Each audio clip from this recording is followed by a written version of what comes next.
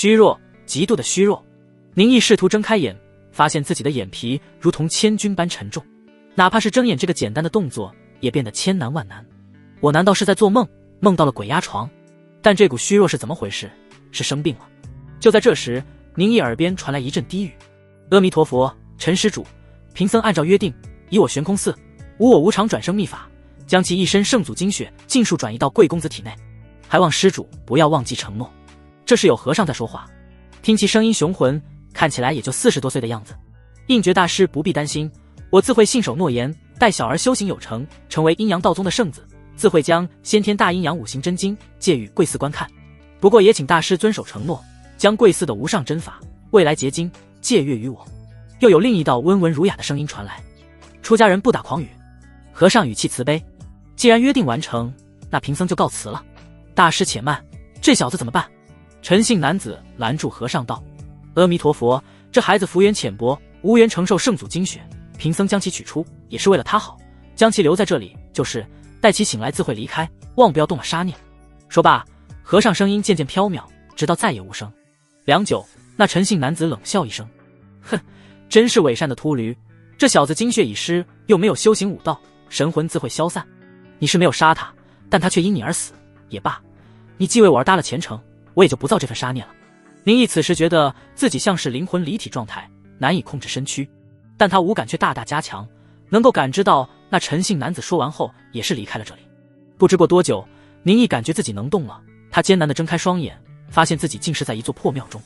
这座庙宇塌了一半，房梁倾斜，灰尘铺面地面，蛛网遍布，唯有那一尊褪了色的泥塑佛祖雕像正拈花微笑，慈悲望向世间。刹那间，宁毅头痛欲裂，数不清的画面与记忆迅速在其脑海中浮现，如走马观花。这不是梦，我是速会觉醒，还是穿越了？宁毅抿着干裂的嘴唇，喃喃低语：天下分9州，雍州、永安县。一衣衫褴褛的落魄少年正眼神迷茫，步履蹒跚地走在街道旁。街道两旁行人如织，穿着朴素的小贩叫卖吆喝。鳞次栉比的古代建筑纵横交错，让宁毅心中感到不可思议。不久前，他还在现代社会中玩着手机、电脑，没想到只是一觉的功夫，醒来就是穿越到了一个未知的古代世界。不，这可能不算穿越，更像是速会觉醒。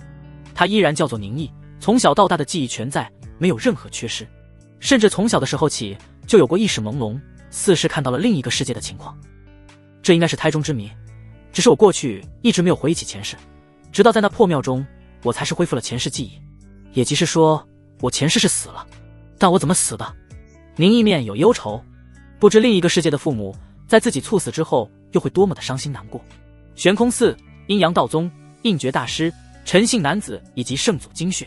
宁毅喃喃低语，回忆着之前在破庙中自己于昏迷状态所听到的内容。阴阳道宗我知道，是我雍州圣地。圣祖精血是什么？虽然大体能猜到作用，但我的记忆告诉我，宁家只是个落魄寒门，祖上最多也就出过6品官员，这也能出现什么圣祖精血？宁毅神思不解。宁家祖上有过先祖当官，曾有良田百顷，这之后数代，宁家都以官宦人家自居，希望后代能够继续走入仕途。到了宁毅这一代，宁家早已落魄，家徒四壁，连曾经的良田都早就卖掉。但即使如此，宁毅的父母依然盼望他能考取功名，竭尽全力供其读书。数年前积劳成疾，撒手人寰，没有了父母，也就没有了收入，宁毅只得断了仕途之路。至于他是怎么跑到破庙中的，宁毅的记忆中也找不到答案。他只记得自己于屋中睡下，当其意识苏醒时，已经是觉醒前世记忆，并在了破庙里。我应当是被那2人掳走的，这什么狗屁开局，就算不是王侯将相，但也不用这么惨吧。宁毅怒骂一声，但此时容不得他多想。好啊！宁毅的大脑、肠胃都在疯狂地发出紧急信号。他有一种预感，若是短时间内没有食物补充，他可能会因这强烈的饥饿虚弱而死。到那时，他就不知自己是否还有好运，能够继续穿越到另一世界觉醒速会了。但宁毅身上连1文钱都没有，家中更是无米，他又能去哪里找到吃的？宁毅一屁股坐在了地上，呼吸急喘。不行，我的身体根本支持不了多久，我现在必须要吃东西。就在宁毅急切不安时，他的脑海突然一震，眼前似是出现了一张神秘图纸，一道道的字体从模糊到清晰出现在他的眼前。大艺术家许愿系统为您服务，本系统旨在通过实现愿望的方式，将宿主培养成世间绝无仅有的艺术大家。姓名：宁毅。艺术：无。技能：无。可支配点数：0。愿望点：1。本系统察觉到宿主想要解除饥饿的强烈愿望，本系统暂为试用阶段，将免费为宿主实现此愿望，是否许愿？这是我的金手指。看过无数网络小说的宁毅对这个场景并不陌生，但为何是大艺术家许愿系统？如果是在现代，自己成为大艺术家，那是能赚取金钱无数，走上人生巅峰，迎娶白富美，出任 CEO。但这是在一个未知的古代啊！就算宁毅没有出过永安县，见识不够，但也知晓在大周王朝，武道与文道才是唯二的出路。大周王朝并不安全，9州之外有妖庭肆虐，9州内更有魔道猖獗。而那些武者，按照私塾先生的说法，实力强大者可飞天遁地，移山填海，简直就与传说中的仙人一般无二。因此，大周王朝武道盛行，武德充沛，也正因为有这些武道强者，才能镇压妖魔，还世间以清净太平。除了修行武道外，若想光宗耀祖，便只能考取功名，进入官僚体系，一如宁家先祖。但不管是武道还是文道，都和艺术没有任何关系。在这个危机四伏的世界中，所谓艺术家就是三教九流，登不得大雅之堂，毫无社会地位。这金手指，该不会其实是我在现代觉醒的，只不过因为猝死，才是带到了这个世界吧？宁毅心中无奈，金手指错位了，能不能换个愿望？不能，不能，那你说个屁啊！来不及细想，宁毅连忙选是。他现在还不清楚这个金手指用法，当务之急是解决饥饿问题，否则他真要死了。系统为宿主实现愿望中，身体极度虚弱的宁毅一屁股坐在了地上，期待着系统发力。但等了半晌，面前的面板上依然只显示着系统为宿主实现愿望中，没有任何其他反应。该不会系统在穿越过程中出现了问题吧？那我岂不是要活活饿死在这里？宁毅此时身体无力，犹如患了低血糖，想到家中又无多余的粮，不管怎么看都是必死无疑。就在宁毅心中绝望时，让开让开，我家老爷要不湿了，你这乞丐别在这里挡路。宁毅感觉自己被人推了一下，无力的身体瘫在地上，已经是连爬起来的力气都没有。身穿粗布长衣的家丁看到这一幕，吓了一跳，怒声道：你这乞丐别想在这里装死讹诈我家老爷。宁毅勉强抬头，才是发现自己原来是坐在了一家大户人家门口。一身穿锦衣、圆脸富态的男子正在一群下人的拥护下从朱门大院里走出。宁毅脑海中闪过对方的信息，他是永安县有名的大善人张员外，经常给穷人布施，在永安县极有威望，人人称道。长相富态的张员外制止了要赶宁毅离开的家丁，他仔细一打量，惊道：这不是小宁先生？你这是遇到劫匪了吗？怎么变成了这样子？宁毅张了张嘴，虚弱的连话都说不出来，只有饿得干瘪的肚子咕咕的叫。张员外见此，连忙道：快给小宁先生一点吃的。家丁不情不愿，掀开端来的屉子上的布，露出下面白花花的大饼。他将其中一张饼递给了宁毅，宁毅也不管面饼太烫，急忙往自己嘴里塞去，狼吞虎咽。几个家丁见此，对视一眼，用手掩着嘴，嘀嘀咕咕。这宁家祖上当过官，就一门心思的想要继续考取功名。他家里早就落魄如此，据说他父母赚取的那点微薄收入，都供给了他去读书，最后也没读出个什么名堂，最终父母积劳成疾，活活累死。哼，本就不是读书的那块料，还真以为能祖坟再冒青烟啊！张员外耳朵一动，瞪了家丁一眼，神色略有不愉，但也没特别生气。家丁们低着头不再说。脑袋昏昏长长的宁毅见此，心下暗叹：人善被人欺，马善被人骑，这位张员外就是太良善了。张员外笑呵呵地走到宁毅面前，劝道：小宁先生慢点吃，不过这里还有。李三，你去给小宁先生倒杯水，可别噎到了。宁毅连续吃了3块大饼，又是喝了温水，因未知原因虚弱的身体仿佛再次注入了生命力，力气也是渐渐地回来了。他郑重地对张员外拱了拱手，行大礼，多谢员外一饭之恩。张员外摆了摆手，又是问道：小宁先生，我知你是个读书人，不愿接受嗟来之食，但读书人也要吃饭喝水，我还是那句话，便再问一句，小宁先生愿不愿为我张家抄书，每月1两银钱？宁毅脑海中闪过回忆的画面。宁家贫困，自从父母死后，五体不勤的宁毅根本就没有赚钱的能力，一直饥寒交迫，很少能吃饱饭。张员外心善，给了他一份抄书工作，只是那时的宁毅自认为读书人要有体面，言辞给拒绝了。而此时宁毅素会觉醒，没有了读书人的酸臭味，为人更加现实成熟。什么体面，永远没有填饱肚子重要。他拱了拱手，员外不嫌亦粗鄙，亦感激不尽。张员外本以为宁毅又要拒绝，正准备再劝2句，没想到宁毅竟然答应了。他愣了一下，喜道：好，好，好，小宁先生总算是开窍了，以后每日申时，小宁先生便来我家抄录那些书库里的藏书。宿主愿望已实现。宁毅看向面前只有自己能看到的面板提示，神情若有所思。这个系统实现愿望的方式并不是凭空实现，更像是改变因果，用某种看似更合理的方式来完成愿望。不过这只是宁毅的猜测，具体的还要他进行实验。比如这个愿望的限制是什么，它的极限又在哪里？家徒四壁。过去的宁毅只是听说过这个词，如今亲身感受。四处透风的墙壁，没有米的米缸，除了那一张年代久远铺着稻草的破旧小床外，墙壁漆黑的屋子里连一件像样的家具都没有。宁毅不信邪，在屋中仔细搜寻，一套衣服都找不到。他坐在床铺上努力思考，人是铁，饭是钢，现在最大的难题是解决吃饭。其次，冬天就要到了，自己现在只有身上这一套蓝缕衣衫，到了冬季天寒地冻，以自己的身体状态和这点衣物，一定会被冻死。张员外说给我一份抄书工作，1月是1两银子，我或许可以和张员外商量一下，提前预支1月工资，以解燃眉之急。那位员外为人心善，想必不会在这方面难为他。念及此处，宁毅心中轻松不少。来到这陌生世界，先活下去才是重中之重。若不是自己速会觉醒，过去的他一副读书人的酸臭味，结局一定是饿死在这破旧小屋中。没有了生存压力，宁毅将注意力放在了自己的金手指面板上。他盯着面板上愿望点1得数据，试探道：系统，我要许愿，让我天下无敌。宿主愿望点不足，此愿望无法实现。我许愿长生不老。宿主愿望点不足，此愿望无法实现。让我成为天下首富。宿主愿望点不足，此愿望无法实现。让我拥有无限的愿望点。宿主愿望点不足，此愿望无法实现。什么狗屁系统，这也不行，那也不行。宁毅愤愤不平地咒骂了一句，但内心中却并没有失望，反而异常惊喜。系统说的是愿望点不足，所以无法实现愿望，而不是说这个愿望不能实现。若是我愿望点足够，就真能做到天下无敌，长生不死。宁毅的内心中一下涌起了强烈的动力。现在唯一要做的，就是要弄明白怎么得到愿望点。宁毅看着面板上的愿望点1，他一咬牙说道：我要许愿，让我发一笔横财，改善现在的生活。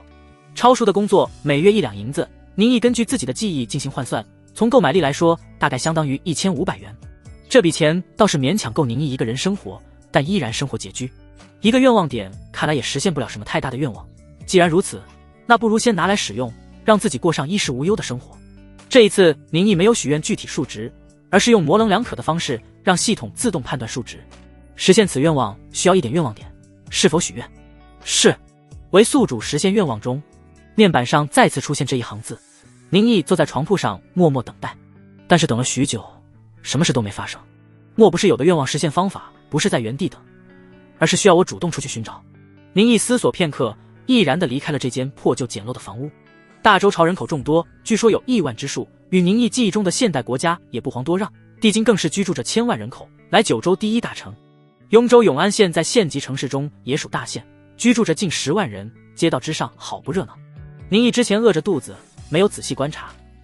此时走在这古色古香的房屋街道间，看着身穿粗布麻衣的小贩吆喝叫卖，望着道路两旁小孩子的玩耍，耳边聆听着嘈杂笑语，他知道自己可能再也回不去现代的生活了。也罢，人总归是要活着，何必怀念过去，悲春伤秋。宁毅跨过一座石桥，桥下是永安县最是著名的永安河。刚刚走过石桥，不远处突然传来一阵喧哗。宁毅疑惑定睛，一辆由2匹高头大马拉着的马车正奔驰而来。让开，快让开！驾马车的竟然是一个漂亮的丫鬟，她语气极凶，对着四周路人喝骂，人们唯恐避之不及。见到宁毅挡在前行道路上，那丫鬟眉头一皱，大声斥道：哪里来的臭乞丐，快点滚开！宁毅仿佛是被吓傻了般，站在原地一动不动。实在是那2匹骏马速度太快，犹如一辆行驶的轿车，宁毅就算想躲也来不及。驾车的丫鬟见到宁毅不躲，反而是慌了神。他没有让马车撞上去，一拉缰绳，2匹骏马发出灰灰声，千钧一发之际停在了宁毅面前。宁毅受到惊吓，踉跄后退，差点被身后的台阶绊倒在地。此时宁毅才注意到，不提那马车奢华珠光宝气，光是那拉车的2匹骏马就高大的超乎想象。这2匹马不知是何品种，犹如一头无法驯服的野兽，眸子中竟有尊贵气息。宁毅与那2匹高头大马对视，生出了恐惧感。邪门，自己竟然会害怕一匹马，这马绝对不简单。小姐，您没受惊吧？驾车的丫鬟神色惶恐，先是低声对着马车内道歉，随即柳眉一竖，拿起一旁抽打马匹的鞭子，凶狠地对着宁毅打了过来。你这臭乞丐，莫不是要来碰瓷，惊扰了小姐，便是死罪。宁毅心中一惊，连忙躲避。这丫鬟看着娇滴滴的，但是鞭子甩动间五五生风，抽打的空气都是震动。她可能是一位练家子，是一位武者，若是被那马鞭抽到，必会皮开肉绽。自己现在身无分文，连看病的钱都没有，要是伤口恶化，就要一命呜呼了。宁毅虽往一旁躲闪，那鞭子却如枯骨之躯，抽打到半截时突然转弯，再次往宁毅胸口打来。见到自己根本躲不开这一鞭，宁毅只得闭上双眼，缩紧身子，等待着疼痛降临。他心中愤懑，这狗屁的穿越，狗屁的速会觉醒，短短时间内自己不但差点饿死，竟然还要被鞭子抽。想象中的疼痛没有到来，宁毅大着胆子睁眼望去，马鞭竟然诡异地停在了半空中，离自己的胸口只有10几厘米的距离。这是怎么回事？牛顿的棺材板，我是真的压不住了。宁毅目瞪口呆，对这违背了重力的一幕感到不可思议。驾车的丫鬟诚惶诚恐，低下头。小姐。马车内一道动听声音传来，虽不见人影，却让人觉得其贵不可言。碧荷，本是你有错在先，差点撞到了人，不知悔改就算了，竟然还想用鞭子抽人，当真是刁蛮任性。那被称作碧荷的丫鬟吓得脸色惨白，连连认错。小姐我错了，小姐我错了，下次不敢了。贵气的女子声音再次传来。知错能改就好，这段日子永安县不太平，你不要惹是生非。这位小先生，我为我丫鬟的任性失礼道个歉。虽然说是道歉，但那曼妙的嗓音中却也没多少歉意。不过想来对方身份高贵，能表达明面上的歉意，已经是殊为难得。宁毅见到马车要走，他福至心灵般脱口而出：你们差点撞了人，还打了人，难道就这么走了？话音刚落，宁毅就是暗暗后悔。糟糕，这里可不是现代，不是法治社会，自己这话拖大了。自己怎么会脱口而出这般言语？我们小姐慈悲，不愿理你。你倒是追究起我们的不是了。驾车的丫鬟碧荷眉头一挑，语气凶狠，就连那2头骏马都是看向宁毅，带给他极大的压力。那高贵的声音响起，语气中带着几许玩味。碧荷，我刚刚教育过你，怎么你又犯错？这位小先生倒是有些意思，竟敢管我要赔偿。罢了，既然是我们有错在先，这些许钱财就给你了。说着，宁毅就见到马车车厢的帘子被拉开了一道缝隙，露出一只7双赛雪、纤长秀美的女子的手。那只玉手涂着淡淡的豆蔻，指尖夹着一个小巧秀气的荷包。也不见女子有什么动作，只是手指微微一动，荷包晃晃悠悠飞到了宁毅的手中。碧荷，走吧。碧荷有些羡慕地看了一眼宁毅手中的荷包，又是恶狠狠地瞪了他一眼，抽动马鞭，驾车离开。车内一少女端庄而坐，她有着一头秀美柔顺的白发，头生龙角，赤金色的眸子冷淡地往车外宁毅瞥了一眼，随即收回视线，没有理会。宁毅望着马车远去，他收回目光，看向了手中荷包。荷包小巧，做工精致，如蓝似麝，透着女子芳香，显然应该是那贵不可言的小姐贴身之物。宁毅小心将荷包打开，抽出里面叠得整齐的一张纸，那竟然是一张天悦商会的100两银票。按照购买力算，这整整有15万。天悦商会乃是大周最大的商会，其商会会长更是被称为天下第一夫。据说商会背后站着的是大周皇室，其银票也最有公信力。宿主愿望已实现。宁毅看着面板上的提示，张了张嘴。这飞来横财，愿望实现的方法倒也够奇妙的。这算碰瓷吗？勉强算吧，毕竟刚才是自己想着心事没看道路，才是差点被马车撞到，其实和那驾车的丫鬟无关。2月后，永安县一家茶馆，一壶浊酒喜相逢，古今多少事，都付笑谈中，未知胜负如何，且听下回分解。身穿青衣的宁毅摇头晃脑，一拍手中响目光的一声，让茶馆内听得如痴如醉的众人皆是回过神来。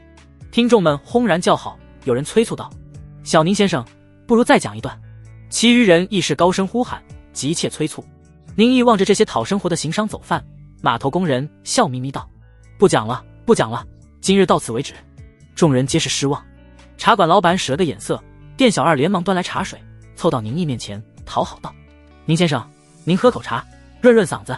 宁毅口干舌燥，接过茶杯抿了一口。趁着喝茶的功法，宁毅眼神微抬，看向只有自己能够见到的面板。你的说书技能经验值+3，你获得了1点愿望点。说书，你获得了1点愿望点，每月奖励。姓名：宁毅。艺术，第1境。技能：说书1级，75100。愿望点3。果然如我所想，只要所作所为符合系统要求，每个月就能多获得1个愿望点。宁毅心中惊喜，表面却不动声色。素慧觉醒，来到这方世界已经2个月。宁毅利用第1个愿望得到了100两银子，完成了生活上的改善。他置办了一身衣物，买了些家具，留下了口粮，剩下的钱则没有花，藏了起来，以备不时之需。宁毅深知坐吃山空的道理，在第1个月时前往张员外府上为其抄书，赚取钱财。第1个月结束，宁毅发现自己的系统中多出了1个愿望点，括号里写的是每月奖励。直到有一次在张员外府上，宁毅给张员外的小儿子讲故事，开启了说书技能。他不知道这技能有什么用，便是一直给小孩讲故事。1个月后，也就是现在，他竟然多获得了1个愿望点。什么都不做，1个月只能获得1个愿望点，但如果按照系统艺术要求做，则1个月能获得2个愿望点。我现在只有说书这个技能，等到以后技能多了，能做的事多了，会不会以后每个月获得的更多？宁毅强忍内心的欣喜与激动。这系统只要你愿望点足够，就能实现所有愿望，到时自己岂不是能如真正的神仙一样长生久世？这生活有盼头了。茶馆的一角有一老者声音洪亮：好一个古今多少事，都付谈笑中。随着这老者出声，茶馆内立刻噤若寒蝉。宁毅顺着声音望去，在角落的一桌上正坐着几位身穿儒服的人。为首的老者白鬓如霜，留着长长的胡须，此时低眉垂目，似是在品尝着那千古绝句中所酝酿的意境。老者眼中异彩连连，对着宁毅道：小宁先生，你虽是反骨，不能修行武道，但这份才情让人惊艳。我应天学府除了武道一脉，亦有文道一脉。小宁先生，你也从小读书，愿不愿意来我学府中成为一位学生？他话音刚落，茶馆中一阵骚动。雍州有2大武道圣地，一为阴阳道宗，一为应天学府。整个雍州无人不知，无人不晓。尤其是应天学府，除了教导武道外，亦是有着文道，许多当朝权贵皆是出自此学府。成为应天学府的学子，那就相当于是开启了官宦之路。一双双羡慕的目光看向宁毅，这宁家真是祖上冒青烟，又要崛起了啊！若是能进入应天学府，这官路就真畅通无阻。茶馆内除了底层民夫，亦是有着一些有见识的本地商人，他们都是被宁毅的说书故事吸引而来。此时听到那老者话语，发出低呼，宁毅有些心动，但他还是拱了拱手，语带歉意：周老先生相邀，晚辈感激不尽。只是晚辈驽钝，恐怕去了学府会让学府蒙羞。听到宁毅拒绝，茶馆中人皆是震惊。这小宁先生是傻了吗？他过去为了考功名，头悬梁锥刺股，今日好不容易有了机会，怎么给拒绝了？那可是应天学府啊！这老者虽不知道是谁，但见这么多应天学府学子跟随，可见其在应天学府地位不低。这些来茶馆听书的富商，除了宁毅讲的故事确实好听外，也未尝没有试着与这位同样来听书的老者接触的机会。周老先生身边传来一道铿锵有力的声音：当真胸无大志，哪怕只是反骨，无法修行武道，不能上阵杀敌，斩妖除魔，但你也可刻苦求学，报效国家。老师，此人才情终不过是因此小道，我应天学府可不是让人玩弄奇技淫巧的地方，所学乃是治国安邦之策。此人既无大志，何必强求？说话的人身穿儒服，面如冠玉，犹如一位卓氏翩翩贵公子。只不过对方也没过多掩饰，从细节处与声音就可听出，这其实是一位秀美绝伦的女子。其他跟随在周姓老者身后的学子，此时亦是跟着口诛笔伐，看向那女子的眼神中皆是爱慕。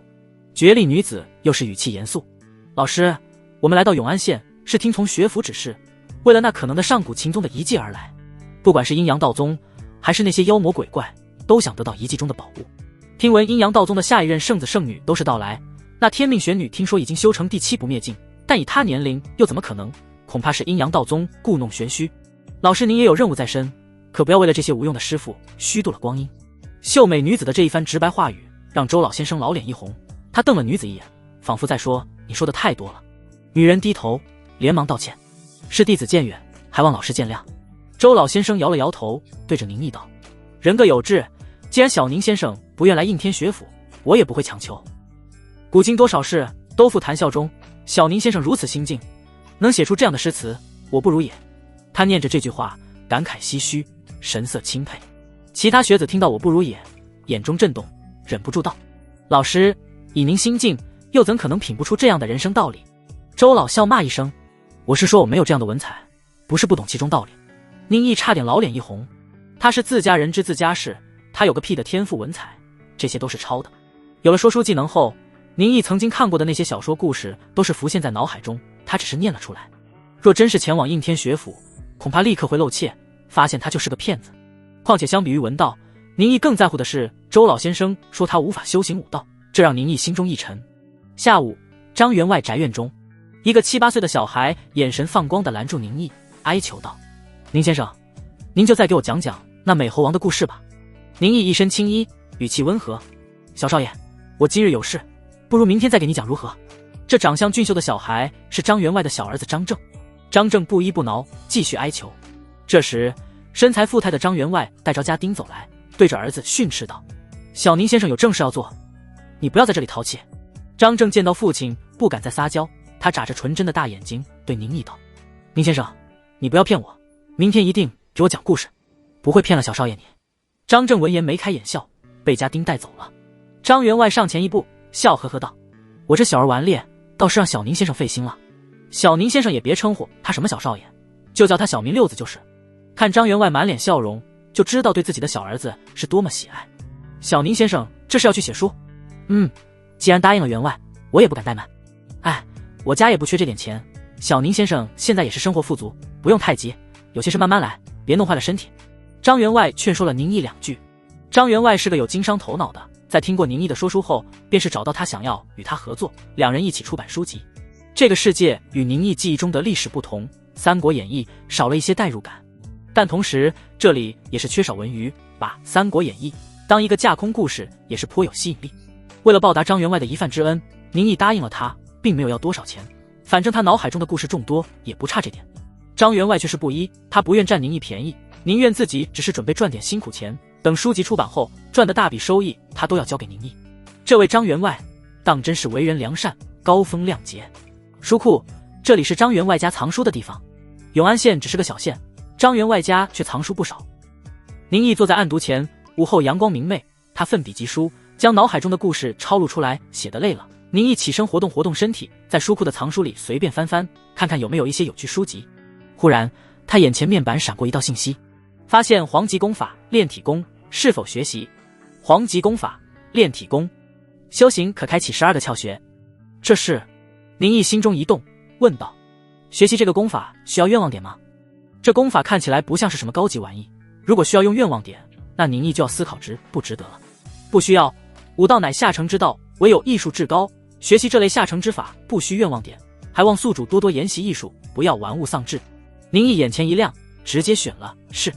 轰！脑海中一阵炸裂，倏然之间，一些宁毅从未学习过的知识灌入脑海中，他的身体更是不知觉地按照炼体功的凝学之法开始运转起来。宁毅意识沉入体内，发现自己的体内犹如漆黑宇宙，有无数暗淡星辰，而随着气流运转，那暗淡星辰中的12颗刹那间明亮起来，更是让宁毅气血奔腾，犹如化为了一个火炉。然后他自然而然地懂了，自己直接修成了第一凝学境一重天。宁毅睁开眼，只觉得自己此时浑身充满了力量。看到书库中有一尊石狮，重达200斤，他走过去，一只手抓住，竟然能勉强提起。宁毅感到不可思议，他之前可是手无缚鸡之力，如今竟然能单手抓起200斤的重物，这系统可真是给我带来惊喜啊！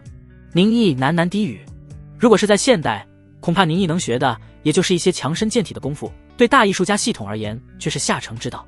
但这里可是玄幻世界，学习的是真正的能改天换地的神通，就如自己只是学了个垃圾功法，就能轻松提起100斤巨物。一条宽广大道似是在宁毅面前彻底敞开。遇到这种好事，宁毅也没了继续写书的心情，早早回家，找了一家上好酒楼，用了一顿奢侈晚餐。翌日，天上蒙蒙亮，宁毅被外面的嘈杂声吵醒。宁毅起身，穿戴好衣物，疑惑推开房门，见到街里街巷的邻居正往一个方向快速跑去。他拦住其中一位妇人，问道：“王婶，这是怎么了？大家是要去做什么？”宁毅脑海中回忆，难道今天是什么重要节日？王婶停住脚步，满脸焦急：“小宁，听说张员外家出事了，张员外待你不薄，你也赶紧过去看看。”张员外家出了什么事？宁毅神色大惊，说是张员外家在昨晚被人灭了满门，加上家丁100多口，全都死了。轰！宁毅脑海一阵震动，如痛贯天灵，他怔了一下神，急忙往张员外家跑去。宁毅随着人群跑到张员外府上，此时天尚未亮，府邸已经被众多捕快围住。宁毅推开人群，挤了进去，见到眼前场景，神色震惊，更是头皮发麻，上百具尸体整整齐齐地摆放在府邸门前。他连忙搜寻，在这上百具尸体中找到了张员外的尸体。张员外的死相非常恐怖，本是白白净净、胖乎乎的张员外，此时面如枯槁，仿若是浑身精血都被吸干，表情恐惧，似是在死前遇到了极其可怕的事。再一搜寻，宁毅又是看到了六子那幼小的尸身。宁毅双拳紧握，浑身颤抖，不是恐惧，而是愤怒。脑海中更有无数画面闪过。小宁先生，这饼你慢点吃，还有的是，可别噎着了，赶紧给小宁先生倒杯水。我知小宁先生胸有大志，但人总要活着，不如来我府上抄书如何？每月1两银钱，有了这钱，小宁先生也能继续考取功名。小宁先生那书讲的真是妙，在下有个不情之请，不如由我张家代理，将其出版如何？小宁先生只要3成银钱。这怎么行？得反过来，反过来，我们什么都没做，是占了小宁先生的便宜，哪能我们拿大头？小宁先生不要再拒绝，就这么定了。宁先生，这是我爹爹在县里大酒楼里买的桂花糕，它贵得很，可难买到了，您也尝一尝。嘿嘿，我爹爹说做人要懂得感恩，要知恩图报。宁先生，您一直给我讲故事，我也不知道怎么报答，就只能给您桂花糕吃。爹，您怎么来了？你这臭小子，这话说的好像你爹有多小气似的。小宁先生，你正好在这，我这刚买的桂花糕你都拿去。贵？什么贵不贵的？你别听六子瞎说，以后六子要是像小宁先生这样多读书，少给我惹麻烦，我就心满意足了。宁毅面色沉重，走到一位捕快身旁，低声问道：王捕头，张员外一家是怎么死的？自己肚中饥饿，张员外不但给他饼吃，还怕他噎着给一口水。抄书1个月根本就赚不到1两银钱，是张员外找的借口，资助他继续读书。在这古代世界可没有版权之说，那些达官贵人们有的是方法用他说的书赚钱，甚至在现代都是资本占大头。但张员外为人诚信，和他签书画押，把大部分收益都要给他。这样的好人为何会死了，还是全家被杀？张员外又能得罪谁？王捕头认识宁毅，他也在茶馆听过宁毅说书。宁先生你也知道，最近永安县来了许多江湖中人，还有圣地的人，一点都不太平。我看张员外一家很可能是被某些邪魔歪道给害了。四周围观的百姓们议论纷纷，都是对张员外家惋惜。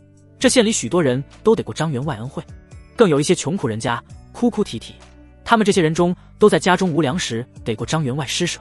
但其中也有一道不合时宜的声音传来：嘿，死得好，真是活该，要不是我离开了张府，没准也是其中一个死人。众人怒目而视，那是一个尖耳猴腮的年轻人。宁毅认识他，他曾是张员外家的一名家丁，因仗势欺人，被张员外教训了一顿，将他逐了出去。在这古代世界，主人就算是把家丁打死也是合法的，但张员外心的良善，只是教训了他，还给了这家丁字由身，却没想到对方恩将仇报，竟然还说风凉话。宁毅沉着脸走到了家丁面前，家丁被众人指责，本就畏惧，此时宁毅站在他面前，更是缩着脖子矮了一圈。但他转念一想，宁毅就是一个手无缚鸡之力的书生，自己怕他作甚？他梗着脖子嚷嚷道：看什么看？我就说他死了活该，姓宁的，怎么着？你还敢打我不成？宁毅眼神一沉，想也不想，一拳挥出。他修成第一宁学劲一重天，这一拳有上百公斤的力道，拳风鼓动。那无赖没想到宁毅真敢动手，更没料到这一拳如千钧之重。当即他惨叫一声，被打得口鼻冒血，人飞了出去，鼻梁歪斜，眼泪鼻涕都是出来，大声哭喊：杀人了，杀人了！你们这些捕快还不赶紧抓住他！周围百姓为宁毅这一拳轰然叫好，那些捕快们眼观鼻，鼻观心，全当看不见。他们这些捕快许多人也得过张员外恩惠，又有这么多百姓叫好，他们可不想和县里这么多人站在对立面。宁毅打了一拳，见那家丁逃走，也没去追。若是给人当场打死了，自己容易吃官司。自己那一拳有多重，只有宁毅心知肚明。那口出不逊、仗势欺人的家丁，能不能活过这个冬天就不好说了。活该！这时人群突然骚动起来，围观群众让开道路，县令卑躬屈膝，陪着一群人走来。为首的正是一直陪在周老先生身边做男装打扮的那位李人，是应天学府的人来了。应天学府的人应该能查出是谁杀害了张员外一家吧。人群窃窃私语。身穿锦衣、梳着学士鬓、姿容绝丽的女子来到百具尸体前，和他带领的其他应天学府的人皆是眉头紧皱。宁毅略一迟疑，他上前一步，低声问道：苏先生，你能看出张员外一家是谁杀的？虽说正常人都能一眼看出这是个女子，但既然对方故意这样装扮，宁毅也就没有点破。他只知对方姓苏，具体名字则不知晓。苏景玉见到宁毅，他怔了一下：原来是你，这张员外家与你是亲戚？宁毅摇了摇头，非是亲戚，只是我受过张员外恩惠，若是可以，我想为他报仇。苏锦瑜本是对宁毅不喜，只当是个会说些诗词，讲讲故事上不得台面、趋炎附势的人。闻言宁毅想要报仇，他微微蹙起的秀眉舒缓，语气也平和了许多。知恩图报是个好品格，不过恐怕这仇你报不了。为何报不了？若是我没看错，杀害张员外一家的应该是夺心宗的人。夺心宗？你不修武道，不知道夺心宗也正常。苏锦瑜并没有不耐烦，耐心给宁毅解释道：夺心宗乃是3大魔门之一，他们所修功法邪异，四处寻人杀戮，有喜杀害善人，夺其精血功自己修行。这次恐怕是永安县附近出现了上古秦宗遗迹，引来了夺心宗的人。我们应天学府没有注意到夺心宗出现，让好人遇害，也是我等疏忽。苏锦瑜眉目低垂，神色悲伤，不似作假。宁毅对他感官也是好了一些。这女子之前言语尖锐，如今看来内心纯良，并不虚伪。用善人修炼，这样的门派为何没有被灭？宁毅忍不住问道。一心向善可以说是人的基本追求与正确，不管是王朝还是一个正统宗教，一定会在本质上让人一心向善，从而维持自己统治稳定。这样的魔道是绝对与正统背道而驰，非是不愿，而是不能。夺心宗宗门位于大周与妖庭边境，夺心宗又与那些妖怪同流合污，派内亦是高手众多，哪怕是天策府也对其无可奈何。除非先能消灭妖庭，让夺心宗失去最大的盟友。苏锦瑜口中的天策府，宁毅耳熟能详，那是大周王朝最重要的机构，掌管大周军事。鼎盛时期，天策府有12神将，与大周先祖共同推翻前朝，建立了大周。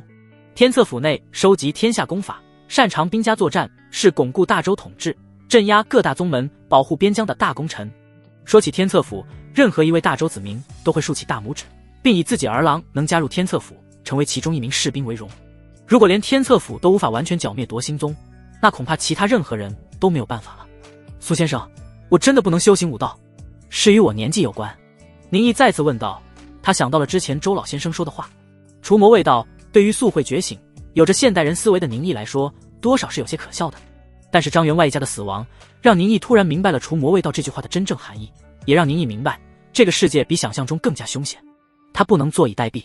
苏锦瑜摇头，非是与年龄有关，除极少部分天生五骨外，大部分人都是约14岁骨骼定型才开始修行。宁先生今年也就16，年龄虽大了些，但也没到不能武道修行的地步。然武道修行最看资质，古有9品，宁先生并不入品，连修入武道第1名学境都不可能。苏锦瑜说话一点不委婉，也不管是否会打击宁毅，直言相告你不入品。宁毅心中一动，我不能修成第1名学境，但是我已经修成了，而且是看了一眼书，直接修成了。苏锦瑜见宁毅不语，以为是受到打击，想了想后又是道：不过宁先生虽不能修行武道，但能修行文道，若能观生地经，驻足金銮，也可定国安邦。若是宁先生愿意，可去找我老师，就是这几日在茶馆中与我一起的那位老先生。老师对宁先生是颇为看好的，他见宁毅一腔热血，想要为张员外报仇，也不愿熄了他斩妖除魔的心火。宁毅不语，道了一声谢。在这方世界2个月，宁毅早已知道修行武道才是正途。那些武道高人呼风唤雨，朝游北海沐苍梧，其中更有能受达千载者。在伟力归于自身的前提下，不能舍本逐末。苏锦瑜见此，没再劝说，带着应天学府的学子离去。离开前，身穿儒服的少女蓦然回首，她身姿颀长，气质端丽，认真道：那些夺心宗的邪魔，我被见一个杀一个，宁先生也不必担心。宁毅勉强一笑。回到家中，他面色一沉。系统，我要许愿，让我拥有绝世天资、惊世智慧、无上才情。宿主愿望点不足，此愿望无法实现。面板上这句话看得宁毅牙痒痒，简直就是只恨财力不足。宁毅本打算用许愿方式直接改变自身资质，然后加入名门大派，从而开始武道修行。没想到一开始这条路就给断绝了。我应换个思路，我想要加入圣地名门，是为了学习那里的功法法门。只是这些圣地名门想要加入需要天赋资质，那么如果我略过过程，直接许愿学习法门呢？宁毅心中一动，再次许愿，我想要学会天级功法。他许的愿是学会，而不是学习。天地玄黄便是所有武道修行者所认可的修行法门的级别分类。最近2月，有诸多江湖人士来到永安县，为的是上古秦宗遗迹。这些人中也有一些在茶馆听过宁毅讲书，在宁毅有意结交下，一来二去也就熟悉了。就比如那位应天学府的周老先生，在与这些人的熟识中，宁毅也旁敲侧击了一些武道知识，因都是常识，对方也是不吝告知。黄级功法大部分都是一些没有传承，甚至是在市井间流传的最低级功法，像是张员外家的书库里，宁毅就学会了一门黄级功法。玄级功法则是一些有传承的小门小派，亦或者是一脉单传的江湖散人所修习的法门。在网上的地级功法，那是唯有世家弟子，亦或者是有名有姓的大门派的正派之法。至于最高等级的天级功法，在雍州就只有2大圣地应天学府与阴阳道宗才能学到。宁毅本以为系统依然会告诉他宿主愿望点不足，此愿望无法实现，但谁知这一次系统却是显示实现此愿望需要3点愿望点，是否许愿？注：请宿主尽量不要玩物丧志。宁毅本是做好了准备，如果天级功法不行，他就许愿地级功法，还不行就玄级，一点点的试探。没想到系统给了他意外之喜，上来就成功了。至于那标注，他直接视而不见。系统之前说他是全能大艺术家许愿系统，武道是下乘之道，所以我哪怕想学会天级功法，需要的愿望点也不多，这可以理解。但为何我许愿改变自身资质，却需要更多的愿望点？宁毅隐隐间觉得系统许愿是有一个规则的，如果能够发现这个规则，就可以用最少的愿望点实现最大的愿望。此时不是研究的时候，宁毅没有多想，直接点了是，愿望点瞬间清零。之前的许愿效果告诉宁毅，系统并不是在你许了愿后直接达成愿望，而是会碰巧发生某件事为你实现愿望。因此许愿后，宁毅也没有出门，只是待在家中，都没去茶馆说书。他脑海中想着张员外一家的惨死，想着这方世界的恐怖危险，就这样浑浑噩噩的过了一天。到了晚上，困意袭来，他还是没有见到任何实现愿望的可能，心中疑惑，难道是这个愿望实现起来比较困难，系统也需要酝酿一番？昏昏沉沉间，宁毅睡了过去。此时宁毅突然被大地的震动惊醒，地震了。宁毅床头震颤，身子摇摆，地动山摇，屋中的家具也在强烈晃动，更有茶杯摔在地上，哗的一声变成碎片。他来不及心疼茶杯，连忙穿好衣服跑出了门。邻居街坊也是跑了出来，喧哗不止。突然万籁俱寂，一切的嘈杂声都是消失，众人目瞪口呆地望向东方，那里是永安县外的群山。嘹亮龙吟响彻天际，一只身长数百丈的白龙突地在夜幕下云朵间随云舞动，皎洁的身姿替代了月光，照耀万千。白龙的出现让天空变得阴沉，更有雷霆炸裂轰隆作响，仿若要降下漂泊大雨，震撼人心。龙是龙，难道是妖怪打来了？大家不要怕，我看书上说龙不是妖怪，是圣物，而且龙族与我大周是有盟约的。屁的不是妖怪，你看书也不看全，龙本身亦是妖怪一种，更有妖龙、邪龙之说，与我大周有盟约的只是部分龙族，你不要在那误导他人。有年老的学究斥声大骂。白龙刚出现不久，又见一只数百丈高的神鸟浮现天间，与白龙厮杀在一起，一龙一鸟如龙凤相争，紧随其后又有妖气阵阵，鬼气森森，再有烈火燃烧，水雾相随，最后一道浩然剑气冲天而起，将妖鬼劈散。此时谁人还不知道，这是有高人在永安县外的群山间斗法。大恐怖扑面而来，仿佛连空气都是被夺走宁毅身旁的人，哪怕是青壮年，此时见到这远在天边的场景，也被磅礴气势所压，浑身无力，趴在地上难以呼吸。若不是宁毅修成了第一凝学境，恐怕也会如那些人一样，连站立都困难。他屏息凝神，紧盯着远方绚烂的恐怖波光。见到山头崩碎，大地震动，宁毅和其他人一样，心中默默祈祷，希望这些高人不要跑到永安县来打斗，否则永安县都要在这战斗余波下变成废墟。还好这场战斗似乎并不长久，不过一炷香的功夫，风平浪静，云消雨霁。若不是那些脸色涨红趴在地上难以起身的人群，恐怕都以为这是一场梦境。又是等了半晌，见没有事情发生，人们爬了起来，惶恐不安的窃窃私语，各自回了家中。宁毅没有回去，他心有所感，趁着其他人没注意，一溜烟融入了黑暗中。永安县不是什么大城，也没有宵禁之说，宁毅很轻松离开城门，走入大山之中。这座永安县东边的荒山，哪怕是最有经验的猎户也不敢深入。荒山里凶兽众多，听说还有不成气候的小妖，但此时山里的野兽都是不见了踪影，一片安静，就更不要说什么小妖了。山路难走，宁毅的衣服被荆棘撕成了碎条，但他不管不顾，只是随着心中天命所归的感悟前行。还好他之前修成了第一凝学境，哪怕修习的只是黄级功法，但也是初入武道，体内气血奔腾间，力气不绝。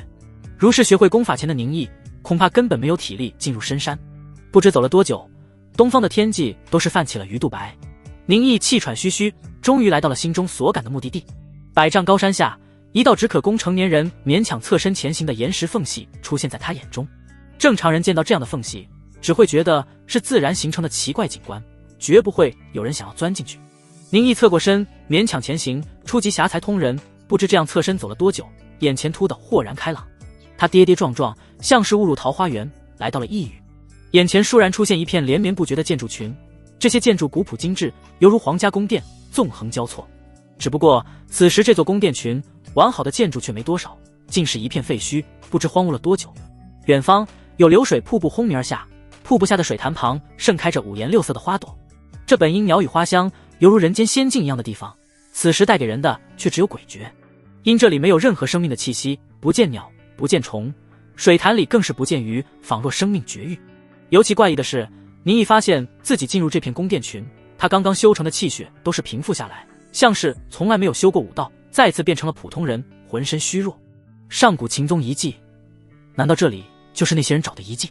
宁毅喃喃低语。系统把他带到了这里，自己想要学的天级功法，莫不是要在这里完成愿望？宁毅随心而行，在这片宫殿群的废墟中来回走动。突然他听到前方有动静，那里有人。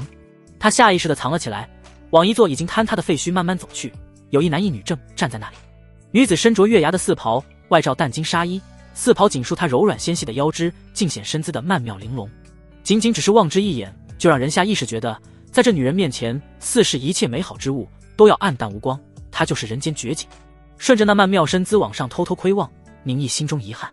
女人的脸上戴着一张面纱，遮住自己半张容颜，唯有那一双清冷的眸子展现世间，宛若最明亮最高贵的星辰，不沾半分尘俗，若出尘仙子。此时这位美丽的仙子坠入凡间，面纱上的猩红血迹诉说着她受了不轻的伤势。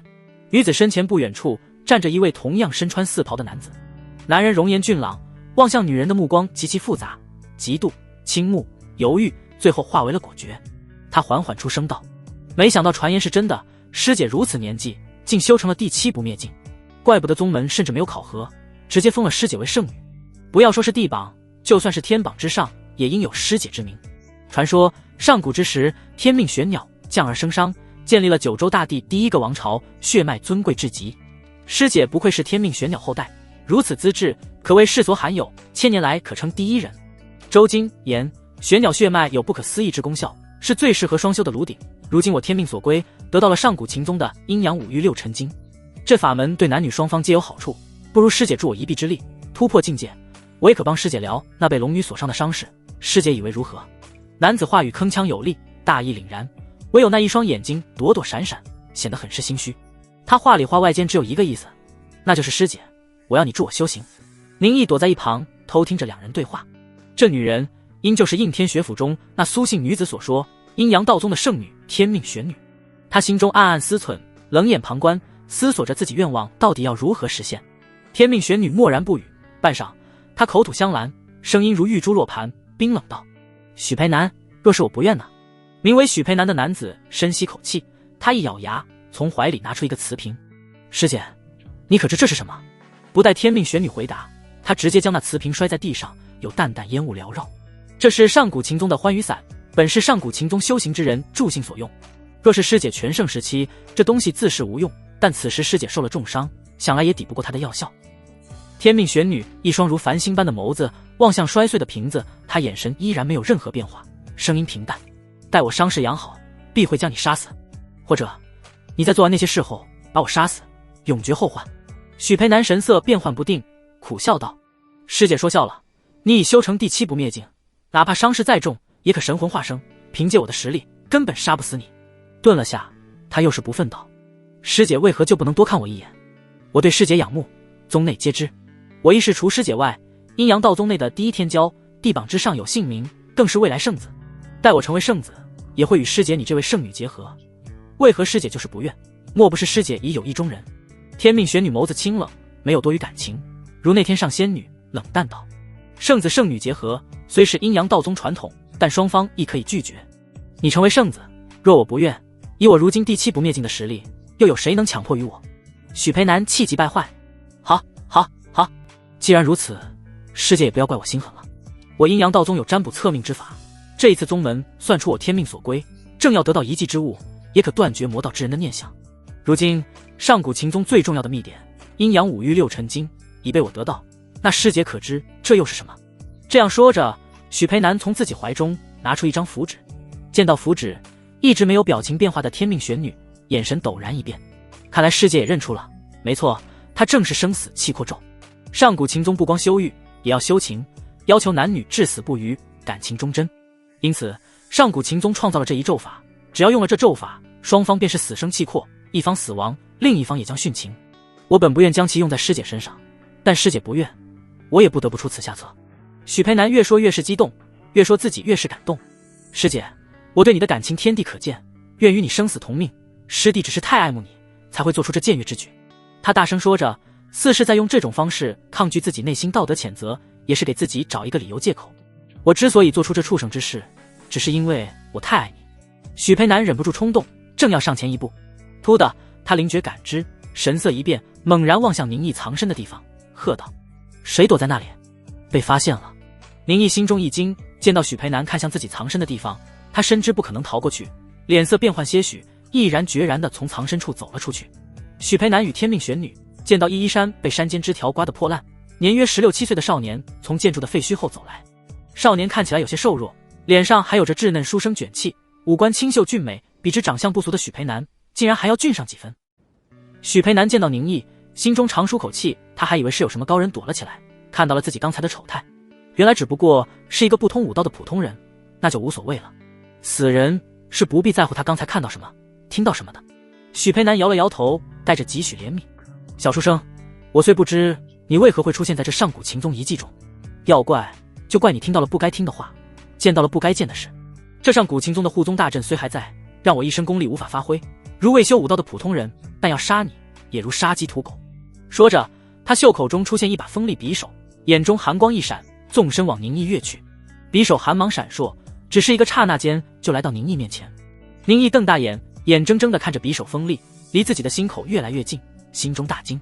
他浑身汗毛直立，死亡的恐惧让他瞳孔收缩，眼中只有许培南的狞笑。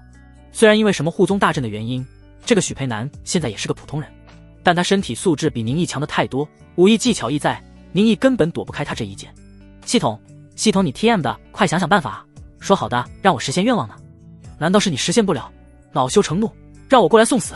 宁毅现在没有任何反抗能力，只能祈求系统给力。系统没有出力，但是天命玄女出手了。天命玄女素白的五指微微一张，虚空中似有一只无形大手将许培南猛然抓住，让他动弹不得。杀了他！天命玄女声音沙哑痛苦，这次出手让他伤势更重。许培南神色惊骇，没想到天命玄女竟然还有反抗能力，他脑子转得极快，慌忙道：小兄弟，这都是误会，你不要理会那女人，我父亲乃是阴阳道宗宗主，你就此离去，我保你一生荣华富贵，若是你愿意，我也可举荐你前往阴阳道宗修行。他知道天命玄女伤势极重，不可能控制她多久，只要让宁毅犹豫片刻，他就可挣脱出来。不要听他废话，杀了他！天命玄女冰冷呵斥。这是自己要做选择的时候，需要选择吗？根本不需要。从许培南所作所为就能看出，若自己真听了他的话，什么荣华富贵、修行之道根本就没有。他挣脱出来后，一定会先杀自己。见宁毅眼神坚毅，许培南就知他已做出决定，既然柔的不行，他就只能来硬的。小书生，你莫要不听劝，你若敢杀我，我父亲必会算出凶手所在，哪怕你逃到天涯海角，也必死无疑。宁毅不听他威胁，一把抓过许培南手中匕首，心下发狠，反过来对着他心口刺去。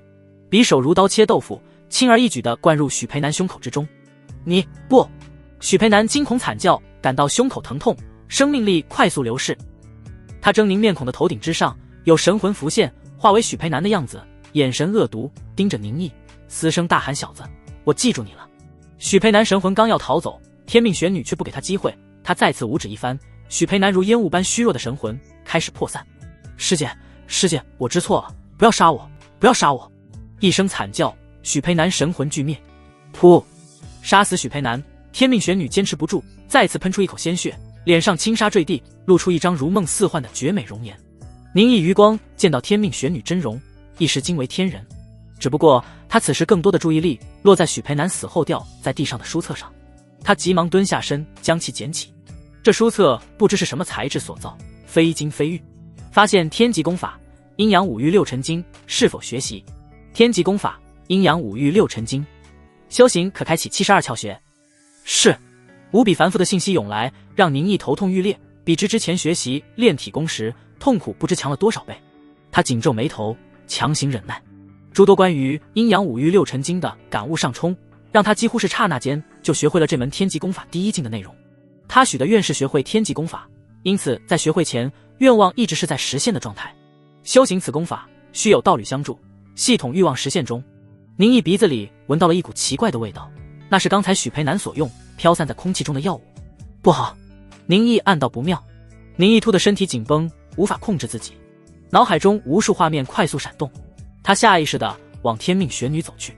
天命玄女受了重伤，瘫靠在废墟上，她眼露杀意，冰冷无情的目光注视着宁毅，如同一具没有感情的人偶，默然无声。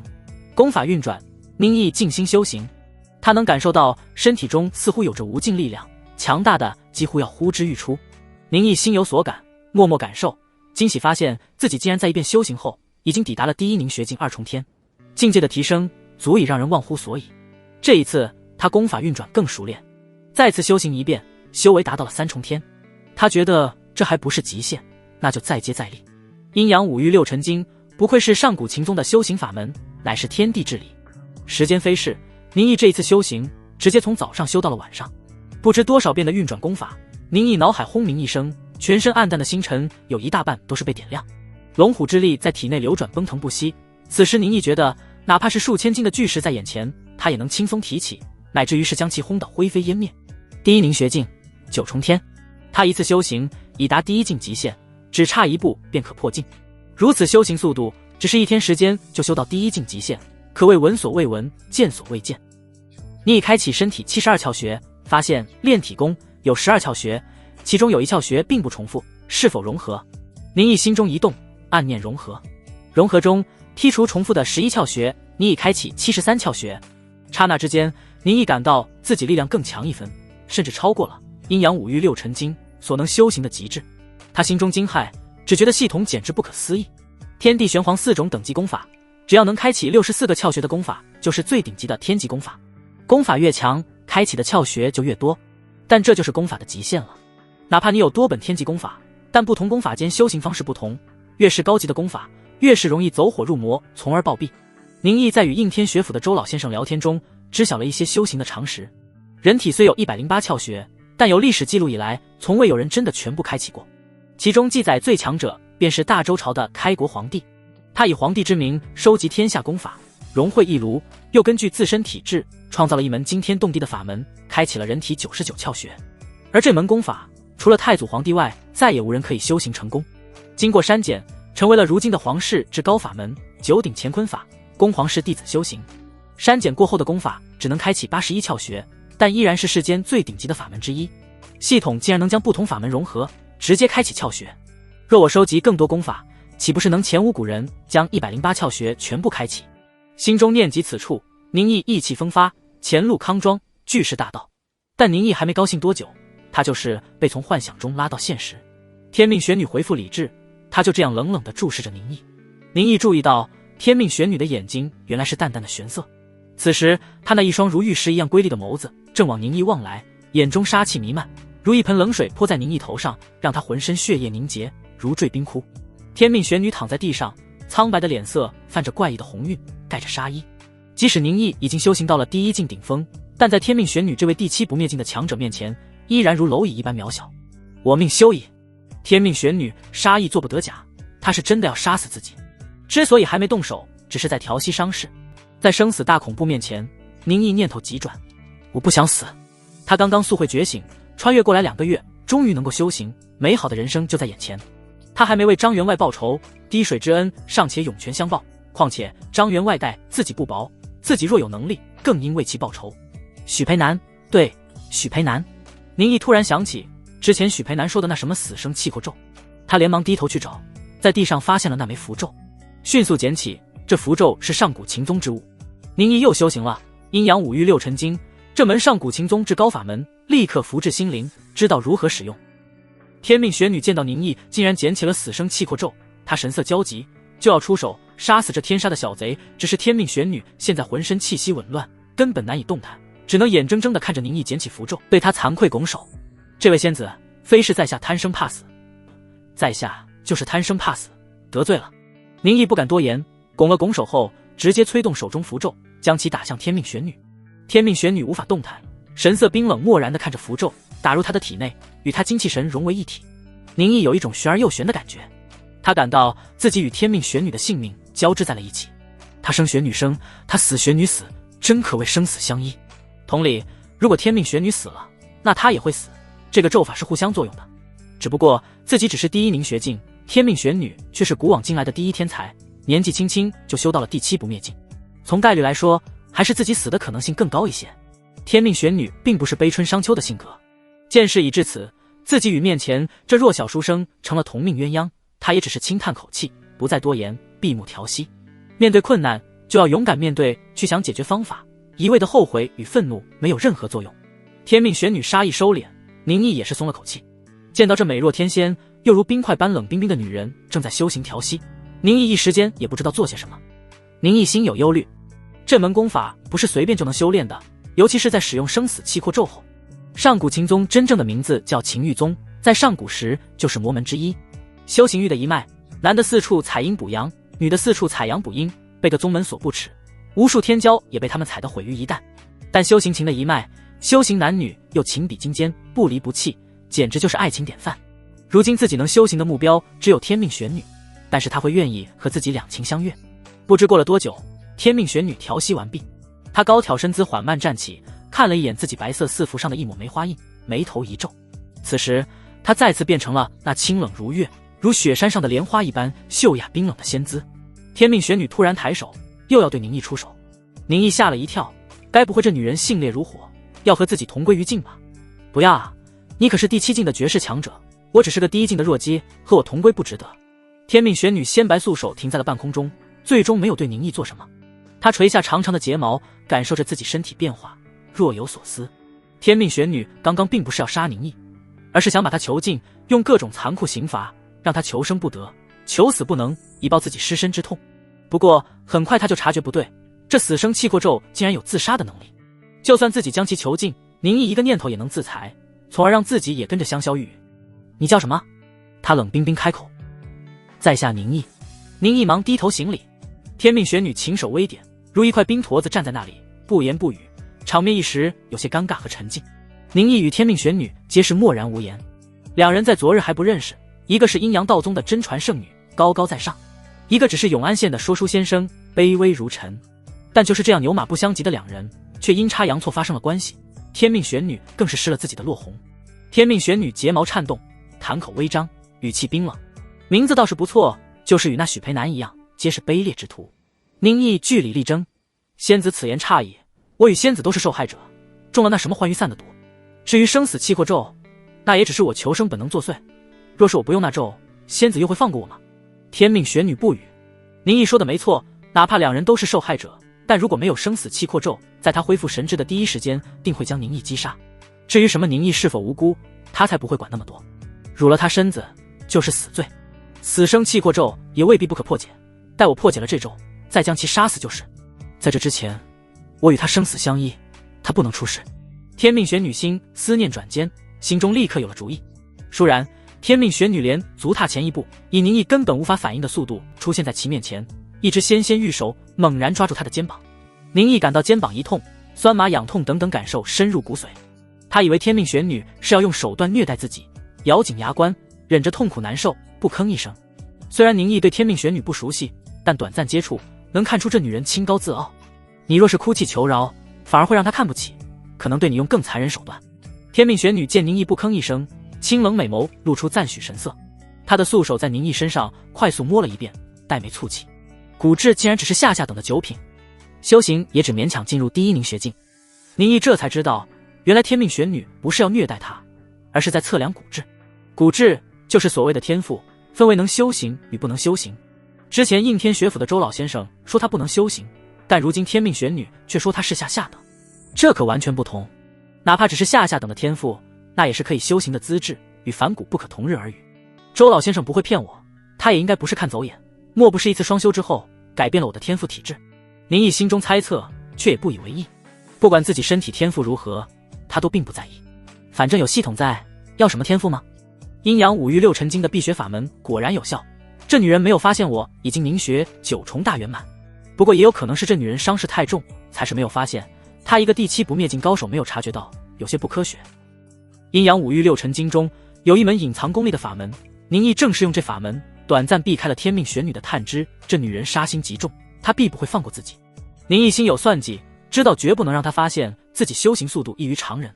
生死契阔咒只是一灭亡的上古宗门咒法，不可能无解。自己若想活命，就要加紧修行，争取在天命玄女找到解咒之法前拥有反抗能力。如今自己资质下等，境界又低，才会让她放松警惕。天命玄女这时感到不可思议，许培南之前所说的话没有错，身为上古商朝一脉的玄鸟后裔，天命玄女是最适合双修的炉鼎。宁毅与她双修一番，本应脱胎换骨，但骨质竟然只是下等，这又怎么可能？她到底是资质多差？甚至天命玄女心中冒出一个怪异想法，真是浪费了自己的处女元婴。但现在也有个问题，宁毅资质太差，武力太弱，随时都可能因为意外身亡。自己在解开咒法前，他又不能死。天命玄女诸多念头捋顺，立刻有了主意。她玉手一扬，天降紫色一火，那火焰如枯骨之躯，落在了许培南的尸体上，眨眼间将其烧成灰烬。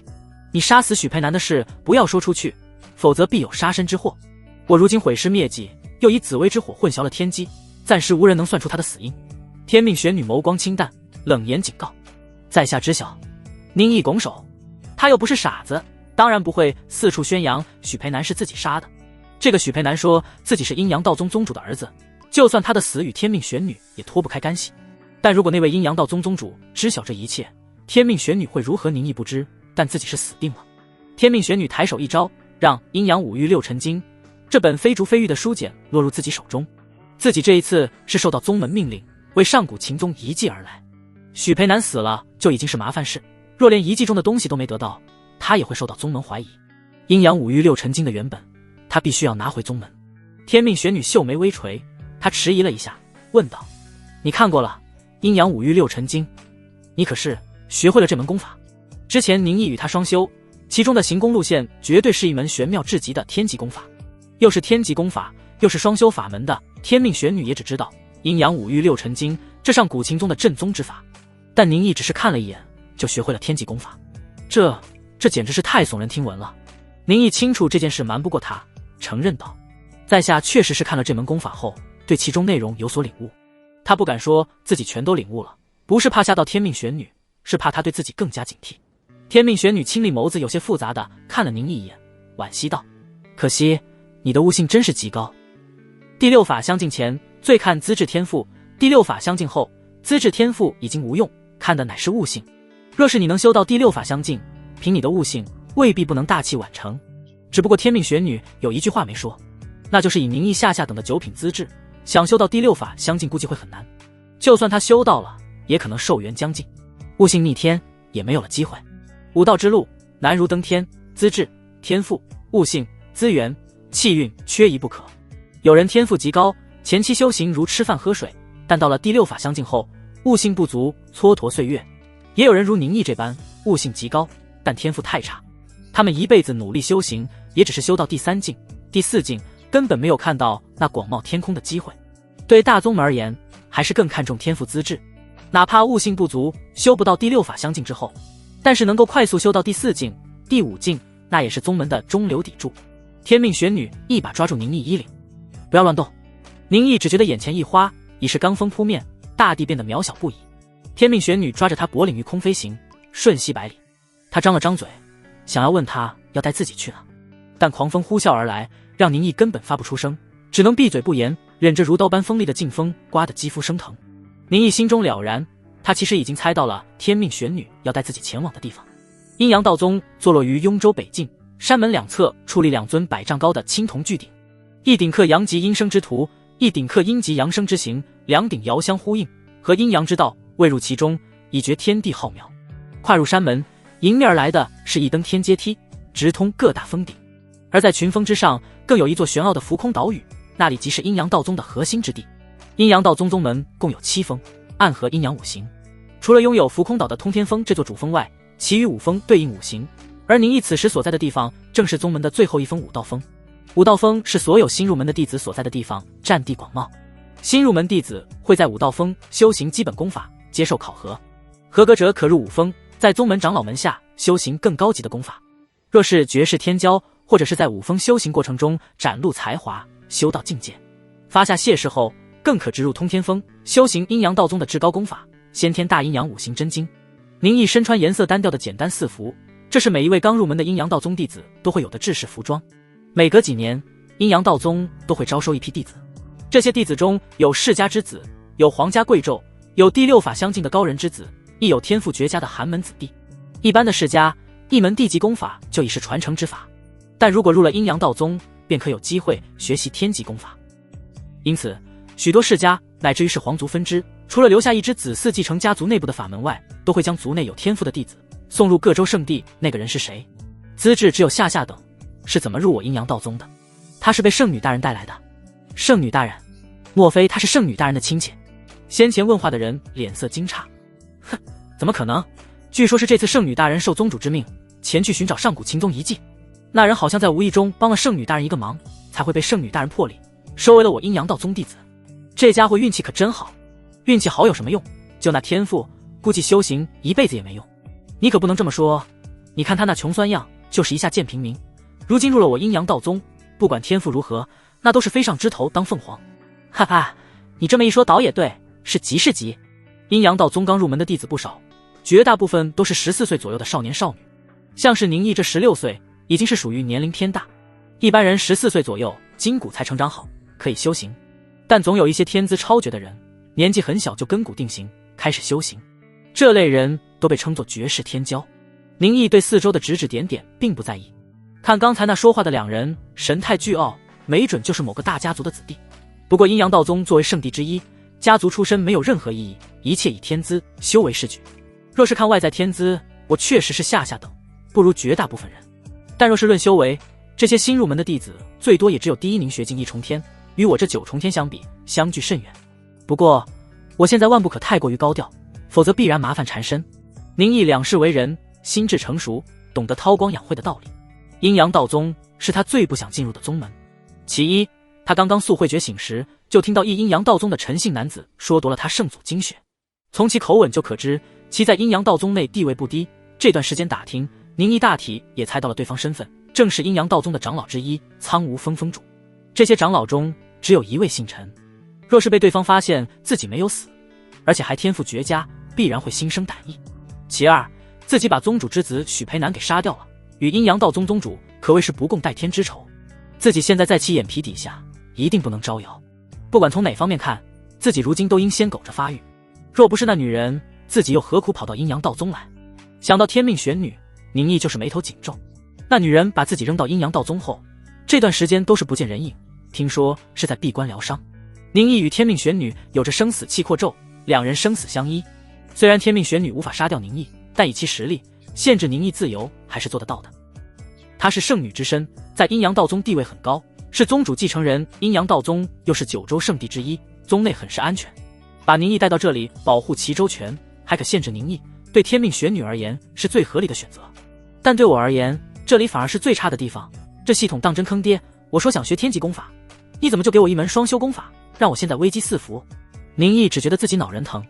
阴阳道宗宗主、长老以及天命玄女，这3人恐怕都想要他的命。那女人若是破解了咒法，一定会第一时间杀了自己这辱了他身子的卑鄙小人。不过还好，宁毅在这段时间也不是没有收获。姓名：宁毅，艺术第2境30200，技能：说书，功法神通，阴阳五欲六尘经。可支配艺术点：1，愿望点；2，这段日子宁毅依然没有放下自己的说书能力，这是他现在唯一的解决之法。在给那些刚入门的弟子讲故事的过程中，宁毅不但获得了2个愿望点，艺术能力也达到了第2境。而达到第2境的艺术，让宁毅得到了一个新的能力，他可以将艺术点加持在任何神通技法之上。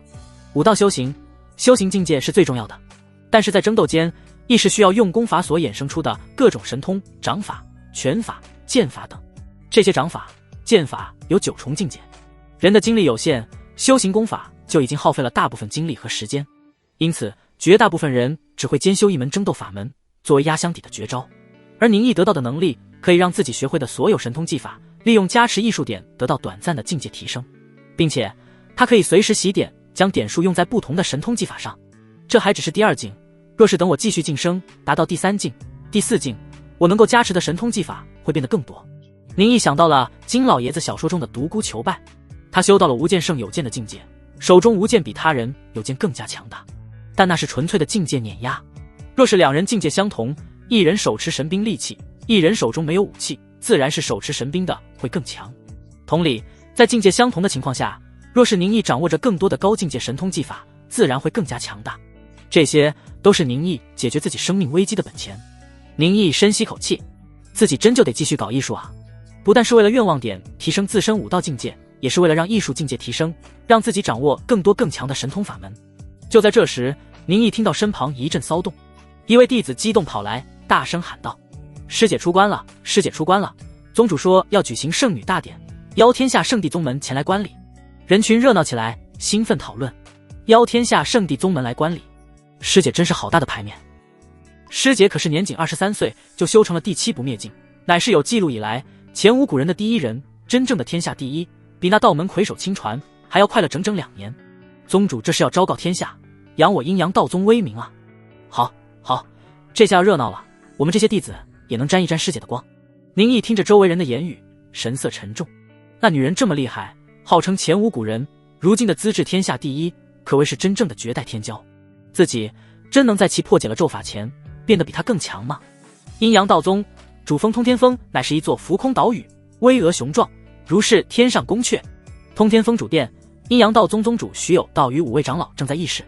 徐有道身穿繁复精美的四服，面容古朴，此时面色阴沉，看着面前安静势力的天命玄女，沉声道：“玄女，裴南死在了上古秦宗遗迹中。”天命玄女面不改色，低声道：“是，上古秦宗遗迹时隔多年，但护宗大阵依然健在。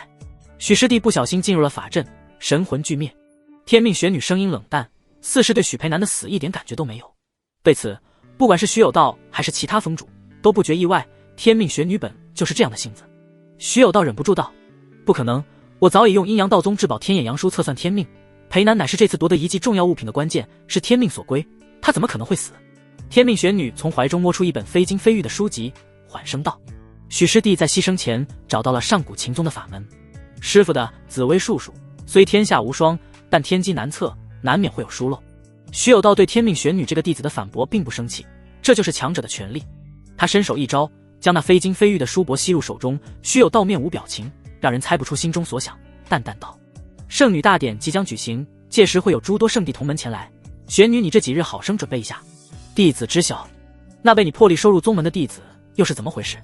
天命玄女依然语气平静，淡然道：“在破解上古秦宗阵法时，那人曾帮了我忙，为了答谢这份恩情，也为了偿还因果，我便让其入了宗门。”徐有道只是点了下头，对宁毅的事并不在意，也没有详细询问。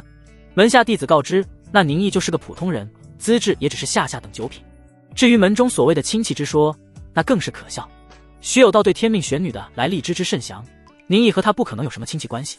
阴阳道宗家大业大，多一个人也就多一张嘴，不是什么大事。只是不管是徐有道还是天命玄女都没注意到，主殿内的一位峰主听到宁毅之名时，眉头微不可察的一皱。其他峰主们更是神色复杂。第7不灭境，不管在哪个宗门都是有数的高手，哪怕是他们这些峰主，大部分也只是这个境界，但是在年龄上，他们可比天命玄女大了太多。以天命玄女所表现出的资质，他是有可能冲击第9绝圣境的。数日后，阴阳道宗大开山门，阴阳道宗所有弟子聚在通天峰上，犹如过着盛大节日，喧哗热闹。宁毅也在其中，作为新入门的弟子，只能站在最后排，在这众多的弟子间极不显眼。晨光初破，通天峰上的铜钟连响9声，四周立刻安静下来。宁毅与众多弟子往主殿望去，主殿殿门洞开，走出一位衣着华丽，如天山雪莲一样只可远观的女神。天命玄女身穿玄色四袍，如夜幕倾覆，广袖垂云，四袍的衣角以金丝绣有上古玄鸟图腾，双翼舒展若垂天之云。天命玄女走动间，一双玉足穿着玲珑薄袜，小巧精致。其青丝高挽，头戴鎏金面纱，斜插一只玄玉凤手簪，凤会垂落3寸流苏，风过无声。唯有那不可言明的韵味涟漪暗涌，衬得其眉眼愈发冷冽。众多阴阳道宗弟子大气不敢喘，目光或是倾慕，或是憧憬，望向那站在白玉阶梯最顶端，如天上仙女临凡，让人不敢直视的绝美女子。就在这时，遥远天际剑气纵横，一艘华丽飞舟在3000剑锋的拥趸下正快速飞来。这摄人的剑气，那是益州圣地天书剑阁的飞舟。有阴阳道宗的弟子低声惊呼。宁毅看着那飞在天际犹如战舰一般的飞舟，同样目瞪口呆。他只不过是永安县的乡下小人物，对九州大地并不是很了解，没想到这个世界的科技这么发达，竟然还有能在天上飞的船。飞舟靠近阴阳道宗山门，围绕着飞舟的剑气猛然扩散。一位衣着简单的耄耋老者以及一俊朗男子从飞舟上如履平地，一步步从空中走下。徐有道从主殿出来，对老者拱了拱手，没想到竟然会是剑主亲临。他的一句话让阴阳道宗弟子再次哗然。宁毅听着周围人讨论，才知道那位老者就是天书剑阁的剑主，也即是掌门人。这位剑主辈分极大，境界高深，是最有可能突破到第9绝圣境的强者之一。哪怕是阴阳道宗的现任宗主见到他，亦要喊声前辈。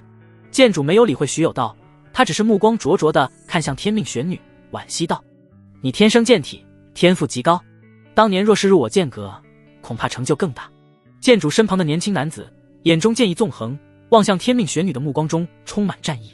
徐有道神色不满，玄女在我阴阳一道上亦是天赋罕见，如今更是成为有史记载以来最年轻的第7不灭境高人。剑主这番话语，岂不是不把我阴阳道宗看在眼里？剑主冷哼一声，没有回答。徐有道养气功夫极好，倒也不会因为这点事就与对方大打出手。两人作为2大圣地的掌门，这时很有默契，没有再多说。但两人这一番话让其他弟子才是知晓，原来当年天命玄女竟然被2大圣地追逐，但她却选择了阴阳道宗。一时间，众多阴阳道宗弟子挺胸抬头，与有荣焉。这时，又有一艘飞舟从远方驶来，相隔甚远，都让人感到阵阵书卷之气漫天。应天学府道，从那艘飞舟上下来的，竟然还是宁毅的熟人，正是在茶馆中听他说书的周老先生，以及女扮男装的苏锦瑜。原来是周山长驾临。徐有道再次迎了上去，一番寒暄。两人交流，宁毅虽离得很远，但也从周遭人口中知道，周老先生原是阴天书院的山长，相当于是阴阳道宗的长老。而那女扮男装的女子，原来叫苏锦瑜，据说是朝中权贵之女。苏锦瑜一身简单普通的儒服，她背负一只手，望向天命玄女，眼中就与之前剑主身旁的男子一样，凝重又带着极强的战意。这时又有梵音阵阵，檀香漫天地。不管是徐有道、剑主还是周山长，皆是望向那从远方而来的一对对僧侣。玄空寺应觉大师道，唱诺一响，宁毅就是神情一震，往那对僧侣望去。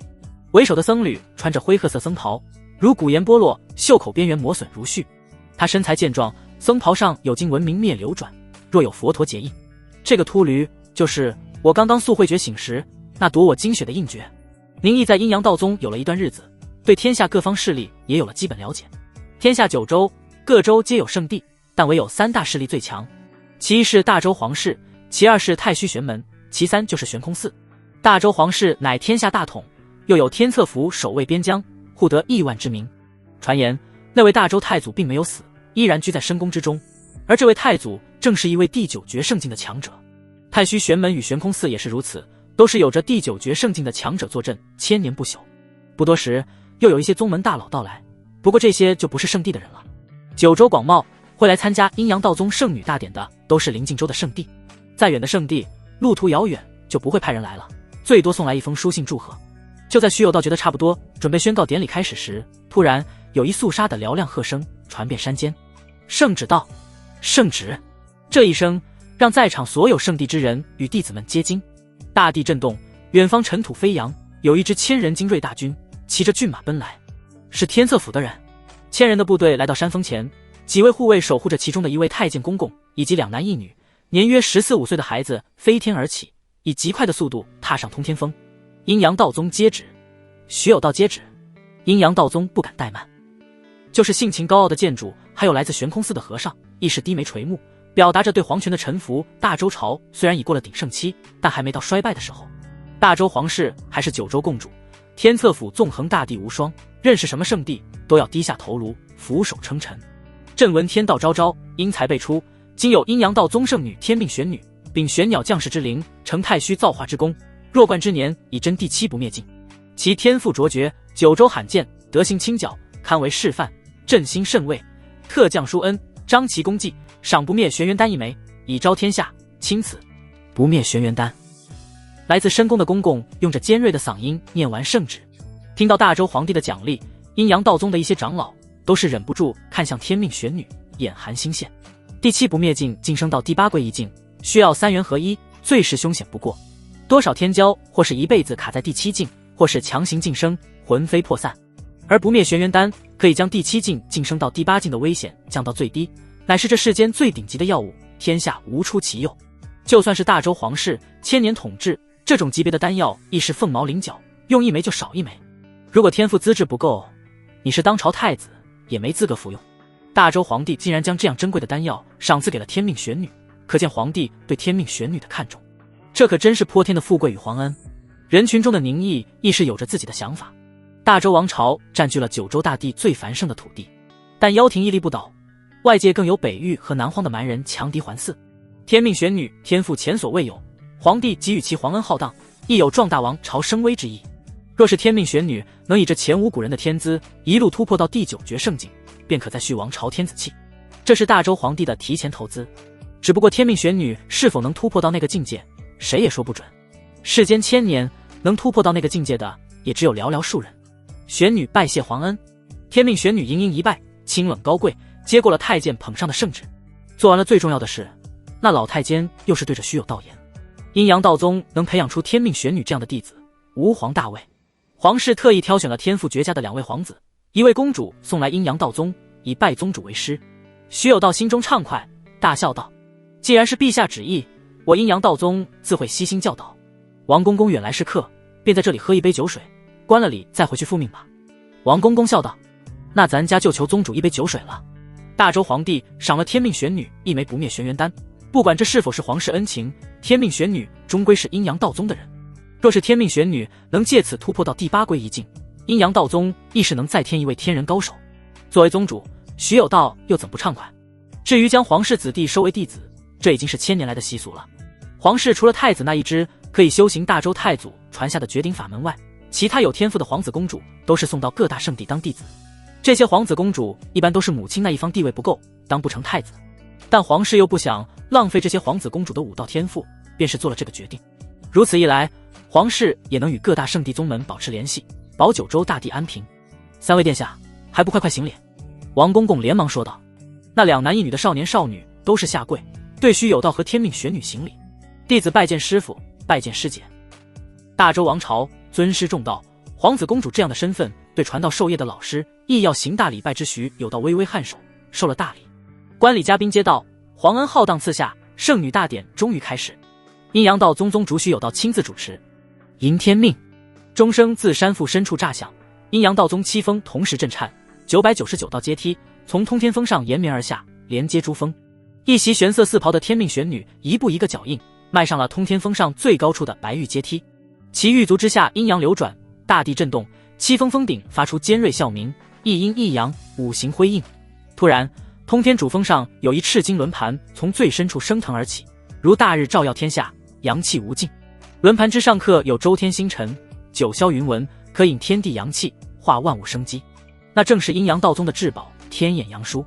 一时间，不管是建主、悬空寺的和尚、应天学府的山长，还是来自皇宫的王公公以及其身边的天策府护卫，俱是目光迎上，似是想要看破其中奥秘。宁毅也与诸多阴阳道宗弟子看向了天空之上那如太阳光辉般的巨大轮盘。观摩天眼阳书，领悟天上极功法，先天大阴阳5行真经，残缺是否学习？天上极功法，先天大阴阳5行真经，修行可开启81窍穴。宁毅神色一惊，没想到圣女大典上自己见到了天眼阳书，竟然领悟了阴阳道宗最高功法。只不过为什么这功法是残缺的？难道传言为真，阴阳道宗的至宝本是阴阳两柱，但却丢了一半，以至于至宝不全？还有，世间功法只是以天地玄黄来排名，但是这先天大阴阳5行真经竟然是没听说过的天上级功法。人们不是说圣地的最高功法只是天级吗？难道是传言有误？宁毅没有时间思考，直接选了是天极功法，阴阳五欲六辰经与天上极功法先天大阴阳五行真经残缺融合中，融合成功，宿主开启88窍穴。轰！宁毅身体中那些依然暗淡的星辰骤然亮起，88窍开启，这已经超过了其他修行圣地天极功法的81窍。88窍穴连接在一起，如神秘星辰运转，有氤氲之气从中诞生，循着窍穴成周天轮回。这是真力，亦是第二域气境的标志。宁毅修行不及1月，竟然就突破到了第二域气境。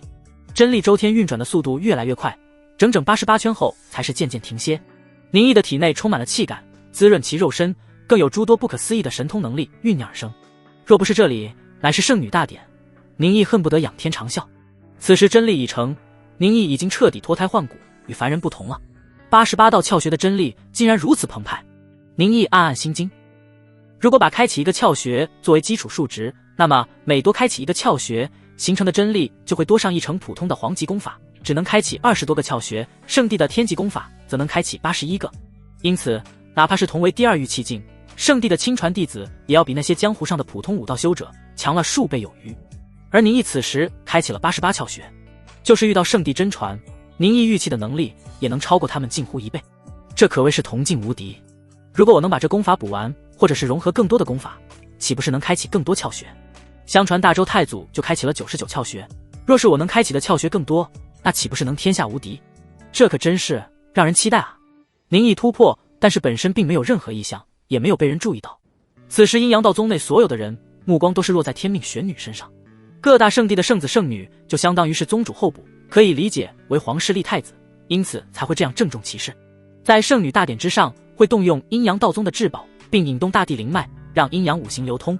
而对于圣女，这亦是一次难得的领悟阴阳五行自然之力的机会，堪比一次顿悟。但能在大典上领悟多少，纯看个人悟性了。白玉阶梯的最顶端，天命玄女闭目冥思，天眼阳枢照耀其身，引动了整个护山大阵开启，亦是引动整个天地阴阳之力。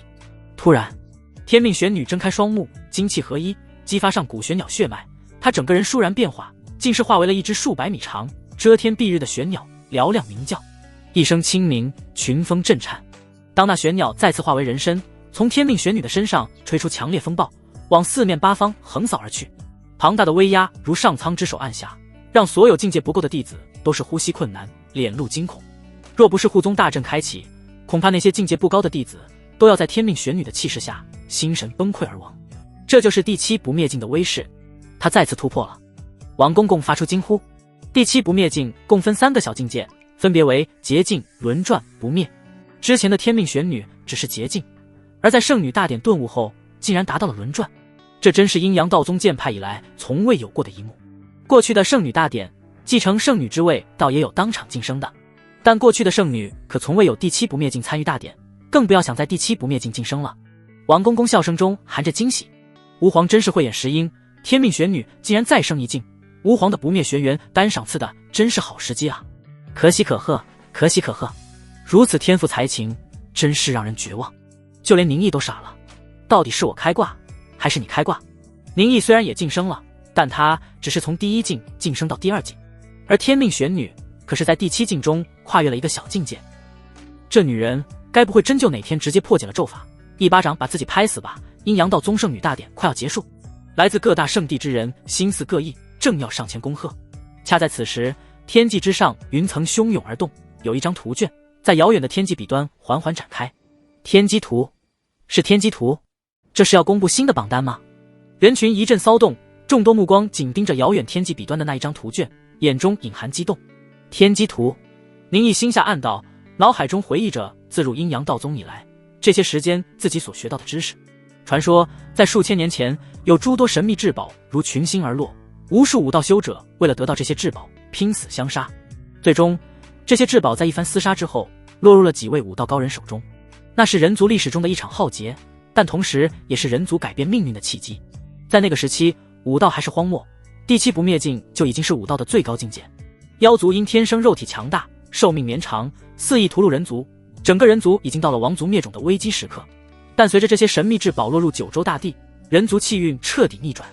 人族先祖们披荆斩棘，筚路蓝缕，对这些神秘至宝进行研究，开辟崭新武道，有诸多神功异法由此被创造。武道也从第7不灭境扩展到第9绝圣境，让武道修者们知晓山有更高。同时，如今圣地的雏形以及功法也是在那个时期渐渐形成。阴阳道宗的天眼阳书、天书剑阁的天书神剑皆是当年所降至宝，所有的圣地亦是以这些至宝为根基形成。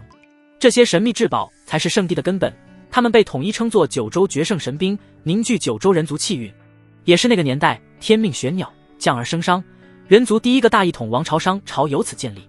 在商朝皇室带领下，人族开始反攻，借用神兵之威，将妖族驱赶出九州之外。千年后，上古商朝国运衰微，又有新的王朝更迭。但不管王朝如何更迭，守卫九州大地，守护人族安宁，都是王朝气运凝聚所在。天机图亦是九州绝圣神兵之一，乃是上一个王朝的护国之器。大周王朝先祖以另一件绝圣神兵九鼎乾坤将其镇压，开辟大周王朝。天机图也由此落入了当今皇室手中，世代供奉。而这天机图有一个作用，便是可立天地两榜，为天下强者进行排名。天榜者是天地之间所有高手排名，天榜第一正是当今大周太祖之名。也正因为那位大周太祖的名字一直占据天榜之首，才是让人相信太祖没有死，依然在镇压国运。而地榜也被称作乾隆榜，以乾历作为排名，所有30岁以下的武道修者皆可入此榜。不管是大周皇室还是名门圣地，皆可根据此榜来分配资源，从而让天才不蒙尘，让九州大地人族人才辈出。此时天机图现，地榜出世，这代表着有重要排名出现了波动，才是引动了天机图在九州显现。天命玄女之名犹如玄鸟化身，在地榜之上如入无人之境。突然，玄女之名踏入仙桥，来到地榜最顶端，与一模糊姓名开始剧烈厮杀。两个名字开始时厮杀的难解难分，但渐渐的，那模糊姓名气势渐弱，落入下风。天命玄女之名横在榜首之顶，镇压当世所有天骄。胜负已分，群情振奋，阴阳道宗的弟子热烈欢呼，就连徐有道这位宗主都是露出笑容。谁人都知道那模糊姓名是谁，乃是当世道门魁首的亲传弟子，是在之前压制天命玄女一头的当代无上天骄。没想到如今天命玄女反超其上，将其压下，成为真正的地榜第一。天机图现，九州大地域外妖族皆是可见。在这一刻，不论是地州皇宫，还是各州圣地，乃至于妖族妖庭的妖王，皆是见到天命玄女之名，如一轮明月，让繁星熄灭，让月明星稀。妖庭祖地极深处，有一恐怖存在，缓缓睁开大如星斗的眸子，他的目光似是贯穿三界九霄，落在无垠高天之上的地榜之处。良久，他轻轻叹息，人族又出一绝世天骄，真是气运旺盛。然这九州大地水主沉浮，我妖族千年准备，未尝不能成为这天地主角。鹿死谁手，犹未可知。天机图渐渐隐去，阴阳道宗宗门内，无数震撼目光望向那位于玉阶之上，风华绝代，身穿玄色四袍，令人望而生畏的绝丽身影。凝毅在人群中，心中忽然浮现出一句诗词：天下谁人不识君。此时的天命玄女当真是风头无二，天下武道修行之人皆晓其名。圣女大典接近尾声，来自各大圣地的高人们又是与阴阳道宗的高层们一番交流。至于他们交流了些什么，就不是宁毅这样刚入门的小弟子能够知晓的了。阴阳道宗苍无峰乃是宗门7峰之一，修的是五行乙木大道，峰主是阴阳道宗长老之一的陈深。苍无峰上石阶陡峭，瀑布飞溅，亭阁林立，当真是上方楼阁以空明，登陆如天鸟一惊。一座别院前，悬空寺的应觉大师口宣佛号，与陈深告辞。众人皆知应觉大师与阴阳道宗的陈长老私下交好，两人相见也并不避讳。待身穿灰色僧袍的应觉大师从陡峭山间走下，陈深嘴角边的儒雅笑容亦是渐渐收敛，心思颇多。他怎么也没想到自己竟会在阴阳道宗宗门内见到那个被其夺取了圣祖精血的宁毅。这小子当真福缘深厚，竟与天命玄女扯上了关系。如今他入了阴阳道宗，若是在宗门内出事，宗主一定会彻查，天命玄女也可能会深究。我若是在这里动手，殊为不智。罢了，那小子现在资质也不过下等，难修大道，我只要对其多加关注就可，还是不要多事。宁毅在阴阳道宗这件事，陈深并没有告诉应教。应觉中是一个和尚，修的佛法，万一他突然起了恻隐之心，那就大大不妙，所以还是隐瞒消息，不要徒生事端。父亲。这时一长相俊朗的男子踏步而来，他神态傲然，气息却沉稳内敛，似是与天地共鸣。见到这一幕，陈深大喜。墨渊，你突破到第4神念境了。陈墨渊微微一笑，父亲与我的丹药当真神奇，将其服用后，让我一举突破到第4境。好，我儿今年方才18岁，若是能在20岁前突破到第5平虚境，就可成为候补圣子；若是能在30岁前突破到第6法相境，则圣子之位非你莫属。许培南此次死在了寻找上古秦宗遗迹中，宗门内能与墨渊你竞争的人少之又少，这真是天助我也。陈深暗道圣祖精血果然神奇，也不枉自己付出这么大代价，求得悬空寺印诀帮助自己，为儿子铺平道路。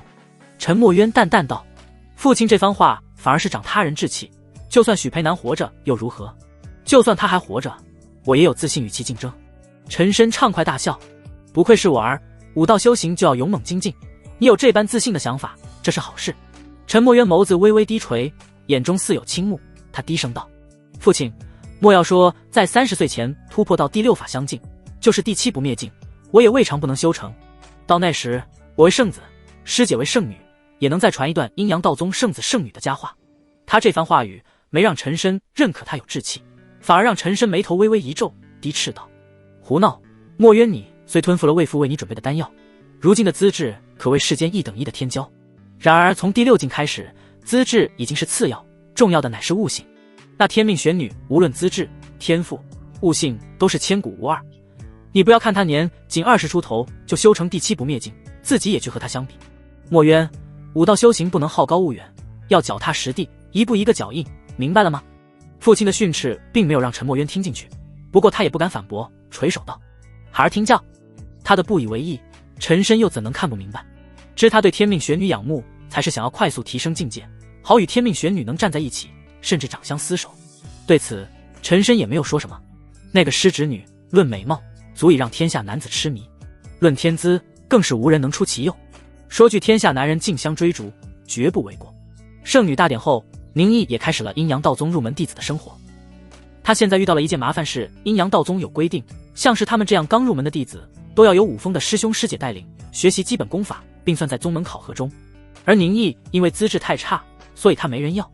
武道修行之人，直到14岁才开始修行，这件事也并不绝对。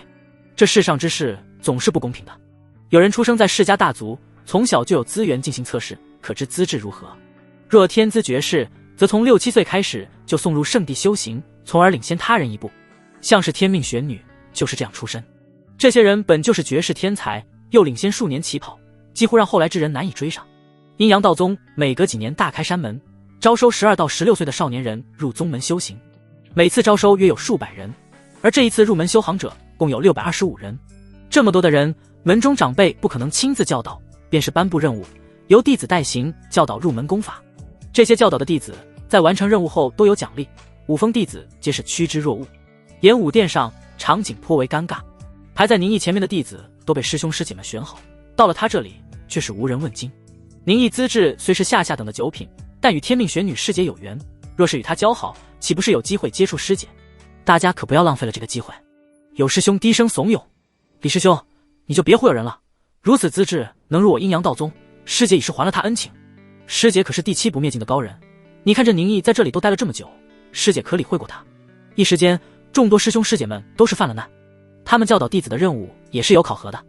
其他弟子能入了宗门，说明基本的天赋没问题，但宁毅资质太差，几乎已经确定难以修成武道，绝无功劳可言。气氛愈发尴尬，各种怪异目光落在宁毅身上。就在以宁毅的厚脸皮都有些受不了这氛围时，有一道温和嗓音传来，不如就将宁师弟交给我来教导吧。说话的是一位20多岁，长相普通，脸上总是笑呵呵的男子。正在被一群人指指点点的宁毅抬起头来看向他。杜成风对宁毅微微颔首，态度随和。原来是苍无峰的杜师兄，一直听闻杜师兄性格温和，是个老好人，如今一见果然如此。那这位宁师弟就有劳杜师兄了。有人愿意接手宁毅这个烫手山芋，演武殿中皆大欢喜。一位位师兄师姐们奉承几句，仿佛生怕杜成风后悔一样。武道峰一经至别院前，杜成风带着宁毅以及其他4名刚入门的弟子站定，加上宁毅共5人，就是杜成风接下来要教导的入门弟子。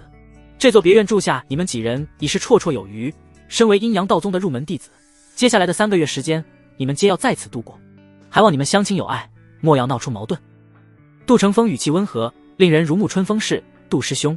宁毅几人都是应道。武道峰占地广袤，从山顶到山脚有着数不清的院落，每一次阴阳道宗大开山门，弟子们都会以5人一组，由一位师兄或者师姐带领，在院落中居住3个月，学习入门功法。这一次为了准备圣女大典，耽误了1个月时间，才是让新入门的弟子们直到1月后才开始修行。不论几位师弟师妹未来是在哪峰修行，既入宗门，大家皆是兄弟姐妹。在我教导你们功法前，你们便先自我介绍下。杜成风说罢，温和的目光看向了在场5位弟子中唯一的女子身上。不光是他，宁毅以及其他3位男弟子同样看向那14岁的少女。但见少女身穿简单4服，青丝未束，如夜色倾泻至腰间。少女的脸还有着稚嫩却生的极静，若是山间清雪，霜雪似的肌肤泛着冷瓷般的光泽，雪白细腻。最惑人的是她那矛盾的气韵，含苞待放的年纪，偏偏周身萦绕着如藻雕的花般的寂寥。少女的气质高贵冰冷，但与宁毅所见的天命玄女的冷又全然不同。天命玄女是傲然清冷，若是9天之上的仙女，面前这年纪不大的少女更像是寂寥在人间，孤独冷漠。她正是圣女大典那天由深宫的太监所带来的皇室公主，真正的皇家贵胄。见所有人都望着自己，公主面无表情，只是用着她没有多少起伏的语气道：洛清禅。洛氏正是如今大周皇室的姓氏，洛清禅是公主的闺名。作为皇室送来阴阳道宗的宗室子弟，洛清禅天资绝顶，其以拜宗主为师，应前往通天峰修行。不过阴阳道宗也有自己的规矩，任何入门弟子都要在武道峰上与其他师兄弟们一起生活3个月，培养对宗门的归属感。皇家贵胄在这圣地之中也要按规定行事。洛清禅说完自己名字后，就是不再说话，让气氛有些冷。另一位少年接过话来，笑容满面。原来是传闻中的9公主，在下乃是雍州王氏弟子，名文华。即使很少出门，我也听过9公主的名讳。王文华自我介绍时颇有些傲然，只是在面对洛清禅时，语气却又变得谦卑。王氏乃是雍州世家大族之一，族内高手不少，即使比不了9州圣地，但对一般人那也是庞然大物。不管王文华是直系弟子还是分支，会有这样的傲然也可以理解。但不管王文华家族再怎样盛名，和皇室一比，那就什么都不是了。尤其是洛清禅已被宗主收为弟子，不论是在宗内身份还是他公主身份，王文华都要低他一等。自然的，他的那份傲然不敢在洛清禅面前表现。洛清禅冷淡目光只是瞥了王文华一眼，又是收回视线。见这个比自己年纪还小的少女不搭理自己，王文华摸了摸鼻子。2位长相相似的少年，其中一位笑嘻嘻的自我介绍道：我叫平生，这是我堂弟冯泽，来自武威城冯氏。冯泽跟着点了点头，看起来有些腼腆。最后只剩下宁毅，他拱了拱手，随意的道：在下宁毅，永安县人。平生一副自来熟的样子，大大咧咧道：永安县，那离我们武威城不远，咱们还算是老乡呢。宁兄，听说你是帮了玄女师姐的忙，才是被师姐带到的宗门，是不是真的？他的一句话让众人目光都是望来，哪怕是那位沉默不语的小公主以及杜成风都是一样。涉及到那位真正的绝世天骄，谁人又不想对他多一分了解？宁毅假装不好意思，惭愧道：我其实也莫名其妙，不知道自己到底是帮了师姐什么忙。宁兄，不如仔细说说当时发生了什么事。冯兄，不是我不说，而是师姐说这件事不要到处乱传，其中涉及到了宗门委派给师姐的秘密任务。既然是师姐要求，那我们就不乱打听了。众人好奇心没有满足，都是有些失望。不过这件事涉及到天命玄女和宗门，他们也不敢追问。王文华酸溜溜道：宁兄倒真是运气好，竟然能认识玄女师姐。师姐既然让宁兄入了宗门，宁兄可要好好修行，莫要堕了师姐的威名。这话看似是勉励，但话里的阴险，宁毅又怎么听不出来？人人都知晓他天资下等，是走了后门才进来的。这番话不是恶心人是什么？宁毅眉头微微一皱，紧跟着又是舒展开来，笑眯眯道：王兄所言甚是，只是王兄这话却是抬举了我，就算我修行缓慢，又怎会堕了师姐威名？王兄可不要拿师姐的名声随便开玩笑。王文华神色一变，讪讪一笑，不敢再多言。他刚才那番话语确实有怪天命玄女让宁毅走后门的嫌疑。这话要是被师姐听到，以师姐的心胸或许不在意，但那些师姐的拥趸恐怕会让他吃不了兜着走。杜成风暗暗摇头，只觉得自己带的这5位师弟师妹还真是情况复杂。洛清禅出身皇室，但性格看着太冷，几乎不说话。王文华则是出身世家大族，最有城府，典型的世家教育出来的。平生和冯泽这对堂兄弟出身小家族，一个机灵，一个腼腆，性格截然相反。至于这个与玄女师姐有关系的宁毅，应该是底层平民出身，看起来也不好应付。杜成风拍了拍手，示意众人看向他：各位师弟师妹，你们现在只是入了宗门，但不代表已经是我阴阳道宗的弟子。接下来的3个月，还望师弟师妹们好生修行，莫要怠慢。你们中有人出身大家，从小接触武道，甚至可能修了一些基本的凝血功法，但这些在我阴阳道宗都不重要，我自会教给你们阴阳道宗的凝血之法，那是九州大地最强的法门之一。杜成风语气骄傲，他的话也让众人目光激动。只有宁毅和洛清禅神色平淡。阴阳道宗身为圣地之一，其凝血法门最高可凝81道窍穴，是由天级功法先天大阴阳五行真经演化而来。各大世家、各大天才蜂拥而至，想要拜入圣地，不正是要学那世间最顶尖的功法？之后3个月修行，凝72穴以上者能拜入通天峰，48穴以上者可拜五峰，但若在48穴以下，杜成风顿了一下，语气缓慢沉重，48穴以下者则不合格，可有2个选择：一是自行离去，拜入其他宗门或者世家；二则是留在武道峰，成为一外门弟子。众人表情皆是一变，脸色凝重，依然只有宁毅和洛清禅情绪稳定。洛清禅已经拜入通天峰，现在只是走个过场。至于宁毅，他知道自己就算一个穴都凝不出，天命玄女也不会让他离开阴阳道宗。况且此时的宁毅早已凝下88道大穴，以他的年纪与修行时间，那才是真正的旷古绝今。半月后，你这不知死活的弼马温，你犯了10恶之罪，先偷桃，后偷酒，搅乱了蟠桃大会，又窃了老君仙丹，还将御酒偷来此处享乐，你罪上加罪，岂不知之？此正是妖猴作乱惊天地，不枉张罗昼夜看，毕竟天晓后如何处置，且听下回分解。武道封别至小院中，宁毅摇头晃脑，手拿竹板，啪的一声，让冯家2兄弟平生与冯泽回过神来。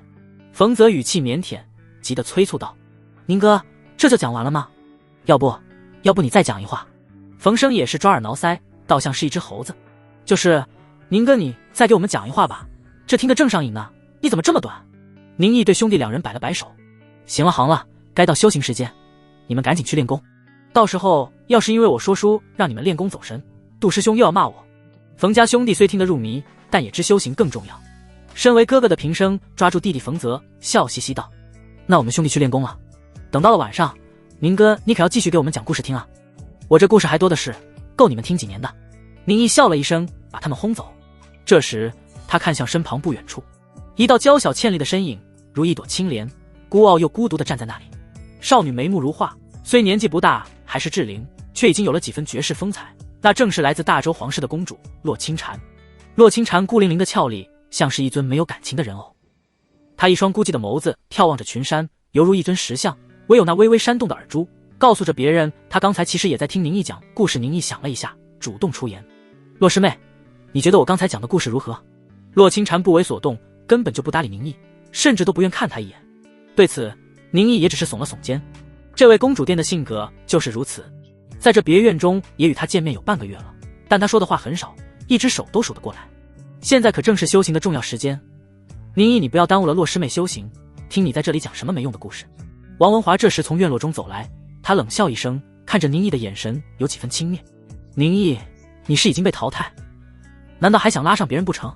况且洛师妹的称呼也不是你能叫的，待2个月后，估计你就要被阴阳道宗除名，可跟我们不是师兄弟了。王文华又是望向洛清禅，语气一下子热情起来。洛师妹，咱们该去练功了，还是不要在这里跟这个废人浪费时间。洛清禅并没有出声，不管是宁毅还是王文华，他都是不加理会，莲步轻移，自顾自地往练功的场所走去。王文华见此连忙跟上，又是在洛清禅身旁说个不停，满脸讨好。王文华比宁毅小了几个月，正是到了对女孩子感兴趣的年纪。不论洛清禅的公主身份，还是阴阳道宗宗主的弟子身份，就算光凭她的那份美貌，就足以让任何男人动心。半个月修行，是否适合修行阴阳道宗的武道功法，其实已经能够出现端倪。而天资天赋反而是次要的，能够被选入阴阳道宗入门弟子，除了宁毅这样的特殊原因，所有人在其他小宗门都可被称作是天才。之所以设置3个月的时间，只是为了测试这些弟子是否适合修行阴阳五行，又是否有足够悟性。每个人的天赋都是不同的，有的人见到天赋卓绝，就不适合阴阳道宗，应该去天书剑阁；有的人擅长读书学文，那就应该去应天学府。而在这半个月时间里，洛清禅足足开启了68道大学。就算他没有提前被宗主收为弟子，接下来2个月时间也够他开启4个窍穴，拜入通天峰。王文华的资质不上不下，但也开启了56道大学，可入五行峰。他这最后2个多月想要再努力一番，试着能不能开启更多窍穴，寻求拜入通天峰的机会。但从如今情况看，恐怕是很难。冯家兄弟资质也不差，开启的窍穴术与王文华半斤八两。至于宁毅自己，他因修行阴阳五欲六尘经，掌握了一门法门，隐藏功力，只是展现出了开启12个窍穴的能力，这很符合他的资质，其他人也并不觉得有什么问题。待到众人离去，宁毅的目光看向自己面前的面板，你的说书经验值+2，姓名宁毅，艺术第2境，无法升级，可支配艺术点1，技能说书2级200200，愿望点2，注：本系统为全能大艺术家系统，宿主需要掌握更多的艺术技艺才可继续升级到第3境。竟然需要我掌握更多技能才能继续升级吗？宁毅眉头紧皱，这个情况有些出乎意料。虽说宁毅早已猜测掌握了更多的艺术技艺，愿望点才能获得的更快，如今他只要一直说书，1个月会获得1个愿望点，再加上系统赠送，那就是2个。若是他拥有了2个技艺，将2个技艺都每日练习，或许会愿望点翻倍。现在唯一的问题是，说到艺术，宁毅最先想到的就是琴棋书画。宁毅每日也会勤练书法，但是书法并没有成为系统认定的艺术技艺。其他的3个宁毅虽然还没有试，他本能的觉得那3个艺术可能也不算。说书这么一个偏门的技艺，反而被系统认定为艺术，这个系统好像不太正经，这就有些麻烦了。如果不能掌握新的技艺，我的境界就不能提升，愿望点获得的也会太慢。宁毅在阴阳道宗已经有1个半月时间，他也察觉到了自己的身体是有一些问题。他曾经想要按部就班修行，却发现自己的修行速度极其缓慢，资质下等绝不是说笑。这很可能与自己速会觉醒时被陈深与应觉2人夺走的圣祖精血有关。自己如今还能修行，应该还是托了天命玄女处子元婴的福。也即是说，宁毅如果想要提升境界，现在唯一能依靠的就只有愿望点。不管是在天命玄女破解咒法前，自己能拥有自保的能力，还是去找陈深这个阴阳道宗的长老报仇，乃至于是为张员外这位恩人报仇，都需要宁毅有着足够的实力。就在宁毅思索间，有脚步声传来。宁毅定睛一看，原来是杜师兄，他连忙起身问好。杜师兄，这位师兄是一位老好人，在演武殿中谁人都不想要宁毅，只有杜成风选了他。而这半个月时间，杜成风也没有因为宁毅的懒惰而怪罪，反而对他颇为照顾。宁师弟不去练功吗？师兄说笑了，以我的资质，就算努力练又有何用？宁毅摇头苦笑。杜成风沉默了一下，拍了拍他的肩，劝道：宁师弟也不用伤心，哪怕不能修行武道，人也是要活着的。我知师弟出身低微，但能来到阴阳道宗也是福气，就算无法成为真正的弟子，也可以选择留在武道峰，亦或者是回去家乡，以师弟的能力也能改变人生命运，得一辈子富贵，娶妻生子也没什么不好。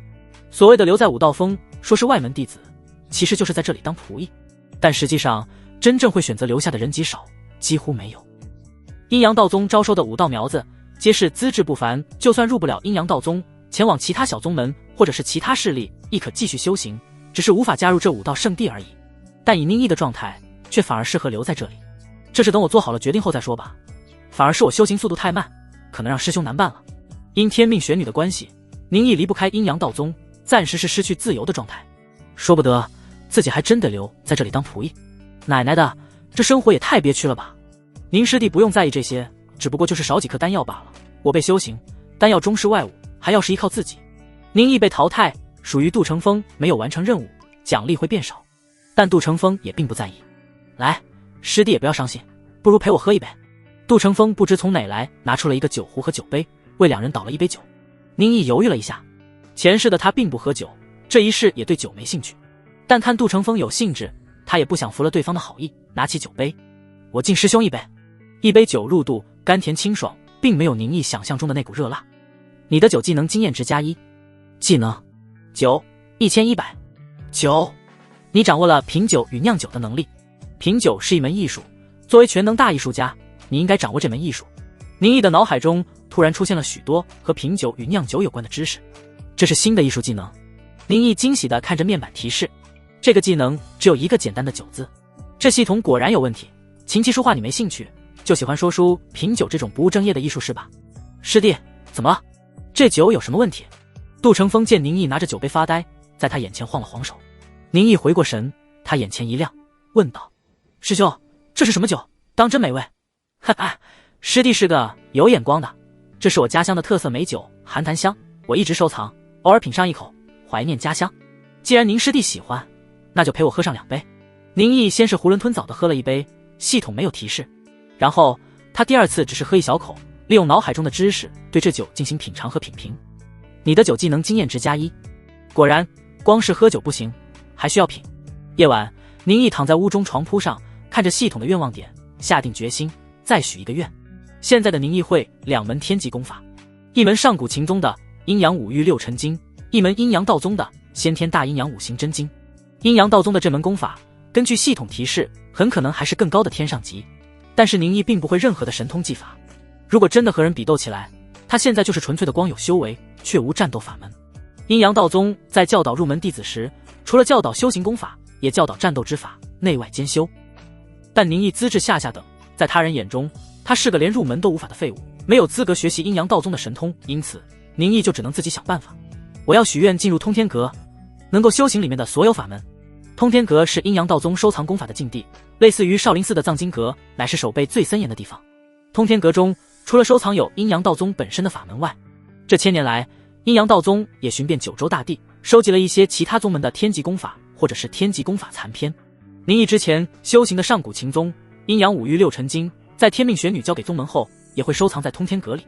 宁毅怕系统玩文字游戏，比如他许愿进入通天阁，系统想办法让他进入了通天阁，但不允许看任何的功法，这也算是完成了愿望。因此宁毅在许愿用词上非常谨慎，宿主愿望点不足，此愿望无法实现。不行吗？倒也在我意料之中。面对系统的提示，宁毅很是淡定。想要能够遍阅通天阁中所有法门，只有得到宗主的允许才可以。而想得到宗主允许，以如今宁毅在阴阳道宗的地位，必然困难重重。那我许愿进入通天阁，并能够修行天级以下的所有功法法门。实现此愿望需要1点愿望点，是否许愿？只需要1点愿望点，看来和我所想的大差不差。是，我选择许愿。这一段日子以来，宁毅对许愿系统进行了一番研究，大体得出了一个规律：许愿所要求的许愿点是完全按照宁毅现在拥有的资源来匹配的。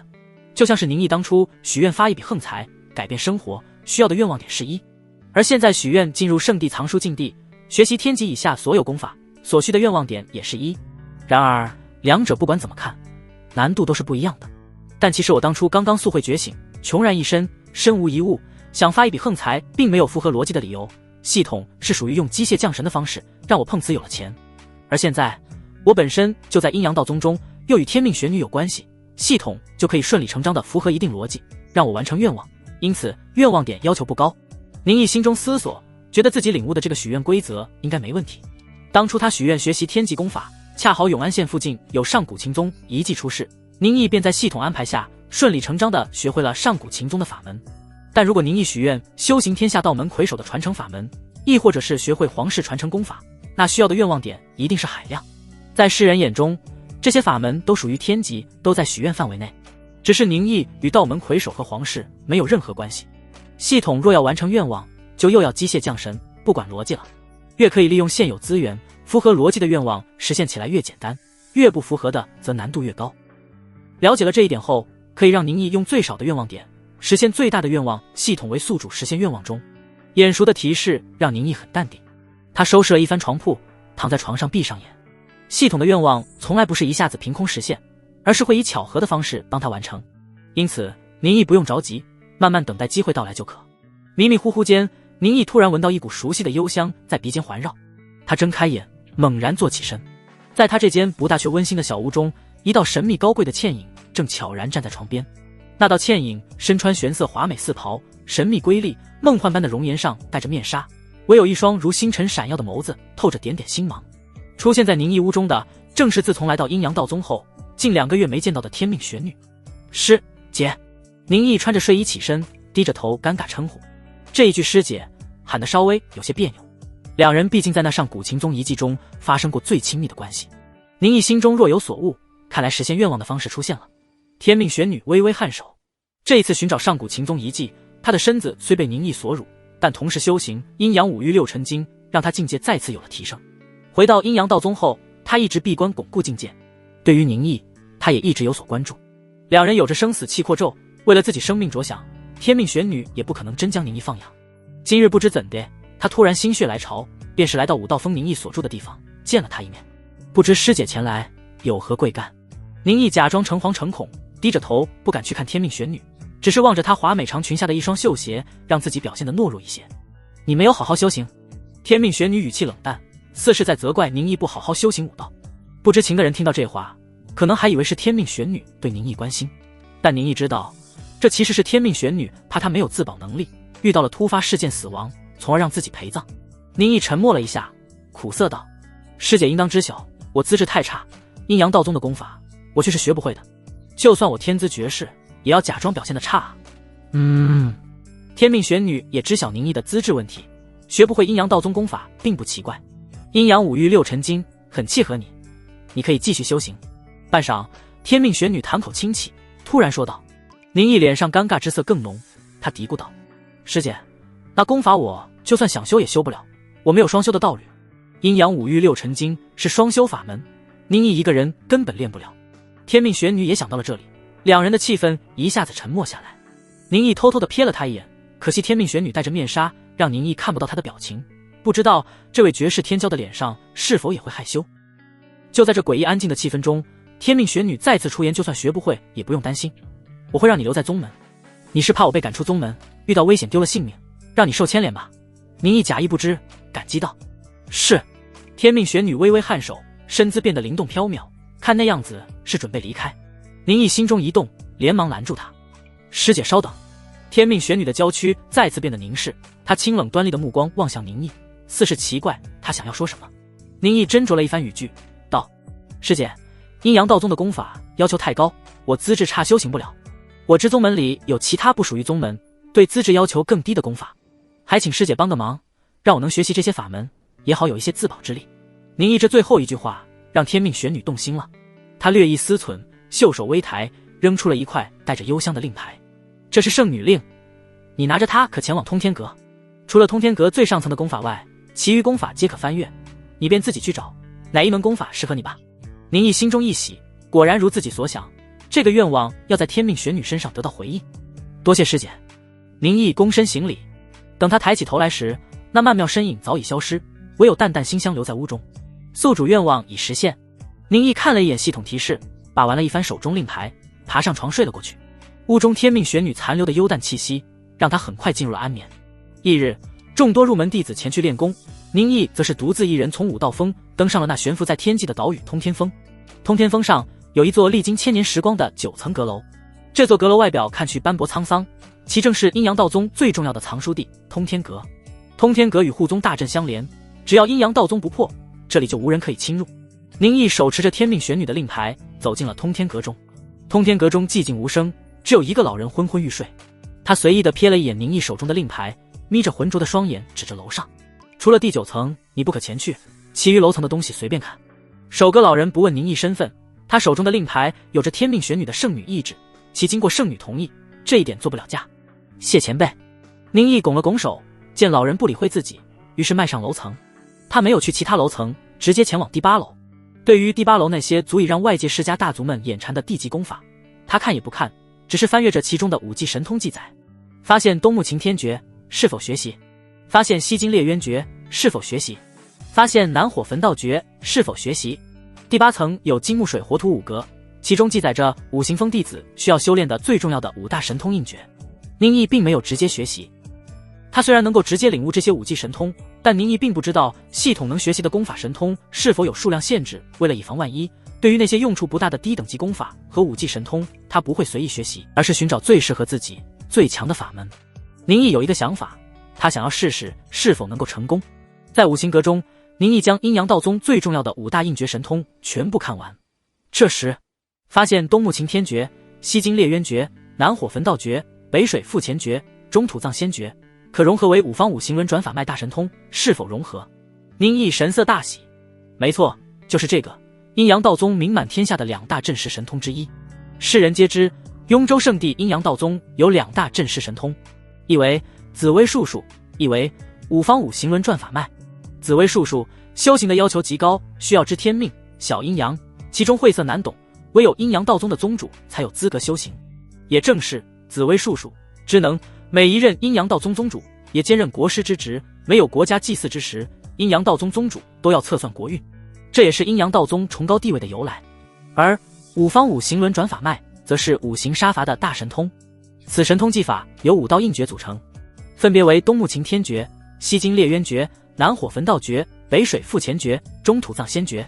这5大印诀任何一道印诀都是世间1等1的神通技法，足以让各大世家名门追逐。阴阳道宗弟子在入门后会根据自身五行特性拜入5峰之一，便可修行其中1道印诀。待修为达到第7不灭境，有资格登上通天阁第9层，则可修行五方五行轮转法脉，这正是神通。不过修行这道神通，除了修为要求外，对悟性要求也是极高，需将5大印诀都是领悟精深，并且让5行相生相克，才可真正修成。阴阳道宗1000年历史，真正修成这道神通的也没有多少人。融合，宁毅脑海一阵炸裂，若开天辟地，现世分5行。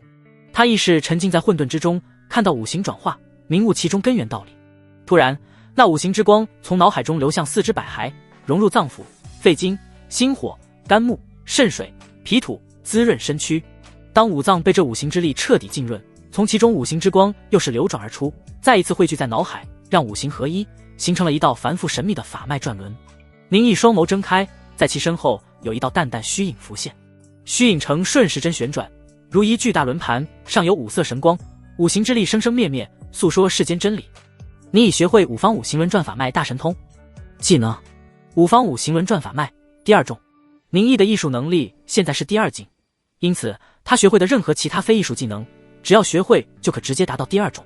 就算是第7不灭境的高人，想要学会这一大神通都是艰难，更不要说将其修到第2种，那更是需要不知多少时间的苦修，需要怎样的领悟天命玄女，不知会不会这一神通。以他的悟性资质，想来是应该能学会的，但现在绝对达不到第2种，甚至可能勉强刚入门。天命玄女再怎样天资绝世，她的精力也是有限，能以20出头的年纪修行到第7不灭境，就已是1000年第一人，又哪里有时间有精力研究这一阵式神通？自己终于在某一地方超越了那个女人，这让宁毅自信心大增。在天命玄女研究出破解咒法的方法前，他现在有自信拥有自保之力，乃至于是随修为精进，完成对陈深的报复。想到陈深，宁毅眼中寒芒一闪，但下一刻他又再次变回那懒散的样子。以第2域气境修成5方五行轮转法脉大神通，若是传出去，一定会举世哗然，就连天命玄女也要被宁毅镇压一头。不过时机未到，还需要暂时的隐忍与苟住。以我如今境界，这大神通还发挥不出几分威力，但即使如此，以我所开窍学数量以及掌握的大神通，铜镜早已无敌，跨境斩杀也不是问题。宁毅心情极佳，离开了通天阁。皇妹，承让了，你这西金烈渊诀还差了些味道，还要多加努力，不要懈怠了5道修行。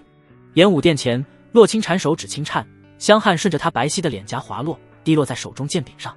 洛清禅呼吸急喘，他没有去擦额头上的汗渍，紧咬贝齿，似是心有不甘。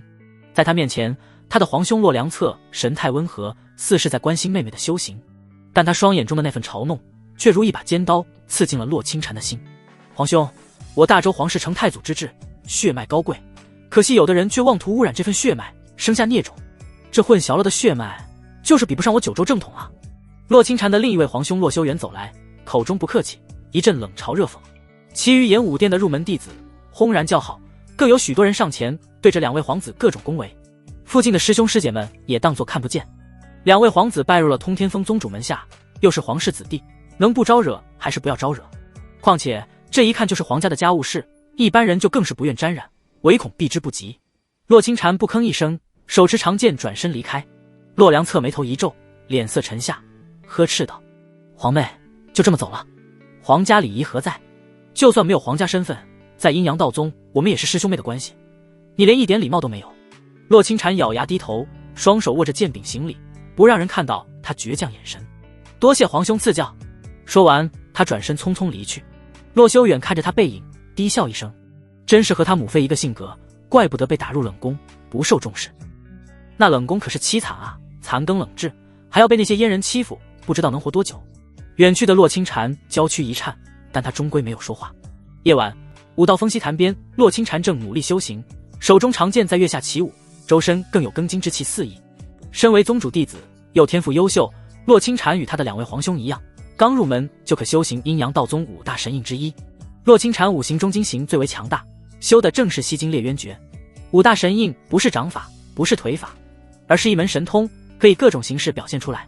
吸金裂渊诀最具精锐杀伐之意，因此修行这一应绝神通的都会以兵器展现。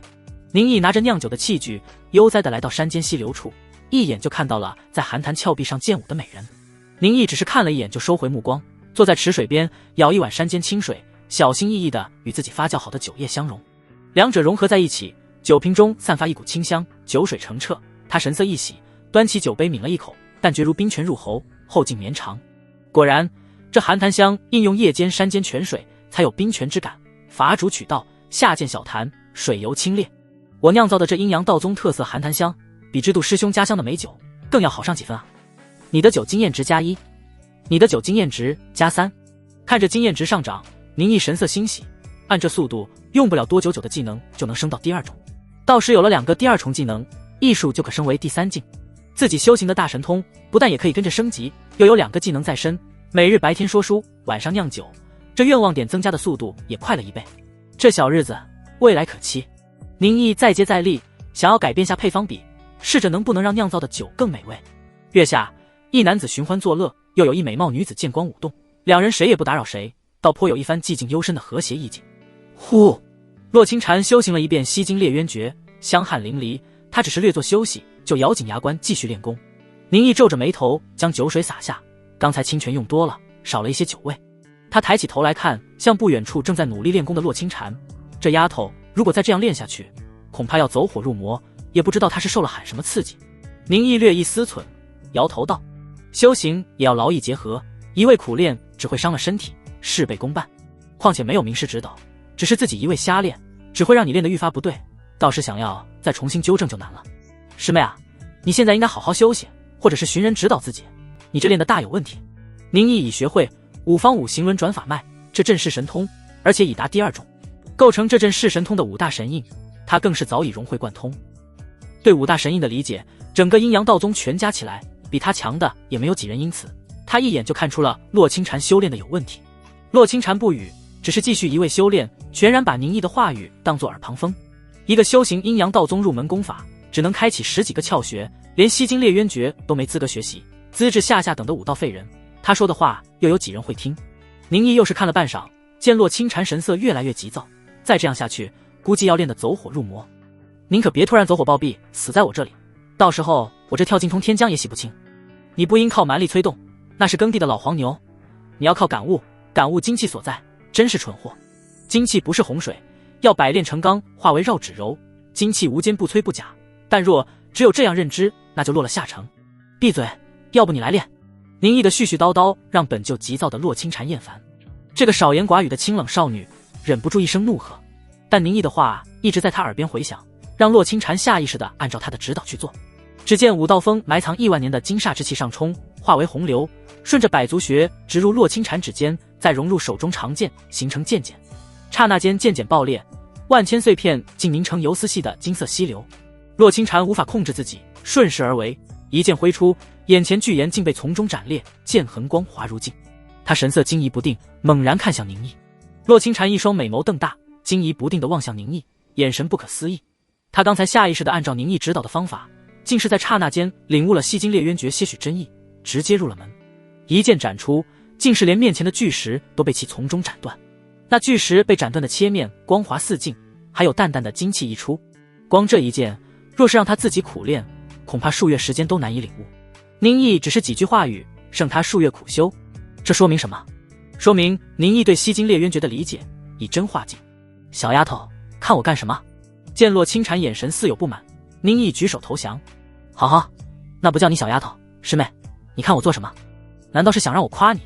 哦，师妹好厉害啊，这么大的石头都被你一剑给斩开了。宁毅语气夸张倍览，一副你就是个小丫头，还需要我夸的比样。洛清禅心中一阵好气，又一阵好笑。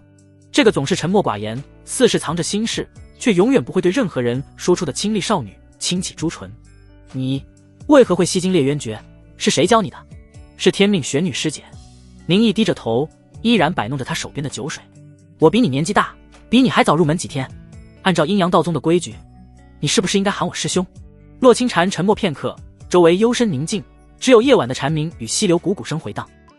就在宁毅以为洛清禅宁死不屈时，只听他用着生硬语气道：“宁师兄。”宁毅一声轻笑：“洛师妹，你藏着心事，不管是修行武道功法，还是武道神通，这都不是好事。”宁毅摇起清泉，兑入自己酿好的酒液中，轻轻品尝。他眼前一亮，这味道是自己酿造寒檀香以来味道最好的一次。听着宁毅这番劝慰式的话语，洛清禅依然不语，倔强看着他。宁毅见此，轻叹口气：“你问我怎么学会的？师妹，你这段日子一直在这里修行，我看的眼睛都出茧子了，难道还学不会？”“不可能！”洛清禅第一反应就是不信。西京烈渊诀乃是阴阳道宗镇世神通的5大神印之一，自己虽然一直当着宁毅面修行，但西京烈渊诀可不是什么招数姿势，还有神通运转的技巧与方法。如果只是看人修行就能学会，那各大圣地的神通法门不是和笑话一样？但看宁毅样子也不似说谎。大家住在一个别院，洛清禅没见过天命玄女来找他，更没见过宁毅修行，也即是说，宁毅真的只是看他修炼就领悟着惊世神通。难道他是绝世天骄，武道天才，稀世罕见？洛清禅脑海中刹那间冒出这些念头，他上前一步，手腕一翻，将手中长剑倒转，送到他眼前。宁毅怔了一下，问道：“你想让我给你演示一遍？”洛清禅颔首。宁毅哑然失笑，连连摇手：“演不了，演不了，以我的功力，可用不出西京烈渊诀。师妹，你就当我纸上谈兵吧。就算真演示，我也不需用剑，只用2根手指就足以展出更强的庚金之气。”洛清禅一愣，他突然想到，宁毅资质只有下等，甚至就连修行也只开启个12个窍穴，每多一个窍穴，功力就会增长1分。作为阴阳道宗最强神通印诀之一，西京烈渊诀对功力要求极高，这算什么？上天不公吗？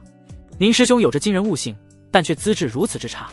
武道修行，前5个境界看资质，后4个境界看悟性，但以宁毅的资质，恐怕这辈子也难以修成前5个境界。念及此处，洛清禅心中竟生出惋惜的情绪。宁毅晃动酒杯，悠然道：“师妹，武道修行不能急促，你现在的精气神状态很不对，应该要先休息。”这一次，洛清禅没有反驳。他本是性子清冷的人，但刚才却因为暴躁对着宁毅怒吼，这就是他心境出了问题。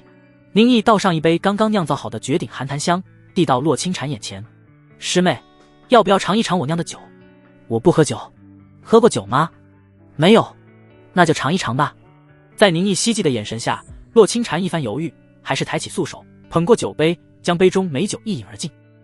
寒凉之气顺着喉咙落入腹中，让洛清禅脑海一阵清明，似是刚才内心的躁郁都为之一空，整个人心境平复，又是清清冷冷，味道怎么样？好喝。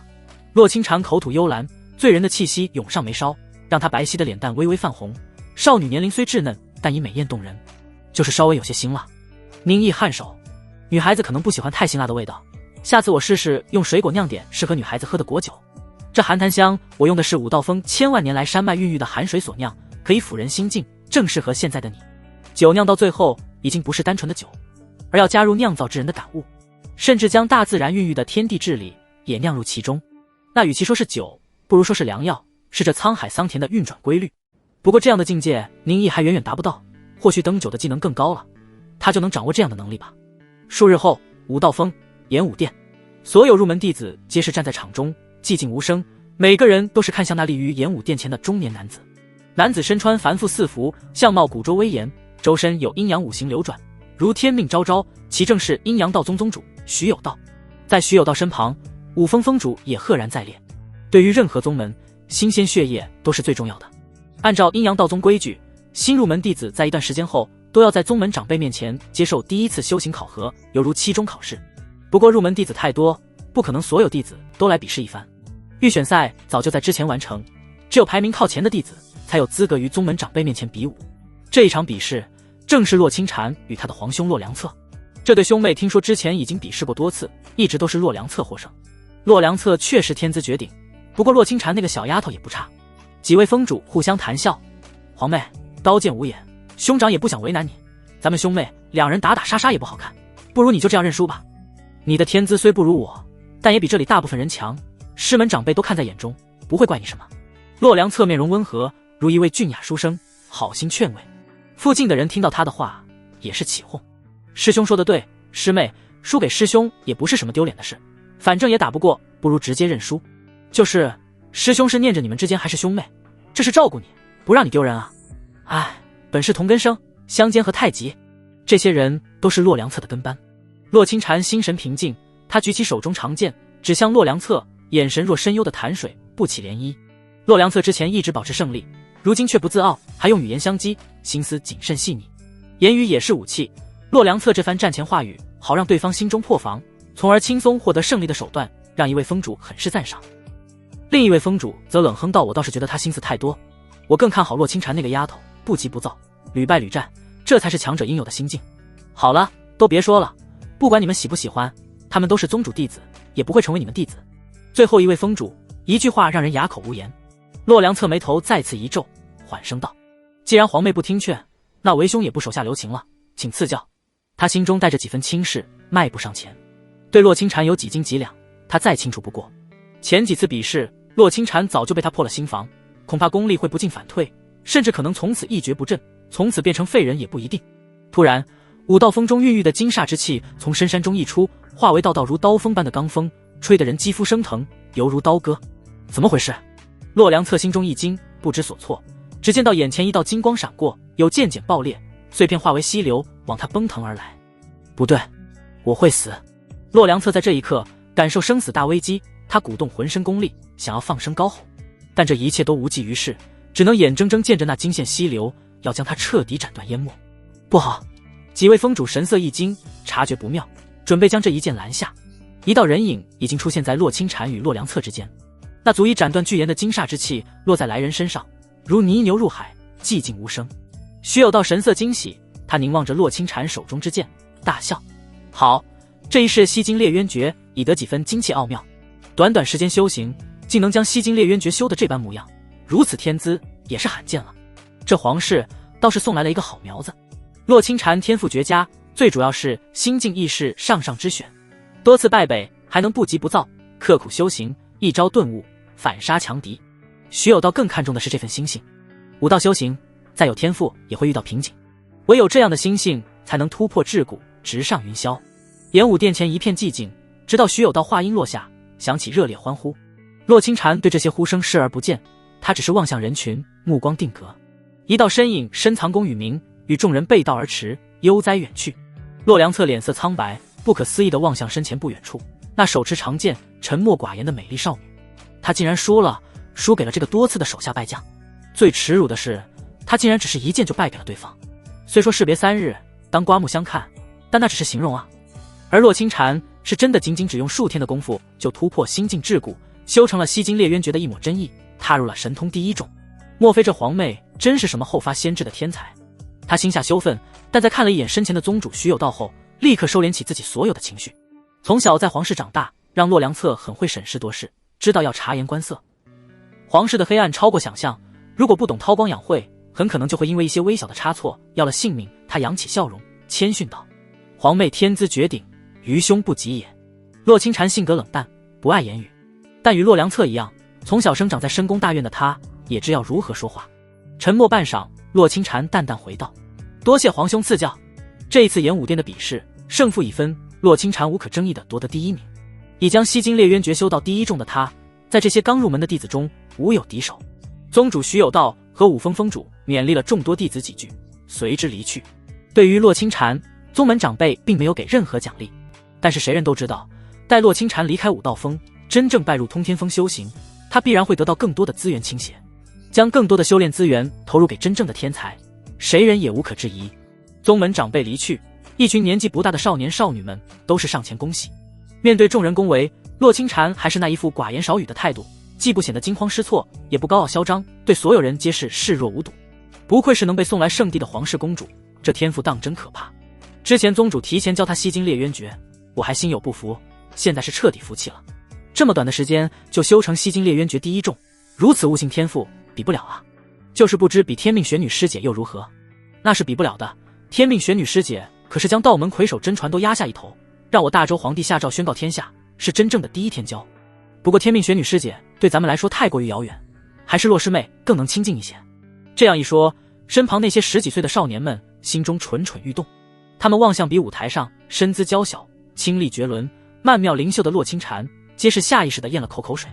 这个年纪本就是情窦初开的岁数，天命玄女师姐可远观而不可亵玩，如天上仙女，太过于缥缈。但洛清禅不同，他就像是从天上降落凡间，是人们可以接触的。直到有人出言，才是将众人色魂授予拉回。听说天命玄女师姐五大神印都修到了第7重，五行平衡，正在修行我阴阳道宗的镇世神通五方五行轮转法脉。等天命玄女师姐再次出关，她可能就掌握这门大神通了。一番话语让众人都是心中火热，恨不得那个修行这阵世神通的人是自己。五方五行轮转法脉是阴阳道宗最是杀伐果断的大神通，纵五行之妙，摄物质之机，威能惊人。整个阴阳道宗算上那些隐居不出的老一代们，再加上宗主和五峰峰主，会这门神通的也没有几人。若是掌握这门神通，在第7不灭境的高人中，那也将是绝顶高手。若真修行成功，到那时恐怕只有一些很少出世的老家伙们才能镇压师姐。同辈中能与天命玄女媲美的就更少了。夜色下，武道峰，明月松间照，清泉石上流。宁毅认真地再次酿造了一壶寒檀香，细细品味。你的酒技能经验值+1，你的酒技能等级增加92级0 200，你的艺术等级上限提高。宁毅神色一喜，他看向自己的面板，姓名宁毅，艺术第2境0 200，艺术点1，可自由分配。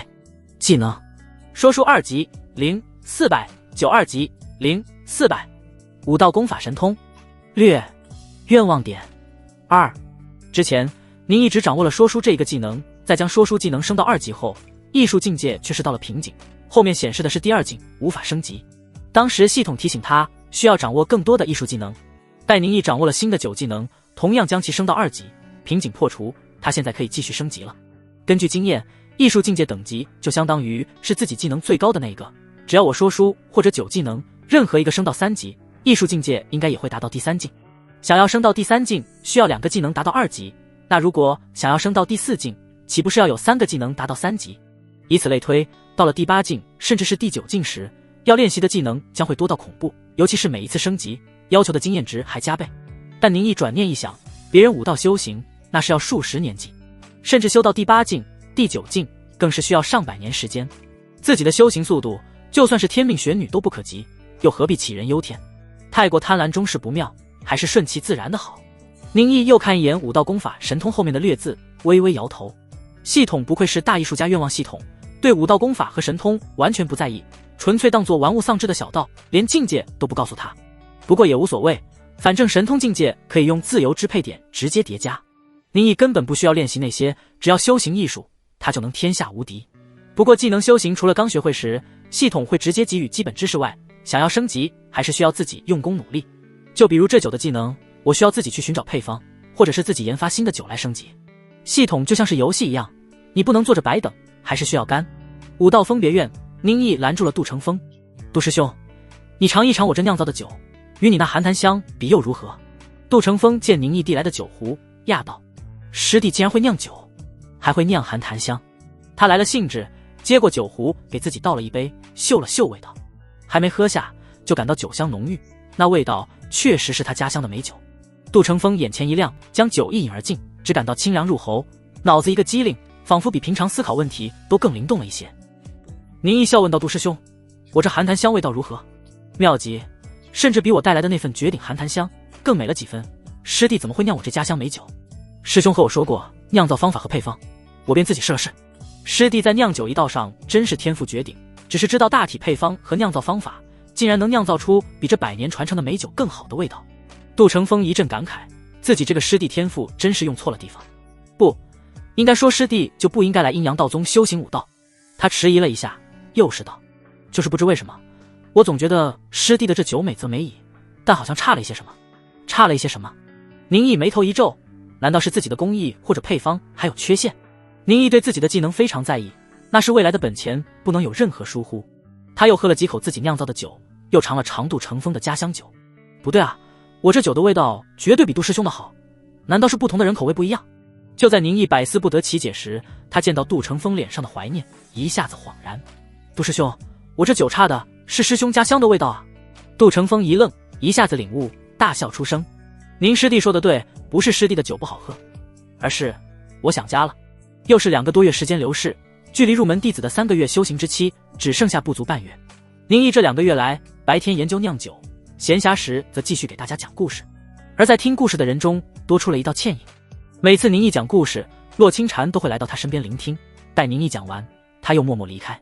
其他的入门弟子有想要与洛清禅结识的，见他喜欢听宁毅讲故事，也都是来到这间别致小院。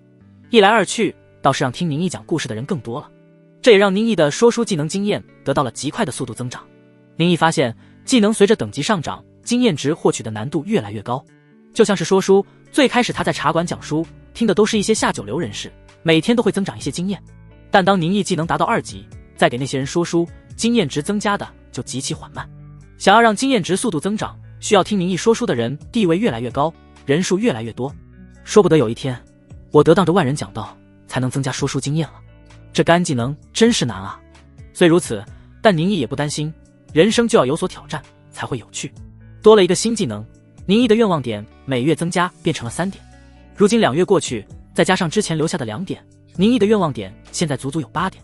这8点愿望点，他一直没有动用，等待着合适时机再破境界。半个月时间匆匆而过，阴阳道宗对入门弟子最终考核的时间就要到了。所有的弟子都变得紧张，听宁毅说书的人也开始变少。只有宁毅依然我行我素，仿佛一点都不在乎被淘汰。也有类似洛清禅这样因天赋优秀，早就被通天峰与五峰收为正式弟子的人，才没有在乎这次考核。这一日，见没人听自己说书，宁毅一个人走在武道峰，欣赏着山峰美景。突然，他嗅到一股淡淡酒香。在武道峰山间一块巨石上，正盘腿坐着一位穿着邋遢、满脸醉醺醺的老头。老头穿着邋遢不修边幅，坐在一座巨岩上，脸上干净整洁。他手中拿着一个颇为精致的酒壶，眯着双眼，脸颊微微泛红，似是在享受着酒中之妙，全然忘了外物。宁毅嗅了嗅鼻子，眼前一亮，凑了过去。好酒，这位前辈，不知您这酒是从哪来弄来？可否给晚辈来上一口？酒这个技能分为2段，一为品酒，一为酿酒。想要继续升到3级，需要2者共同提升。学会了酒技能，宁毅脑海中多出的也只有基础知识。想要提升，就需要他去各地寻找酿酒秘方，寻找那些罕见的酒进行品味与酿造。但是现在宁毅被困在阴阳道宗无法离开，阴阳道宗身为武道圣地，哪里有那么多的好酒给他品尝，给他学习酿造。因此宁毅自存酒这个技能升到3级恐怕会很麻烦，才是暂时放弃，准备先把说书升到3级，从而让艺术境界提升。说书与酒不同，说书在学会这个技能时，宁毅就回忆起了前世看过的那些书本故事内容。这一个技能升级的困难在于宁毅需要创造说书的环境。例如他最开始在茶馆给3教9流说书，现在在阴阳道宗给未来的圣地弟子们说书。若是哪一天他能广招门徒，坐在山巅给万人讲道，给圣地宗主，给大周皇帝说书，估计这个技能就大成了。坐在巨岩上的老头睁开眯着的双眼，他瞥了宁毅一眼，嗤之以鼻。怎么，小子你还懂酒？略懂。宁毅没有把话说得太满，他此时酒技能才只有2级，也不会酿造更多的美酒，不敢说自己很懂。万一这老头是一位大师，自己这岂不是关公面前耍大刀？老头对宁毅的回答不以为意，只是嘲笑道：又来一个自以为是的小子，真是无趣。你们就不能换一些花样？宁毅不懂这老头为何这样说，只是闻着那酒香，他有些着急。宁毅并不嗜酒，但只要能品到好酒，品到没有尝过的新酒，就能增加经验值。若是还能弄到配方，自己改良酿造，那经验值给的更多，说不得就直接升级了。他问道：晚辈不知为何前辈要这么说，但晚辈确实对酒还算有所心得，晚辈不求其他，只是想要尝一尝前辈壶中那没有见过的酒。哼，我这酒可不是一般人能尝的。小子，你既然说自己懂酒，那就证明给我看。宁毅思索说道：那还请前辈在这里稍等我片刻。说罢，他转身匆匆离开。老者看他背影，没当回事，只以为又是个说谎被发现，用借口逃走的人。但没过多久，宁毅又是跑了回来，手中拿着一个做工粗糙的酒壶，递给老头。前辈，这是晚辈亲自酿的酒，还请您品评。哦。老头鼻子嗅了嗅，他脸现惊奇，用手一招，宁毅手中酒壶突地飞出，稳稳落在他手中。将瓶盖打开，他嗅了嗅，略有沉思，然后喝了一大口，咂嘴品尝。前辈，我这酒如何？这酒是寒檀香，乃雍州一小地方的当地名酒，老头子我年轻时喝过，不会忘记这味道。老头陷入回忆。不过你这寒檀香比那当地更顶尖的还要更胜一筹。宁毅有些惊讶，佩服道：前辈果真厉害，晚辈这酒的确是以寒檀香作为基底，加了这武道峰清泉，一番实验后酿造而成。原来是加入了武道峰的清泉。老头啧啧有声。怪不得这酒有着静心平气的功效。武道峰千万年孕育，灵气充足，你将清泉酿到酒中，也让这酒有了这功效。小子，这就是你酿酒的想法？宁毅语气谦虚，晚辈倒没这么多想法，只是从师兄处得到了寒檀香的酿造配方，想要试着改良一番。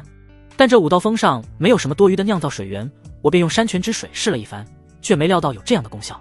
穿着邋遢不修边幅的老人深深看了他一眼，想要把武道峰山泉之水的功效融入酒中，这对酿造的手法要求极高。你这小子倒没骗我，果然懂酒，比之一般人更懂。小子，你叫什么名字？宁毅躬声道。晚辈宁毅。宁毅。老者喃喃低语一声，哦，我想起来了，你是那个被玄女小丫头带到阴阳道宗，走后门入了宗门的小子吧？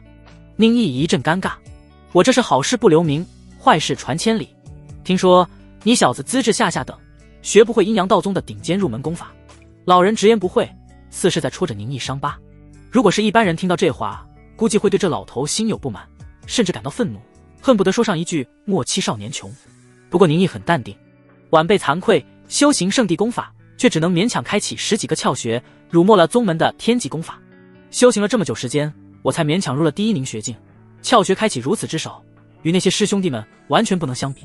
老者一声嗤笑，我看你这小子一点都不惭愧。他又往远处看了看，若有所思。这里离你住的那小院距离可不近，你小子能用这么快时间赶个来回，脸不红气不喘，这可不像是勉强入了第1名学境。宁毅心下一惊，暗道自己刚才有些急躁，忘乎所以，没料到在细节方面出了差错。不过这老头也真是细心，连这一点都注意到了。老头摆了摆手，不以为意。我不知你为何要隐瞒自己修为，老头子我也不会多问。诺，这是你想喝的酒，老头子我一般人不给人尝，但你是个懂酒的，便来尝一尝，也给个评价。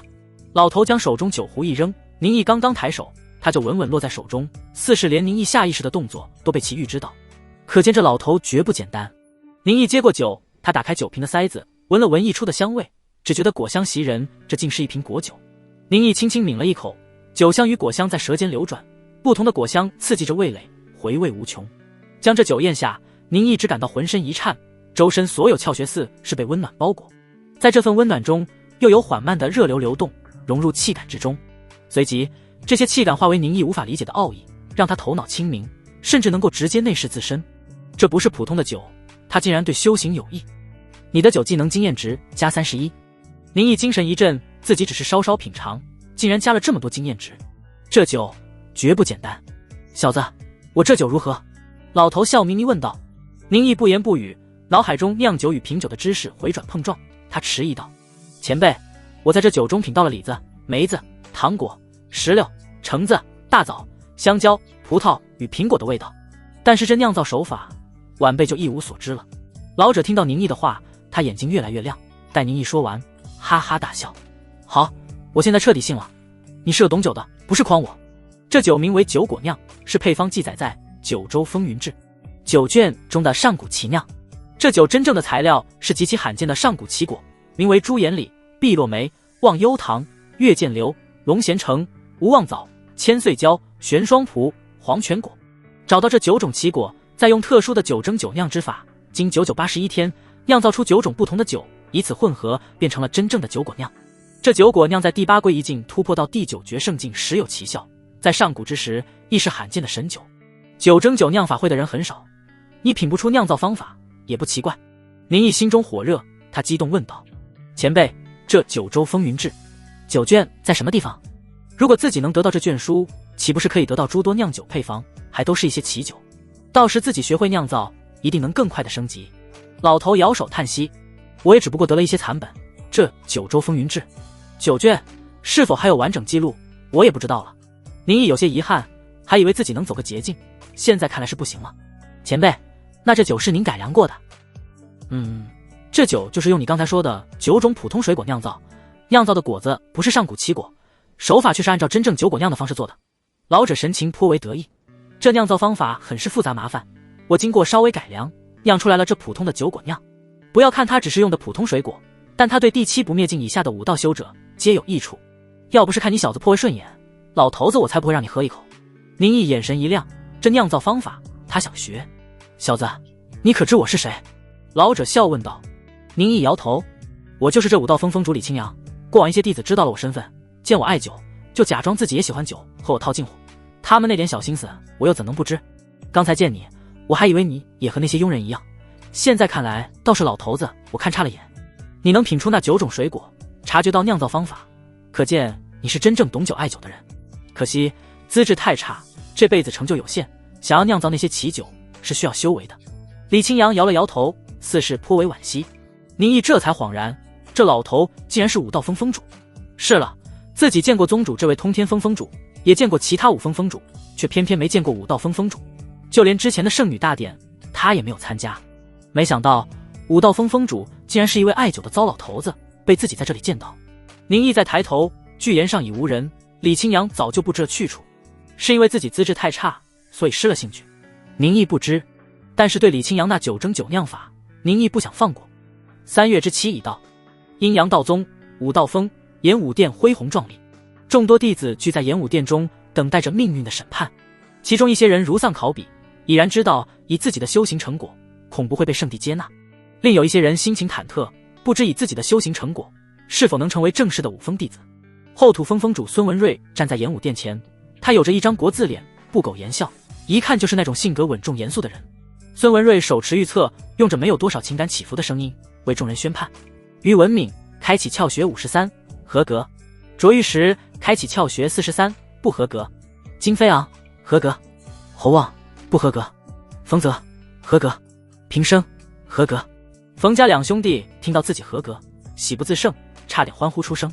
不过演武殿中气氛肃穆，兄弟两人强压住内心振奋，唯有嘴角勾起的笑容显露出他们的心情。宁毅开启窍穴15，不合格。孙文瑞在看预测中的数字时，都怀疑自己是不是看错了。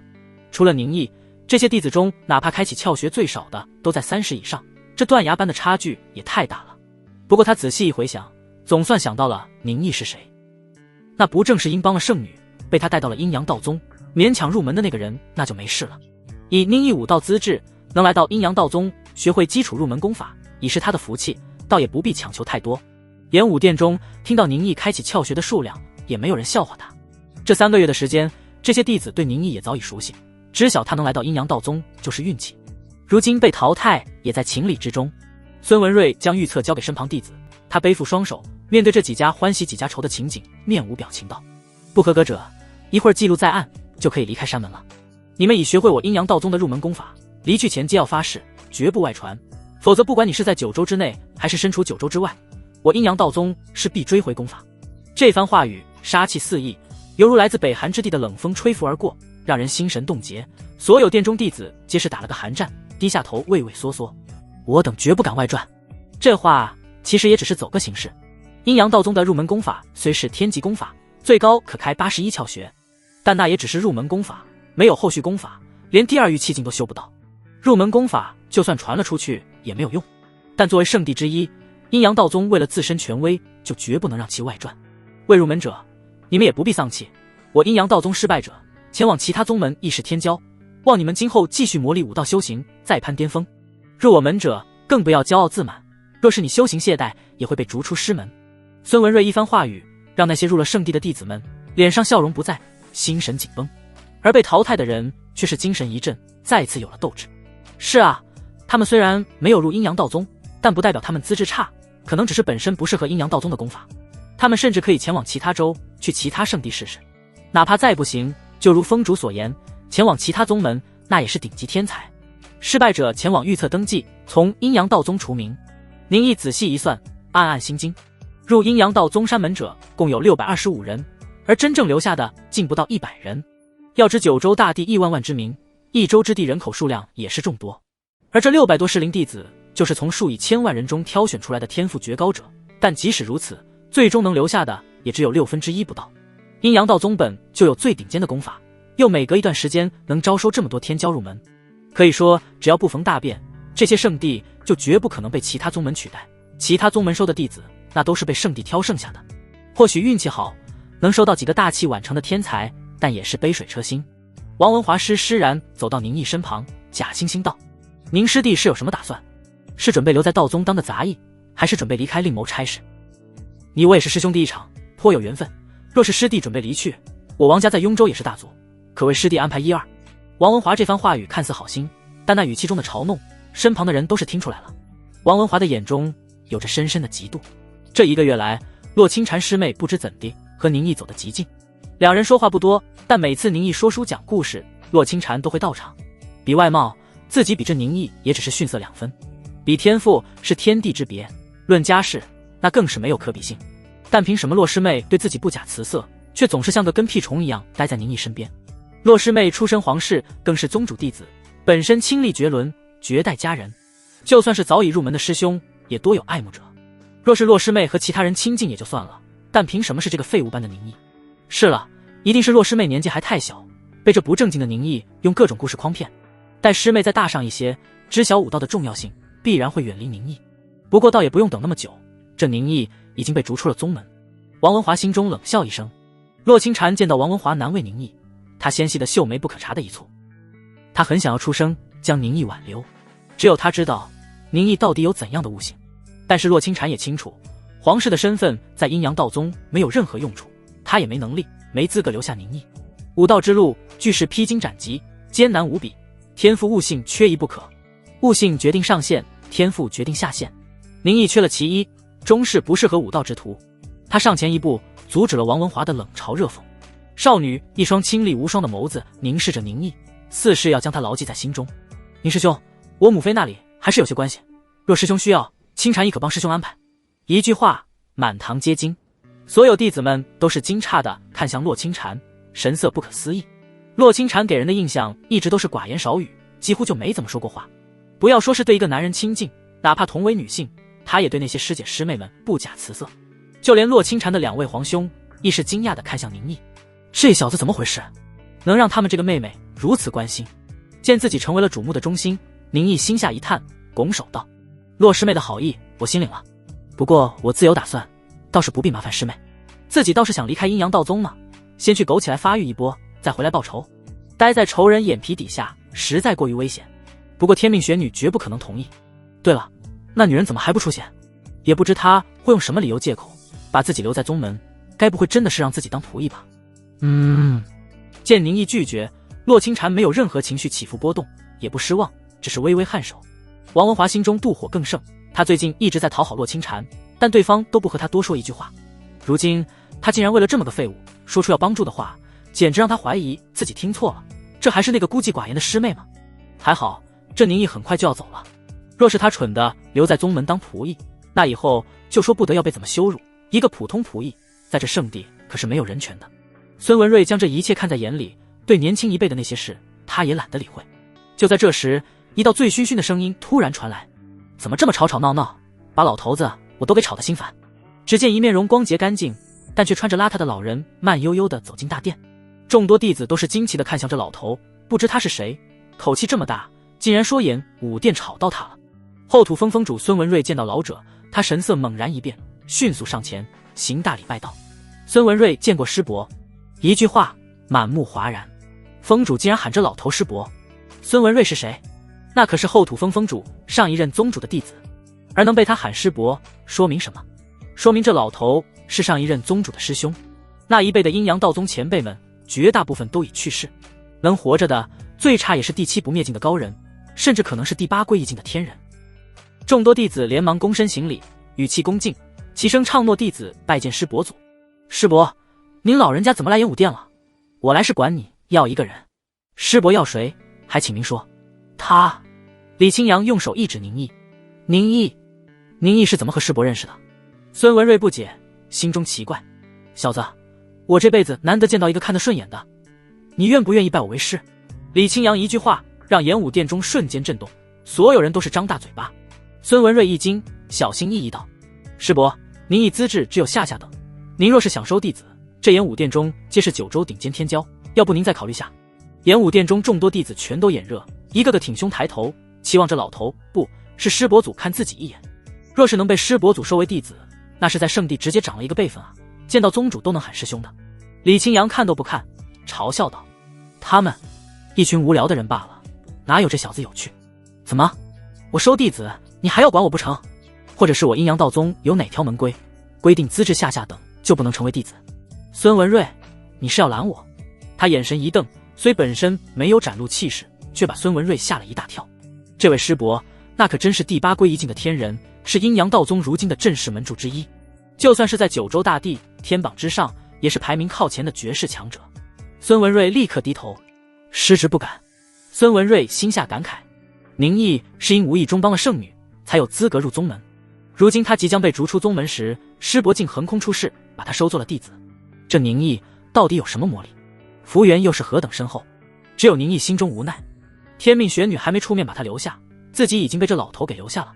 前几日见你还很机灵，今日怎么就和那些蠢货一样，在这里犯蠢？李清扬这时看向宁毅，眉头微微一挑。宁毅心中各种念头急转，自己本就不可能离开阴阳道宗，就算没有李清扬，天命玄女也一定会找个由头将他留下。既然如此，那不如就拜李清扬为师。他在阴阳道宗辈分极高，自己拜其为师也能有个倚仗。况且宁毅是真的想学李清扬的酿酒之法，既然想学对方的法门，那拜师也就变得理所当然。念及此处，宁毅当即跪下，真心实意拜道：弟子宁毅拜见师父。李清扬大笑一声：好，起来吧，小子，还不见过你师兄。他一指僵在原地的孙文瑞。宁毅从地上起来，对着孙文瑞再次作揖：见过师兄。后土峰峰主孙文瑞满脸尴尬，他没想到自己这一把年纪了，突然冒出来这么一个年轻的师弟，尤其是对方刚刚还是即将被师门放弃的晚辈，眨眼间不但入了宗门，还变成了同辈，这让他浑身犹如蚂蚁在爬，难受至极。他模糊地应了一声，对宁毅这个突然冒出来的师弟并不感冒。一个下等资质的人不但入了宗门，还辈分如此之高，若是让其他圣地知晓，岂不是要笑话他们？但面对李清扬这位师伯的决定，他也不敢反驳。师伯真是年纪大了，脑子不好使，怎么做出这种愚蠢决定？这事我不好多说，还是交给宗主师兄处理吧。孙文瑞心下暗恼李清扬这没事找事的行为。李清扬满意点头，招呼宁毅：走吧，小子，我是这武道峰峰主，你也不必前往其他峰，今后一直住在这里就是。武道峰除了招收弟子时日子太过吵闹，其他时候都安静得很，不用看那些庸人自扰。说罢，李清扬转身离开，宁毅连忙跟上。待两人离去，沉静的演武殿中一片喧哗。那些考核不合格即将离开宗门的弟子们，目光嫉妒地看向宁毅离去的方向。不公平，凭什么那不修武道的废物能留在阴阳道宗，还莫名其妙地成了宗门长辈，而他们这些勤修苦练开启了30乃至40窍诀的人却要远离圣地？王文华神色震惊，又急又妒。宁毅没有被逐出宗门，反而成了他的师叔。他下意识地看了一眼身旁不远处的洛清禅，在洛清禅眼中，他竟见到了一抹惊喜，这让他心中更是愤懑，忍不住冷哼一声：真是狗屎运。孙文瑞吩咐了身旁弟子2句，匆匆离去。李清扬带着宁毅来到武道峰山巅。之前3个多月，宁毅等新入门弟子住在武道峰，但山顶却被宗门视为禁地，不让他们前来。作为新入门的弟子，不敢违背师门吩咐，从未有人踏足过武道峰山巅。原来这里是李清扬这位武道峰峰主的住所。山顶之上有一别致楼阁，在氤氲雾气中若隐若现，幽深寂静，若琼楼玉宇。走进楼阁之中，院落里种植着瓜果蔬菜，欣欣向荣。李清扬这时停下脚步，对身后宁毅道：小子，刚才我让你拜我为师，你情绪却浮动犹豫，怎么拜我为师让你很为难？这穿着邋遢的老头吹胡子瞪眼，倒不是弟子为难，而是我资质太差，犹豫着师父为何要收我为弟子。宁毅眨了眨无辜的眼睛：为什么收你为弟子？当然是看你对酒热爱，要教你我那绝学九蒸九酿法。难道我还能是看上了你资质，要教你武道不成？李清扬一阵好笑。阴阳道宗乃九州圣地之一，来这里拜师的天骄如过江之鲤，随便找一个资质都比你强。不过修行武道者繁多，各类天骄层出不穷，但爱酒好酒又有酿造天赋的人却如凤毛麟角，能找到你这样的弟子也是不容易。李清扬一番感慨，神色唏嘘不已。宁毅眼巴巴地看着李清扬，鞠躬致礼：还望师父教我。太好了，我还真以为师父你要教我什么先天大阴阳五行真经，那玩意我早就会了，不稀罕。那日圣女大典，宁毅观摩天眼阳书，就从中悟出了这套天上级功法。相比于这让无数天骄追逐眼红的功法，还是李清扬的九蒸九酿法让宁毅感兴趣。哼，我收你为弟子，当然是要教你。过来吧，看看为师的酒房。李清扬带着宁毅在这别致楼阁中左转右转，到了最顶层。此地才是武道峰真正的最高处，矗立在悬崖峭壁上。从窗户口望去，脚下是云雾翻滚，高山挺拔，巍峨壮丽。酒房中摆放着数不清的酿酒工具，许多宁毅都没听说过。而在这占地广袤的屋子里，墙壁地板上还刻画着诸多神秘古老的符咒，应该是某类阵法。工欲善其事，必先利其器。见到这里的各种酿酒工具，宁毅眼中冒光。有了这些东西，我酒的技能恐怕会经验增长飞快，离艺术第3境已经是不远了啊！看到宁毅眼中的火热，李清扬很满意。宗内之人皆以为我不务正业，觉得我嗜酒如命。殊不知在上古之时，酒可是稀罕物，酿酒与丹药一样，是一门人们难以掌握的技艺，可将各种不同功效融入酒中。我这辈子收集天下残典，从中还原了部分上古酿酒的技术，这酒蒸酒酿法便是我这辈子最大的成果。李清扬用手抚过这些工具，神色复杂。然而世人偏爱武道，喜欢酒的人却是极少，能让我看上眼的更是没有。难得能在宗门内见到你这小子，让我见猎欣喜。我们两人倒是缘分不浅，待我将酒蒸酒酿法传授给你，我这辈子也就没有了遗憾。至于你最后是否能找到弟子，同样将其传承下去，我也不在意了。反正我现在完成了人生使命，找到了徒弟。若是两代断绝，那也是命该如此。宁毅见李清扬复杂神色，知他为酒蒸酒酿法付出了自己的一辈子。他语气严肃，躬身道：弟子必不负师父所望，别人将研究了一辈子的成果传给你，这是传承，亦是恩情。李清扬并没有一上来就叫宁毅酒蒸酒酿法，他先对宁毅一番考教，想要知道宁毅对酒理解多少。让李清扬惊喜的是，宁毅的基础知识非常扎实，也不知他过去是在哪学的这些知识。他并不清楚，这是宁毅在得到系统技能后拥有的基本能力。酒蒸酒酿法世间止于残本，我收集一生也没有找到完整的上古酿酒之法，但根据残本，我以阴阳道宗的特殊法门重新创造了新的酒蒸酒酿法，自信不输上古之法。这第一蒸名为青龙衔露，要在春分卯时以1000年雷击木雕成的盘龙赠，内嵌9枚蛟龙逆鳞为容器进行酿造。如今是春季，正适合学习出蒸。小子，你现在看好听好，我给你演示一番，这青龙衔露要如此这般。李清扬口中念着口诀，手中拿起由1000年雷击木与蛟龙逆鳞制成的珍贵容器，为宁毅展现出蒸法的秘密。天女真霞玉壶满，青龙衔露必消寒。星海浮沉3万里，一滴冰泉落人间。松根紫烟蒸云破，灵爪波雾凝仙丹。凡人空对琉璃盏，不识天酿出广寒。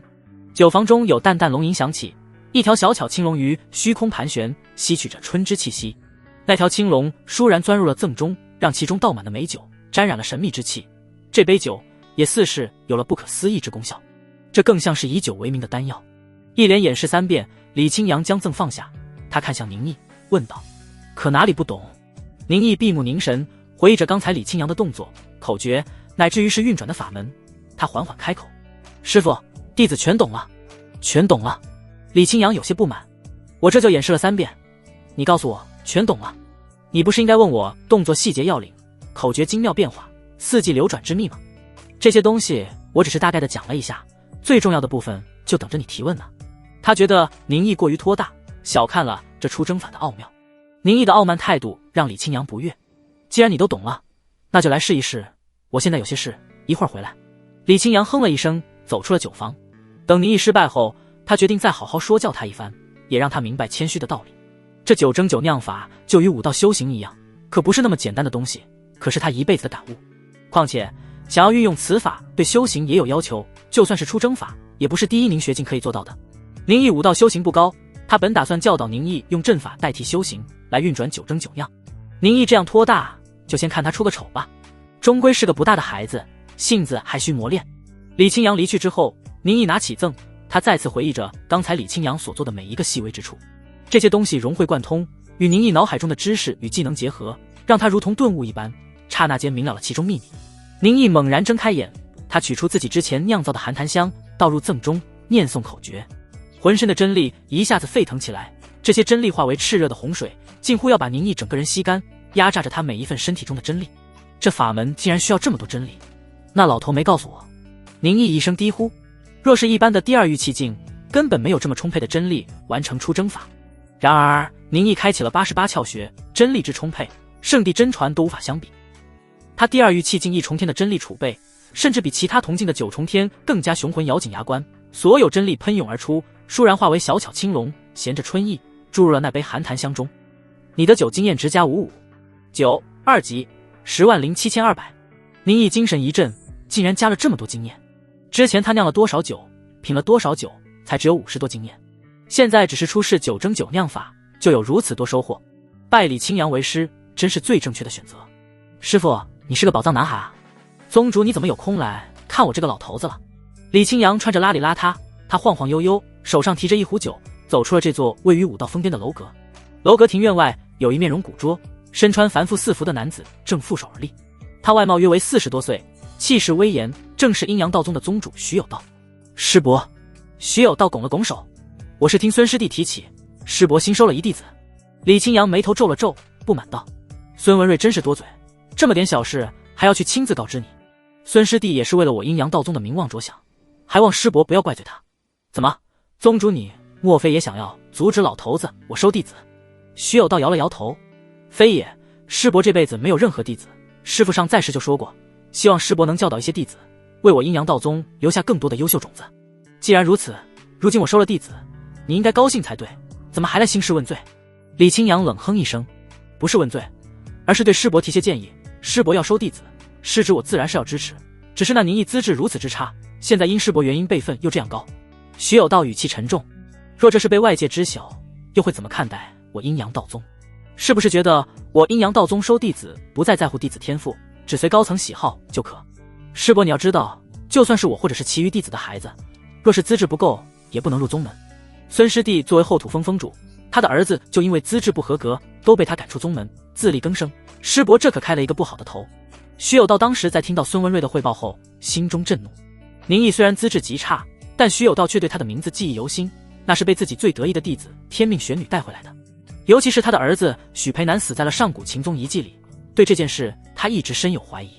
宁毅若只是留在宗门当个杂役，他自是不会说什么，但他若成为弟子，徐有道绝不同意。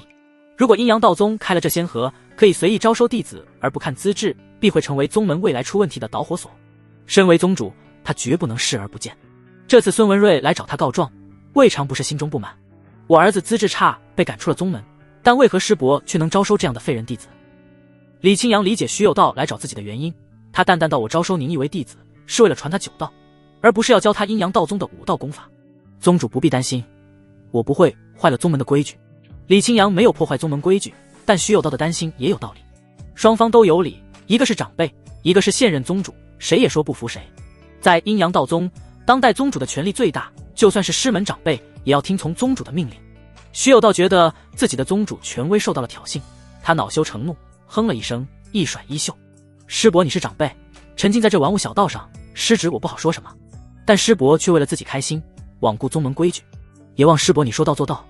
我如今先礼后兵，提前告知，若那宁毅坏我道宗名声，让道宗丢脸，我也只好动用宗主权力，将他逐出宗门，倒是不要怪师侄我狠心。徐有道说完，转身离去。哎，那臭小子，让老头子我直接得罪了宗主啊！李清扬喝了口酒，摇头叹息。但为了传承自己这毕生九道，宁毅那小子也愿意学他这一生研究。相比于这份人生追求，饿了宗主就饿了宗主吧，九道只是小道，庸人俗人，老头子我就是靠这小道才修成了第8归一境。李清扬提着酒壶往阁楼走去，那小子这时候估计正满脸愁容，不知道出征法要如何完成吧。我也正可以借着这个机会敲打他一番，让他不要盲目自信。回到阁楼，登上酒房，刚刚推开门，李清扬的鼻子嗅了嗅，神色就是一变。他一步迈出，身影倏然消失，再次出现时已经来到了宁毅身旁。宁毅盘腿坐在地上，就像是被人榨干了一样，浑身虚弱。刚才使用出征法，让他几乎耗尽了身体每一分真力，此时正在恢复。李清扬拿起桌子上的那瓶寒檀香，他直接饮了一口，神色不可思议，猛然看向宁毅：小子，你竟然真完成了青龙贤路！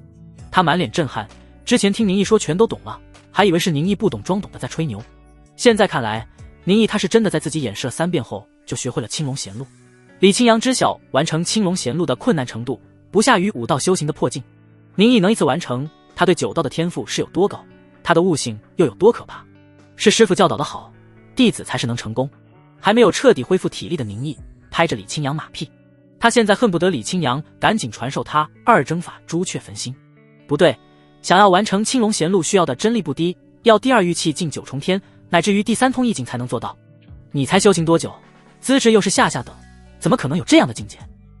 李清扬一步迈出，来到宁毅身边，一把抓住了他的手腕，无比恐怖的气息进入宁毅身体脉络，在他周身探查。宁毅没有反抗，他也没有能力反抗。对于自己的功力境界暴露，他早就做好了准备。阴阳五欲六尘经的辟邪法虽然厉害，但只要有高手愿意仔细检查，就能轻松看破。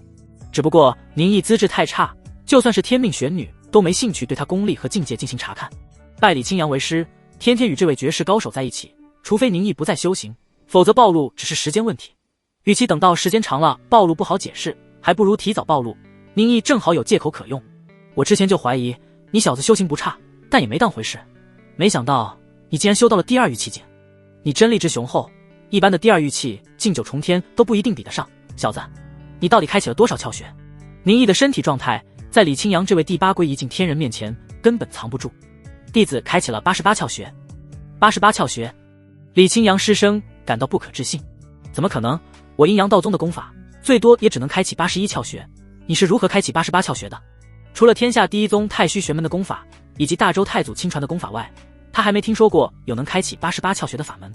况且就算是那2大法门，这世上真能修成的也只有那位道门之首以及大周太祖本人。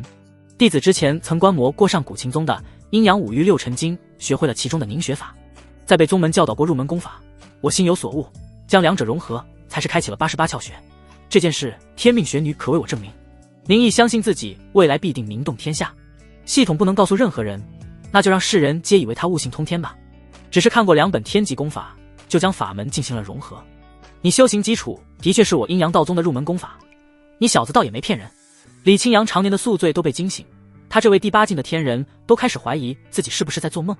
阴阳道宗的入门功法只能修到第1凝血境，你却是第2玉气境，这之后的法门是谁教你的？是天命玄女。李清扬知道宁毅是被天命玄女带到宗门，谁又清楚2人到底什么关系？如果天命玄女真的违背宗门规定交给宁毅法门，也是有可能的。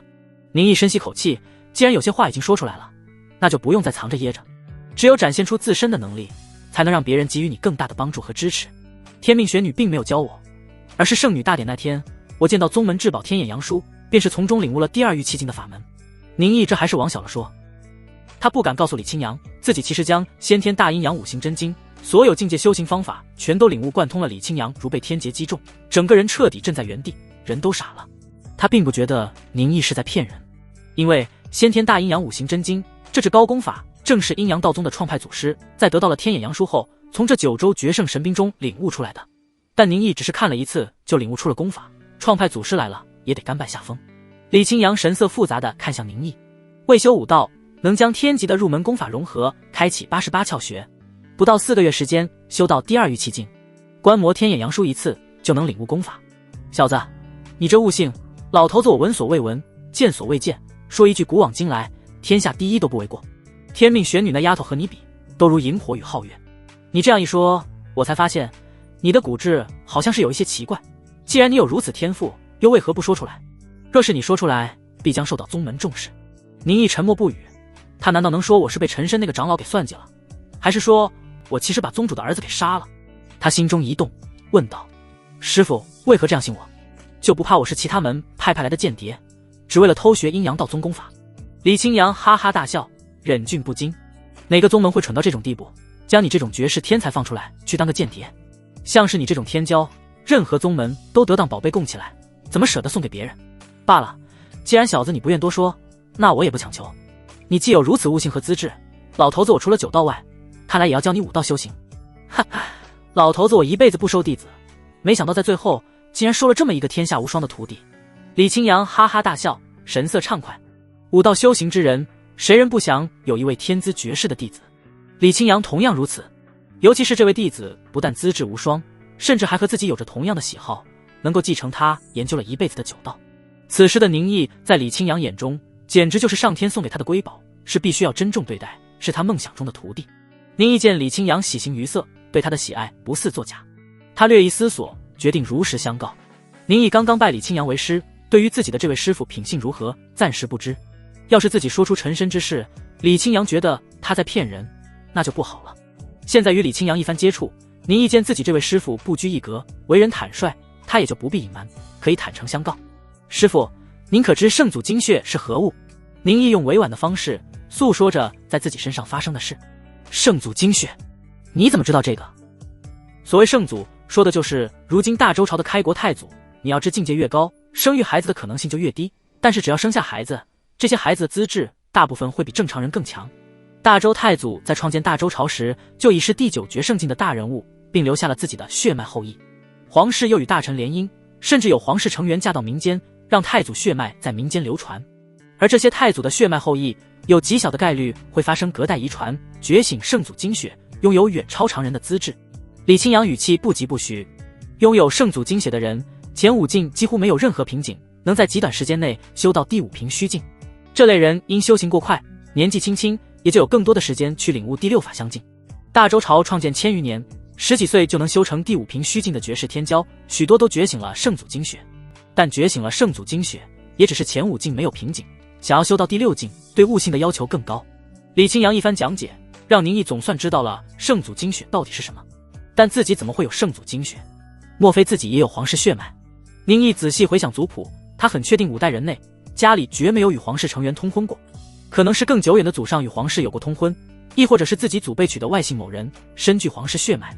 既然皇室与民间通过婚，那皇室血脉在民间流传的应该不少。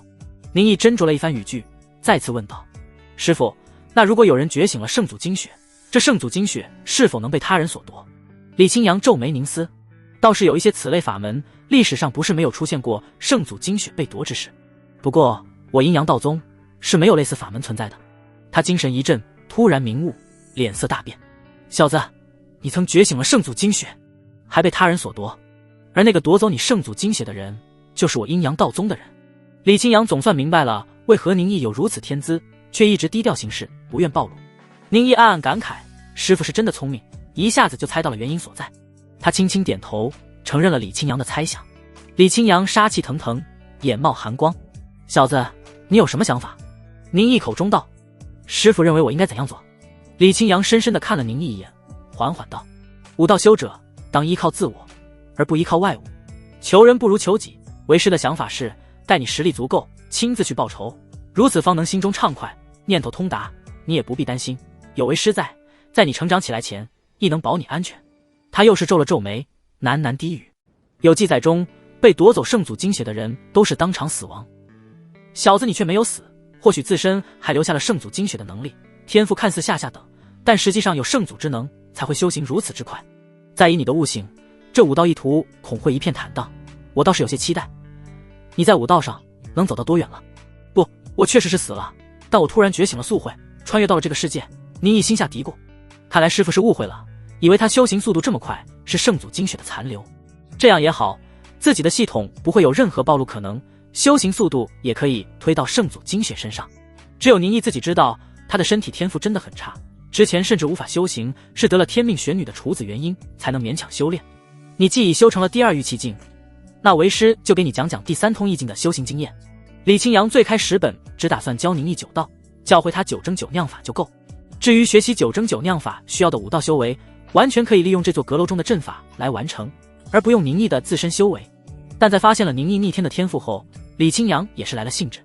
他决定不光要传授宁毅9道，还要带他真正走上武道修行之路。宁毅认真听讲，之前他只是阴阳道宗入门弟子，甚至不算是真正的圣地弟子，阴阳道宗并没有讲过系统的武道修行讲解。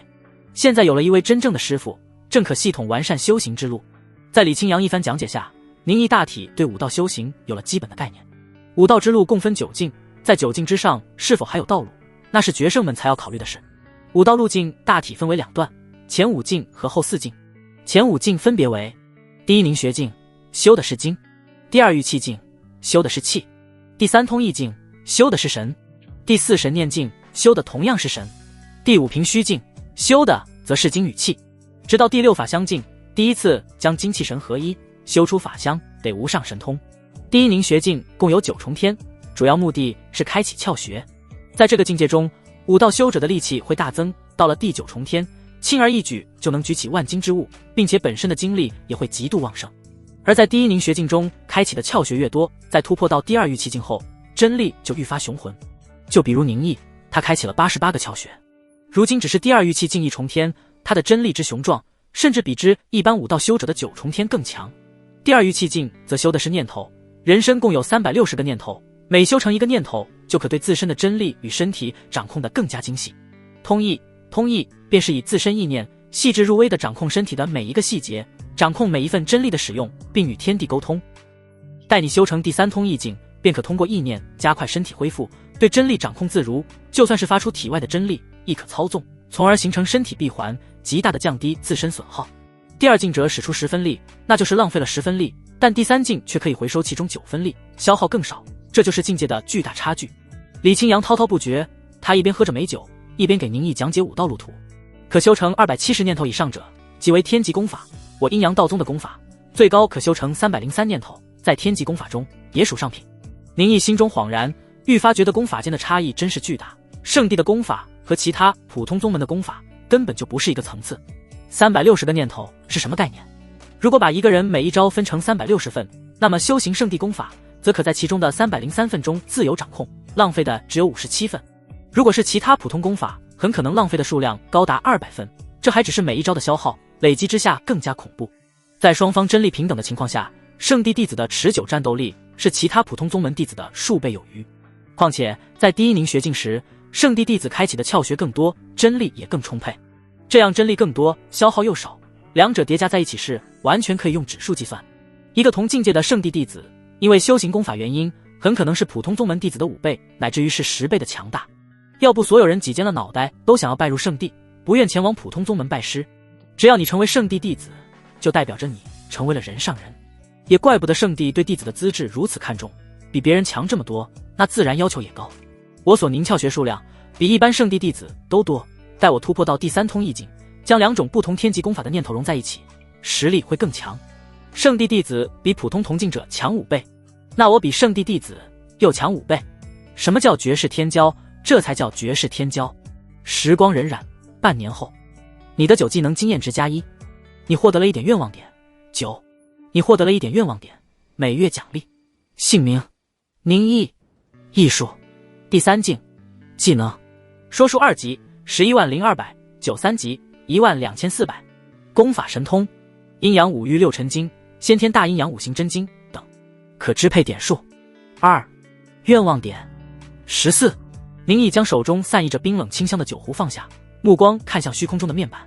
半年时间的努力，让他终于是将酒这个技能升到了3级，让艺术等级提升到了第3境，同时获得了一个新的可支配点数。因艺术境界提升到第3境，宁毅掌握的五方五行轮转法脉这一大神通也同样达到了3重天。3重天的大神通，整个阴阳道宗比我更强的只有寥寥几人了。而若是我将可支配点数用在这一神通上，就可将这大神通暂时提升到第5重的境界。第5重天的大神通，说是如今阴阳道宗的第1人都不为过。宁毅眸光闪烁，眼中暗含欣喜，自己离拥有报仇的实力更近了一步。不过我武道境界还是太低，这才是如今的重中之重。想要提升武道境界，需要的是愿望点。宁毅本以为掌握了2门技能后，愿望点会变成每月增加3点，但是因为说书这项技能他找不到机会使用，以至于他现在能够积攒愿望点的方式依然是每月系统赠送，以及用酒这个技能获得。从拜李清扬为师，宁毅就再也没有离开过武道峰的这座楼阁。曾经的那些入门弟子拜入其他峰后，也再没有来过武道峰。对刚入门的弟子们而言，努力修行才是最重要的，自是不可能随处乱跑。没有了听众，宁毅的说书技能也就没了用武之地，以至于这半年来他的说书技能经验几乎没有增长。要是师父愿意听我讲故事就好了，可惜师父平生值好久，对我讲的故事一点兴趣都没有。宁毅轻叹口气，有些失望。师父李清扬乃是第8归一境的天人，如果他愿意听自己说书，想必技能经验增长极快，很快就能将说书技能也升到3级。技能每一级所需的经验果然是成倍增加，2级升3级需要200点经验，3级升4级则需要400点。自从9技能升到3级后，我每次使用出征法青龙贤路也才增加1点经验值，这说明出征法的酿造手法已经跟不上等级，我需要学习2征法朱雀焚心。但是想要学会朱雀焚心，以如今宁毅第2玉气境的实力已经不足以支持消耗，他现在必须要提升境界，只有晋升到第3通意境后才有机会学会。就在宁毅思索时，一浑身散发酒气穿着邋里邋遢的老头走了进来。李清扬也不多话，进来酒房后一把抓住宁毅酿造的寒檀香，将里面的酒液一饮而尽。他咂巴了一下嘴，满意道：小子，你这青龙贤路已真圆满，仅在此道上，就算是我也不敢说比你更强。你现在需要学习二整法，不知你武道修行怎么样了？宁毅面色不变，对李清扬笑道：“师傅，徒儿相信过不了多久就能修到第3通一境，到时就可学习师傅的朱雀焚心了。还好师傅并不检查我功课。”宁毅心下舒了口气。如果李清扬真的检查他境界，就会发现半年过去，宁毅的境界依然是第2玉器境一重天，这与他之前表现的精彩绝艳完全不匹配。宁毅虽然获得了愿望点数，但是他没有用愿望点数提升自己的小境界。他曾试着许过愿提升一个小境界，系统提示只需要1个愿望点就够，但宁毅估计这其实是亏的。很大的可能，宁毅提升一个小境界根本用不了1个愿望点，但系统最低要求是需要付出1个愿望点。因此宁毅一直将愿望点攒着，想要直接来一波大的，从第2境第1重直接升到第3境，跨越所有小境界。现在我有14点愿望点，也不知道够不够，希望够吧。如果不够，那我就只能继续攒了。宁毅心中思忖，武道修行不到1年就有机会修成第3通一境，若是被他人知晓，小子你才是那真正的千年第一人啊！李清扬满脸通红，大笑一声，打了个9嗝。宁毅缓缓摇头，徒弟也只是仗着圣祖精血之能，才能境界提升如此快。天命玄女师姐，师侄女可是20出头就修成了第7不灭境。武道修行越到后面越难，我现在修行没有瓶颈，不敢保证之后也能没有瓶颈。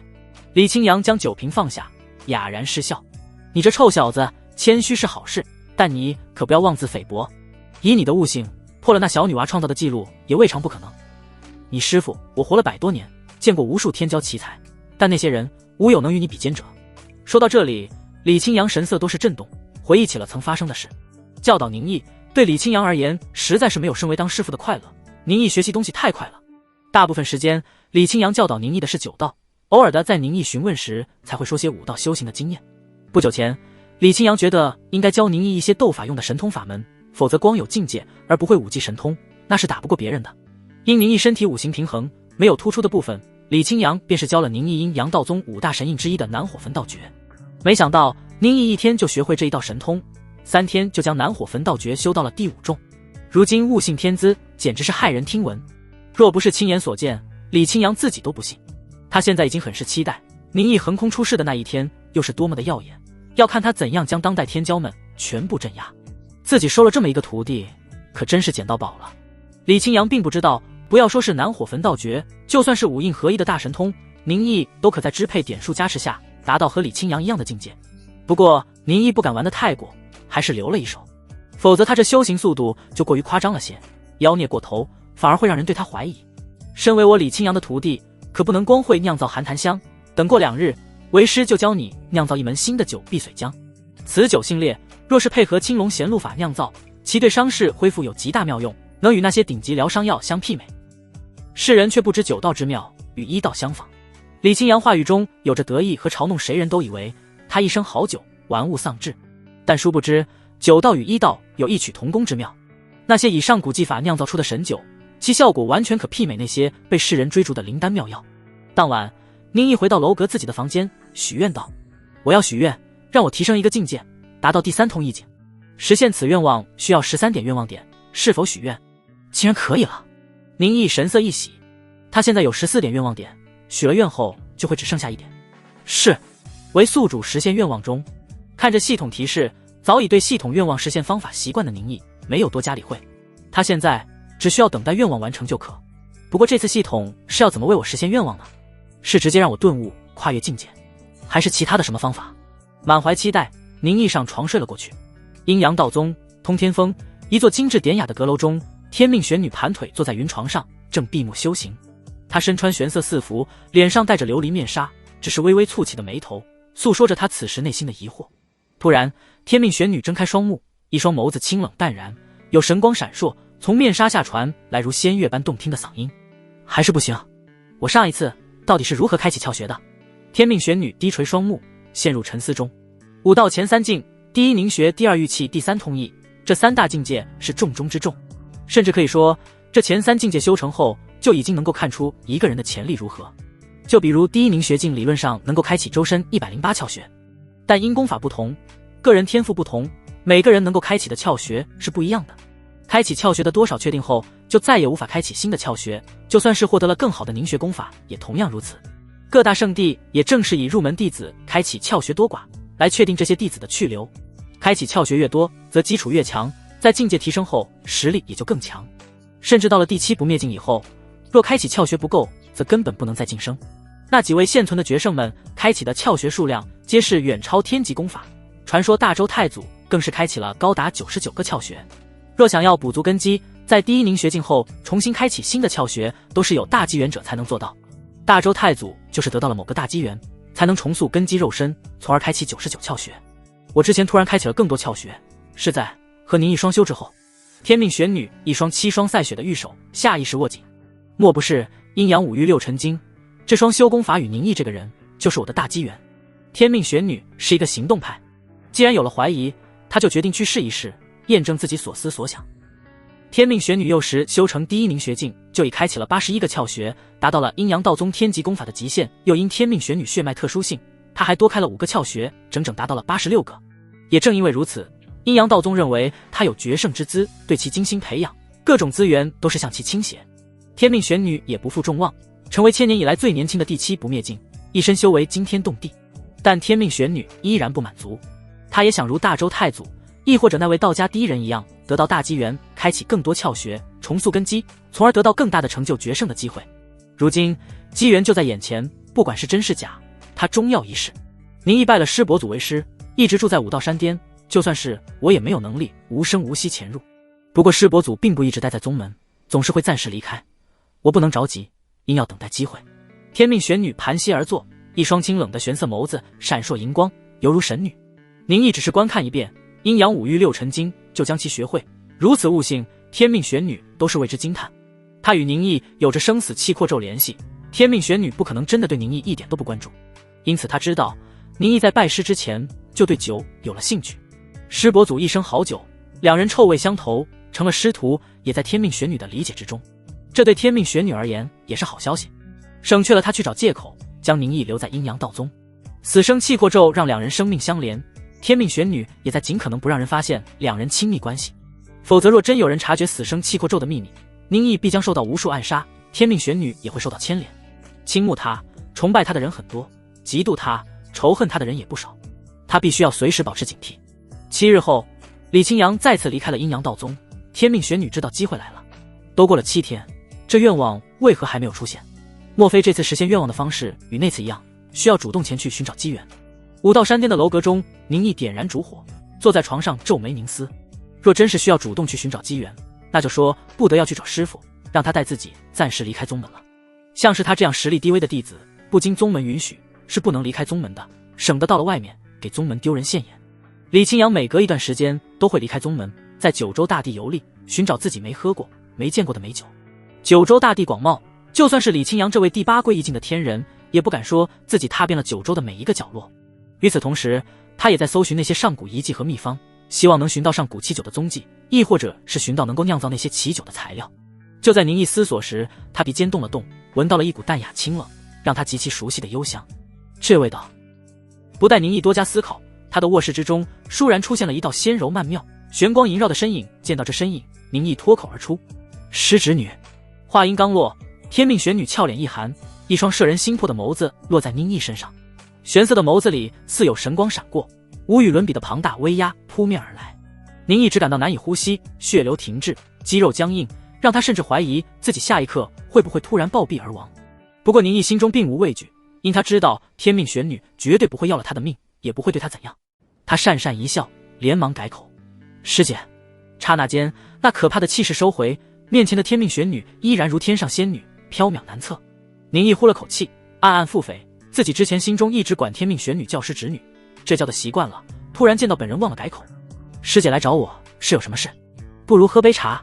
宁毅走到桌子边，慢条斯理的倒了杯清茶。如果是其他第7不灭境的高人在这里，他绝不敢这样随意。天命玄女清冷的眸子瞥了一眼茶水，她并没有出声，只是直勾勾的继续凝视着宁毅，让他如坐针毡。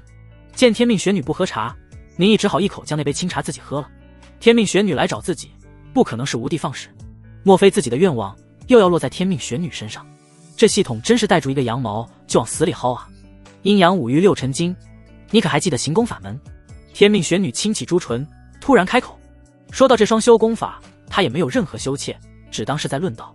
宁毅愣了一下，没料到天命玄女会提起这上古琴宗的法门，她神色古怪，回道：“这门功法我自是不可能忘记，师姐为何要提起它？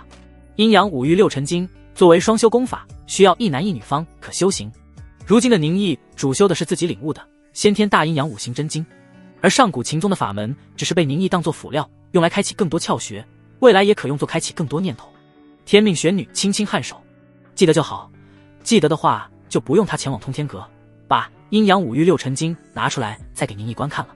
他纤纤玉手抬起，对着宁毅就是一指，这一指让宁毅大惊失色，他仿佛是中了定身术，身体彻底无法动弹，除了思维还在可以眨眼外，他几乎失去了对身体的所有控制权。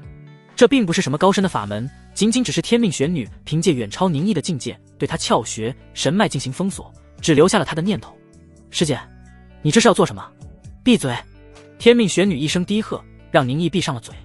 不是宁毅如此听话，而是天命玄女的命令若口含天线，让宁毅失去了语言能力。天命玄女再次用手一指，宁毅身上穿着的衣服直接四分五裂，化为片片残骸脱落在地。宁毅瞪大了眼睛，神情愕然，这女人到底要做什么？她该不会要强奸我吧？宁毅的想法没有错，天命玄女是真的要强奸他。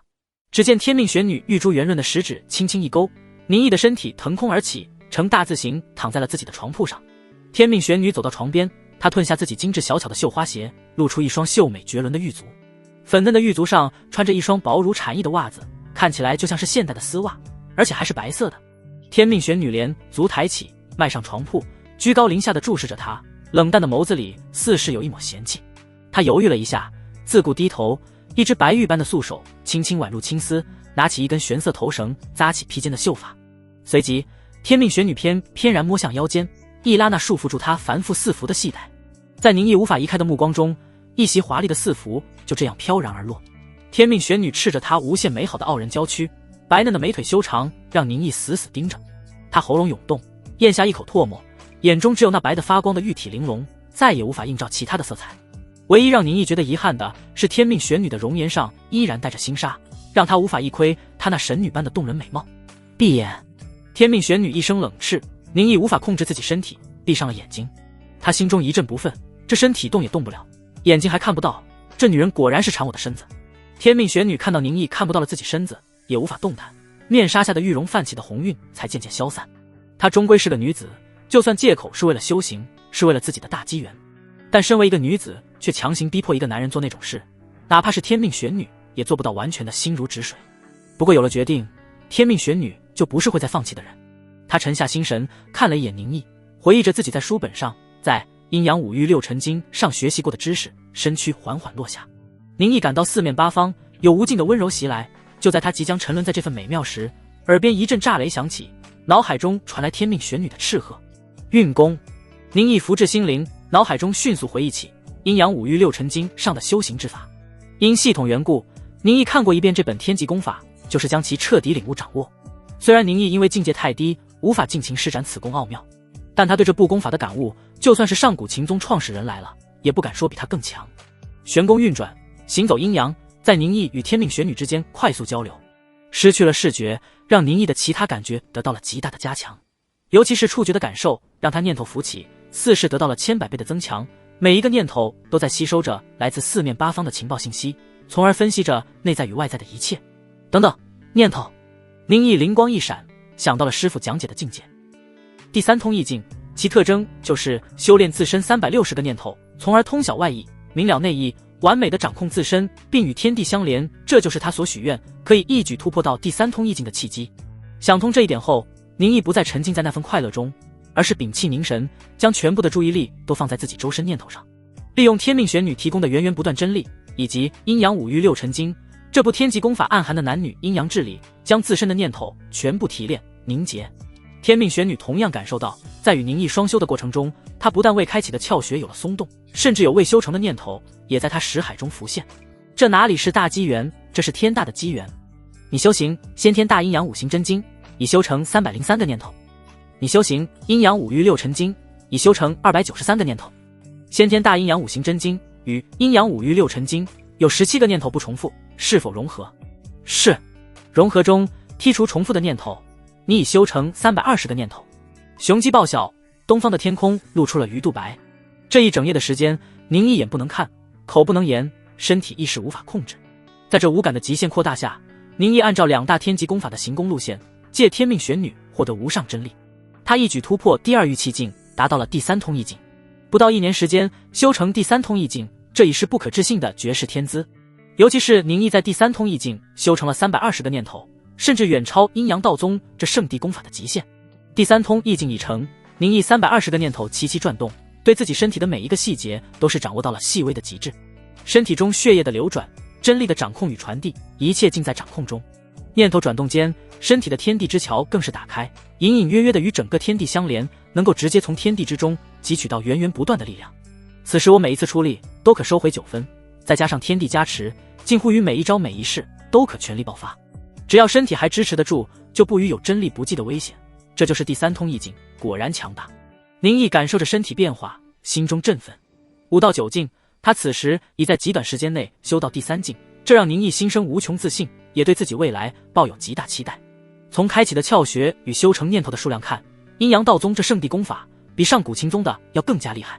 不过我有系统帮助，可将2大功法融合，从而塑造更强的根基。若有一天我能得到其他圣地功法，将所有天级功法全部融合，或许就能彻底开发自身，达成前无古人的成就。就在这时，宁毅发现自己能动了。宁毅连忙睁开双眼，才发现时间已是到了清晨。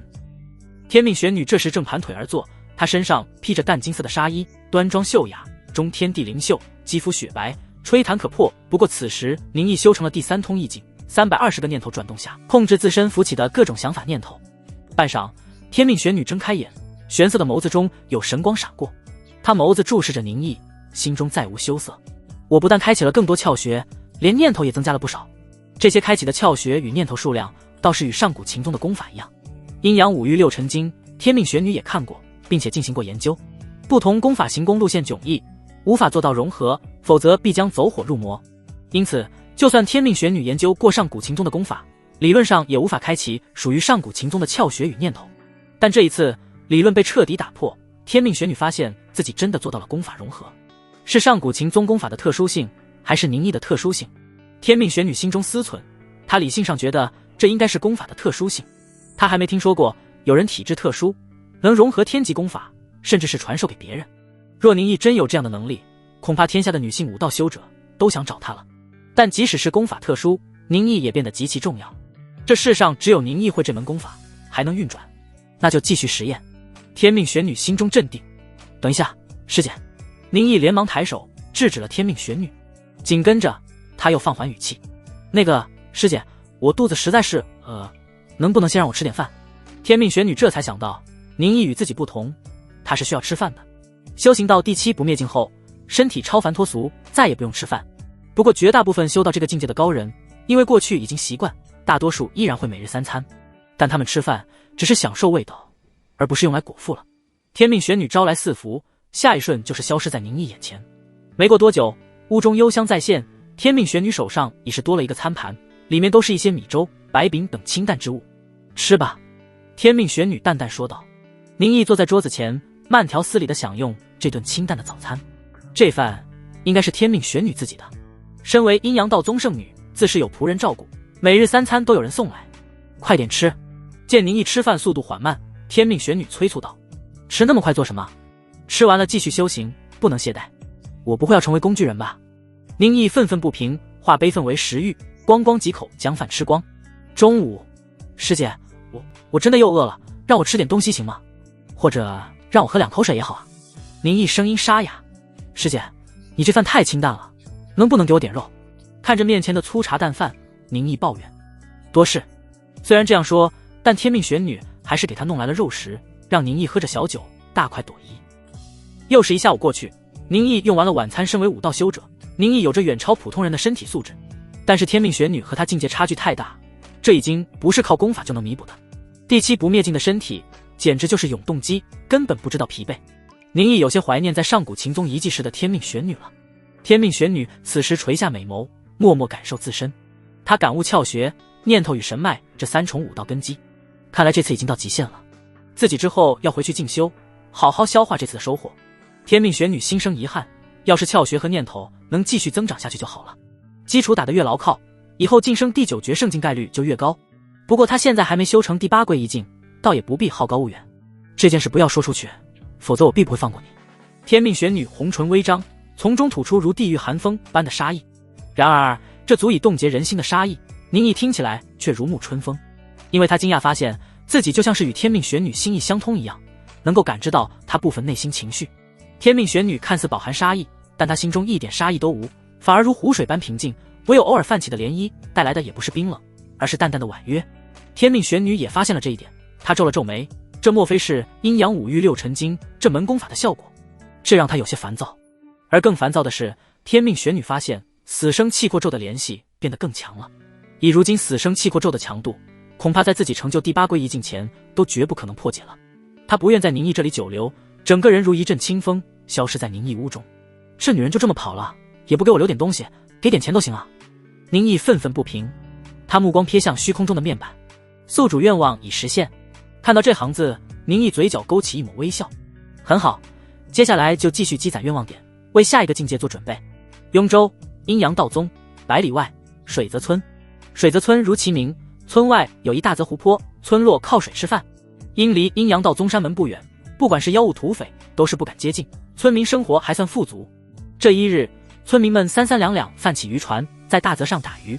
这片大泽因受水势地脉影响，颇有神异，其中生有一种灵鱼，普通人吃下可强身健体，城里的老爷们都很喜欢。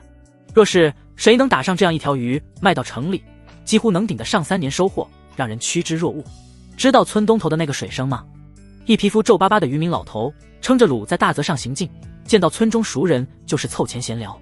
水生当然知道，一挺憨厚的小子说是前段时间打到了一条灵鱼，卖给了城里的老爷，生活一下富足了。嘿，你这都是老黄历了。那小子运气忒好，前2天竟又打到了一条灵鱼，买了一块地，不当渔民要种地里。这小子不会是祖坟冒青烟了吧？另一人啧啧有声，口中满是羡慕。当渔民的生活可不轻松，风吹日晒，捕鱼的收获还看运气，遇到运气不好或者天气不好，那可能连续多天都没有收益。还是种地好啊，有自己的一块地，只要不碰到大灾，养活自己一家子是没问题的。就在两人闲聊时，大泽之上突然冒出了淡淡黑烟。渔民神色惊异，两人站在船首望去，发现远方的村子已被更加浓烈的黑烟笼罩。不待两人有什么动作，大泽上的浅淡黑烟飘落到了他们身上。两渔民一口黑烟入腹，从心底突然泛起一股强烈的杀意。因常年打鱼晒得黑干的身体得到黑烟滋润，竟然胀起了隆隆肌肉，面目狰狞，甚至从嘴中长出了獠牙。渔民的意识也在黑烟进入身体时彻底丧失。水泽村外不远处有一双目猩红、容颜俊美邪异的青年人负手而立，他望向前方被黑色雾气浸染的水泽村，神情惊喜。真是天助我也，没想到竟然会在这里遇到无主魔渊，这魔渊还是通一级，这是老天要让我得到晋升机会，天与不取，必受其咎。师弟，我们动作快一点，将这小型魔渊占据，到时我为主将，你为副将，带我们吞噬更多血肉，对你我的修为都有好处。邪异青年双目放光，露出嗜血的笑容。在他身边，一位年龄稍小一些，同样满脸杀意的年轻男子犹豫道：师兄，这里离阴阳道宗山门太近了，会不会有危险？为首的青年一声冷哼：你胆子怎么这么小，怕个屁。魔渊神秘，就算是阴阳道宗的那位宗主也难以用紫微术数算出其中奥妙。这只是个通一级的魔渊，阴阳道宗只会派一些小辈的弟子过来，我们正可以以逸待劳，将这些阴阳道宗的弟子杀掉，吞掉他们的血肉与神魄，再得魔渊奖励。以我二人在宗门地位，也必定会大大提高。说着，邪异青年看向身旁的师弟，眼中杀意凛冽。若是你不愿做，那我也只好先清理门户。想来师父知道了，也一定会对我大加赞扬。我夺心宗可不要胆小如鼠之人。师弟浑身打了个寒战，连忙低头，一切都听师兄的。好，那就动作快一点。阴阳道宗，陈深匆匆来到通天峰，见到了阴阳道宗的宗主徐有道。宗主，天策府的人传来情报，说是在阴阳道宗山门100里外的水泽村出现了小型魔渊。陈深面对宗主，他拱了拱手，语气尊敬。身穿繁复四服、面容古拙的徐有道缓声问道：水泽村的村民怎么样了？被魔渊吞噬，恐怕里面百户居民都入魔了。陈深轻轻一叹，似是为这些无辜之人的死亡而痛心。那小型魔渊是什么等级的？天策府言是夺心魔渊，乃是通一级。通一级，那就派一些通一境的弟子去处理了吧。既然是在我阴阳道宗境内出现的魔渊，阴阳道宗就有义务将其清除。徐有道按照惯例，没有任何犹豫地下达命令。他见陈深欲言又止，疑惑道：“师弟，你还有什么话要说？”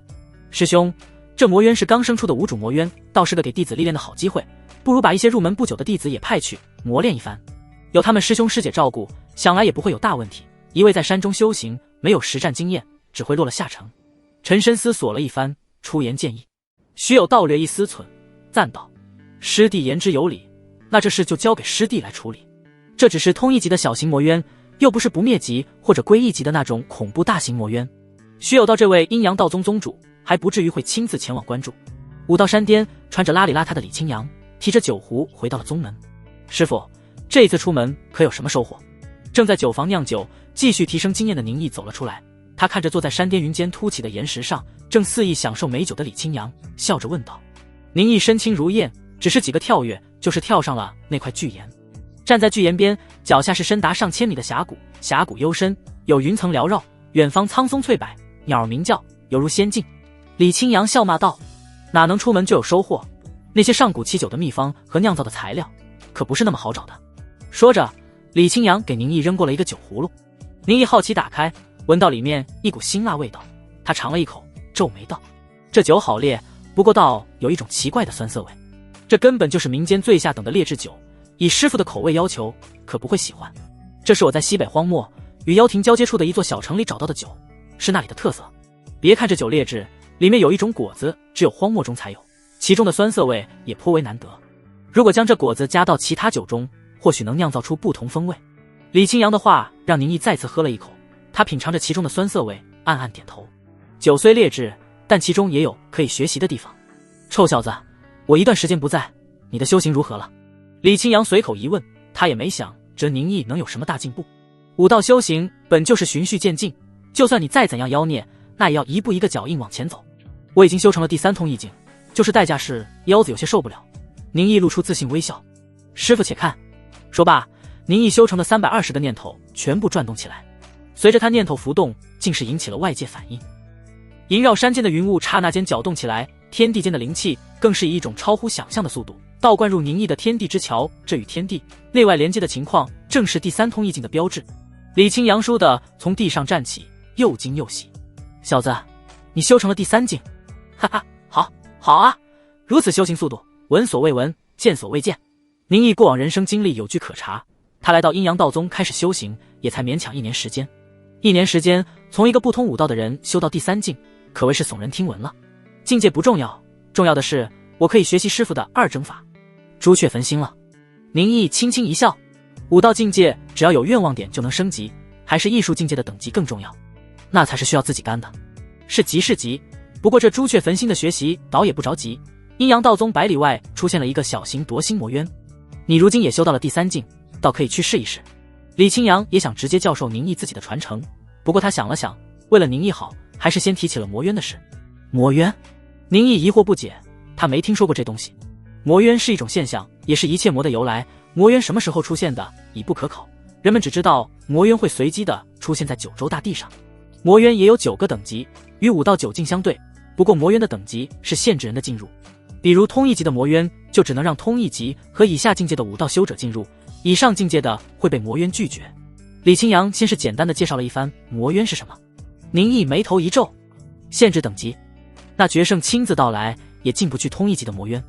没错，这岂不是说这魔渊比决胜还要可怕？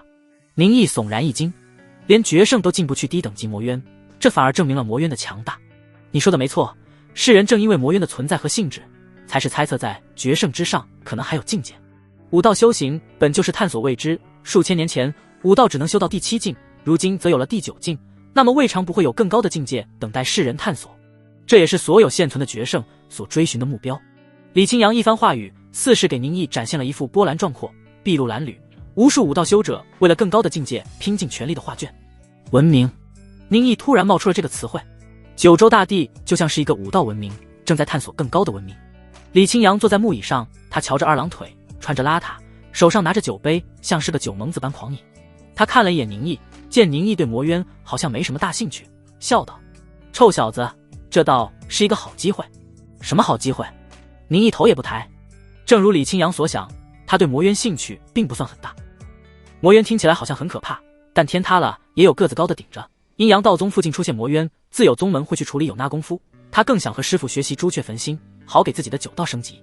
按照他的估计，只要学会了2征法，朱雀焚心就可以大量增加经验值，有机会将9道升到4级。魔渊限制5道境界进入，但只要有人将其击溃，就能得到气运。气运就是气运，气运虽看不到摸不着，但它真实存在。李清扬翘起一只腿，搭在了椅子的扶手上。根据前辈们的研究，魔渊的存在对九州大地是一种伤害。若谁能击溃魔渊，就会得到这片天地的奖励，也就是气运。传言大周太祖、道门第一人，还有那位大佛都曾击溃过高等级的魔渊，气运加深才是能修成绝胜。宁毅心中一动，对魔渊一下子来了兴趣。如果击溃魔渊能得到好处，那他还是愿意去做的。李清扬见宁毅动心，心下一笑。他活了100多年，看人极准，与宁毅也一起生活了这么久，对自己这个徒弟的性格，他又怎能不了解？自己这徒弟其实性格相当懒散，事不关己就高高挂起，但若是有利益所在，他也会立刻来劲，很是唯利是图。这样的性格没什么不好。天下熙熙，皆为利来；天下攘攘，皆为利往。武道修行本就是要争，与人争，与地争，与天争。魔渊等级越高越可怕，若是归一境的魔渊，就算是师傅我进去了，都可能死无葬身之地。所以我才说这是个好机会。通意境的魔渊等级不高，你恰好也是通意境，以你的实力，想必解决他不难。白的好处为何不去做？李清扬一番循循善诱，让宁毅兴致大增。不过他是个谨慎的人，即使师傅说他能轻易解决，宁毅也要先获得更多情报。还请师傅给我讲讲关于魔渊更详细的事情。李清扬神色赞许，他说道：魔渊分为4种，分别是夺心魔渊、鬼道魔渊、温黄魔渊与极乐魔渊。夺心魔渊最是依靠实力，魔渊里是最纯粹的杀戮。鬼道魔渊想要破解，需要智慧与判断力，可谓是最棘手的魔渊。温黄魔渊难度最低，但这个魔渊对九州大地也影响最大。每一次高等级的魔渊出现，都会造成数以10万乃至于是100万计的伤亡。而极乐魔渊最需要意志力，其中无尽享乐，很容易让人沉沦，从而生死道消。李清扬一番讲解，让宁毅对魔渊的存在与形式有了详尽了解。宁毅眉头皱起，疑惑道：这4大魔渊怎么和现存的魔门这么像？4大魔门正是夺心宗、千极鬼道门、温黄不死宫以及上古琴宗。不过上古琴宗早已被灭门，如今只剩下了3大魔门。哈哈，你想的没错，4大魔渊对应的正是曾经的4大魔门。传说中4大魔门的祖师落入了最初的魔渊，有人说他们是在魔渊中自行领悟，也有人说他们是在魔渊里遇到了域外天魔，从而修成了魔道大法，创立魔门，带给九州大地磨难。每一次魔渊出现，所对应魔门的人都会想尽办法进入，扩大魔渊范围，让生灵涂炭。不过这一次出现的魔渊离道宗很近，想来应该不会有魔道之人跑到这里。宁毅当即有了决定，既然如此，那他就出去一趟，把这魔渊解决，顺便给自己增些气运。阴阳道宗100里外，水泽村，曾经热闹的村落，此时陷入一片的诡异黑雾之中，村中600多口人早已没有了声息，就连那连绵的大泽都沾染了黑色的水墨，像是一片泥泞盆地。水泽村周遭早就被官府隔绝，不允许外人进入，甚至有天策府的将士进行拦截守护。解决魔渊是九州大地所有生灵的责任。驾！数十位身穿4服的年轻男女骑着骏马奔驰而来，在接近黑雾的范围后，才是勒紧缰绳，让马匹停下。只有修行到第5平虚境，才能拥有日行千里的遁法，或者是平虚御风，进行人类梦寐以求的飞行。第5境以下的武道修者，只能用腿走路或者是骑马了。到来的这一批阴阳道宗的弟子，最高的是第3通意境，最低的只有第1凝血境。洛师妹，好久不见了。王文华在人群中见到了身穿简朴4服、秀美绝伦的洛清禅，他双目一亮，立刻如舔狗般凑了过去。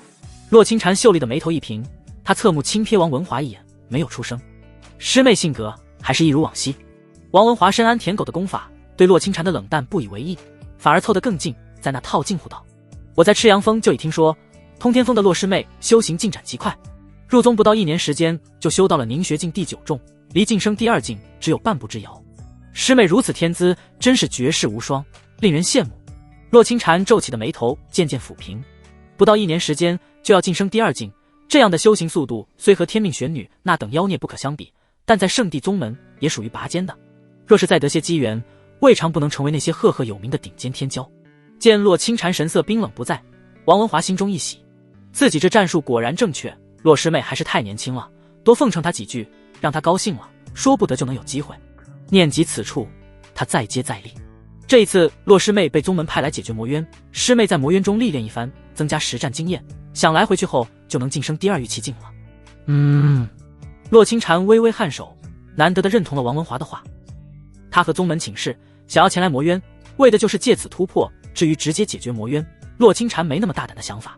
这魔渊怎么也是通意境，不是他一个区区凝血境能够破除的。洛师妹，你准备好了吗？魔渊危险，绝不能掉以轻心。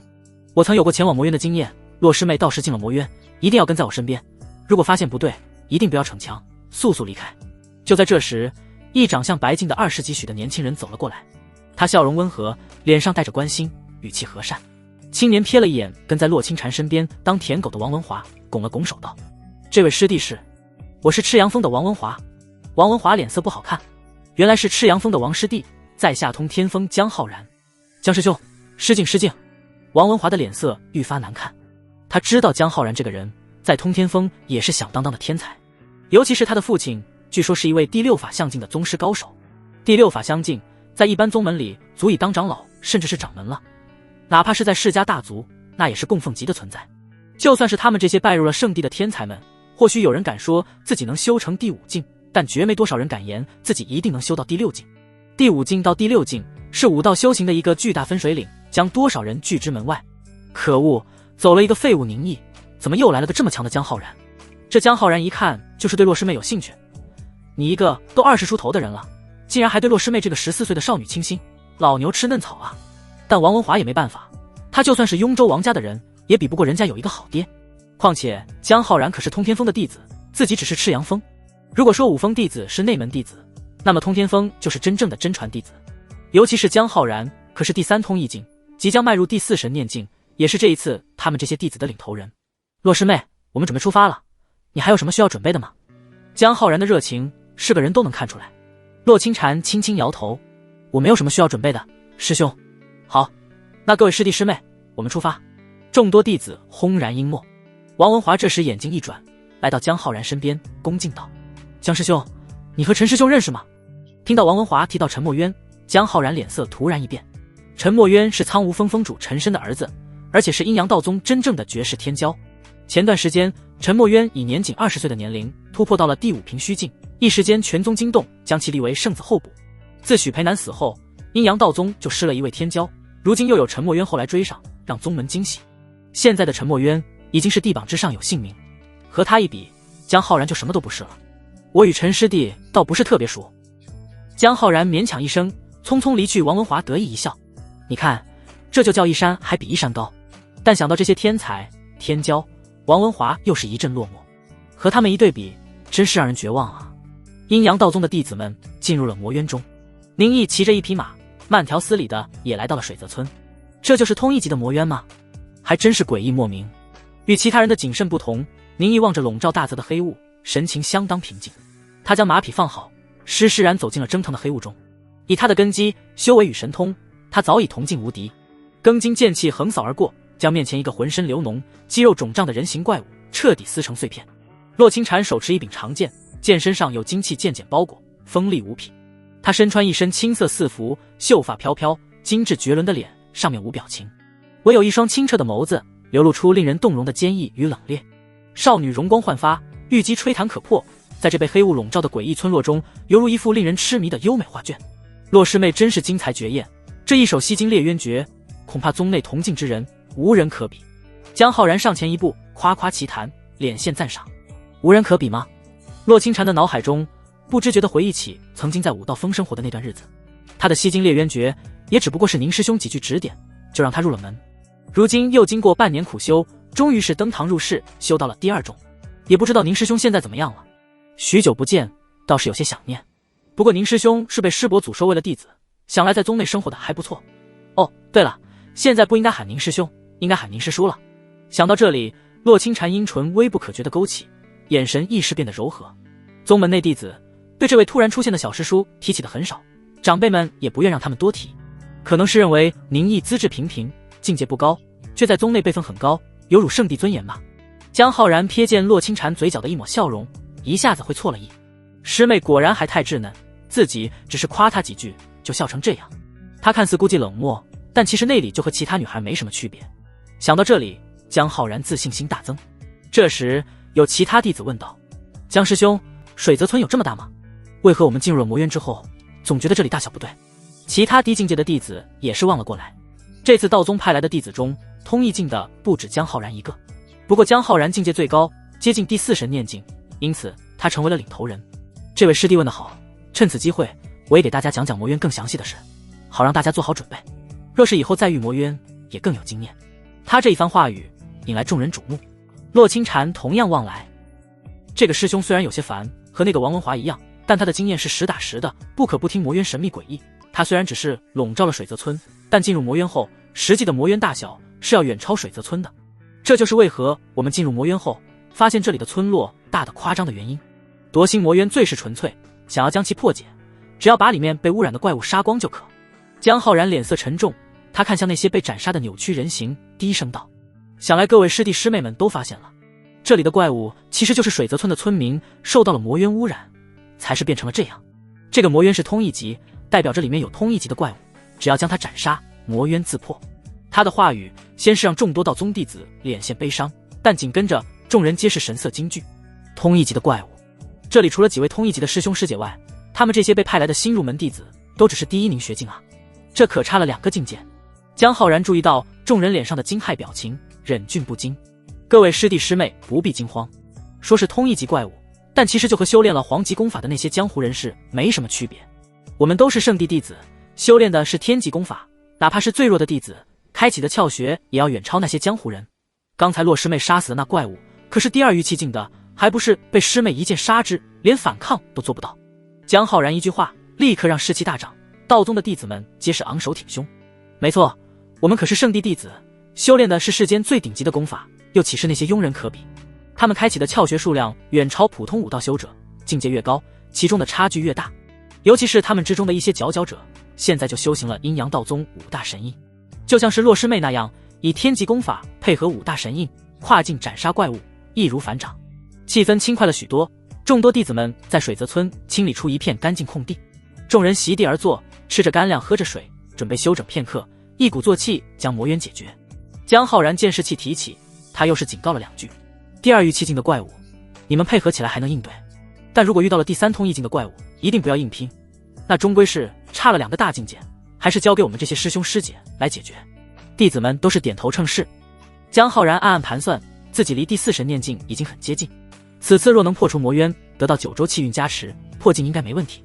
但和那横空出世的沉默渊比，又是差距巨大。江浩然心有不甘，前有许培南，今有沉默渊。许培南出了意外死了，但宗门又出一绝世天骄，将所有弟子再次镇压，让人绝望。这次的魔渊必须要把握住，自己才能稍稍追上对方脚步。洛清禅小口吃着干粮，干粮只有盐，味道干涩难啃，不过武道修者就要吃苦耐劳，身为皇室公主，她对此也没有任何抱怨。吃了口干粮，拿出风干的肉片咬了2口，又是灌下清水。这时江浩然如同舞台中央的主演，再次吸引了所有人视线。师兄，我最后提醒大家一句，魔门的诞生与魔渊有关，此次我们来的魔渊是无主魔渊，危险性极低，因此师门长辈才敢让你们这些弟子前来增加实战经验。但如果是那些被魔门占据的魔渊，一定要万分小心。他话音刚落，远处突然传来一道杀意凛然的笑声。错了，这不是无主魔渊，他是有主人的，而那个主人就是我。是谁？江浩然神色猛然一变，一声暴喝。只见他眸中神光闪过，水泽村的大泽刹那间犹如碰到了惊涛骇浪，自我旋转奔腾，冲天而起。大泽化为水幕，从天空洒落，就像是降下了暴雨。江浩然踏前一步，一拳轰出，数以百计千计的水滴如离弦之箭，猛然往声音传来处扑去。江浩然能被道宗长辈派来，其实力在第3通意境中绝对顶尖，这一手北水赴前诀，炉火纯青。众多道宗的弟子看得如痴如醉，洛清禅都是眼有神光。江师兄虽然聒噪，但实力真的很强。噗噗噗噗，连绵雨幕落入远方的黑雾之中，似泥牛入海，让黑雾翻腾，一大片黑雾刹那间被清除。但4周的黑雾迅速补上，让江浩然这一拳化为了无用功。江浩然心下一凛，暗道不妙，敌人好强。说时迟那时快，那杀意无限的声音张狂大笑，来而不往非礼也。你也吃我一刀！黑雾翻滚，四面八方传来冤魂哭泣的鬼声。一道刀光劈开雨幕，跨越两者间数百米的距离，倏然斩到江浩然面前。江浩然实战经验丰富，他并不慌张，手中化圆水幕重重交叠，将其保护在其中。但那一刀狠极强极，水幕只是与刀光僵持一瞬，就是彻底崩碎。江浩然只感到一股极致的寒冷席卷全身，似乎要将他全部的念头都是冻结斩落，让他一身实力最多只能发挥出6-7成。噗！刀光斩在江浩然身上，流出一道浅浅的血痕。看似这一刀威力已失，但只有江浩然清楚自己受了不轻的伤。这一刀斩的不是他的身体，而是他的神魂与念头。夺心宗戮魂斩破刀。江浩然身子踉跄倒退2步，嘴唇颤抖。怎么会？这个魔渊怎么会有夺心宗的人？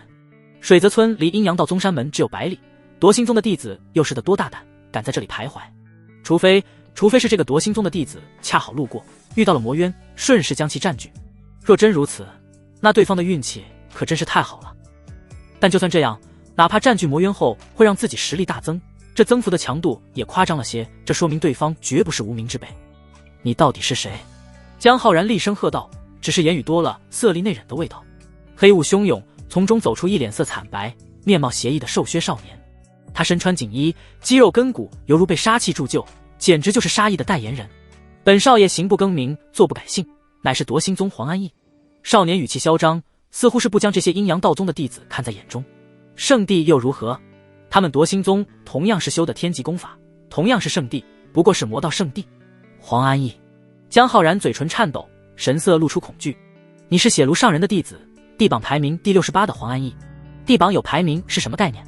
那代表着面前的黄安逸是同代弟子中资质天赋前100的存在。九州大地如果算上魔门，圣地有10几个，这些弟子加在一起也有数万人。再加上总有机缘深厚的主角得到某些前辈传承，亦或者是有人后发先至，精彩绝艳，于小宗门中声名鹊起。武道修者千万，能在同代之中进入前100，那已是一般武者难以望其项背的存在。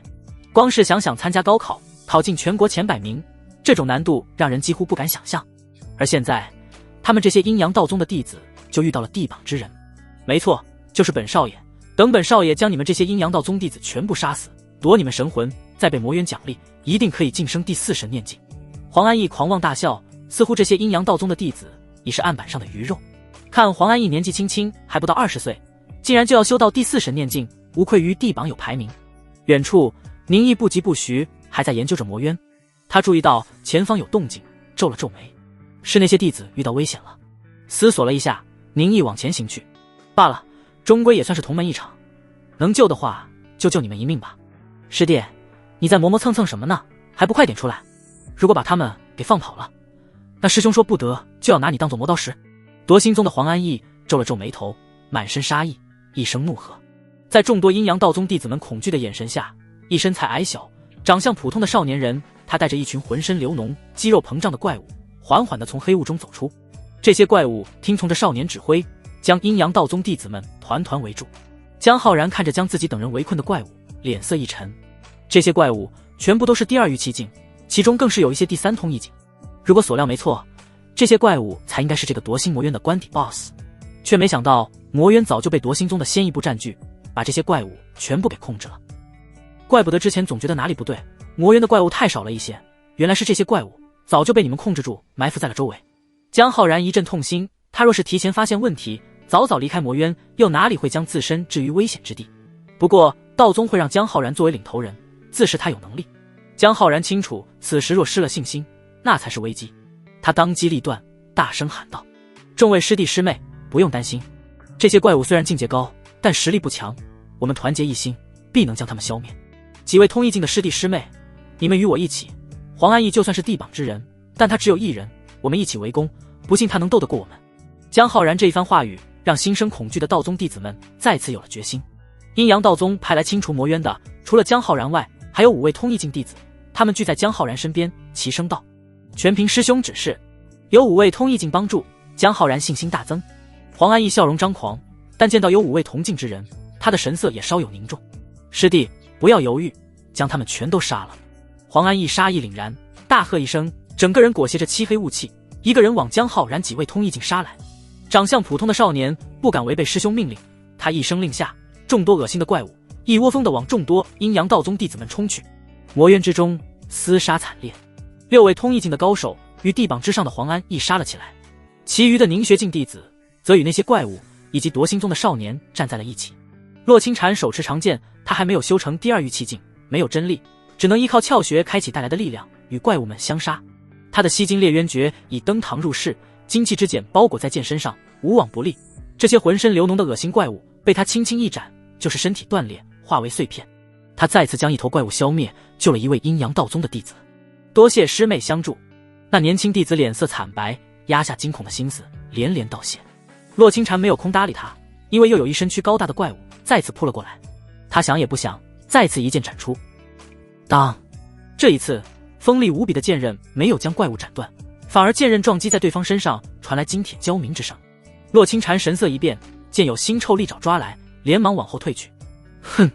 洛清禅闷哼一声，脸色一下子煞白。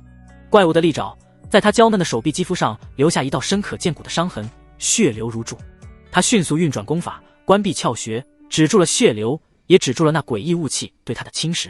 洛清禅坚毅果敢的表情也变得动摇。出现在他面前的是一头通义境的怪物，身为圣地弟子，又修成了凝学境第9重。凝学境的怪物杀之如杀狗，玉气境的怪物浪费一些体力也能斩杀，但是通义境的怪物哪怕再弱，那也是跨越了2个大境界，圣地弟子也难以抗衡。难道我要死在这里吗？洛清禅咬紧牙关，他想到答应父皇的事，想到在深宫中的母妃，再次用力握紧剑柄。他看向了另一片战场。洛清禅与其他道宗弟子很清楚，其实真正决定胜负的不是他们这里，而是江浩然与黄安逸那里。不管双方谁获胜，都能决定最终的胜局。洛清禅眼角余光一扫，心立刻沉了下去。江浩然带着5名师弟师妹，6位通义境弟子围攻黄安逸，但是结果却不尽如人意。他之前与黄安逸对了一招，受了不轻的伤，一身功力只能发挥6、7成。其他的师弟师妹们与黄安逸又有着小境界的差距，6人围攻开始时还一鼓作气，全力尸位占据上风，但黄安逸习惯了之后，反客为主，一个人却在追着6个人杀。一位通义境的道宗弟子惨叫一声，左胳膊竟是被黄安逸手中长刀斩断。阴阳道宗不过如此。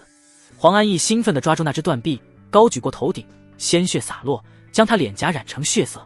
他舔了舔唇，品尝着鲜血的味道，露出享受的神情。阴阳道宗的弟子们脸色难看，魔门的人果然是一群疯子。那断臂的弟子身子摇摇欲坠，几乎昏迷。见到这一幕，江浩然动了逃跑的心思。打不过他们，根本就打不过。黄安逸不愧是地榜之人，又有魔渊加持，他现在的实力在通义境中，在江浩然看来简直就是无敌。虽然心有不甘，但自己的命更重要。如果他不管其他师弟师妹，只是凭借自身实力逃离，未尝不能逃出这片魔渊。江浩然的小心思，黄安逸一眼察觉，他嘲弄的道：怎么，你是想要抛弃自己的师弟师妹们逃跑吗？以你的实力一心逃跑，又有这些人帮你拦住我，你跑的几率还是挺大的。你这人看似温和，对师弟师妹照顾有加，实则心思颇多，与良善根本就没关系。你要跑便跑吧，我懒得杀你，你这种人杀了也没意思。黄安逸一句话让其他阴阳道宗通义境弟子都是神色大变，猛然看向江浩然。夺心宗有一门秘法名为夺心大法，此功法可以察觉敌人情绪，甚至是分辨善恶。江浩然连忙喊道：他是在分化我们，师弟师妹们不要听他胡言乱语。虽然这么说，但是阴阳道宗的弟子们都动摇了。若江浩然真将他们扔在这里当作耗材，自己逃跑，他们绝对必死无疑。一时间众人都是心有退意。黄安逸一声冷笑，他知道当这些人不能团结一致时，他们就都要死在这里。圣地弟子不过如此，真是让人可笑。你们还没我在永安县杀的那大户人家有骨气，他为了让家中亲眷孩子逃跑，还要与我拼命呢。黄安逸哈哈大笑，你说什么？就在这时，远处突然传来一声冷喝，四周的温度突然开始急剧升高，诡异的黑雾在那剧烈的高温下震颤，一点点的被焚毁。然后在众人震撼的注视下，无穷无尽的火焰似乎是从天上而落，点燃了村落，点燃了大泽。火，是火，起火了！怎么可能？这里空气潮湿，水则遍地，又怎么可能会起火？水都燃烧起来了。100丈高的火墙冲天而起，以极快的速度画了一个圆，将在场所有的人与怪物全部包裹在其中。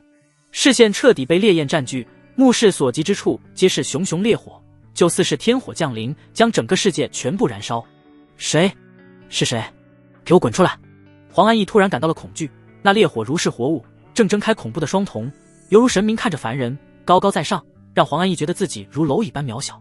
不，我可在地榜上排名68，对方能进入魔渊，说明他最多只是个通意境，我怎么能害怕？立！天地间一声鸣叫，一只神鸟从冲天的火柱中扇动着梦幻般的火焰双翼飞天而起。火鸟在天空盘旋一周，火星落下，炽烈的光辉犹如太阳，将所有人的脸都映照得一片火红。剧烈的高温让众人浑身汗渍流淌，但是每个人都是静声不言，震撼地看着那火鸟从天而降，将所有的怪物与那夺心宗的少年卷入烈火之中。师兄，救我！夺心宗长相普通的少年发出叫声，但黄安逸此时也额头流淌冷汗，运转全身功力阻挡着那可怕高温，哪里还有心力去救人？刹那间，夺心宗的少年，所有的怪物，哪怕是通意境的怪物，都在神鸟拥抱的高温下化为灰烬。这是南火焚道诀，是南火焚道诀。阴阳道宗的弟子们终于认出了这神通到底是什么。江浩然神色大喜，激动地高声喊道：“是赤阳峰的哪位师兄在此？还望师兄救救我们！”从黄安逸的表情就能看出，这位未知的师兄，他实力很强，强得离谱，连地榜的黄安逸都恐惧了，宁毅不理会江浩然。他的身躯站在冲天100丈高的火柱中，若隐若现，让人看不清他的外貌，只有一道恐怖的黑影立于大火，仿若火神降临。他一步步往前走去，燃烧了整个大泽的火焰随着他前行更加凶猛炽烈。我再问你一遍，你在永安县杀的那人家是不是姓张？宁毅杀意凛然，神鸟配合着他，同样发出震天动地的鸣叫。黄安逸咬着牙，四面八方的火焰将他围困，火苗落在其身上，将其惨白的肌肤都是烧成了黑色。他狂笑道：“我夺心宗的人哪里会记得被杀死的人姓石名时？反正我在永安县杀了他们全家100多口人，该不会那家人是你的亲戚吧？”哈哈，死！宁毅怒火反而收敛，他的心神变得无比冷静，站在那炽烈的冲天火焰中，一拳轰出。南火焚道诀，朱雀焚心，第9重。理论上，宁毅的艺术境界只有第3境，南火焚道诀也只能有第3重天的威势。就算他把2个可分配点数暂时都加在南火焚道诀上，也不过第5重天。但是宁毅却是利用系统卡了个 bug， 通天阁宁毅没有资格登上第9层，他在第8层学会了阴阳道宗的5大神印，并直接将其融合成了5方5行轮转法脉大神通。这一大神通的硬性要求是5大神印全部修到第7重才有资格修行。宁毅5大神印境界都不到第7重，但他偏偏学会了5方5行轮转法脉大神通，这完全不合理。因此宁毅直接反其道而行，将大神通反过来拆解，变成5大神印，直接让5大神印拥有了第7重天的威能。与此同时，宁毅将2个可分配点数暂时分配到南火焚道诀上，这就让南火焚道诀达到了阴阳道宗记载的最高境界第9重天。如此境界，恐怕只有那些5行不平衡、学不成大神通、只能专精一门神印的宗内长老才有可能掌握。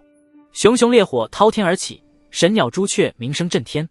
宁毅只有通意境不假，但是在他88窍穴320念头运转，神印第9重天加持下，不要说区区通意境，就算第4神念境在此，也要燃烧殆尽。黄安逸虽还没碰到那炽烈无匹的火焰，但身体内的水分也早在恐怖高温下蒸发，其整个人的肌肤都变得干裂，活像是一头狰狞恐怖的僵尸。面对这一招朱雀焚心，他躲不了，也无处可躲，鼓动全身真力，念头高举手中长刀，一刀斩下。戮魂斩破刀，这足以斩灭神魂与念头的魔道神通，落在那燃烧方圆数公里、神妙无比的朱雀身上，也只是飞出一点点的火星，无伤大雅。神鸟朱雀凶鸣一声，嘹亮震天，忽地从天而落，足以焚烧心境的火焰将黄安逸彻底吞没在决死之间。黄安逸没有放弃，鼓动全身真力与焚心之火对抗。突然，黄安逸气势大变，他的意识与天地彻底相连，从内而外扩散，化为神念，覆盖了方圆数公里的范围。他突破了，竟是从第3通意境突破到了第4神念境。哈哈哈哈！我突破了，我突破了！地榜之上，我的排名更要靠前了。众多阴阳道宗弟子露出了绝望的神色。怎么会？这个魔道弟子竟然在生死关头突破了？这就是地榜之人的实力和潜力吗？但是黄安逸的笑声戛然而止。就算是突破到了第4神念境，他头颅以下的身子也须臾间化为灰烬，连一些细碎的骨头都找不到。只剩下头颅的黄安逸，脸上表情矛盾异常，又是狂喜，又是绝望。最终，他的生命定格在了这一刻。朱雀消失，凶焰还在蒸腾。宁毅站在张狂大火之中，一步一步往前走去，火焰将他周身笼罩，焰光在狂风下张牙舞爪，让人依然看不清他的外貌，仿若他的身躯都由火构成。阴阳道宗弟子们表情震撼，这真的是南火焚道诀吗？这到底是第几重天的境界，才能让南火焚道诀凶威如此强悍，又能这样如臂之势？还有刚才那神鸟，又是南火焚道诀的哪一式？朱雀焚心，实则是宁毅从李清扬处学会9道后，将其融合进了南火焚道诀的宁毅独创。李清扬这位第8归一境天人见了，亦是对宁毅这份悟性与这一招的强大叹为观止。生死危急关头还不放弃，反而借此突破，地榜之人名不虚传。不过遇到了我，便也不过如此了。宁毅伸手一招，真力乍现，将黄安逸的头颅射人手中。随即他转过身去，身影融入烈火之中，缓缓消失。师兄，等一下！江浩然高声大喊，不知是赤阳峰哪一位师兄，还请告知姓名，待我们回到宗门，必上门感谢救命之恩。其他道宗弟子亦是眼神期待，更有女弟子眼中异彩连连，倾目望着那如神似魔的身影。不过宁毅没有理会，借着烈火直接离去。这位师兄为何不露出自己真面目？一位通义境弟子来到江浩然身边，疑惑问道：可能这位师兄是想隐藏实力，等待圣子大选时一鸣惊人吧？可惜不知师兄是谁，我们想去道谢也找不到人。江浩然感慨一声，似是有些沮丧，但心中却是一沉。刚才宁毅与黄安逸说了几句话，从他声音来听，根本就不像是20多岁的青年，更像是10几岁的少年人。他只是心有不甘，才会喊师兄罢了。那其实应该是师弟。对方比自己年龄还小，竟掌握如此神通，境界更是达到了通义境，这就是圣地吗？有这么多的天骄，那位询问的弟子露出了然神色，并没有觉得奇怪。过往阴阳道宗历史上，不是没有出现过在宗内们寂寂无名，谁也不认识，但却在圣子大选中一举夺魁，成为宗门圣子的人。有些人就是属于大器晚成，亦或者是有大机缘，从而后发先知的强者。有的时候你太出名，被众人拿着显微镜观察，反而可能会被名声所累，最终一事无成。不过绝大部分人都很难忍耐住寂寂无名，大部分都追求名利。不过就算这位师兄再怎样苦修，恐怕也夺不到圣子之位。陈墨渊陈师弟年仅19岁就修到了第5平虚境，如此资质，连当初的圣子后补许培南师弟都不如。江浩然听着身旁人的话，暗暗点头。陈墨渊陈师弟修行速度真是让人绝望啊！刚才的那位师兄，应该是师弟。他虽然神通强大，但能进入这片魔渊，说明他只有通义境。神通再强，在绝对的境界差距下，也于事无补。不过现在看来，下一届的圣子大选恐怕会很热闹。圣女早已确定，天命玄女以1000年未有之资质，无人可超越。但圣子之位到底归谁，还未可知。洛清禅眸光闪动，别人或许不清楚，但那个人的声音有些熟悉。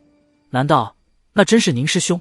以宁师兄的悟性，或许能修成这样不可思议的神通，但宁师兄资质只有下等，仅仅入门不到1年时间就修到了第3通义境。洛清禅实在是难以相信，他的资质已是世间少有，但入门1年又在通天峰刻苦修炼，也只是勉强要晋升第2玉气境。只是那人说永安县，我记得宁师兄说过，他就是永安县的人。王文华这时舔着脸凑到洛清禅身边：洛师妹，你的伤势没事吧？洛清禅胳膊上有着一道深可见骨的伤痕，血液浸染了他的衣衫，看起来极其凄惨。我没事，身为武道修者，受伤是家常便饭，只是这些伤势回去用点药就好了。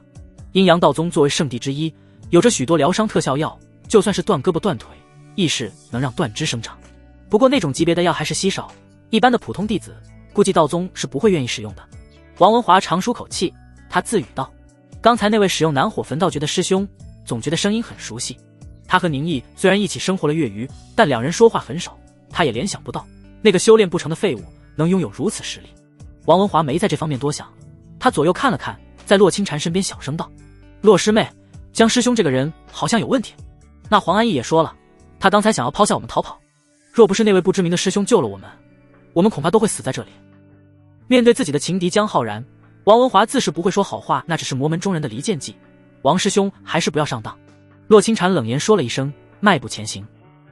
洛师妹，你有伤在身，还是不要乱动。见自己这句话反而惹得洛清禅不高兴了，王文华急得连忙上前，又是嘘寒问暖。实则洛清禅对王文华这番话是信的，从小生长在深宫中，让他对人总是先往坏处想。看刚才江浩然的表情，很可能魔门中人说的是真的，江师兄是想要把他们全部抛弃，自己独自逃跑。对此，洛清禅心情平静，并没有什么怨愤。就与那些皇室宗亲们一样，为了自己活命，抛弃他们无亲无故的人是再正常不过的事。就算是自己的2位皇兄，若是遇到这种情况，都会立刻放弃他这个有血缘关系的妹妹，又遑论江浩然和他们只是师兄妹的关系呢？人总是自私的，所以那些会敢于牺牲自己去救他人的人，才是真正的英雄。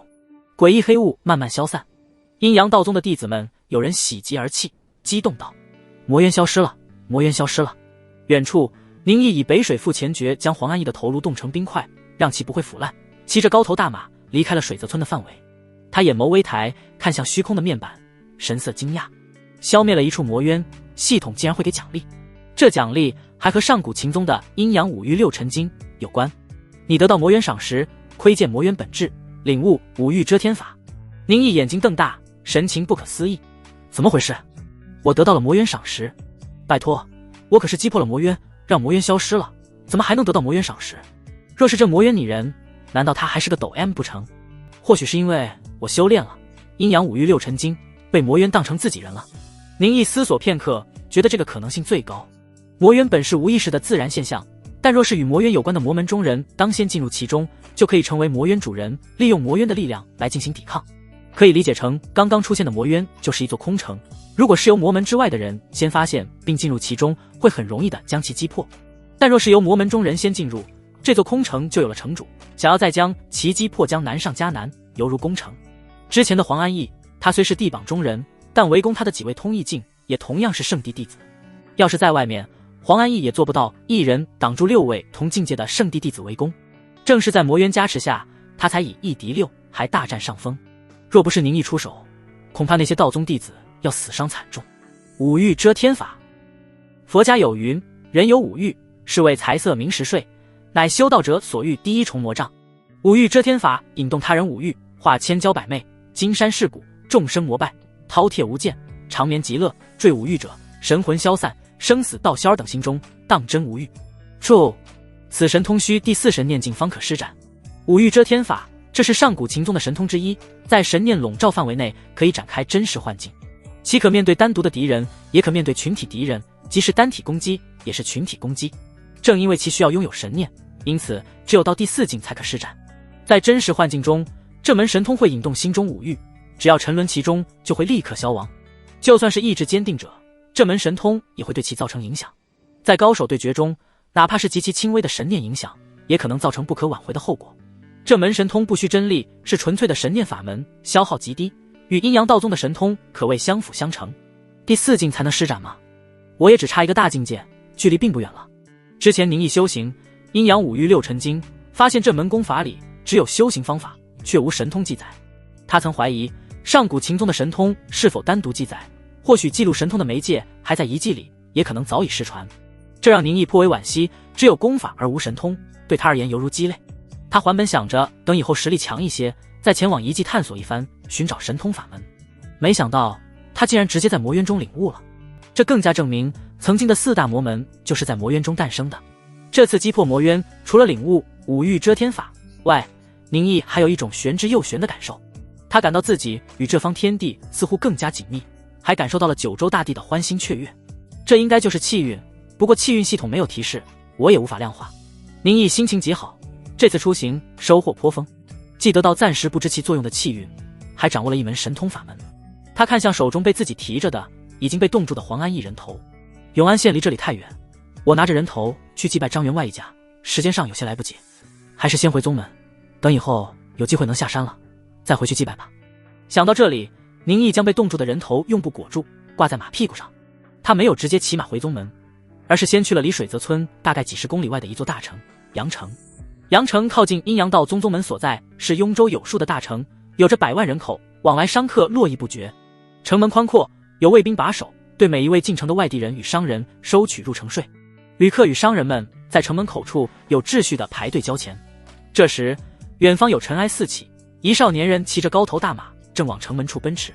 一位卫兵正要大喝，另一位卫兵眼疾手快，连忙抓住了他袖子。你看那人衣着。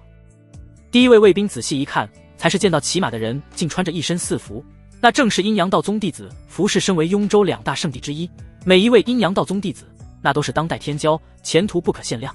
阳城之所以如此发达，正是因为靠近圣地，依仗着阴阳道宗的庇护，卫兵们立刻装作看不见，继续收着入城费。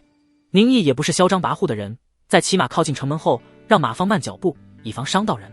他直接走特殊通道，也不用交入城费，对着门口的卫兵队长点了下头，在对方点头哈腰下入了城中。刚才那人是谁？难道是阳城的显贵？这进城连马都不下，看那趾高气扬的卫兵也是畏畏缩缩。排队入城的一位年轻商旅，他欠着脚尖，语气惊讶。身旁另一位有些年纪的商人嘲笑道：“你这见识也敢四处跑商，就不怕明白得罪了人？刚才那可是圣地弟子，谁敢收钱？知道在咱们那小城的月剑门吧？那月剑门在咱们那小城作威作福，但就算是掌门人见到这位圣地弟子，也要客客气气。”年轻的商人只听过圣地之名，却不知圣地的意义，但是他知道月剑门那可是他们那片地区的一霸。听到连月剑门掌门都要客客气气，立刻吓得不敢多看。宁毅进了城中，一番打听，来到了一家文玩店。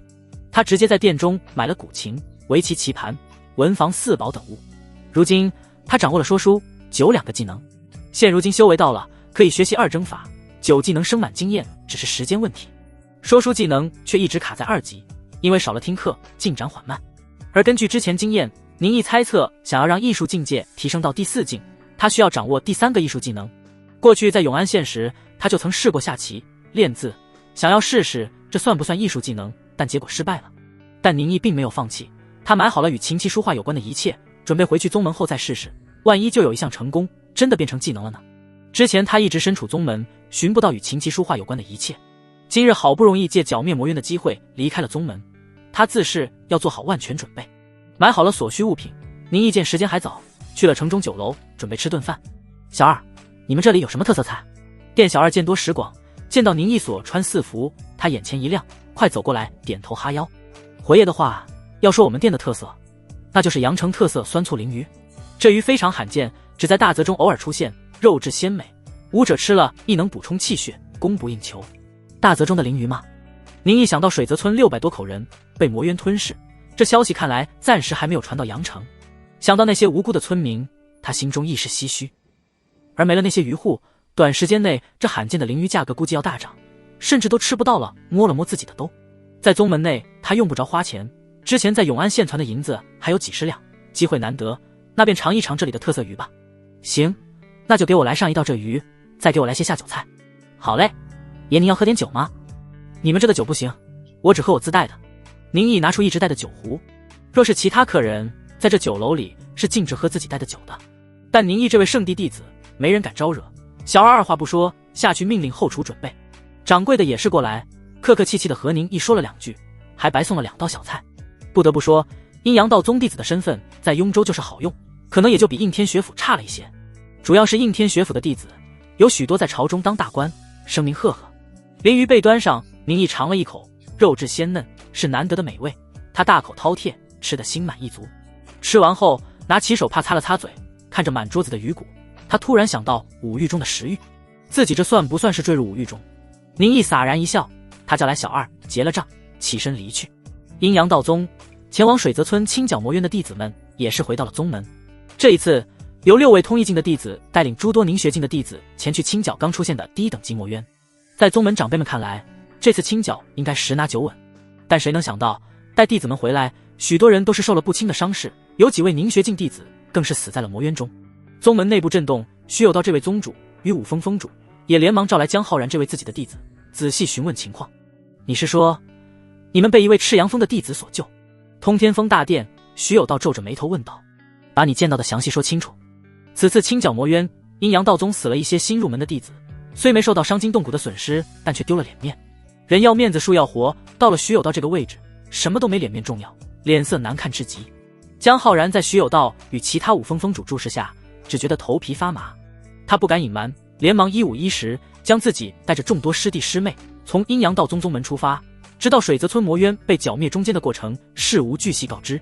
陈深脸色难看，他上前一步对徐有道拱手道，掌门师兄，此次损失错在我，若不是我执意要让凝学境弟子前往历练，也不会出现伤亡。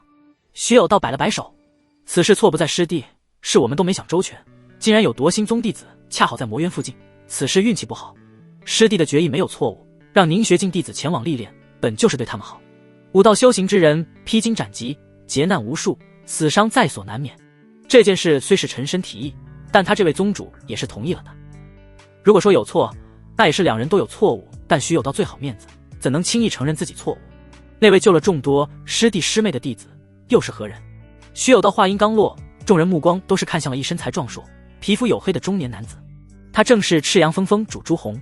从江浩然描述那没有露脸的弟子，南火焚道诀的境界极高，以通意境的实力展现如此威能，悟性之高超乎想象。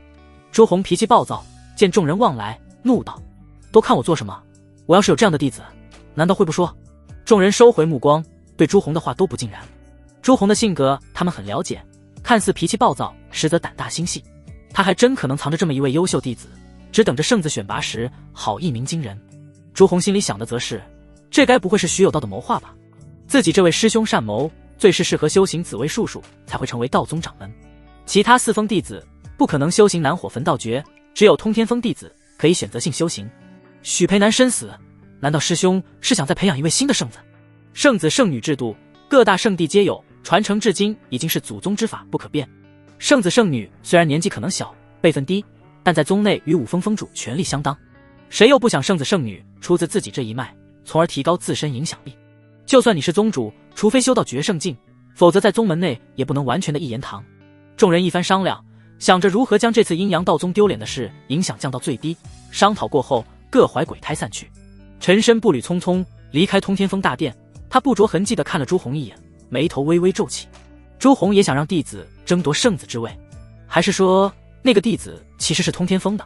不过想到自己的儿子陈墨渊已经修到了第5品虚境，陈深眉头又是舒展开来。悟性再高，南火焚道诀修行的再厉害又怎么样？在绝对的境界压迫下，神通也难以追平双方差距。通天峰大殿中只余下徐有道一人，他背负着双手，让人看不清他的脸色，唯有极轻微的低语在殿中回荡。裴南，许裴南为何会死，一直是徐有道的心头病。在他紫薇术数这大神通的测算下，许裴南前往上古秦宗遗迹，不但不会陨落，反而有大机缘在等着他。在徐有道的谋划中，许裴南这次出行会给宗门立一大功。再等到圣子选拔，只要许裴南获胜，夺得圣子之位，徐有道就可用阴阳五欲六尘经这双修功法为借口，让他与天命玄女结为连理。天命玄女血脉高贵，身份特殊，又是千年来第一天骄，修为高绝。若是她能嫁给许裴南，也可成为许裴南的护道人。尤其是他对权力地位这些并不看重，自己100年之后有天命玄女支持，许裴南成为新的阴阳道宗宗主，几乎是板上钉钉。但这所有的谋划都在这次寻找上古秦宗遗迹的过程中烟消云散。徐有道不但失去爱子，还彻底地打断了他所有的规划。天命玄女很可能在说谎，当时到底发生了什么？我一定会查明真相。徐有道眼神一冷，他一挥手，大殿中所有的烛火熄灭，夜明灯暗淡，他的身影也引入黑暗之中。小子，回来了。武道峰山巅，李清扬坐在山顶一块云雾缭绕的巨岩上，他穿着邋遢，手上拿着酒杯，醉眼醺醺地望着山间美景。这景色他看了数十年，却怎么也看不够。师傅，我回来了。宁毅提着大包小包，一股脑地将他们扔到了地上。这次剿灭魔渊如何？收获颇丰。想到自己获得的神通，宁毅忍不住露出笑意。这次你小子做得不错，救了那么多师弟师妹，我那几个师侄一个个还在怀疑，你到底是谁的弟子？李清扬抚掌大笑，语气得意。他们怎么也不会想到，那弟子会是我这个不学无术的师伯的，更不会想到你这个资质下9品的废人会有如此修为实力。师傅也对这些在意？宁毅好奇问道。李清扬自嘲一笑，功名利禄谁又看得清？那些和尚尚且不能4大皆空，我也只不过是个俗人。武道本就是要争，你不争那就要被别人抢走。过去我不争，是因为我找不到合心意的弟子，如今有了合心意的，为何不去争一争？师傅真的完全看不清吗？宁毅是不信的，师傅可是第8归一境的天人，若是他愿意，有什么是他过去不能争的？不过师傅好面子也是真的，自己这次给师傅长了面子，师傅自是心中高兴。那就像是人年纪大了，有兴趣的东西变少，最大的兴趣就是看着小辈们的成长。嚯，你这次下山还买了这些杂七杂八的，怎么你小子还有这些风情雅趣啊？李清扬从巨岩上跳了下来，他踢了2下宁毅带回来的东西，见包裹里面琴棋书画样样齐全，就是打趣。他没批评宁毅不务正业，当初他年轻时好酒，钻研酒道，就被师父批评不务正业，被师兄弟们看不起。但最后呢，自己那一代的师兄弟们要不寿终正寝，要不和人斗法而亡，要不晋升失败，已经所剩无几了，而他这个不务正业的却还好好的活着。山上无聊，弄一些有趣的东西打发下时间。你还抽这些东西？李清扬从宁毅的包裹中翻出了一包烟叶。这个世界是有旱烟的。宁毅尴尬一笑，就是有些好奇，买来看看是什么玩意。主要还是系统的艺术技能太奇葩，不管是说书还是酒，都不在宁毅最初对艺术的理解中。因此他在阳城看到有卖这些烟叶的，就顺手买了一包回来试试。万一系统就认定烟特么的也是艺术呢？没准自己还能在这个世界大力发展烟草业，咱也当个绝命毒师。抽烟喝酒，这岂不是只差烫头了？李清扬对宁毅的爱好没说什么，他拍了拍手站起身。你刚回来先休息2天，我再教你2蒸法。好的，师傅。宁毅面露喜悦，他看了一眼自己的面板，93级，138400。这烟草能不能变成技能先不说，但是学会了2蒸法，宁毅觉得自己好好干一下，把经验值给加满应该是没问题的。半月后，月明星稀，武道峰的山巅总是吹着凉风，到了冬季更是冰寒刺骨，一般人根本无法在这山巅上生活。一座怪石，宁毅坐在凸起的岩石上，拿出曾在阳城买的烟叶点燃，呛鼻的烟雾吞入肺腑，让宁毅有些不舒服，咳嗽了2声。这旱烟并不是什么高档货，只是给一些贩夫走卒抽的，味道辛辣，气味刺鼻难闻。半个月时间，宁毅每天都会抽上2口，试着能不能学会某一项艺术技能。但半月过去，还是什么都没学会。宁毅断定这烟应该不属于技能，他随手把还没有抽完的大半袋子烟叶往一旁深山的悬崖下一扔，拍了拍手。吸烟有害健康，小朋友们还是不要抽烟。这时他心中一动，转身往后瞧去，一道清丽秀雅若空谷幽兰一样的妙龄女子正站在他身后不远处。宁师兄。那道悄然而立的身影轻启红唇，轻轻淡淡的喊道：怎么还叫师兄？咱们辈分现在可不一样了。宁毅语气玩味，开了个玩笑。洛清禅面色一僵，山间的晨雾难以散去，在若隐若现间，一道曼妙的身影莲步轻移，从淡薄的雾气中走出。洛清禅身着阴阳道宗弟子简朴的四服，肌肤沁着血色，如那山头的白雪，在月光下反射着淡淡银光。少女秀丽的眸子微微低垂，像是雨中的玉兰，那一双总是冷淡无言的眸子里似乎藏着什么心事，只是她不愿说出。宁毅收回目光，在其他人眼中，洛清禅这位皇室公主总是冷淡寡言，但宁毅却总能从少女的眸子里看到哀婉的伤心。不过他没有去问，也不想多管闲事，平白惹得人不高兴。小师叔，一句小师叔的称呼倒是把宁毅逗笑了。他摆了摆手道：我只是开个玩笑，咱们年龄也差不了哪去，你还是直接喊我师兄就是，反正这师叔的称呼宗内弟子也没有人愿意叫。洛清禅清清淡淡的应了一声，不再言语。宁毅一阵无奈，这姑娘总是不主动说话，让气氛尴尬，弄得他也浑身难受，只能没话找话，让气氛活跃起来。洛师妹怎么这么晚来到了武道峰？我记得武峰弟子再加上通天峰，除了特殊情况是不允许新入门的弟子互相走访的吧？宁毅奇怪地问道。除了那些真正的绝世天骄，大部分武道修者都是14岁左右才开始修行。这个年纪的少年少女最是活泼好动，也最是叛逆。为了让这些新入门弟子用心修行，少一些玩心，宗门才是有此规定。只要修到第2玉气境，宗内就允许各峰走动。洛清禅的声音如山间的清风，轻轻柔柔。他虽然性子淡，但却和天命玄女的强势不一样，反而很柔和。原来是这样，那我要恭喜洛师妹了。入门不到1年时间，从第1宁学境修到第2玉气境，在宗门内也是排名靠前了。宁毅拱了拱手，真心称赞。能入阴阳道宗这圣地的本就都是天才，而能在天才中又脱颖而出，那是天才中的天才。我只是先人一步，在皇宫时我9岁就开始修行基础法门，要比别人多修行了几年。洛清禅轻摇琴手，并不认为自己是什么天才，而是笨鸟先飞。这话就不对了，九州黎民亿万，有天赋修行武道者本就已是少数，而在这些人中，绝大部分资质一般，14岁左右才开始修行。而洛师妹能在9岁就开始修行，正说明了你资质过人。宁毅这话也不是什么虚假之言，而是事实。就算是阴阳道宗这种圣地招收弟子，也几乎全部都是14岁左右的少年少女。如洛清禅这样9岁就开始修行的，可谓极为罕见。不过从这也能看出，其实皇室是怠慢了他的修行。如果是一般的名门世家，发现自家有孩子天赋绝高，恐怕从小就让他修行自家功法，或者是直接送入圣地学习。像是洛清禅这样9岁展现天赋，14岁才送入圣地，这5年时间其实是浪费了。这其中是否有皇族内部的勾心斗角，宁毅不清楚，那玩意太复杂。据说玄女师姐，她在我这个岁数已经是第4神念境。洛清禅轻声细语道：“你和那个女人比做什么？那女人就是个变态。”宁毅白了他一眼。不过宁毅倒是有些回味天命玄女那娇柔曼妙的动体，那真是他两世为人感受到的最酣畅淋漓的极致愉悦，甚至会让人有一种就算被榨干也心甘情愿的快乐。这个洛师妹，她表面沉默寡言，还是有着身为皇女的骄傲，但与她实质接触下来，宁毅发现其实她更有着深深的自卑。她总是对自我感到怀疑，也习惯性的贬低自己，又会拿其他人与自己对比。也不知她这自卑性格是怎么养成的，或许和她过去在皇宫里的生活经历有关。听宁毅说天命玄女是变态，洛清禅有些忍俊不禁，朱唇下微微抿起的弧度像是被风吹折的桃枝，似乎随时都会折断。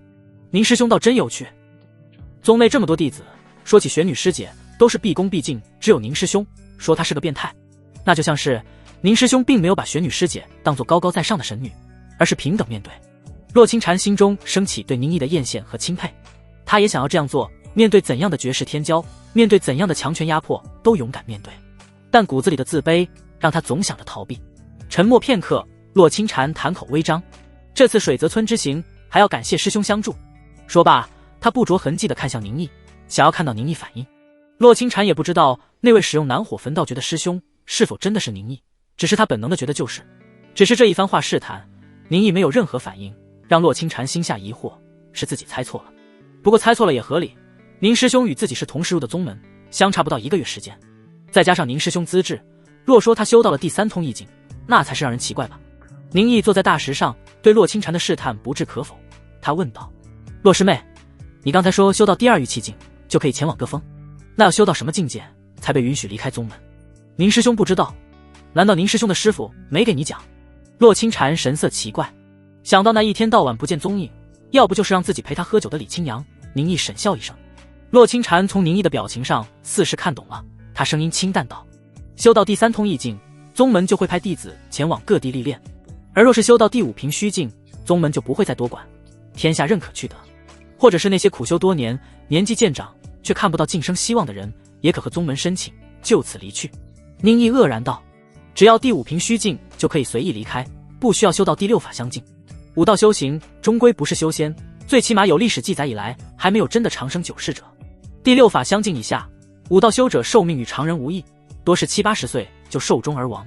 修到第6法相境，则能达到人寿命的极限，约为140岁。第7不灭境，再得一甲子岁数，约为200岁。第8归一境，寿终正寝者约为360岁。只有修到第9绝圣境，才可获1000年之岁月，但具体能活多久，就只有那几位绝圣自己知道了。”洛清禅小口微张，总觉得宁毅对一些常识一点都不了解。他略有些无奈，轻声解释道：“第6法相境就足以被称宗师，是一方响当当的大人物，郡守见了也要以礼相待。第7不灭境，那已是圣地之下大宗门的掌门实力，能做称作宗师就已是很少了。”宁毅仔细一想，自己身边与他关系最紧密的，除了师傅这位第8归一境的天人外，就是天命玄女这个第7不灭境。尤其是天命玄女太年轻，才20出头，给了宁毅一种错觉，就仿佛第7不灭境不要钱一样。其实江浩然也20出头了，但他还只是第3通意境，这就已经是圣地之人，在外面可称天才。这只会衬托的天命玄女境界夸张，1000年第一人名副其实啊！宁毅心下一阵感叹，自己现在的实力扔到江湖上也不弱了，只是因身边人太变态，让宁毅没有对比。这时洛清禅注意到宁毅脚边放着古琴、棋盘等物，他眼前似是一亮，如寒潭墨玉一般的眸子里映出一抹喜悦，黛眉淡如松烟舒展开来，声音清脆道：“宁师兄也喜欢琴？”宁毅看了一眼脚边的琴，模棱两可道：“还行吧，我只是一个人瞎琢磨。”这半个月来，宁毅每天拿着初学者琴谱乱弹，一如过去那样，根本领悟不了什么艺术，这让他已经想放弃了。见洛清禅跃跃欲试，宁毅好笑道：“洛师妹喜欢弹琴，不如师妹给我弹奏一曲如何？”洛清禅略一沉吟，他玉足迈步，捧起那初学者用的普通古琴，用手轻轻拂过，似是这普通的琴也是什么绝世宝物一样。献丑了。他将古琴搁在青檐上，指尖悬在弦上，迟迟不落，似是在思索着弹奏些什么。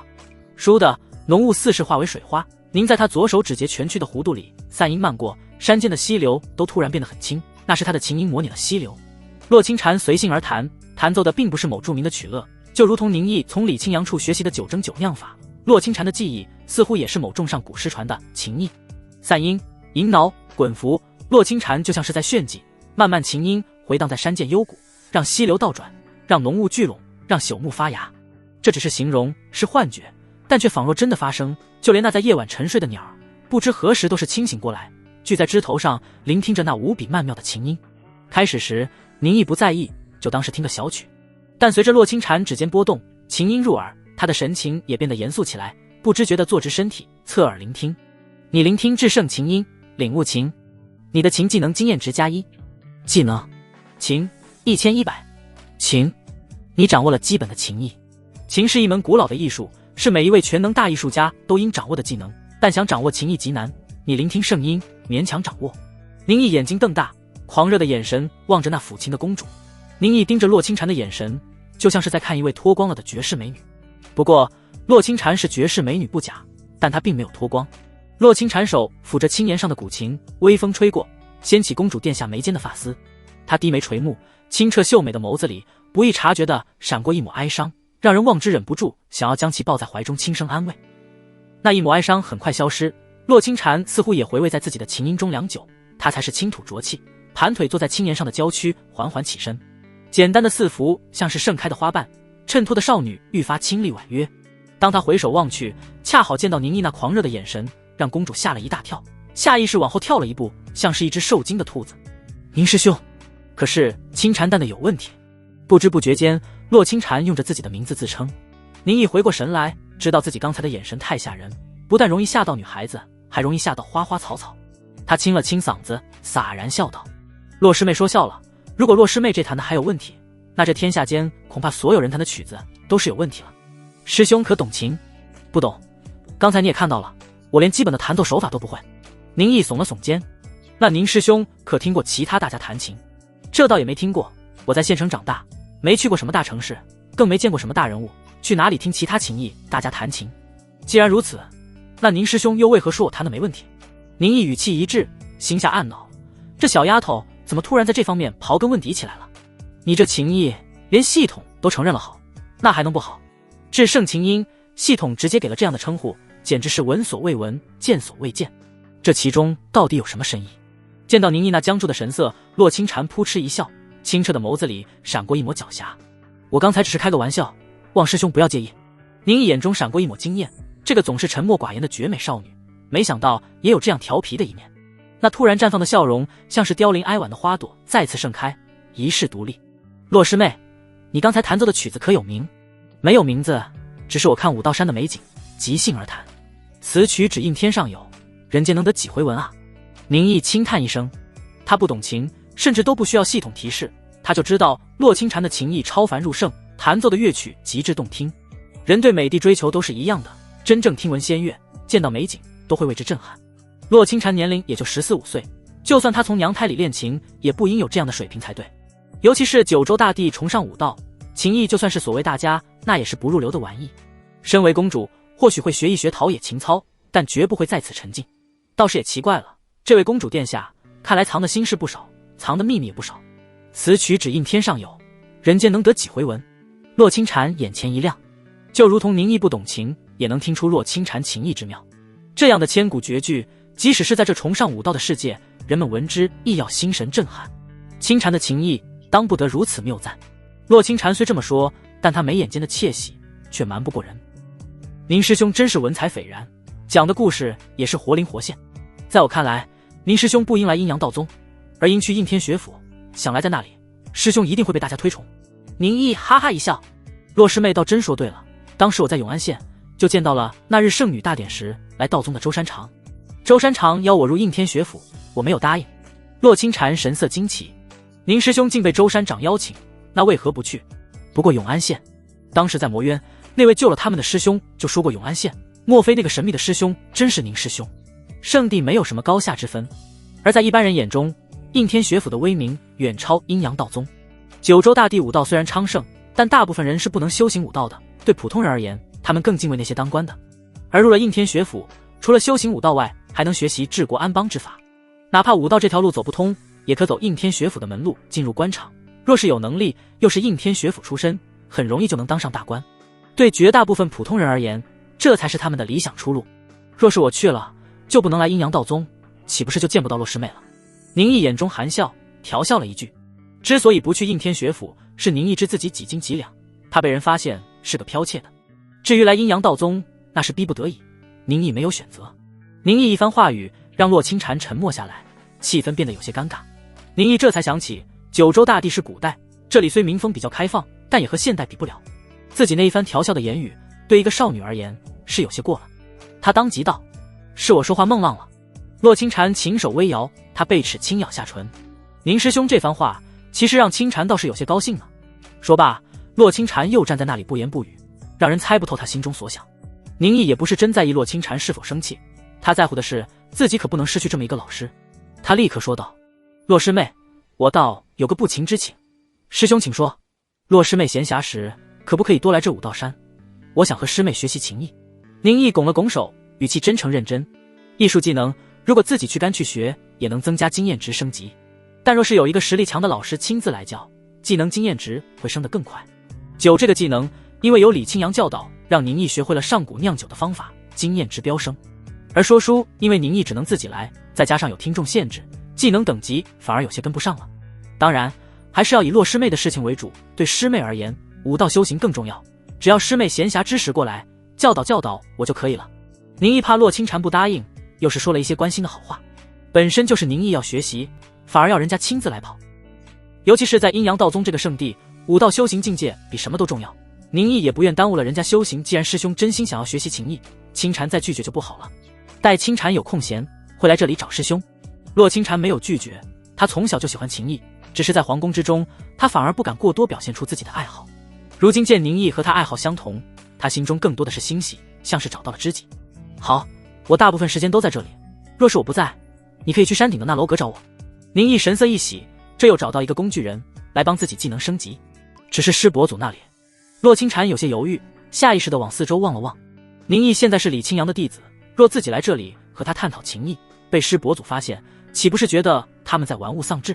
我师父那里你不用在意，他一天到晚饮酒作乐，在其他人眼中就是个不干正事的。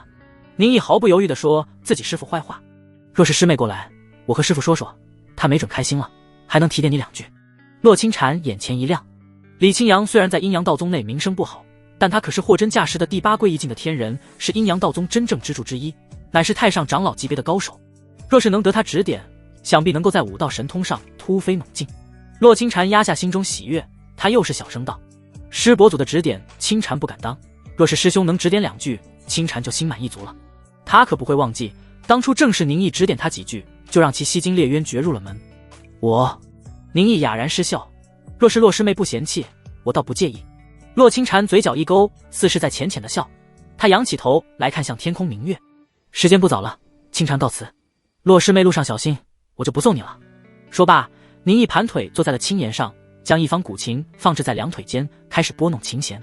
刚刚学会琴这项技能，前期经验值是升得很快的，宁毅已经迫不及待要去干技能。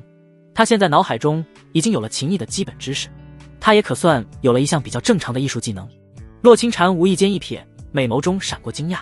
就在不久前，宁毅还只是个新手，连弹琴的基本姿势都不会，但只在自己弹奏一曲后，宁师兄既然弹琴的姿势就已是非常标准，而且和他弹琴时有几分相像，可见师兄学的是自己。只是看过一遍就能领悟模仿的这么像，师兄的悟性当真是骇人听闻。洛清禅没有在这里多待，告辞离去。就在这时，他注意到青岩旁的溪流边正放着一块冰，好奇的他定睛望去，从模糊的冰块中看到里面竟然是一面露恐惧的人头。洛清禅下意识地摸了摸自己的胳膊，那深可见骨的伤口，疼痛还历历在目。冰块中的脸他不会忘记，正是在魔渊中差点要了他们这些弟子命的黄安逸，那杀死地榜第68名黄安逸的人，果然是宁师兄。洛清禅心中震撼。数日后，阴阳道宗山门外阳城某栋房屋，洛清禅恭敬地站在屋中，在他面前正有一背对他衣着华丽的老太太。清禅，你表现得不错，阴阳道宗没有发现你的琴心，也是时候解放你的圣祖精血，让你得到阴阳道宗的重视了。老太太语气沙哑，带着不可一世的威严。洛清禅站在老人身后，他抿着薄润的樱唇，不言不语。老太太对洛清禅的性格很了解，见他不出声也不动怒，只是淡淡问道：“清禅，你可有话要说？”他的话语不怒自威，在这狭小的屋子里，洛清禅只感到一股庞大压力扑面而来，让他心神震颤。少女下意识地低下头，轻声细语。清禅没有话要说。哼，你骗得了别人，可骗不了外祖母。说吧，清禅，把你的心里话说出来，外祖母也可以给你参谋参谋。说着，那气势威严的老太太转过身，直面洛清禅。屋中昏黄的烛影落在老人身上，只见老者满头银丝做参云髻，斜插一只点翠金凤簪，凤口衔着的东珠正垂在眉心，映得眉间皱纹愈发深刻。他身穿月白锦缎被子，外罩墨色缂丝云肩，眉骨升得极高，眼尾纹路如古琴丝弦斜飞入鬓。虽是一位老者，却绝无慈祥可言，一举一动皆是雍容而富有威严。洛清禅咬了咬贝齿，他低眉顺目道：外祖母，若是我完成任务，还望外祖母能够解救母妃。他在冷宫中每日以泪洗面，被那些阉人宫女欺辱，清禅实在看不得母妃受苦。满面寒霜的老太太露出慈和的笑，她走到洛清禅身边，带着玉石戒指苍老的手轻抚他的青丝。洛清禅身子僵硬，但他不敢躲避，任由老太太抚着他乌黑的秀发。清禅是个孝顺的孩子，外祖母心中欢喜。你的母妃也是我的女儿，我又怎会看她受苦？只是相比于个体的受苦，我黄一族更在乎上古的荣光。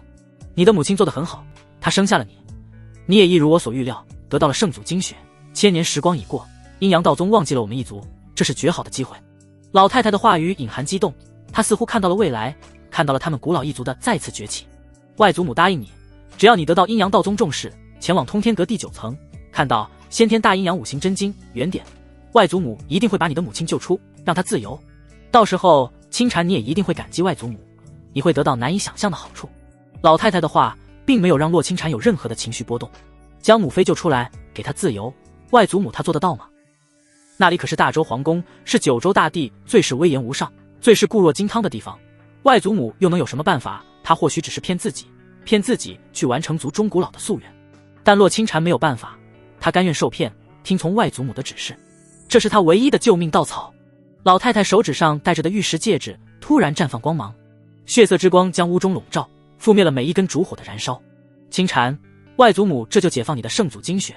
哼，这大周皇室的圣祖之血倒也不算辱没了我们皇的高贵，很快你就会感激外祖母，你的武道之路将会一马平川。血光彻底将洛清禅笼罩，在那光芒之中传来少女的轻轻痛哼。良久，血光散去，洛清禅面色惨白，他强忍着身体中血脉沸腾的痛苦，低声道：外祖母，清禅有一事相求。说，外祖母可否于清禅一张名贵古琴？清禅你有皇族情心，热爱琴艺，外祖母欣慰，然而你若是在阴阳道宗奏琴，很可能会引起他人怀疑。洛清禅低着头，用着哀求的语气道：外祖母，清禅只会在无人时稍稍弹奏2曲，不会让他人怀疑的。老太太威严的目光落在洛清禅身上，在她的忐忑中，老太太微微颔首。罢了，清禅你做得不错，是该给你一些奖励。你有至圣琴心，若是长久不接触琴，倒也不好。阴阳道宗，武道峰。炎炎夏日，武道峰接近山顶处，却凉爽宜人。山顶的积雪融化，形成涓涓细流，溪流汇聚在一起，化为9天银河般的瀑布倾泻而下。山间花草鸟木，生命繁盛，千万年来聚集的大地灵气汇聚在此，犹如人间仙境。宁毅坐在一块青岩上，他腿上摆放着古琴，拨弄琴弦，手边放着一壶酒，不时地饮上2口，好不快活。山间的晨雾还未散尽，宁毅耳朵一动，听到了不同以往的脚步声。他顺着脚步声望去，若有若无的雾气里，一绝美清丽的少女正抱着一张古琴，踏过沾露的青苔，来到宁毅面前。洛师妹怎么一大早的就过来了？通天峰不管吗？宁毅神色惊讶问道。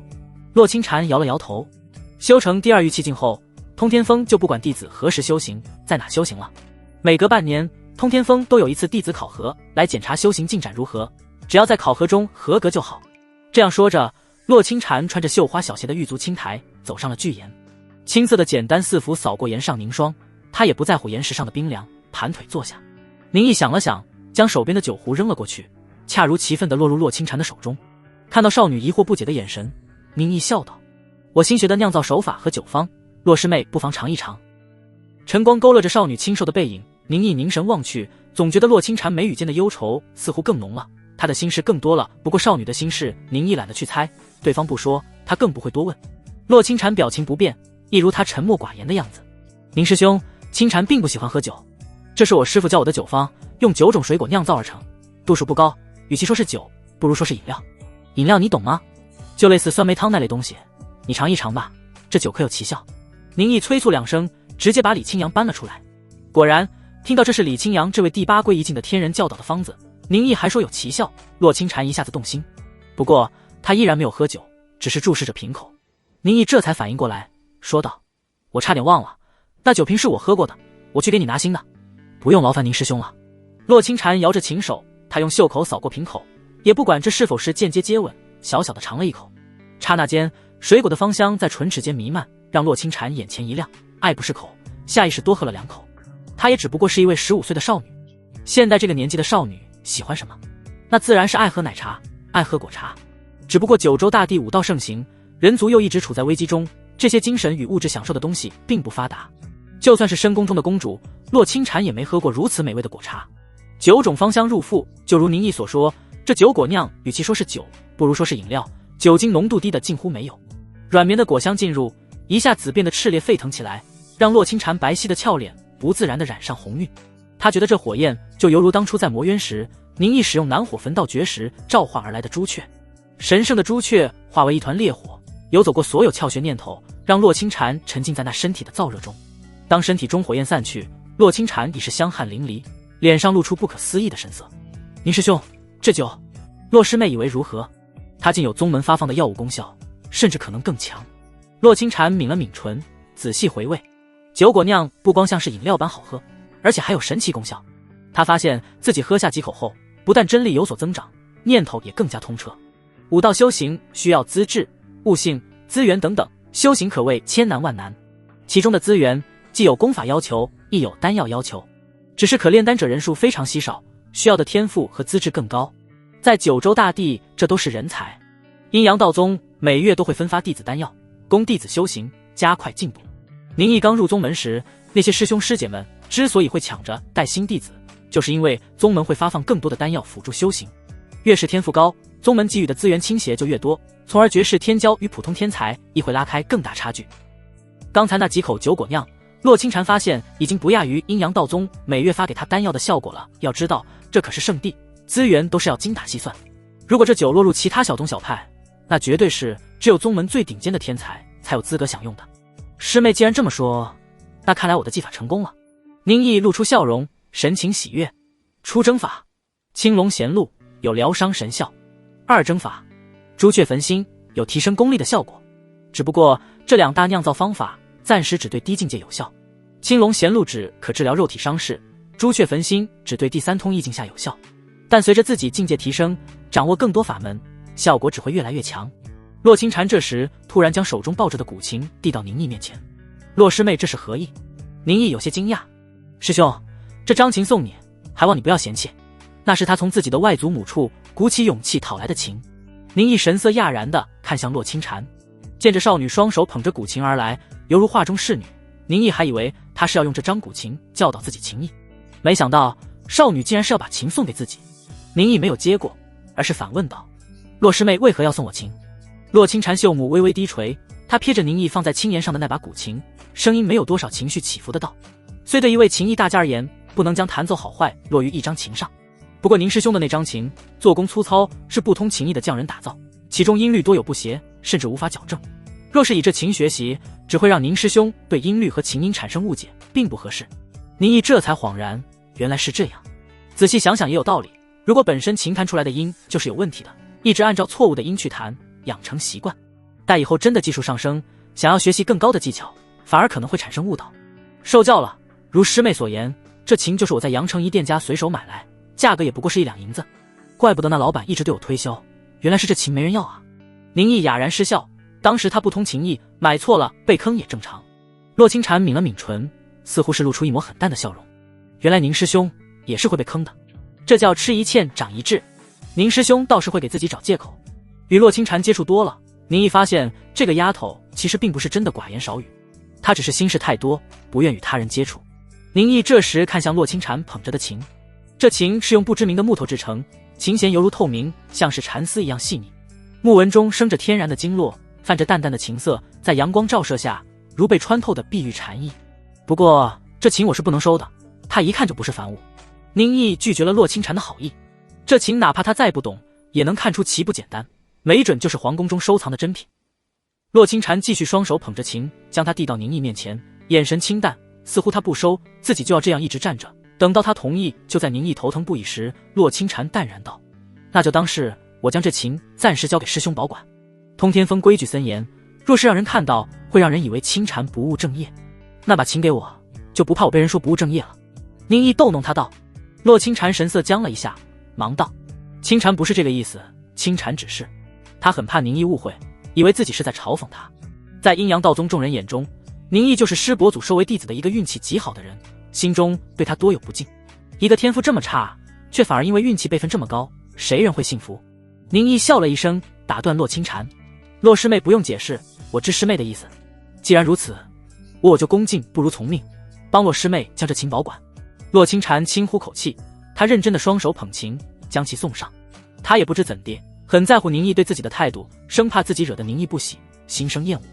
宁毅小心翼翼将琴接过，他轻抚过琴弦，问道：“这琴可有名字？”“禅意。”“禅意。”倒是琴如其名，很形象，当真是冰弦凝露玄星斗，薄翼彩云扣古铜。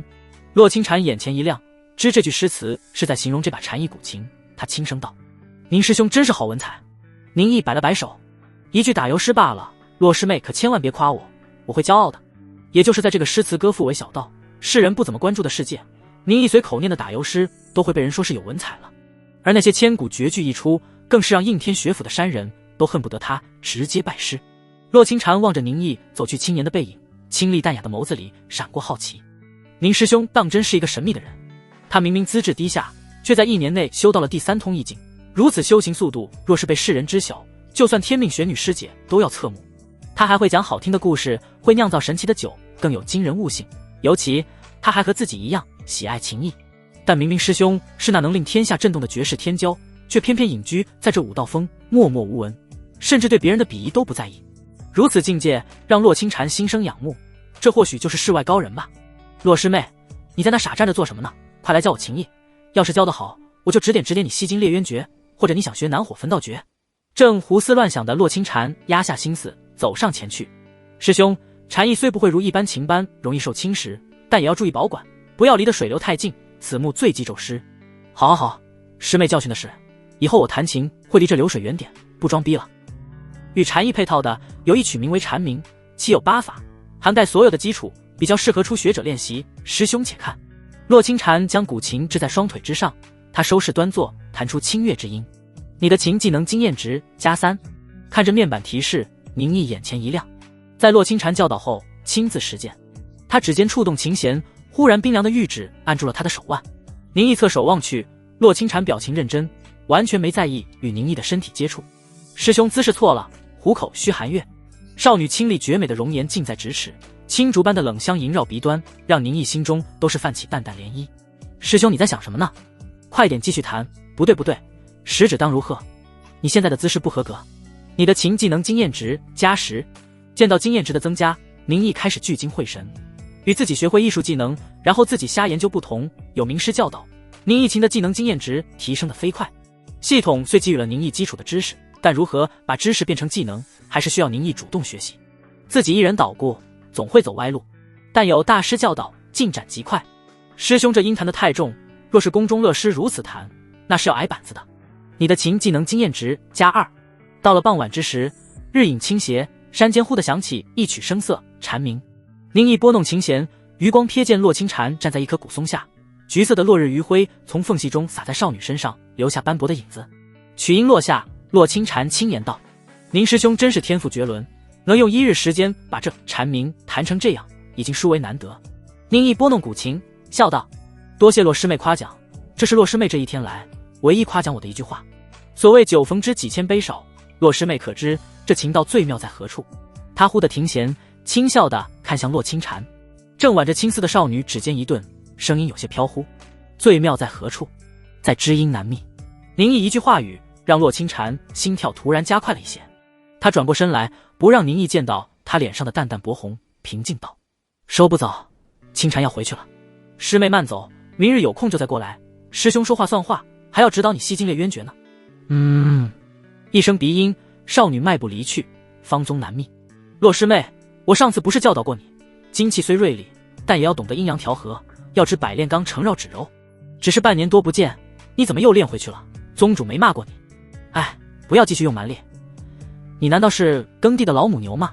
只会蛮力，不懂发力的技巧。要不我给你把锄头，你去耕2亩地吧，省得把力气浪费了。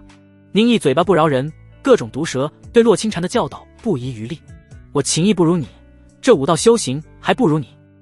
就咱这点数加持过后，能达第9重天的西京烈渊诀，宗主许有道来了，都得坐下来虚心听我讲课。教你个小丫头，绰绰有余，两人1日练琴，1日修行武道，都是进步飞快。每次宁毅教导洛清禅，皆是口不饶人，有一次甚至差点把他给说哭了。而到了练习琴艺，洛清禅也严厉教导。不过他嘴巴没宁毅厉害，就算是再严厉，以宁毅的厚脸皮也能一笑而过，根本不在意。3月后，姓名宁毅，艺术第3境，技能说书2级，193200，酒3级，386400，琴3级，312400，功法神通，阴阳五欲六尘经，先天大阴阳五行真经，五方五行轮转法脉，五欲遮天法等。可支配艺术点2，愿望点11。3个月时间，在洛清禅教导下，宁毅的琴道技能升得极快，甚至都快追上9道了。只有说书技能依然是进展缓慢。宁毅每天都会拿出时间给洛清禅讲故事，但只有洛清禅一个人听，经验值增长差了一些。愿望点也在3个月时间里得到了快速增长。9道与琴道每月给宁毅各提供1点愿望点，再加上系统每月赠送1点，相当于1个月宁毅现在有固定的3点愿望点入账。说书技能3个月也勉强给宁毅提供了1点愿望点，再加上之前剩下的1点，宁毅如今有了11点愿望点。想要晋升到第4神念境，愿望点还是不够，我得再攒攒。宁毅如此想着。这一日，武道峰上有几位弟子走在山间小路，口中闲聊。通天峰的洛师妹前2日说是觉醒了圣祖精血。洛师妹是那位皇室公主吧？觉醒了圣祖精血，这是要一步登天啊！第6法相境前可谓是再无瓶颈，怪不得这2日师门长辈们喜气洋洋。我阴阳道宗再得一天骄，哼，只不过是靠圣祖精血罢了。就算是能在短短几年内修到第5瓶虚境，也不代表他一定能修到第6法相境。有人羡慕，有人酸溜溜的嫉妒。正坐在一块岩石上的宁毅，一只手托着腮，怪不得那丫头这几日没来，竟然是觉醒了圣祖精血。阴阳道宗有7峰，武道峰占地最是广袤，风景最是秀丽。其余诸峰弟子闲暇时最喜欢来武道峰春游踏青，可能也是为了逃避其余几峰的内卷氛围，让自己心情放松。此时漫漫山林间突然传来蝉鸣声，声音由短到长，由缓到急，似是让大地变成了盛夏。咦，奇怪，现在还是春天，怎么会有蝉鸣？几位走在山间的弟子有些惊奇，其中一位弟子目光往四周逡巡，突的眼前一亮，指向前方不远处一座怪石上坐着的人。那里，众人定睛望去，见到一身穿普通4服、容颜俊美的男子正在那里抚琴宁毅弹奏一半停下琴音，他将膝上的禅意收起，双手抱着琴轻轻一跃，从那怪石下落下，来到几位弟子面前。各位师侄，刚才听你们说洛师侄觉醒了圣祖精血。宁毅面容和煦，但说出的话却偏偏有种不怒自威感，拿腔拿调，似是真的长辈。是他。几位道宗弟子眉头一皱。宁毅在阴阳道宗也算是鼎鼎大名了，师伯祖李清扬收他为弟子，辈分直接涨了1倍，资质下等，从不参加弟子间的演练，就是一个武道废人，反正都不是好名声。如今在武道峰偶遇宁毅，几人都是心中不喜。不过阴阳道宗规矩森严，面对长辈他们也不敢不敬，只能捏着鼻子假装恭敬。师叔是问洛清禅洛师妹。洛师妹前几日觉醒圣祖精血，宗内皆知，宗主更是让洛师妹直接闭关修炼，好将圣祖精血全部消化。几人虽是回答，但话语中暗含嘲讽。整个宗门都知道的事，你这位师叔却不知道，可见你在宗门内根本就没地位。消化圣祖精血，师父说过，圣祖精血能让人以极快的速度修到第5瓶虚境，而年纪越小修到这个境界，就有更多的时间去迈过武道修行的第1道大坎第6法相境。只不过没想到洛师妹竟然觉醒了圣祖精血。几位弟子离去，离得远了一些，几人故意大声道：什么嘛，还真把自己当师叔了，神气个屁！哈哈，以他资质，不知道修没修到凝血境第2重，也就是仗着自己有个师叔名头，真打起来，我一只手打他10个。宁毅注视几人背影，面容平淡，心中思忖着洛清禅的事。月色下，武道峰山顶楼阁，宁毅和李清扬坐在小院石桌前，师徒两人一同饮酒。石桌上放着诸多凉菜，有水煮花生，有葱拌豆腐，有酱好的牛肉，这些都是李清扬从阴阳道宗附近最大的城市阳城买来的。以他第八归一境的天人修为，百里距离瞬息便至。喝酒自然要有下酒菜。小子，我看你最近神情郁郁，怎么是天天找你谈情说爱的小丫头闭关修炼，没人来陪你了？宁毅回过神来，他见到李清扬筷子如飞，夹着自己最爱的酱牛肉，也是连忙去抢，口中假意一叹：是啊，没有漂亮姑娘陪，身边只有一个糟老头子。师傅您说我这心情能好吗？宁毅心情是不好，也和洛清禅闭关有关，不过并不是因为没有漂亮姑娘陪，而是洛清禅不在后，宁毅的情谊经验值增长一下变缓了。如果按照系统等级算，洛清禅的情谊等级应该极高，由他亲自教导时，宁毅技能升级飞快。呵，那丫头觉醒了圣祖精血，如今才15岁，正是最重要的年纪，现在闭关修行最好，甚至有很大可能20岁前就能修到第5境。你自己不好好修行就算了，可别耽误了人家。李清扬嘲笑一声。宁毅和李清扬这对师徒相处一直都很随意。宁毅咀嚼着口中牛肉，咽下肚去。我当然不会耽误了洛师妹修行。李清扬掏了掏自己的耳朵，一只脚踩在椅子上。糟老头子，我这耳朵太灵了也不好，天天听你们腻歪着喊师兄师妹，耳朵都麻了。小子，你还是凑合着，天天和我这个糟老头子在一起吧。宁毅笑嘻嘻道：您可不是什么糟老头子，酒是粮食精，越喝越年轻。师傅，我敬您一杯。感谢师傅收我为弟子，让弟子能沐浴在您老人家的荣光下，弟子再敬您一杯。这杯酒在祝您福气如通天江水滔滔不绝，身体像这5道峰稳稳当当。我干了，您喝茶。宁毅一连喝了几大杯酒。你这臭小子，哪里学的这些有的没的？李清扬笑骂一声：哪里学的？上辈子酒桌上学的呗。见宁毅各种骚话敬酒，一杯杯美酒引入肚中，李清扬急了：这都是你师傅我酿造的好酒，都被你这臭小子给喝了。你的酒技能经验值加2，你的酒技能经验值加1。宁毅看着面板经验值上涨，暗笑一声：别光顾着自己喝，来，咱爷俩碰个杯。师徒两人碰杯，吃着桌上的下酒菜，喝着李清扬酿造的奇酒，好不痛快。李清扬更是心中畅快，没想到自己一辈子浑浑噩噩，到了晚年竟能有个陪自己喝酒的乖徒弟。人生至此，夫复何求？呸呸呸，我才100多岁，还不老呢。酒过3巡，石桌上一片凌乱。李清扬大手一挥，那些满是油渍的餐盘一下子变得清澈干净，犹如施展了仙术。这是李清扬将北水复前诀修入化境的细微能力。不过让人知道李清扬将圣地阴阳道宗的神通用来洗碗，估计要捶胸顿足。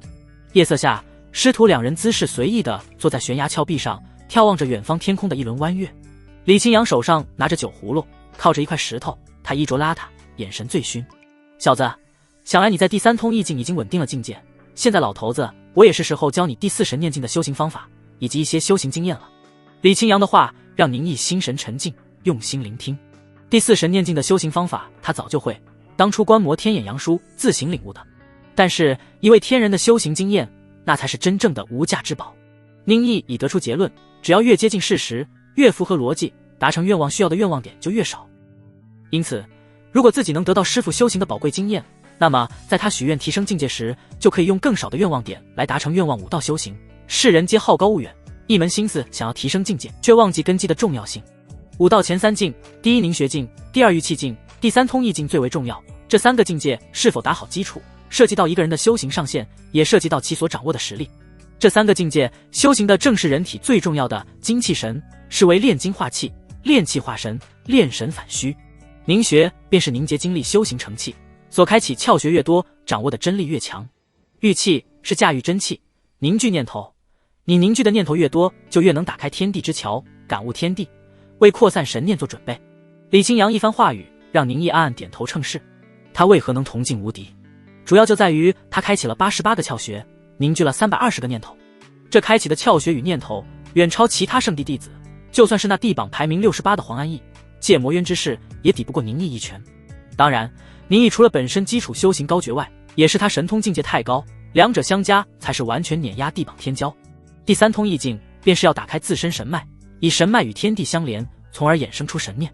人体共有12大神脉，分为阴阳金木水火土7大基础神脉，与太乙、太初、太始、太素、太极这5大特殊神脉。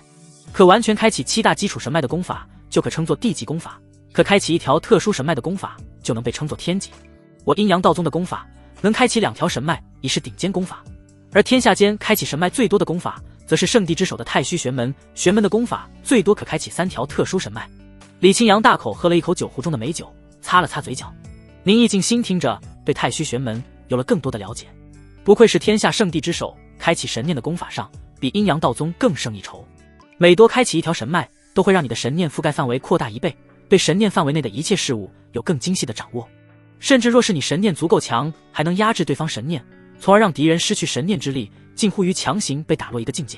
在这一点上，我阴阳道宗是比不过太虚玄门，他们的功法最擅长修行神念，也即是说，神念相当于是雷达。如果我的雷达比你的雷达范围大了1倍，而且我的雷达能够探测得更详细，还能压制你的雷达探测，那这确实是无法想象的压制。既然太虚玄门功法最擅长修行神念，那我道宗功法又擅长什么？天下圣地不少，宁毅也并不全都了解。他趁着机会询问李清扬。李清扬哈哈一笑，我道宗功法没有最擅长的，但在精气神的修炼上都是顶尖，也没有太大的缺陷。好吧，说好听点，阴阳道宗的功法是6边形战士，说难听点，如果6边不起来，那就是平庸。这么一说，阴阳道宗的功法其实才最吃天赋。你天赋好，就各方面都强；天赋差则各方面都弱。前3大境界是重中之重，哪怕前面晋升缓慢一些也不要紧，也一定要打好基础。可惜世人无知，不懂亢龙有悔。想要凝学，只有在第1凝学境时才可做到。等你修到了第2玉气境，就再也无法凝学了，除非你气运极高，有大机缘加深，才可能重新凝学。而第3通意境后的几大境界，就相当于是前3境界的进阶，强弱对比看的还是前3大境界的基础是否牢靠。所以小子，你修行也不用太着急，把基础打牢比什么都重要。李清扬放下酒壶，语气郑重，让宁毅牢记。弟子知晓。宁毅缓缓点头，表示自己知道了。只有拥有大机缘，才能在境界提升后重新凝学，聚拢念头或开启神脉。那我有系统，这就是最大的机缘。系统可以在学会新的功法后，剔除重复的内容，让宁毅直接做到这3种行为。李清扬这时犹豫了一下，又是道：世人皆知大周太祖开启了99个窍穴，然而他真正最强的地方在于凝聚了360个念头。玄空寺的那尊大佛我不清楚，而太虚玄门的那个老道则开启了全部12条神脉。这些人皆是有大机缘在身，才能将精气神的一项修满。我们这些第8境的老家伙怀疑，想要晋升第9绝圣境，就需要将其中一项修满。我告诉你这些，不是让你好高骛远，而是让你知道基础的重要性。弟子都明白。宁毅盘腿而坐，微微颔首。原来这几个绝圣境都将精气神3项中的一项修满了。若是自己哪一天将3项全部修满，是不是代表着天下无敌？接下来李清扬开始给宁毅讲述如何开启神脉的要点，以及修行中的注意事项。这些东西晦涩难懂，但是在李清扬口中却又以最简单的语言将其阐述，让宁毅听得如痴如醉。不愧是第8境的天人大佬，而且还是对宁毅单独授课，可比阴阳道宗其他弟子的大堂课要强了不知多少。从那天起，洛清禅再也没有来过武道峰，宁毅也回归了原本的生活，每日酿酒练琴，要不就是陪着李清扬喝一杯，听他吹吹自己年轻时的牛逼。至于练功，那是不可能练的。宁毅对自己的身体最是清楚，失去了圣祖精血的他，与废人无疑，几乎就是无法修行。因此对宁毅来说，积攒愿望点才是他唯一提升境界的手段。时光荏苒，匆匆而过，不知觉间1年时间已是流逝。从宁毅觉醒宿会穿越到大周，已经有2年时间。他此时看向自己的个人面板，姓名宁毅，艺术第3境，技能说书3级101400，酒4级0800，琴4级0800，功法神通略，可支配艺术点2，愿望点47。1年的勤学苦练，宁毅的酒道与琴道都是升到了4级，现在经验值都不会涨了。不过他的艺术境界并没有跟着升级，宁毅猜想可能需要他的说书技能也达到4级，才能艺术境界提升。但在阴阳道宗内部，说书技能是真的无用武之地，恐怕只能等到有机会离开宗门才能继续提升。他现在就像是玩游戏，一个任务给卡住了，只能先提升其他方面。每月积累3点愿望点，1年时间积累了36点，加上之前留的11点，已经有47点，现在终于可以试着许愿提升武道境界。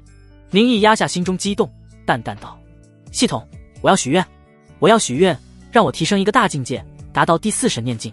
实现此愿望需要42点愿望点，是否许愿？宁毅此时有47个愿望点，能够完美承担42个愿望点的许愿，但宁毅却没有欣喜，反而感到困惑不已。怎么回事？我2个月前就已经有42个愿望点，当时我也许下了同样的愿望，系统却告诉我愿望点数不足，我才不得不继续积攒愿望点。2个月后的现在，我在许愿，反而需要的愿望点变少了。宁毅并不是一直积攒愿望点，他又不是傻子，每月系统发工资时，他都会顺势许愿，看是否能够成功。能成功最好，不能成功就继续积累，也不必着急。但在自己当时拥有42个愿望点时，许愿失败，而现在又成功了。且让我想一想，根据我的推测，系统许愿的方式是利用现有资源来达成我的愿望。这就像是拼凑积木，外部拥有的积木零件越多，我就只需用最少的愿望点便可以将积木拼完。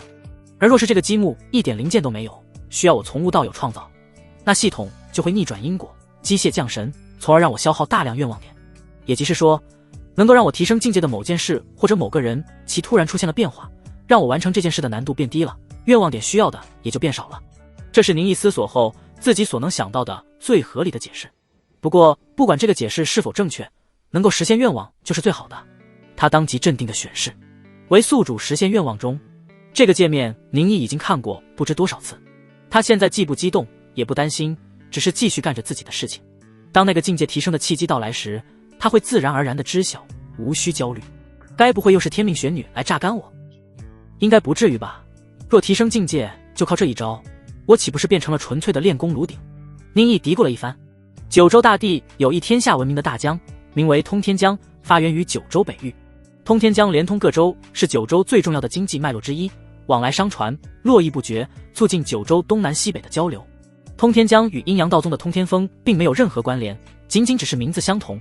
要说阴阳道宗与通天江关系更深的，则是武道峰。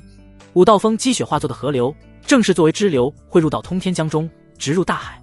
此时通天江某地势险要的地段，大江奔涌，浪涛不绝。一条蛟龙在江面下兴风作浪，腥臭的身子卷起重重浪涛，发出怒吼。倏然江面又是变得风平浪静，那条蛟龙从江水下跃起，漆黑的鳞片反射着光芒，蛟龙直接飞到了大江两侧的峭壁上，化为一面容粗犷的男子。男子身穿长服，面色狰狞，对着江水破口大骂。那该死的龙女竟然让他给跑了。在男子身后又有一长相与他相似但稍显年轻的男人走来，担忧道：兄长，那龙女毕竟是第7不灭境的妖王，就算他此时身受重伤，只能四处逃亡，但我们兄弟2人恐也难以杀掉他。若不能彻底将其杀死，若真等有一天其伤势养好，我和兄长估计难逃他的毒手。被称作兄长的黑蛟冷酷一笑，眼中闪过狡诈与歹毒。贤弟不必担心，兄长我不会去做必死之事。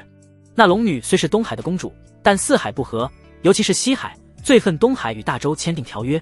西海的那些真龙只想与妖庭联合，拿下九州，占据天地河流。此次我正是被一真龙赐予了鹿龙笔，此物对龙的神魂有极大杀伤，有这把匕首在身，只要能捅入那龙女体内，哪怕她是第7不灭境也必会死亡。壮汉手腕一翻，掌心内出现一把寒光闪闪的匕首，匕首的锋芒让那躬声说话的小弟都是吓得连连往后退去。他也是一只蛟龙，身有部分龙血，对这匕首亦是畏惧。没想到大哥有此把握，那我们还等什么？咱们一起抓住那龙女，将她抽筋扒皮，喝下她的龙血，吃下她的龙珠，我和大哥也有了化为真龙的机会。年龄更小的蛟龙神色狂喜，不再劝诫，反而催促起了大哥，满脸杀意。贤弟不要心急，这里是大周王朝，我们是妖族，若是不小心被发现，人族圣地和天策府的人不会放过我们。蛟龙听到大哥的话，浑身打了个哆嗦。圣地还好说，但是想到天策府，他又恨又怕。天策府守卫九州大地，与妖族争斗1000年，数以千万的妖族都死在他们手中，可以说天策府就是妖族最恨的势力。况且这条支流是通向阴阳道宗的，你敢闯阴阳道宗山门不成？壮汉看向面前湍急河流，神色阴沉。蛟龙小弟吓得连连摇头。笑话，那可是阴阳道宗第7不灭境和第8归一境的强者，不知有几个，随便一个都能随手拍死他。大哥，东海龙族与大周有契约，若是那龙女去寻求阴阳道宗庇护怎么办？蛟龙小弟又是担忧问道。哼，东海龙族是与大周有契约不假，但又不是与阴阳道宗有条约。况且那龙女受了这么重的伤，正是被那阴阳道宗的天命玄女所伤。那2人是生死仇家，龙女绝不可能得到阴阳道宗庇护，她只能偷偷躲藏在道宗圣地中。提到天命玄女，这蛟龙壮汉眼中一时闪过忌惮以及不可置信。这些人族真是得天独厚，竟然能在20岁左右就修成第7不灭境。他们这些妖族想要修到这境界，哪一个不是要数百年时间？玄鸟一族本是妖族神圣，却自甘堕落与人族结合。但不得不说，玄鸟一族得了人族气运，即使丢了曾经的王朝，但实力依然强悍。贤弟莫要急切，我们妖族比人族最大的优势就是寿命长，我们可以慢慢等。那龙女要是被阴阳道宗发现并赶出来，我们就找机会将其杀掉。若是她真的隐藏得极好，没有被阴阳道宗发现，直到养好伤势，那我们也不要犹豫，直接离开九州。贤弟你要切记，我们成就真龙很重要，但是我们的命更重要。人族有一句话说得好，留得青山在，不怕没柴烧。蛟龙小弟满脸崇拜，大哥教训的是，小弟全听大哥吩咐。漆黑蛟龙点头，自己这小弟他最满意的就是人比较傻，比较听话。通天江支流，武道川，一只身姿优美的白鱼在湍急江河中逆流而上。此处已经是阴阳道宗地界，那2头蛟应该不敢追来。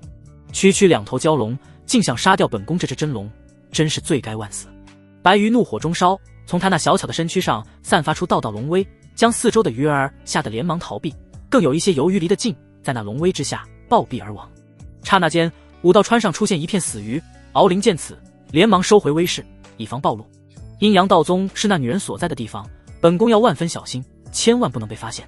敖灵心下思忖，想到这近2年来的憋屈，他心中暴躁，恨不得发泄一番，掀起滔天大浪。九州外有4大海，由不同的龙族管辖。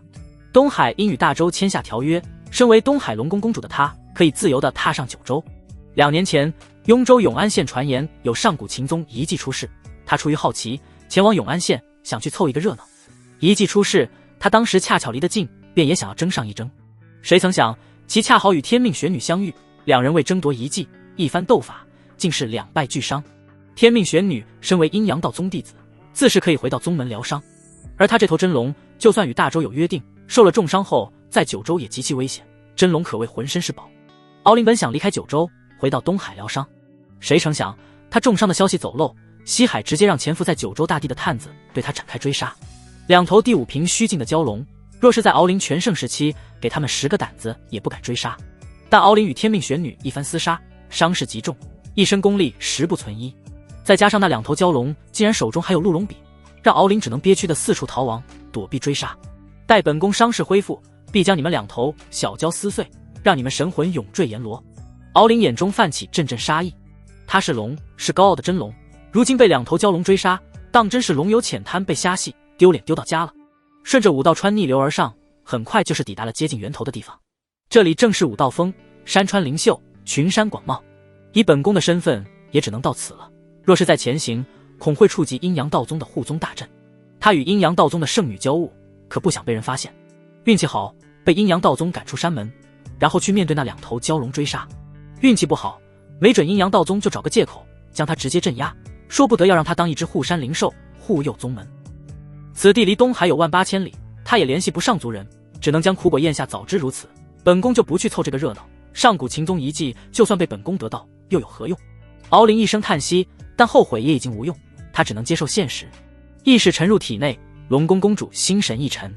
他若不是第7不灭境的妖王，恐怕他现在早就死了。第7不灭境正如其名，极难被杀死，生命力强悍。本身敖灵是第7境2重天轮转境的高手，比当时的天命玄女更强。他与天命玄女一番争斗受了伤，心生退意，但应天学府的周山长出手，一招浩然剑气，让他受了重伤。应天学府秉承非我族类，其心必异，不管你是谁，踏上九州就要受人族管制。若是敖灵只是旁观，周山长也不会理会，但他偏偏出手，让周山长误会其要夺魔道传承，才是悍然出手。这之后2年，他又受到蛟龙追杀，没有机会养伤，才是落得如今近乎油尽灯枯的地步。除非有灵丹妙药，或者是能晋升到3重天不灭境，否则本宫想要养好伤势，不知要多久。晋升就不要想了，现在能不死已经是万幸。至于灵丹妙药，那更是天方夜谭。敖灵来到武道峰，他化作的白鱼从河流中跃起，溅起一片水花。当鱼儿落在岸边时，已经变成了一只通体雪白的骏马。想要养伤，需要足够的灵气。武道山的灵气并不在川流中，而是在大山里。敖灵虽知进入其中危险，但为了能疗伤，也不得不这样做。武道山中有许多动物都开了灵智，它们没有妖族的血气，被称作灵兽。这些灵兽只要不出去伤天害理，阴阳道宗也会庇护他们。敖灵就躲藏在山中，每日朝饮晨露，夜宿河边，堂堂龙族公主完全过上了野人生活。就这样过了半个多月，敖灵清晨裹着白霜睡醒，准备去找些野果果腹。他此时伤势太重，早已无法辟谷，需要吃东西来填饱肚子。白天吃野果，晚上下水捕鱼，虽没了过去的锦衣玉食，但好歹不用受追杀之苦。吃下一枚树上结的青翠果实，敖灵正准备去河边休息，继续疗伤，耳边突地听到一阵淡雅琴音。那琴音绵长婉约，犹如蝉鸣，让刚入夏天的现在似是迎来了盛夏。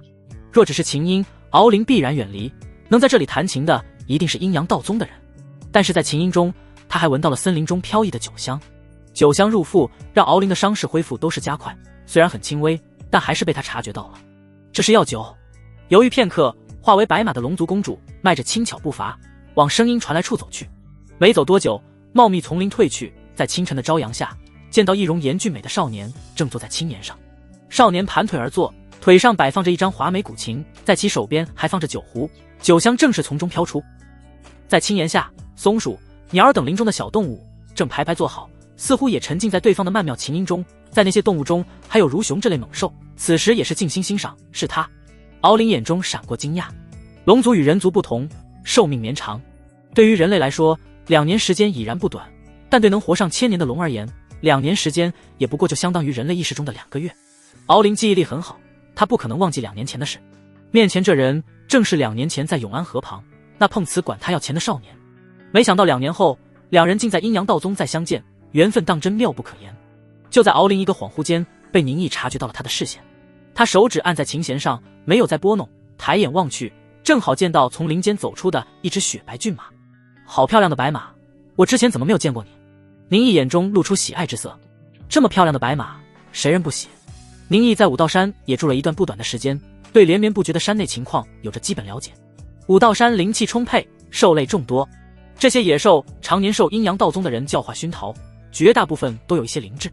不过在这里修行有成的妖却是没有。面前这匹白马，眼中灵性充沛，可见不是一般的野兽能比。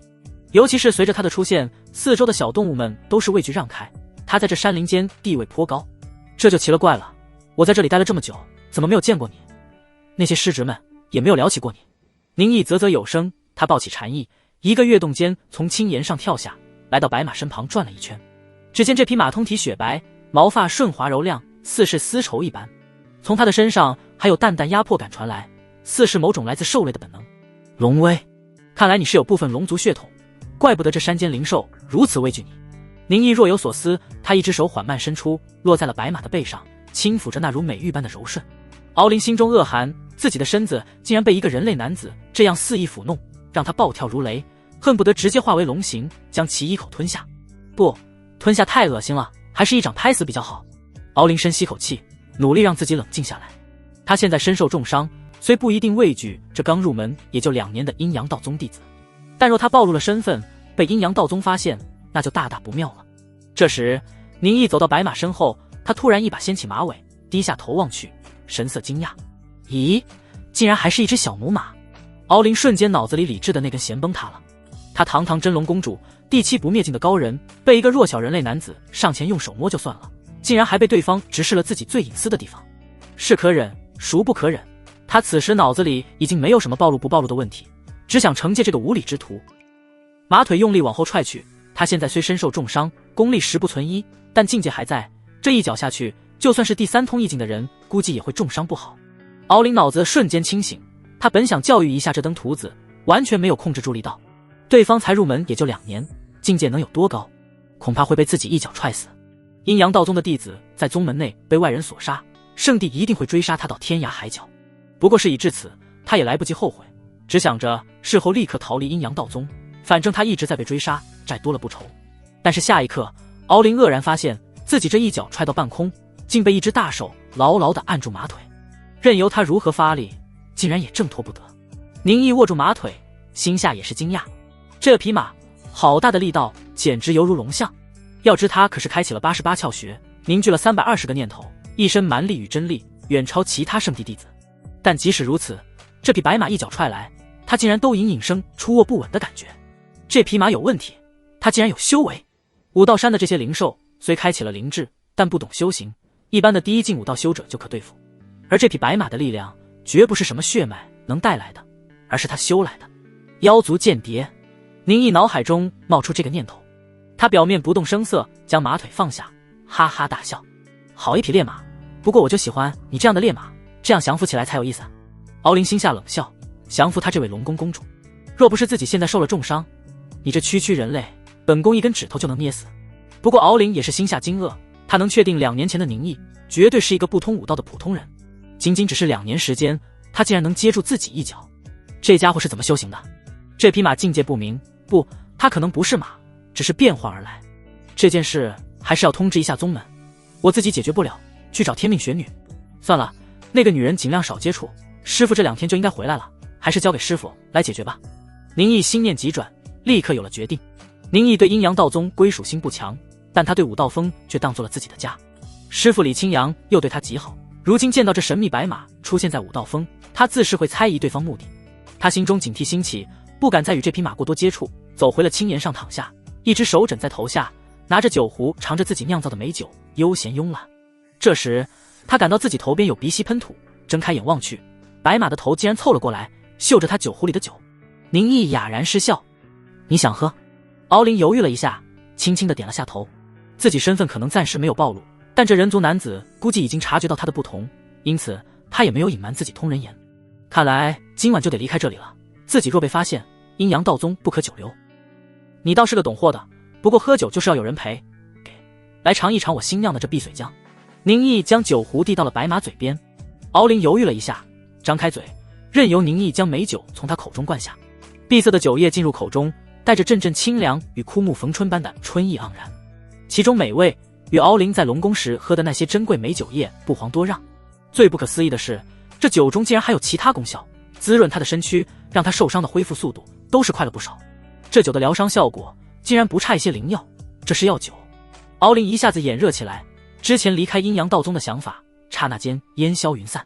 这人说这酒是他酿的，如果他能一直喝下去，就能加快自己伤势恢复速度。我这酒味道如何？宁毅笑问道。敖灵轻轻点头，他凑了过去，在宁毅脑袋旁打了几个响鼻，仿佛在说他还要继续喝。哈，这酒珍惜得很，可不能当水喝，不过既然你喜欢，那就明天过来继续陪我喝酒。见这匹神秘白马被自己用酒稳住，宁毅也暂时是放下了心。他这时心中一动，从青岩上坐起，笑道：酒现在是没有了，不过我可以给你讲故事。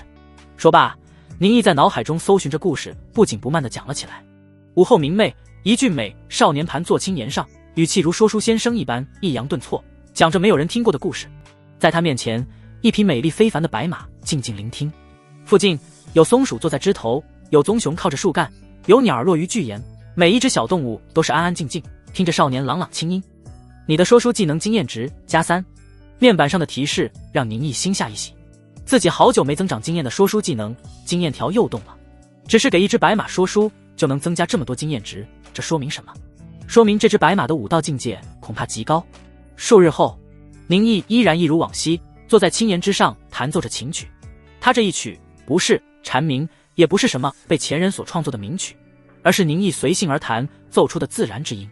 虽然因为说书技能卡住，艺术境界无法提升，以至于琴道与酒道的技能也卡在了4级经验值不涨，但酒道与琴道在长时间的练习中早已融入到了宁毅的生活里，成为了他平常时所有的娱乐活动。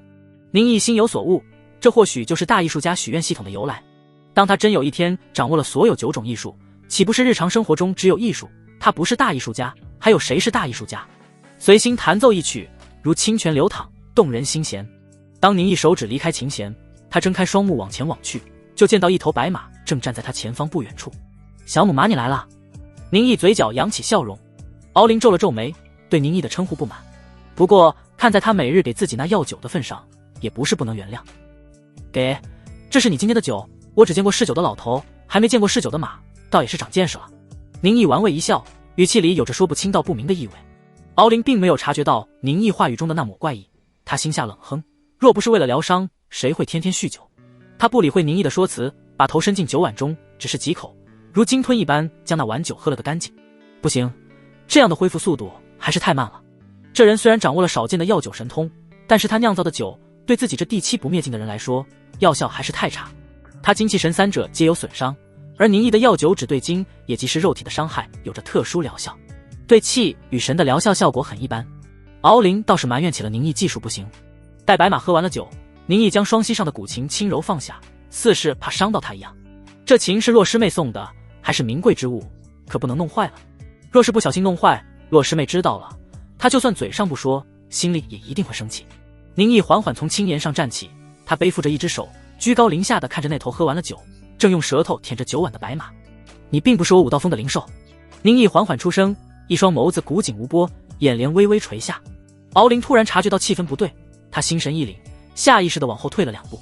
见他动作，宁毅笑道：这武道峰的兽虽有灵智，但却无有修为。我第一日见你就察觉到你有修为在身，发现你的特别，你应该也察觉到了这一点。这话说的有些拗口，简单来说就是你只是掩耳盗铃，假意什么都不知道。宁毅语气漫不经心，他言道：有修为在身还是兽类，我能想到的只有妖。此地是阴阳道宗，乃人族武道修行圣地之一，你这一头妖在明知自己可能被发现的情况下还赖着不走，让我猜猜这是为什么呢？应该是你受了不轻的伤势，不敢离开，是在这里养伤吧？宁毅笃定说道，没有任何迟疑。系统说书技能经验的增加，证明这只白马的武道境界很高，但自己之前与他交手一次，对方的实力却和境界不匹，这只能说明他受了伤，而且是不轻的伤。敖灵瞳孔微微一缩，见此，宁毅笑道：看来是我说对了，你果然是一只妖。不过算了，我也不愿多生事端。你若是就此离去，我就当作不知道你来过。敖灵已经心生退意，宁毅直接点明他身份，他在阴阳道宗就待不下去，与其面对阴阳道宗，他倒更愿面对那2头蛟龙追杀。只是想到这几日来，宁毅一直对他动手动脚，甚至还敢去看他隐秘私处，敖灵就是气不打一处来。本宫堂堂龙宫公主，若是就这样被一个境界低的人类调戏，却不报复回来，岂不是丢脸？想到这里，白马口吐人言，声音曼妙动听：小子，本宫是要离去，不过在离去前，要教训教训你这不知天高地厚的小子。话音刚落，敖灵悍然出手，白马马蹄向前一踏，真力流动，一股沛然大力往宁毅轰去，其中隐有龙吟之声。敖灵并不想杀宁毅，若是闹出人命，阴阳道宗恐会对其追杀，但为了自己尊严，必然要好好教训他，让其知道人外有人，天外有天。我几日来请你喝酒，你不但不知恩，反而以怨报德，果然妖就是妖，不知廉耻。宁毅嘴角似笑非笑，面对那一只马蹄踹来，他背负在身后的手缓缓抬起，握拳挥出，轰！2股庞大的真力撞击在一起，狂猛的风暴往四面八方吹去，一些靠得近的树木都在这暴风下连根拔起，小动物们惊慌逃窜，一溜烟地跑入了林中。宁毅手臂发麻，暗暗心惊，这头白马到底是什么妖怪，力量大得出奇。对方伤势不轻，真力也只是维持在第3通意境的境界，但却能和自己一拳打得旗鼓相当，这完全是天赋使然。敖灵比宁毅更加震惊，他可是一头真龙啊，在同样境界下，纯粹的蛮力宁毅竟然不下于他，简直不可思议。这个家伙到底开启了多少窍穴？发现蛮力难以制服这只白马，宁毅立刻换了思路。他背后隐隐间有青色光轮流转，手印、心印、身印3印合一，再将支配点加上。阴阳道宗5大神印之一，东木擎天诀。第9重，青龙衔路。刹那间，天地翻转，武道峰中千万年孕育的巨木犹如被赐予了生命，数根一人合抱粗的巨木如螺旋一样盘旋在一起，神木化形，泥土纷飞，大地震颤，竟是变成了一只数10丈长的青色木龙。木龙盘旋升天而起，发出震慑龙吼，在山林间横冲直撞，龙尾猛然甩过，将白马盘在龙身之中，就要将其绞杀。敖灵周身都感到由外而内的距离，他的身体与骨头发出阵阵声响。他用力挣脱，但那青色木龙越盘越紧，甚至张开巨口往他咬来。敖灵勃然大怒，他一只真龙竟然被一虚假木龙缠上，愤怒之下不管不顾，直接展现真身。啊！嘹亮的龙吟声传遍山林，一只数10丈长的白色神龙出现在宁毅面前，竟然是真龙。宁毅心下惊讶，他怎么也没想到那头白马竟然是一只龙，而且还是稀少的血脉高贵的真龙，当真是白龙马。此时出现在宁毅面前的是一头威严赫赫的真龙，只见这头龙身长数10丈，通体覆盖银白色的鳞甲，鳞片边缘泛着幽蓝雷光，仿佛每一片都蕴含着雷霆之力。与宁毅上一世记忆中相同，九州大地的龙同样有着真龙特性，能大能小，能生能隐，大则星云吐雾，小则隐介藏形，生则飞腾于宇宙之间，影则潜伏于波涛之内面前的真龙虽有数十丈长，但恐怕也不是其完全形态。只见白龙龙首高昂，额前生绝，锐如寒刃，闪耀电芒，似是能撕裂苍穹。那一双龙目更是如炬，瞳孔呈现赤金色，睥睨间神性与妖异交织，霸道无比。唯有他的龙首鳞片下透着淡粉色的光泽，让这头龙多了一些娇丽秀美，也让人能够猜测出这是一位龙女。她的样子倒是和自己前世玩的黑神话中的亢金龙几近相似。这龙怎么这么熟悉？宁毅记忆力很好，如果他曾经见过，绝不可能忘记。他迅速在脑海中回忆，露出恍然神色。这头龙不是当初在永安县时自己于夜幕中见到的那头白龙吗？虽然当时自己刚修武道，目力一般，白龙又与他相隔甚远，但那是宁毅速会觉醒后第一次见到真龙，自是不会忘记，牢记于心。宁毅曾杀了许培南，他又是天命玄女以帮忙的借口带到阴阳道宗，为防宗门长辈问起当时发生之事，宁毅曾和天命玄女仔细询问过具体过程。上古秦宗遗迹出现在永安县附近，这个消息九州大宗门人尽皆知。这也是为何当初在永安县时，应天学府的苏景瑜能毫无顾忌地在茶馆说出来。上古秦宗遗迹位于雍州，是阴阳道宗与应天学府的地盘，其他州的圣地自不会为了一处遗迹得罪两家。不过在遗迹出事时，天命玄女见到了这头真龙，也要抢夺遗迹，才是大打出手。天命玄女与真龙两败俱伤，应天学府的周山长又斩出一剑，让真龙伤上加伤。天命玄女与许培南先发现了上古秦宗遗迹，并进入其中。宁毅在系统帮助下也进入遗迹，并阴差阳错与天命玄女发生了关系。那之后发生的事，就是宁毅和天命玄女的一段缠绵。如此看来，这一切的因果都要落在这龙女身上。宁毅心中暗忖，若不是龙女与天命玄女两败俱伤，天命玄女也不会着了许培南的道，更不会被宁毅辱了身子。只不过宁毅也没想到，他竟然会在阴阳道宗见到龙女。他难道是来找天命玄女报仇的？但这里可是阴阳道宗，你一头龙进来，这不是找死吗？宁毅思索间，化身为真龙之身的敖灵发出一声嘹亮龙吟，天空乌云滚滚，雷霆震荡，龙女周身的雷光闪耀，一道道细小雷霆崩裂，将缠在她身上的木龙烧成了木炭。武道山上的灵兽们早就吓得慌不择路，迅速逃离了这座山峰。不对，这头龙的状态不对。在察觉到这头龙就是永安县那一头龙后，宁毅本是心生退意。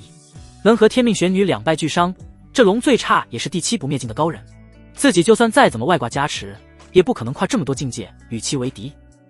但是一番接触，宁毅发现这头真龙的实力绝对没有第七不灭境。他伤势还在距离永安县遗迹事件已经都快2年时间了，2年时间这头真龙还没有养好伤，亦或者是他当初伤势太重，才是这么久都没好。云从龙，风从虎，白龙飞上天际，在半空中盘旋，周身生出片片云彩，雷霆炸裂，电光轰鸣，天雷震颤，生出煌煌之威。见这龙会飞，宁毅就不想打了。不管对方伤势多重，那终归是第七不灭境，一定有什么压箱底的绝招，自己可不想和这么一头龙去拼命。就在这时，宁毅耳朵动了动，有声音传来，他脸上露出笑意，心中大定。敖灵震怒无比，区区一个第三通意境的人类，竟敢与他动手。不过敖灵内心也是震撼，他可清楚地记得2年前初见这人类，他还是个不通武道的普通人，2年时间不见，他竟已修成了第三通意境，如此天赋是何等的怪物。不过不管你天赋如何，敢与我动手，必让你尝尽苦头。敖灵龙爪张开，5爪之上电光化为刀刃，似是能撕裂山峰，从天而落，往大地拍去。龙女还是留了一手。宁毅天赋如此之高，一定是阴阳道宗精心培养的圣子，若自己真把对方打出个好歹，一定会受到整个阴阳道宗追杀。他就算再怎么自傲，也不敢面对一个圣地的追杀。但是很快，敖灵就为自己的留手后悔了。来得好！宁毅见龙爪拍来，他眼前一亮，哈哈大笑。此时宁毅已无后顾之忧，他神通无敌，但与人交手经验太少，如今有这龙女相伴，正可练习自己的5大神通。白龙，你也吃我一剑！宁毅气势暴涨，真力狂增，猛增，劲增。武道山千万年积聚的庚金之气从地下溢出，汇聚到宁毅周身，让他化为了一只身有双翼的白虎。若是洛清禅在这里见到这一式吸金裂渊诀，估计要直接拜服在地，让宁毅教他一手了。吸金裂渊诀，白虎裂渊。宁毅手捏剑指，一剑斩出，白虎咆哮声震天动地，化为一道足以撕裂深渊的惊天剑气，裂地而出，与白龙天降的5爪雷刃撞在一起。龙吟，虎啸，轰！剧烈炸响，惊天动地，电光将云层炸开，庚金之气在群山肆虐。敖灵一声痛哼，他的龙爪之上竟是被宁毅硬生生地斩出了一道深可见骨的伤口，龙血倾洒而下。龙女惊骇不已，她可是第7不灭境，有不灭之身，就算是受了重伤，也不应让这么一个第3境的人斩伤才对。此人神通，当真是惊世骇俗。他想也不想，调转龙头就是逃跑。自己在这里已经闹得够久，估计那些阴阳道宗的强者们已是有了感知，自己再不跑，恐怕就真跑不了了。白龙钻入了武道山最大的河流之中，真龙入海，哪怕这只是河，恐怕也再难追到。只是刚入河流的敖灵感到一阵不可思议的威能骤然出现，将整条大河都是凝固，让河流不再流淌。这股气息，这股气势，天人！龙女惊呼出声，这是只有第8归一境的天人才有的威势。第8归一境，感受到来人气势与境界，敖灵心下惊慌不已，有大恐怖从心中杂乱而生。第9绝圣境世间罕有，皆是不出世的高人，常人一辈子恐也难以见到绝圣一面。九州虽大，圣地众多，但仅有那么1-2处圣地有着第9绝圣的存在。对世人而言，第8归一境就是天下最顶尖的高手，一个宗门底蕴如何，就看这个宗门有几位第8归一境。此时这么一位惊世高手对自己出手，敖灵近乎彻底绝望，难以生起反抗之心。不行，本宫怎能就此放弃？若在此地放弃，恐将再无自由可言。自己私闯阴阳道宗就已是犯了忌讳，若是被这天人抓住，他很可能会被当作护山灵兽，在阴阳道宗看守100年、1000年，再无未来。就算是他的父皇来此，也要哑巴吃黄连，将这闷亏吃下，毕竟是他有错在先。就算他还能再获自由，那估计也要龙宫付出巨大代价才可换取。东海内部也并不和谐，真龙间亦有龌龊，自己那叔叔若是与父皇针锋相对，死命拦截，估计他连被换走的机会都没有。念及此处，敖灵求生意志大涨，本已化为白鱼的他再次现出真身，一只数10丈长的白龙在流淌的川水间用力挣扎，龙尾拍击河面，像是一只无法呼吸的鱼。好一只真龙，还敢挣扎！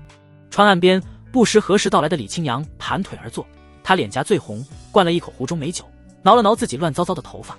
白龙在川中挣扎，他哈哈大笑，一只手张开，猛然往川流抓去。武道川磅礴的河水在这一刻时间被静止，流水匆匆而停，整个世界都仿佛陷入了绝对的寂静中。敖灵只觉自己的龙身似是被水泥灌注，那往昔听从他指挥的河水变成了冰坨，化为了固体，让他犹如一只在琥珀中的小虫，一点点的往内部挤压。啊！龙吟嘹亮，雷霆炸响，数不清的雷光劈在河面之上，似是要将这固态的河水劈碎。川流泛起涟漪，见到这一幕，敖灵神色大喜，再接再厉。李清扬沈然一笑，手腕一翻，川流化为一只数百丈的大手，往川水中的白龙再次抓去。那只由水化作的大手有着无边巨力，将白龙身躯抓住，犹如抓着一只小泥鳅。其中的力量撕扯着龙鳞，有部分龙鳞发出裂帛般的撕裂声，更有龙血流淌，将川流染红。渐渐的，川水中白龙挣扎的身体颤了颤，力气慢慢消失，再也无法动弹。哼，终于不反抗了。李清扬呵笑一声，他晃了晃自己的酒壶，里面的酒水已经喝完，随即只见他用手一招，整条山川大河犹如被惊吸，直往李清扬的酒壶口中涌去，犹如仙树。面前川流有一大部分的河水都灌入了李清扬那狭小的酒壶里。他再次一挥手，抽刀断水，水更流，凝固的山川再次奔腾起势，往远方的通天江涌去。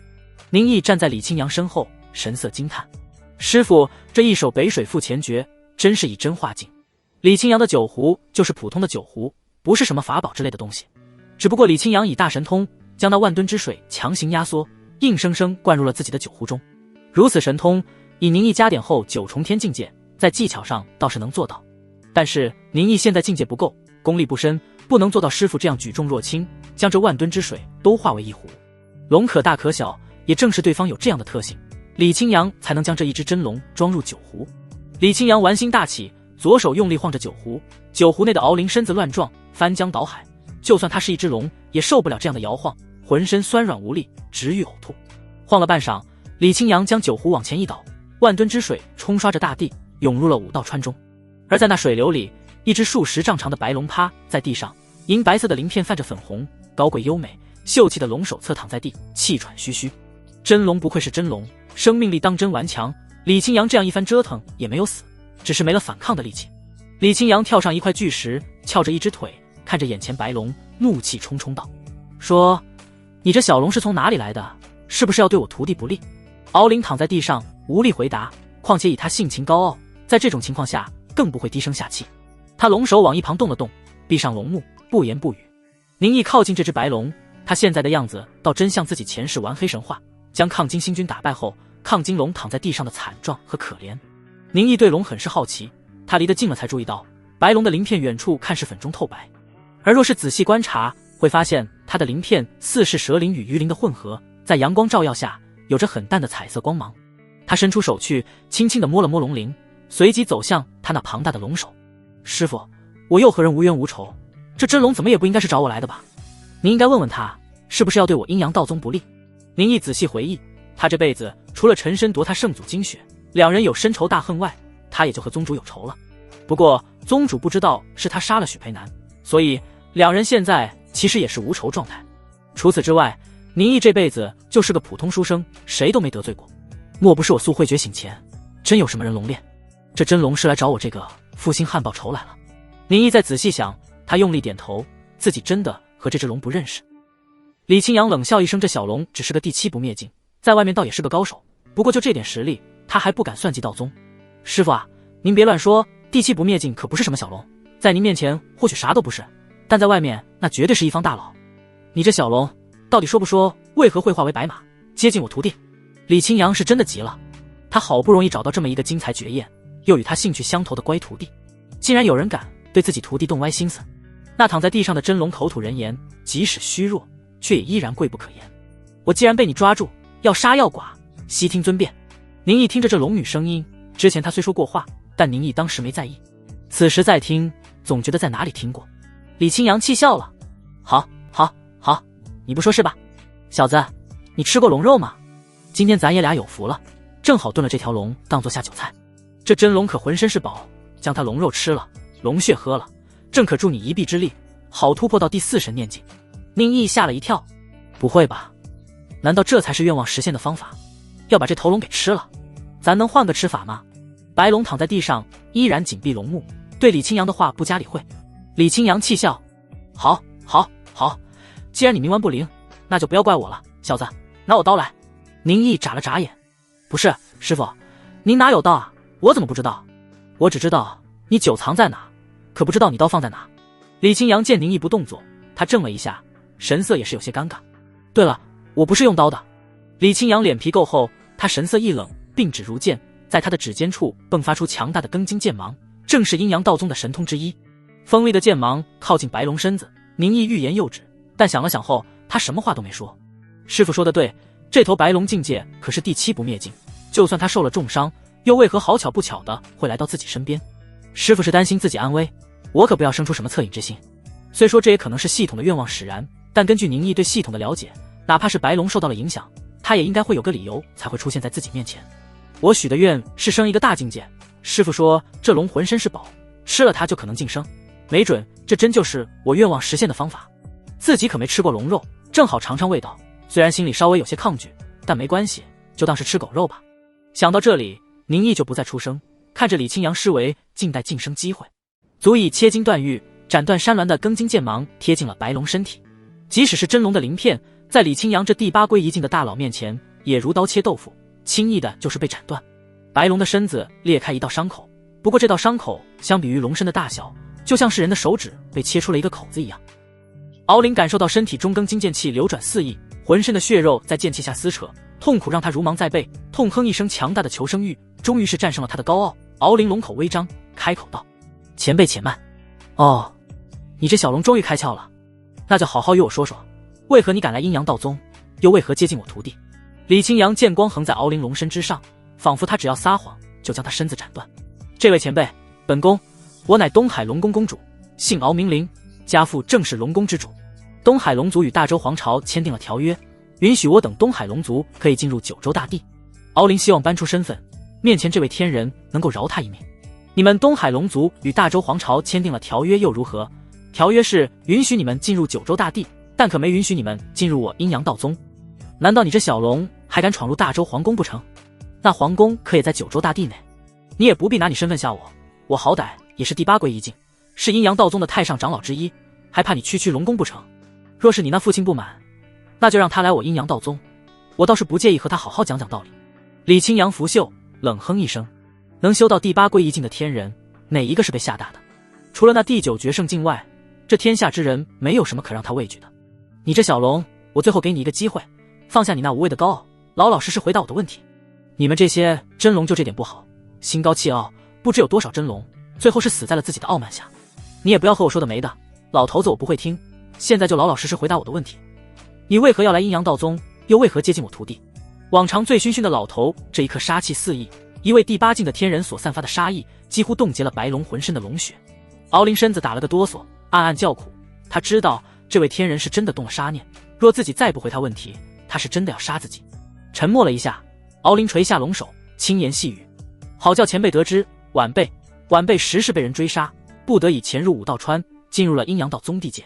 晚辈对前辈的徒弟并无歹意，只是恰逢其会，晚辈身受重伤，恰好喝了您徒弟的酒，那酒有疗伤的效果，晚辈为了能加快伤势恢复，才是不愿离去。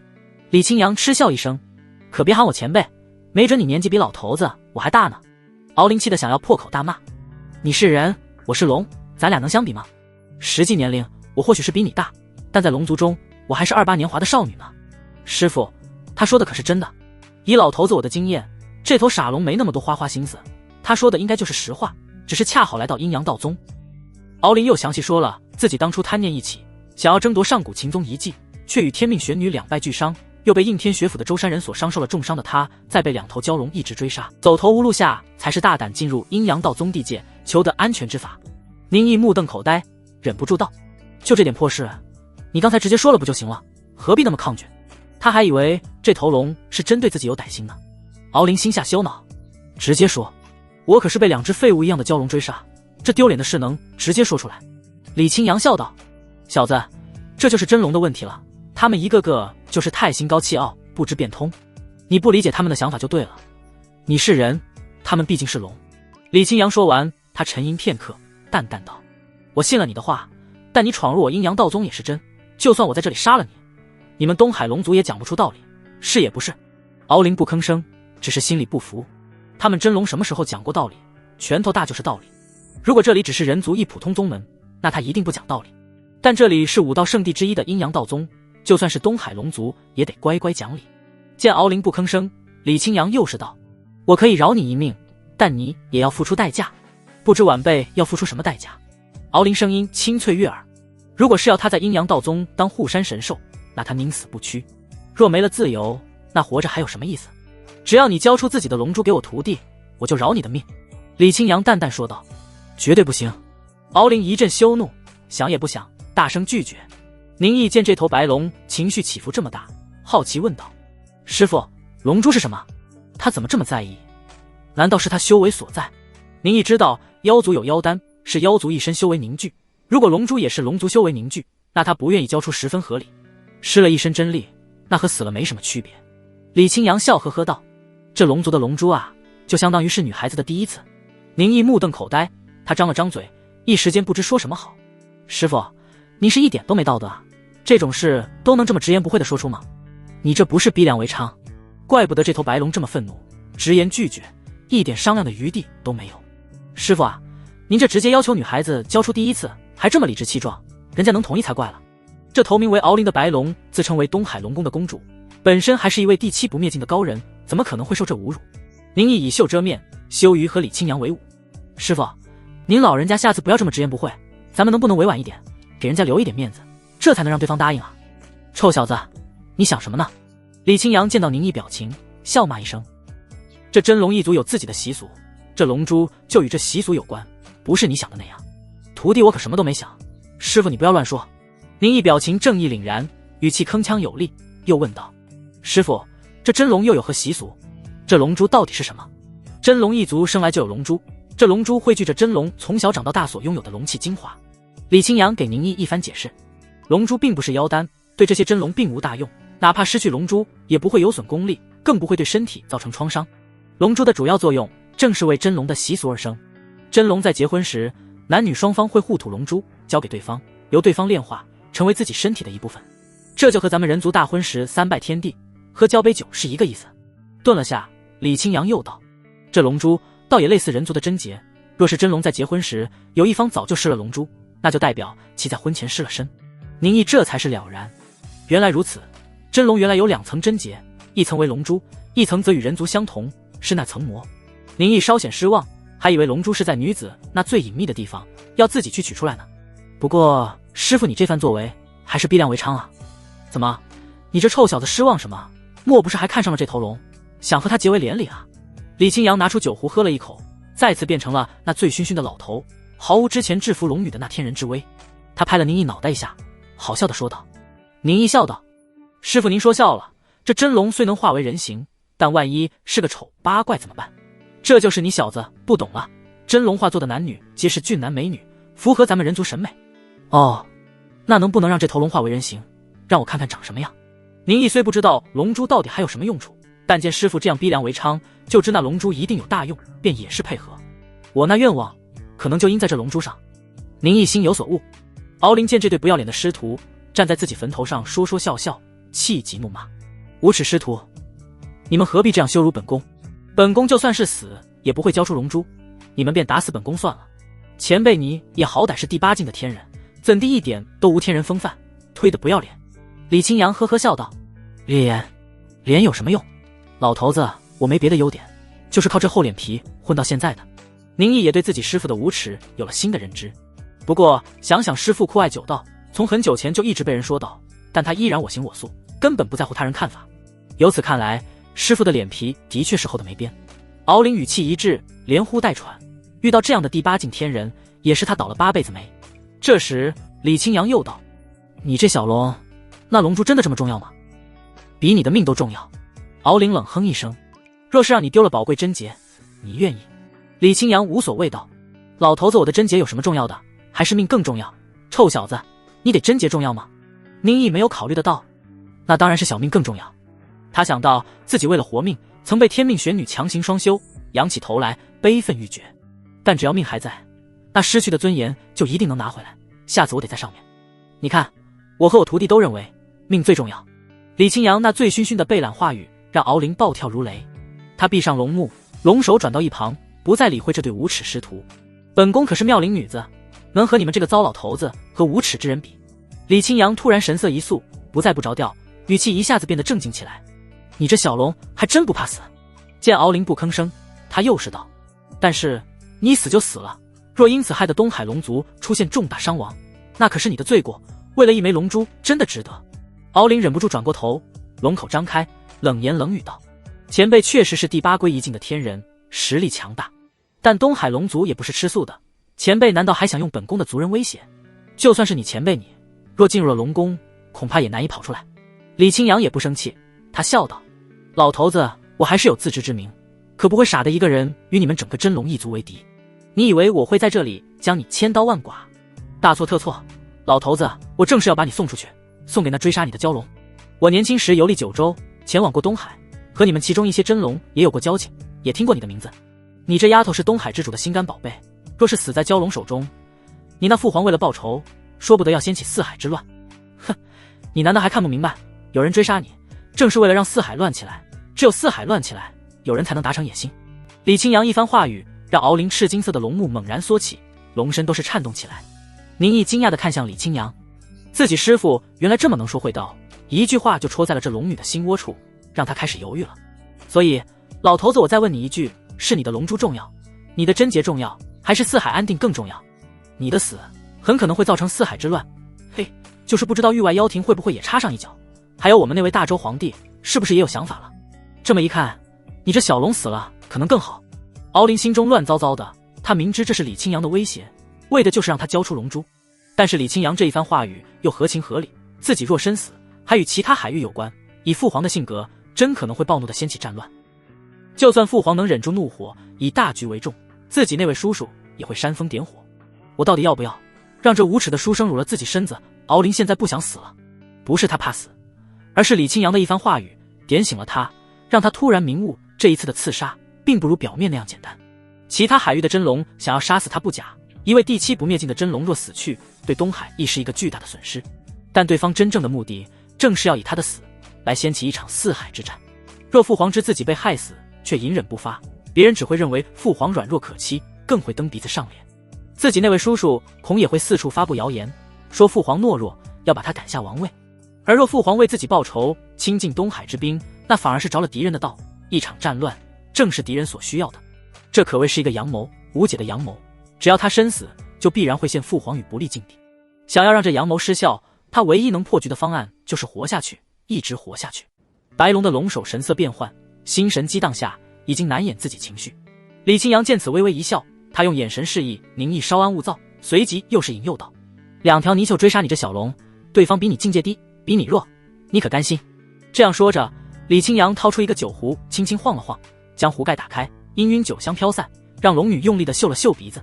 这股酒味，我知你身受重伤，第七不灭境难以受伤，而只要受伤就不好恢复，你又无法回到东海，无处疗伤，才只能四处逃避。我那徒弟的技法中还是差了一些，难以治愈你这第七不灭境的伤势。但老头子，我酿了100多年酒，你看我这酒可能疗伤。李清扬将酒壶口轻放在了龙女鼻口，让敖灵身体一阵颤动。这药酒可谓灵丹妙药，若是自己能得这酒，又暂时得阴阳道宗庇护，就能加快伤势恢复。敖灵一片眼热，他垂下龙首，彻底被李清扬这一番话语说得动心。犹豫片刻后，敖灵低眉顺眼，咬牙道：本宫晚辈愿意交出龙珠，还望前辈赐予这酒，并庇护晚辈一段时间。李清扬没有直接答应，他哈哈大笑道：晚了，你若是一开始就答应，那我也就这个条件，但到了现在你才迫不得已答应，那老头子我还得再提一个条件。前辈，你……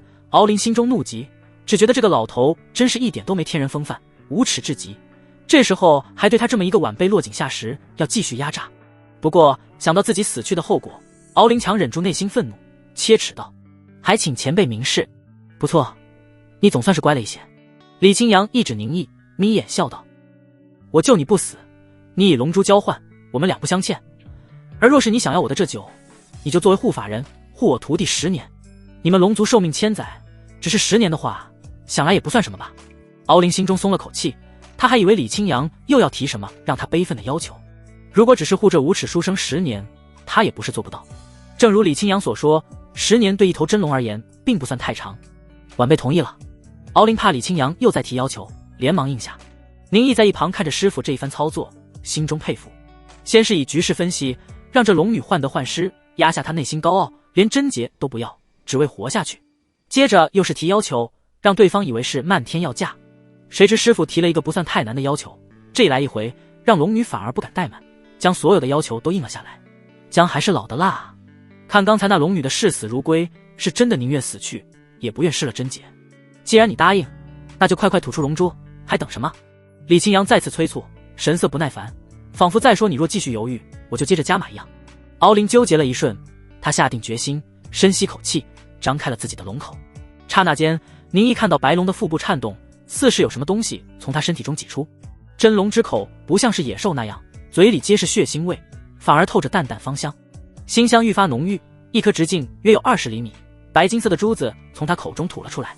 龙珠漂浮在半空中，李清扬用眼神示意，宁毅用手一招，那珠子落入了他手中。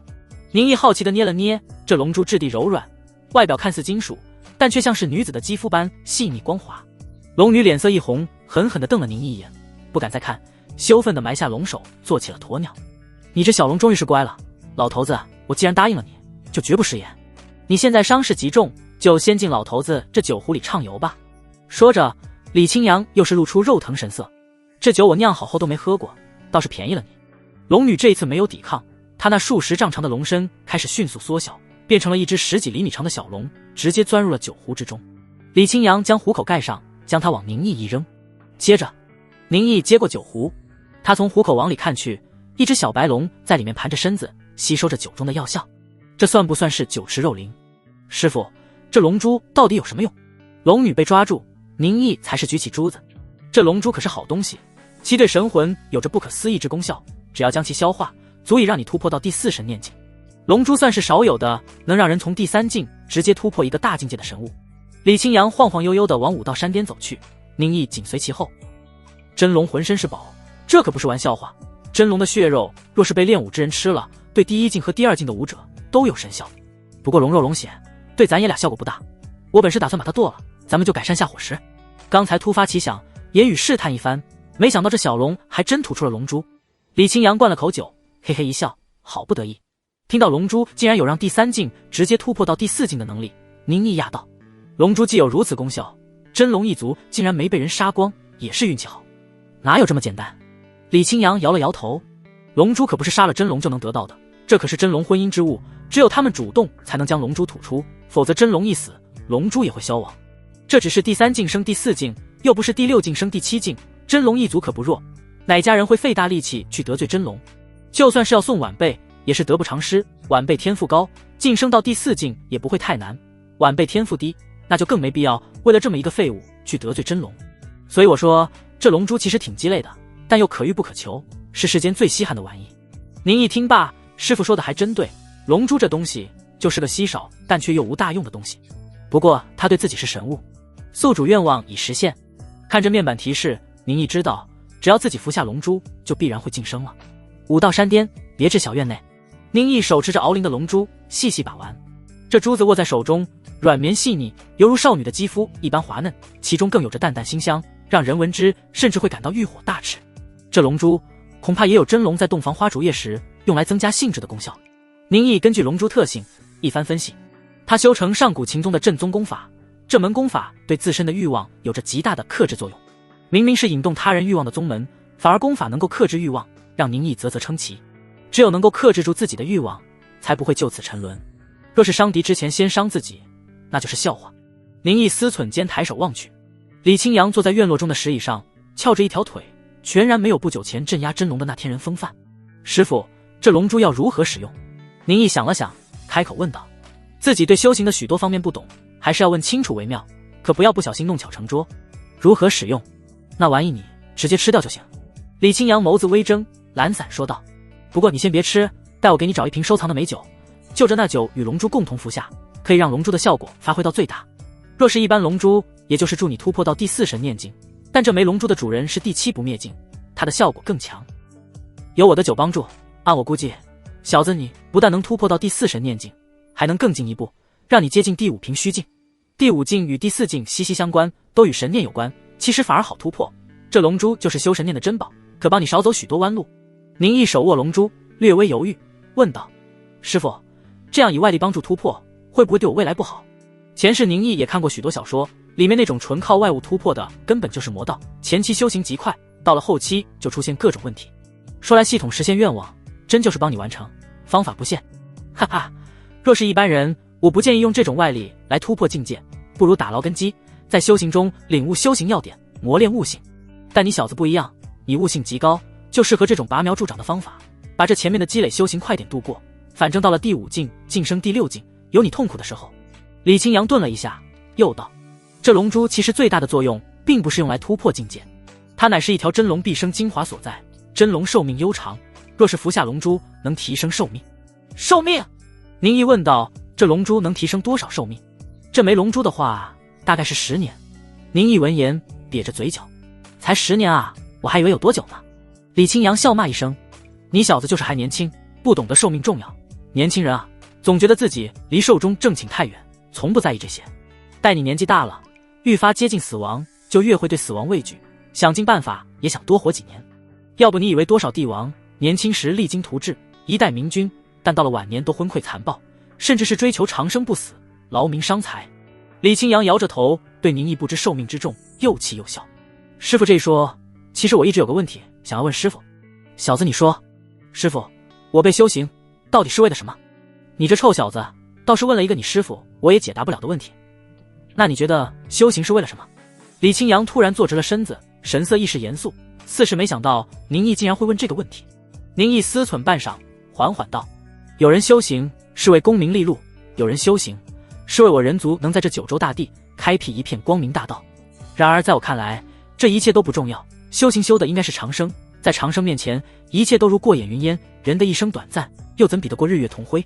李清扬眼中闪过一抹恍惚，他失笑道：幸亏你没生在皇家，也没当那皇帝，否则你小子一定是个为了长生不死，弄得国破家亡的昏君。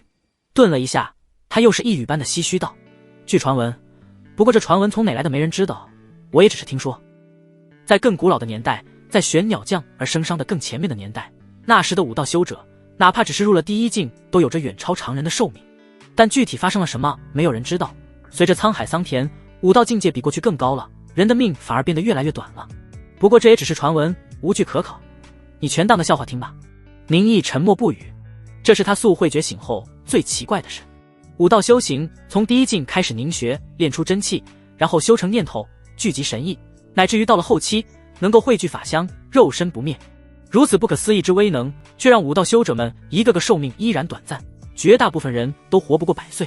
但那些妖怪一个个都能活上数百年，乃至是1000年，这根本就不合理。这个世界的土著们，他们数千年来都是这么过来的，从来都是如此，他们不觉得这样的寿命有问题。但宁毅作为穿越者，他认为这里面问题很大。这个问题不是我现在该考虑的。如师父所说，我现在不必担心寿命问题。在我寿终正寝前，若能修到第8境，就有300年的时间去思考这个问题；若我能修到第9境，更有1000年荏苒，让我去寻找答案。宁毅镇定心思，小子，一会儿我让那头小龙和你签下契约，让他护你10年。武道前几境，我还能尽可能帮你，但到了后面，就只能依靠自己走出不同的道路。李清扬说着，晃悠悠地进了屋。你在这等我，我去给你找酒。夜晚，宁毅的居所，昏黄的烛光摇摆，在他脸上留下道道斑驳之影。他右手握着龙珠，左手拿着酒壶，做着晋升前的准备。在他前方半空中，一条1米长的白龙犹如白蛇一般盘着身子，身有云雾缭绕，赤金色的眸子紧盯宁毅，眼中愤怒、无奈、怨念等等情绪不一而足。宁毅对他笑了一下，一张嘴将如果冻般的龙珠塞入了口中。龙女身子一阵幻痛，像是自己在被眼前这无耻之徒破了身。龙珠直径要比宁毅张开的嘴更大，但它入口即化，看似是固体，实则更接近液体。浅淡的馨香弥漫在唇齿间，宁毅细细品尝，这味道倒是与那龙女身上的香气一样，会让人联想到贴身之物。只不过这味道，我好像在哪里闻到过。宁毅没有在这个问题上多加思索，迅速拿起李清扬交给他的酒，一口灌下。这酒名为浮头酒，有提升神念之效，又经过李清扬这位第8归一境的高手，以上古奇迹9蒸9酿法酿造，诸多结合，让它功效更是不可思议。此酒酿造非常麻烦，就算是李清扬这辈子也没酿造过多少，可谓是真正的宝贝。一壶美酒就着龙珠入腹。开始时，宁毅腹部一阵炽热，他的身体刹那间超过了人体的体温，整个人似是进了桑拿房，肌肤表面泛起阵阵红光，全身所有的窍穴都是流出汗渍真气，裹扎着这股热气，顺着所有开启的窍穴上冲，凝聚身体之精，达到了大脑处。此时，宁毅的诸多念头开始沸腾，沸腾的念头与那股真气合二为一，贯穿了天地之桥。宁毅整个人与这片天地都融合在一起，再也不分彼此。他的脑海中似乎有什么东西正在酝酿，像是正在破壳的小动物，想要突破桎梏，见天地之广袤。然而，光是这股热量，还不足以让他破开人体与天地的隔阂。恰在这一刻，宁毅腹中再次升起一股冰凉之气。这冰凉之气与之前的热气一样，在真气裹扎下流过窍穴，同样来到大脑识海。念头再次躁动，这一次念头不是沸腾，而是彻底冰冷下来。宁毅自我凝聚的320个念头，如燃烧的金属入水，冰与火夹杂在一起，在识海中传来剧烈炸响，如开天辟地。冰与火，阴与阳，两者交合正成阴阳之力，无与伦比的意识在识海中盘旋。倏的一声只有宁毅能够听到的声响在他耳边炸裂，阴阳二气彻底破开天地之桥，识海与天地相连，数不尽的天地灵力涌入他的身体之中。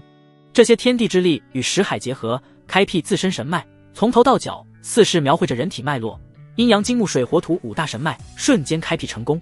到了这里，宁毅已经修到了地级功法的极限。他的头顶之上浮现出一道与他本人相貌相同的虚影，那正是他刚刚修成的神魂。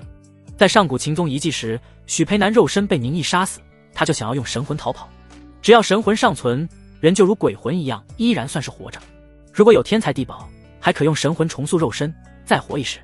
不过就算是用天才地宝重塑肉体，活过来也再也难修武道，只能成为一个普通人度过余生。而高手对决都会在杀死对方后顺手将神魂剿灭，不给对方重活的机会。因此这神魂最重要的能力不在于活下来，而在于拥有神魂就拥有了神念。宁毅强横的神念瞬间横扫，覆盖了方圆7公里的范围。这7公里范围内的一切在宁毅面前纤毫毕现，所有的细节之处都在其神念间展现。宁毅一下顿悟，原来如此，这就是师父说的基础，凝学的真理，通义的念头与神脉的魂念，一切相辅相成。神脉的多少对应着神念的覆盖范围，真理的多寡对应神念的强度，念头的多少则对应神念对细节的掌握。如今宁毅88个窍穴，320个念头，7大神脉三者合一，那强大的神念简直无可匹敌。但是不够，这还差得远。先天大阴阳五行真经在宁毅识海中浮现，那天地之间涌现的灵性之力余微不减，在他本身的7大基础神脉下，又是顺着这天级功法脉络，寻找到了2条隐藏神脉：太乙神脉开，太初神脉开。2大神脉开启，宁毅神念的覆盖范围也在扩大，7公里、14公里、21公里。他此时的神念达到了地级功法极限的3倍。但这还不够，阴阳五欲六尘经这部上古秦宗法门关于神念的修行方法，同样浮现在宁毅脑海中。正常人绝不可能修行2种不同法门，否则必将因冲突而暴毙而亡。但是我有卦，先天大阴阳五行真经与阴阳五欲六尘经有一条神脉不重复，是否融合？是。识海再次一阵轰鸣，属于上古秦宗的那条神脉在宁毅人体内浮现。太史神脉也给我开！3大神脉同时开启，宁毅的神念再增1倍，达到了整整28公里的范围。以宁毅为中心，方圆28公里全都在他神念覆盖之下。宁毅此时神脉开启数量已经达到了太虚玄门这天下第一道门镇宗之法的极致，强横的神念横扫天地。不过很快他就是将神念收回。这里可是阴阳道宗，是圣地之一，自己也不要做得太过分了。这样的大宗门自是有克制神念的护宗阵法。宁毅睁开双眼，眸光闪亮，虚室生白，道道智慧神韵于他眼眸深处浮现。随即这些神韵隐于暗处，他的眼睛也是恢复了原状。在他身前数米处，盘坐在半空中的敖灵，龙首上露出震撼神情。他身受重伤不假，但境界犹在，自是感受到了宁毅那无匹神念。这股神念之强，已经超出了他理解的阴阳道宗修行法门。面前这无耻书生到底是怎么做到的？再想到之前自己与这书生战斗，对方展现的不可思议之神通，这到底是何等武道修行的怪物？那天命玄女在其面前也要黯淡无光。我修成了。宁毅从云床上起身，他脑清目明，识海中所有的阴霾一扫而空，这方天地在他眼中已经是换了一个色彩。不，那不是他用眼睛看到的，而是用神念感知到的。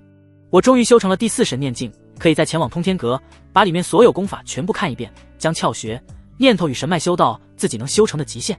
之前宁毅在通天阁之所以没有将所有低级功法全看了，是因为他不知道系统是否能将功法学第2遍。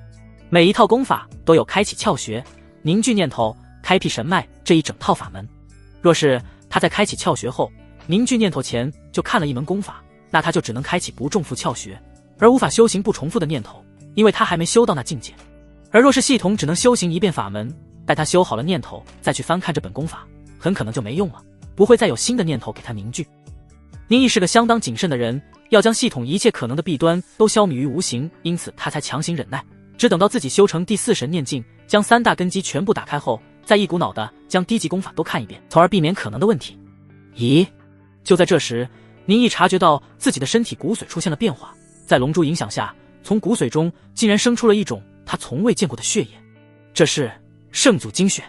骨髓之中渗出的血液是淡淡的金色，这些神秘的血液与宁毅自身的血液融合在一起，产生了玄而又玄的功效。宁毅此时修成了第4神念境，不光可以用神念扫视天地，也可完整观测自身。在他神念注视下，自己骨质、肌肉、神经，乃至于是从细胞层面，身体都开始出现能够被神念观测到的变化。这神秘的淡金色血液正在竭力提升宁毅的资质。血液融入窍穴，让周身所有窍穴都出现松动；血液滋润念头，让所有念头都圆润如一；血液流经神脉，让神念也更加凝实。宁毅总算理解了为何拥有圣祖精血的人前5境的修行速度如此之快，达到超乎想象的地步。这圣祖精血真是能够直接将人体完全开发，将所有武道前期晋升的关隘全部击碎。拥有圣祖精血就可以让你无阻碍地突破前5层境界。只有到了第6法相境，因要领悟自身的道，更需悟性，不再依靠身体，才会速度缓慢下来。沉身与印诀将我圣祖精血抽走，没有了血液，自是会暴毙而亡。而恰好在那一刻，我速会觉醒，可能是系统加持，亦或者是其他原因，让我活了下来。但就算血液不见，但我本身骨质还在，如今在龙珠刺激下，让圣祖精血重生了。现在的宁毅可以说，就算不用系统外挂，仅以自身资质算，也达到了无上天骄的地步。当然，仅局限在前5境，龙女的龙珠岂不是比天命玄女的原因还好用？宁毅心中思忖，不，也不能这样断定。当时我可是不能修武道的废体，但得了天命玄女的原因后，让我能够修武道。从0到1总是比从1到后面更难。天命玄女的原因为我开辟了第一步，而龙女的龙珠则化腐朽为神奇，让我圣血再生。但是我现在都已经修到了第4境，这圣祖精血这时候才回来，就算加强了资质，让实力更上一层楼，岂不是有些鸡肋？宁毅不信邪，他以自身强大的神念，直接顺着圣祖精血诞生的脉络，深入到骨髓之中，寻找着圣祖精血的源头。轰！脑海中一声轰鸣，宁毅在圣祖精血源头感受到无垠高的意志降临，那意志皇权在上，煌煌天威，不可抵抗，犹如九州大地上亿万万生民愿力所在，让宁毅耳边回响起无尽回音。刹那间，宁毅的神念被彻底冲散，宁毅周身气息懈怠，他缓缓睁开眼，眼眸深处露出惊骇，脑袋更是如针扎般刺痛。良久，他才是平复呼吸，脑海中疼痛消失。那股意志一定是大周圣祖。宁毅精神激荡，他隐隐间觉得圣祖精血恐怕不光是能够提升资质，让前5境能够轻易突破，圣祖精血中一定还隐藏着什么其他秘密。如今我修到了第4境，离能够报仇又更近了一步。陈深，你既要为儿子前途夺我精血，害我性命，那我就要取你儿子狗命，让你感受更大的痛苦。宁毅杀意凛然，他神念再起，将这股杀意强行束缚在自己体内。他可不是什么狗的性格，只是外界环境让他不得不先苟一波，静待天时。待自己武道大成，能够自保之后，自会让世人看到何为翻手为云，覆手为雨。宁毅黝黑的眸子往盘在半空的白龙处瞥了一眼，随即收回视线。武道山有宗门大阵，更有其他阵法守护。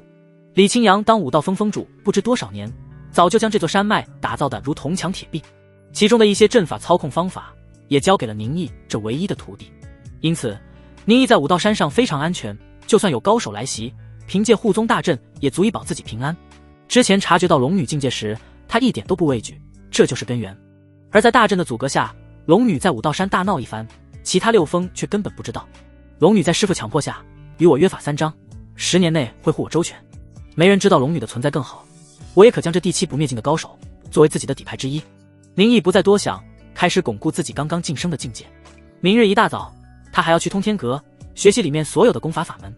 九州大地，地州9重浮空玉阶托起玄金宫阙，琉璃瓦片在阳光照耀下闪烁七彩光芒，千丈大殿的盘龙柱似是要直抵星辰穹顶。此地正是九州大地上最是尊贵无匹、高高在上的大周皇宫所在。就在宁毅以神念探索圣祖精血根源，遇见圣祖意志之时，盘龙柱顶9天之上，似有一人睁开天幕，目光逡巡九州大地。很快，对方的目光落在了遥远雍州，落在了阴阳道宗地界。有趣的小辈，镇静极思动，也应动上一动。通天阁，宁毅拿着武道峰主玉牌，对着那昏昏欲睡的老人晃了晃。对方睁开浑浊双目，只是看了一眼，就不再理会。有武道峰主玉牌，宁毅就和拿着圣女玉牌一样，除第9层外，其他楼层可随意前去。这门口武道境界极低的老头，宁毅开始时还以为是什么扫地僧，待他询问师傅后才知道，对方真就是个普通人。当初这老头和宁毅一样，因为资质低，无法拜入宗门。不过他不像是其他人那样选择前往其他宗门应聘，而是选择留在了阴阳道宗当一个仆役。不能说人家胸无大志，最起码这老头这辈子活得很舒心，有圣地守护，也不必去面对外界危险。踏上楼阁，这一次宁毅开始从第8层往下看，发现地级功法，发现玄级功法，发现皇级功法。通天阁收藏的功法很多，地级功法大概有30多部完整的，这些功法每一部拿出去都可建立一世家大族。玄级功法和皇级功法那更是数不胜数，扔到外面不知能让多少江湖人士疯狂。宁毅借着系统之力，每部功法只要翻一遍就能学会。不过为了不让自己显得过于特殊，他从地级功法开始，每一部功法都会认真看看，到了玄级和皇级才会快速翻阅。用了2天时间，宁毅将通天阁中自己能够看的功法全部看了一遍。系统给我全部融合。融合中，融合成功，宿主共开启95个窍穴，333个念头。宁毅目光平静地注视着面板上的提示，95个窍穴，333个念头，这就已经是极限了吗？离全部窍穴开启，全部念头凝聚，依然还有着一定的距离。通天阁1到8层，最高也只有地级功法，还好我早有预料，猜测凭借地级功法不可能开启所有窍穴，也不可能凝聚所有念头，否则武道一途也不会1000年来只有那么几人将3大根基修满，晋升绝圣境。窍穴与念头有那么几个是属于隐藏款，非常难以修行，而能够修行那些隐藏窍穴与念头的，正是功法被称作天级的原因。5大隐藏神脉一条多余的都没开启，也在情理之中。师傅说过，地级功法最高就只能开启7条常见的神脉，而只要功法能够开启1条隐藏神脉，就被称作天级了。宁毅站在8楼前往9楼的楼梯口，他背负双手，双目中有灼灼热烈目光，看向那道很有年代感的扶梯。通天阁第9层不但有宁毅眼馋的阴阳道宗最是神秘的大神通紫薇术数，亦有着道宗自创派以来所收集的其他天级功法与残篇。只有我踏上9层之后，才可能让3大根基更进一步。不过想要凭借第9层的功法就全部开启所有根基修成圆满，估计还是不可能。按照宁毅的估算，想要真的将3大根基全部圆满，必然要观摩其他圣地的那些功法。观摩其他圣地功法，就算我可以许愿，需要的愿望点估计也会夸张得多。此事当从长计议，作为我未来修行的方向。我现在要做的是先完成简单的任务，登上通天阁第9层，将阴阳道宗所有收集的功法与5道大神通全部学会。能够随意登上通天阁第9层，阴阳道宗只有3人有这个资格，宗主、圣子与圣女，而除了这3人外，其余任何人想要登上第9层都需要宗主许可才行，哪怕是李清扬这位太上长老级别的人都没这个资格。如此一来，我知道自己接下来要做什么了。宁毅做事极有规划，会尽可能的让事情发展，按照自己的规划稳步前行，而他也正要一步一个脚印走向武道之巅。一拂衣袖，宁毅迈步离开通天阁。这个地方短时间内不必再来了，他对我已经无用。武道峰，月色如水，宁毅和李清扬师徒2人盘腿坐在一青岩上，共同望向夜晚幽深的山间。2人间摆放着下酒小菜，师徒2人各自拿着酒壶，一斟一饮。臭小子，前2日你突破境界，神念之强横，老头子我都叹为观止，你是开启了多少神脉？李清扬举着酒杯，面色最红，感慨出声。除7大神脉外，我还开启了3条5态神脉。3条？李清扬醉醺醺的眸子里金光一闪，下意识地坐直身体。他沉默片刻，忍不住哈哈大笑。好，不愧是我李清扬的徒弟。小子，你当是有大机缘之人，我阴阳道宗的功法最多也只能开启2条神脉，你那多出的1条是来自上古秦宗的法门。宁毅微微颔首，师父早就知道他修行了上古秦宗法门，自己不必隐瞒。李清扬啧啧有声，真是怪哉，同时修行2门功法，我却是没听闻过。不过这或许就是机缘的意义，谁又知道那几个绝圣是否也是在大机缘下修成了其他法门，从而将一门根基圆满。武道修行本就是披荆斩棘，从无到头，许多境界也是在武道修者们共同努力下才是开辟出来。宁毅这一番同修2大功法的行径，虽在过去未曾听闻，但李清扬也没太惊讶。武道本就是未知的，谁也不能说自己能够明悟武道一途，他不能，那几个绝圣也不能。师父，这次晋升，我的体内再次出现了圣祖精血。宁毅轻声说道。李清扬待宁毅极好，几乎是剖心剖肺。宁毅也早已对这位师父感激信任，除了系统外，其他多少事情他也不再瞒着这位对自己好的师父。宁毅对阴阳道宗没有什么归属感，但如果是为了李清扬，他愿意有归属感。再次凝聚出圣祖精血吗？李清扬眸光闪过冷冽，他淡淡道：小子，2年之后的圣子争夺，你是否要参与？我必参与。宁毅斩钉截铁，话语中充满冷酷杀意。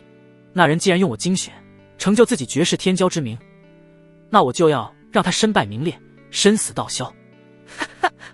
好，这才是我李清扬的徒儿，自己有能力，那就自己去报仇。小子，你想怎么做就怎么做。你师父好歹也是太上长老，是第8归一境的天人，就算你把阴阳道宗的天捅塌了，也有师父给你扛着。李清扬豪迈大笑，笑声震得这片山峦都是隆隆作响。宁毅不出声，但他心里对李清扬泛着淡淡的如沐之情。他是一位好师傅，难得一见的好师傅，自己能拜李清扬为师，真是自己的幸运。李清扬不傻，在宁毅说出自己的圣祖精血曾被人所夺后，他就已经猜到是谁做的。阴阳道宗最近几年来，只有陈墨渊那小子突然从有天赋的天骄一路过关斩将，成为了20岁前就修到第5境的绝世天骄。如此变化，其他人认为那是后发先至，大器晚成。但李清扬已经猜到宁毅的圣祖精血用在了谁身上，就让这一切恩怨都在圣子大典上全部解决吧。小子，既然你要参与圣子大典，那接下来的时间就好好修行，可不要到时剁了你师父我的名声。师父，徒弟就是这样想的，接下来的日子我正要将所有根基打漏。宁毅意气风发，拿起酒壶灌了一口，任由酒液染湿了他的衣衫。自己如今有了圣祖精血，已经可以按照正常的方式修行武道。他不但要用系统提升境界，他还要靠自身凝聚武道之路，修成自己的道路。就算没有系统，他也要当绝世天骄。清晨的冷风吹得纱窗咧咧作响，蒙蒙细雨落下，浸透了山间浓雾。山上可真冷，要是不通武道，一般人早就冻死了。刚刚醒来的宁毅穿戴好衣裳，推开嘎吱作响的木门走了出去。他心神一动，目光微抬，一位白发女子俏立在细雨中。她站在山头，身姿贵不可言，正眺望远方。这女人是谁？我怎么没见过？难道是那龙女？宁毅这样想着，迈开步伐走了过去。沙沙沙沙，宁毅的鞋走在松软的土地上，像是清晨夏日的蝉鸣，流露出细微的声响。蒙蒙细雨从遥远天际的云端而落，细密成丝，像是春蚕吐蕊，织成一片蚕衣。敖灵玉珠般的耳廓如蝴蝶扇动翅膀，轻轻地颤动了一下，脚步声钻入他的耳间。他没有动，留给宁毅一个优美纤柔的背影，雪白长发如灵动的绸缎，似是深海中银光的珊瑚般飘散，偶尔几缕调皮的发丝垂落在他的脸颊旁。看到女子那一头白发，宁毅有些心动，这可是白发，对他简直是特供。敖灵姑娘，宁毅想了想，试探性地问道，既然知道本宫是谁，那就不要来烦我。龙女的语气夹杂着不耐，火气上冲，莫不要以为本宫答应了你那不要脸的师傅，本宫就会给你好脸色。这女人火气还真大。宁毅设身处地想想，倒也能理解她。东海龙宫的公主，第七不灭境的高人，如今却成为了他这么一个弱小人类的护道人，还被他夺走了龙珠所象征的贞洁。如果换成是自己在敖灵这个位置，恐怕也不会有多么的平心静气。龙女是高傲的，与天命玄女的傲幼有所不同。天命玄女是孤高的傲，如那天上神女俯瞰人间，而面前的龙女，她虽然也傲，但却像是个大姑娘一般任性，倒是显得活灵活现一些。敖灵姑娘的声音，我好像在哪里听到过。宁毅缓缓开口，他一直就觉得敖灵的声音很熟悉，只不过又想不起来在哪里听过。本宫看过你们人族许多书生写的书。敖灵突然说道。宁毅神色不解，所以呢？那些书里登徒子都会用我们是否哪里见过作为开场白，强行给自己加戏，还会厚着脸皮说我们有缘。敖灵腰肢扭动，绝代风华，倏然转过身来。宁毅这才是见到龙女的容颜，师傅没骗他，真龙一族化为人身，当真是美艳绝伦。龙女身穿绢丝编织的叶地长裙，细腻的仿若月华凝翠，在细雨间朦胧的身影如似梦幻。她的肌肤似出雪般莹润，在阴沉沉的天气下泛着柔和的微光，赤金色的眸子神秘深邃，身姿贵不可言。冷风拂动她华美的白发，连绵细雨绕过她动人娇躯，落在泥泞的土地上。不知那是真龙特有的能力，还是第七不灭境高手带来的特效。最让宁毅移不开视线的是龙女额头上升着的一对龙角，像是深海中色泽艳丽的珊瑚，又像是在地底深处涌出的冰晶。敖灵姑娘说笑了，我倒还不至于没话找话，而是我对你的声音确实感到熟悉。宁毅笑容温和，声音轻缓。呵。龙女一声冷笑，又是背过身去，留给宁毅一道优美的背影。她语气高高在上的道，本宫和你在永安县见过面。永安县见过面。宁毅怔了一下，有这句话提醒，宁毅立刻想了起来，当时在那马车中的女子是你。敖灵抿着唇不语，便向承认了。是了，这龙女是在永安县追寻上古秦宗遗迹时受的伤，那她那段时间必然是在永安县中。如今再一想，当时马车内的女子说永安县不太平，说的就是上古秦宗遗迹之事。不过以这龙女表现出的性格，她那时会制止自己的婢女，应是怕暴露自己，否则以她性子，当时绝不会和我道歉。念及此处，宁毅心中一动，问道，你那刁蛮任性的婢女呢？敖灵突地烦躁起来，你怎么这么多问题？本宫没义务回答你。那份话语中潜藏着淡淡的伤心，看来那个刁蛮任性的婢女已经死了。宁毅心中倒也没什么幸灾乐祸，心神依然平静。本宫当真后悔。后悔什么？后悔在永安县为何没有将你击毙。敖灵完全不避讳心中所想，当初本宫为了不暴露，见到你这碰瓷的小鬼，饶了你性命，还送了你100两银子。原来在你心中，我当时真的是在碰瓷啊！看来我没怪错系统，他就是用碰瓷让我天降横财。宁毅在身上摸了摸，拿出几两碎银，厚着脸皮道，那我把银子还你，连本带利还你200两。敖灵眼角余光看到宁毅手中的些许碎银，差点气笑，你那是200两吗？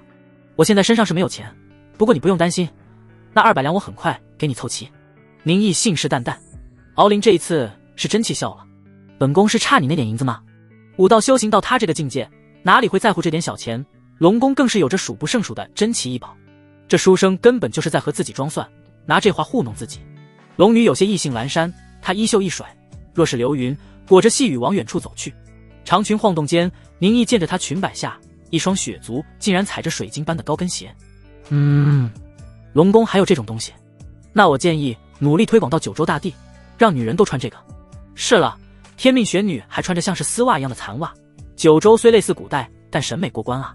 敖灵姑娘，其实你最不应该就是前往永安县去寻那上古琴宗遗迹。龙女脚步顿住，她悠悠一叹，对宁毅的话难得认同。不过事情既然发生，她也不怨天尤人，还是那般傲然道：小鬼，本宫警告你，不要把本宫在这里的消息告诉天命玄女。若让那女人知道本宫在这里，那本宫就只能食言，护不得你10年周全了。不用你说，我也知道。宁毅点了下头，望着龙女背影消失在山间迷雾中。希望天命玄女别哪天突发性子，又要来和我双修，到时候想不暴露都难。宁毅心下嘀咕着，他漫步走到刚才敖灵站的地方，背负双手眺望云雾缭绕的远山。2年，还有不到2年时间就是圣子大典。那一天我当报仇雪恨，那一天我当名扬天下。他少年意气，胸中激荡，声音回荡在峡谷山间。无人扶我青云志，我自踏雪至山巅。不对，天命玄女她扶我扶得挺好的，找的洞口位置也非常精准。这句诗不对。大鹏一日同风起，扶摇直上9万里。宁毅大笑一声，没错，这句诗才应景。远处龙女顿足，蓦然回首，这小鬼念的诗词倒是蛮好听的。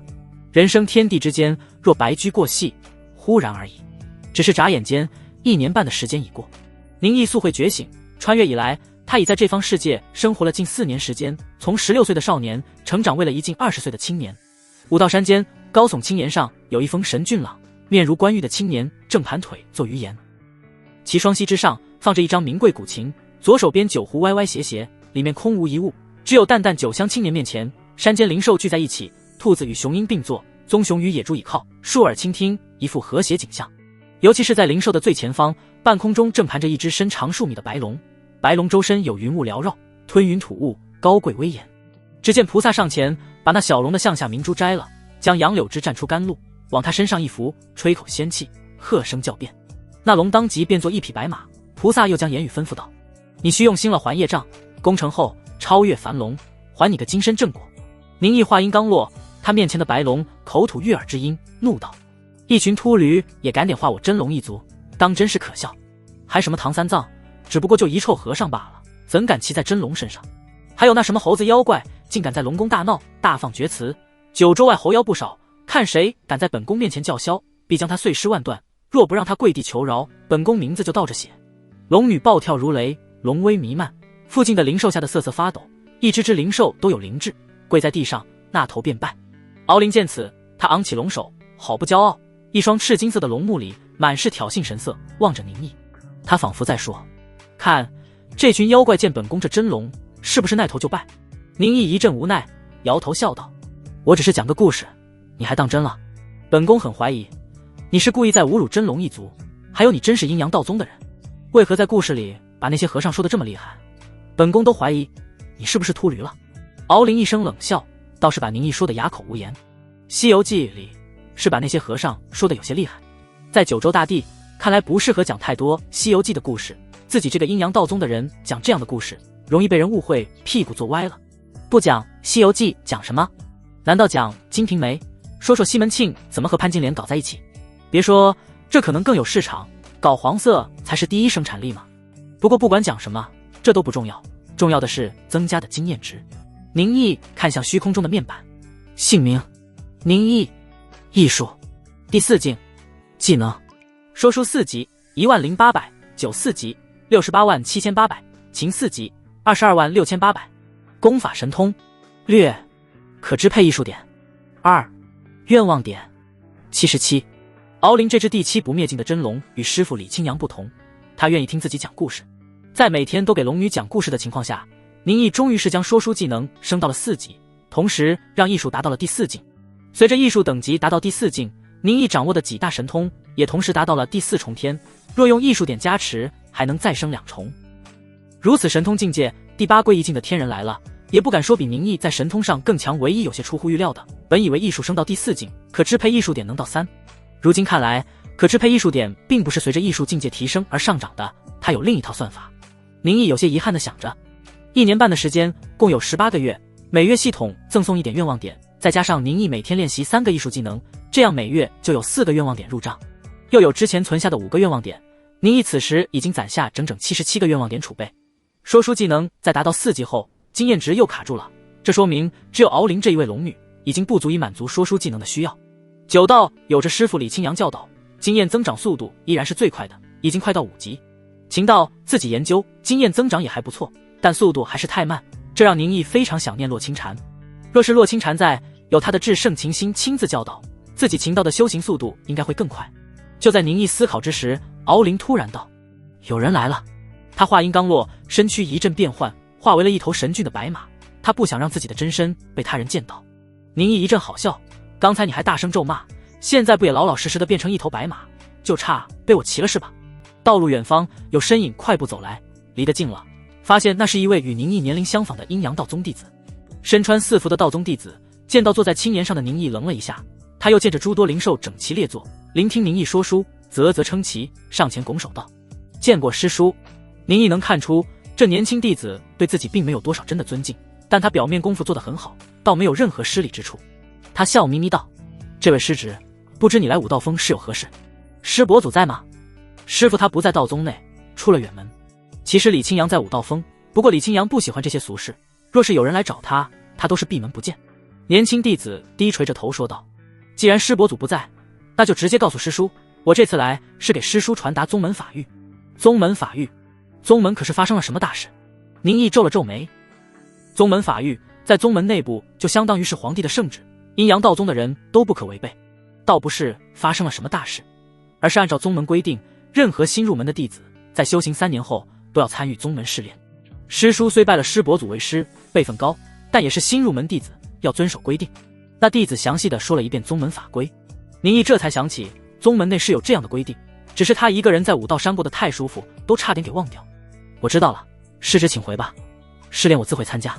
宁毅微微颔首，下了送客令。年轻弟子也不愿在这里多待，对一个年龄和自己差不多、实力没自己强的人喊师叔，他也觉得别扭，拱了拱手离去。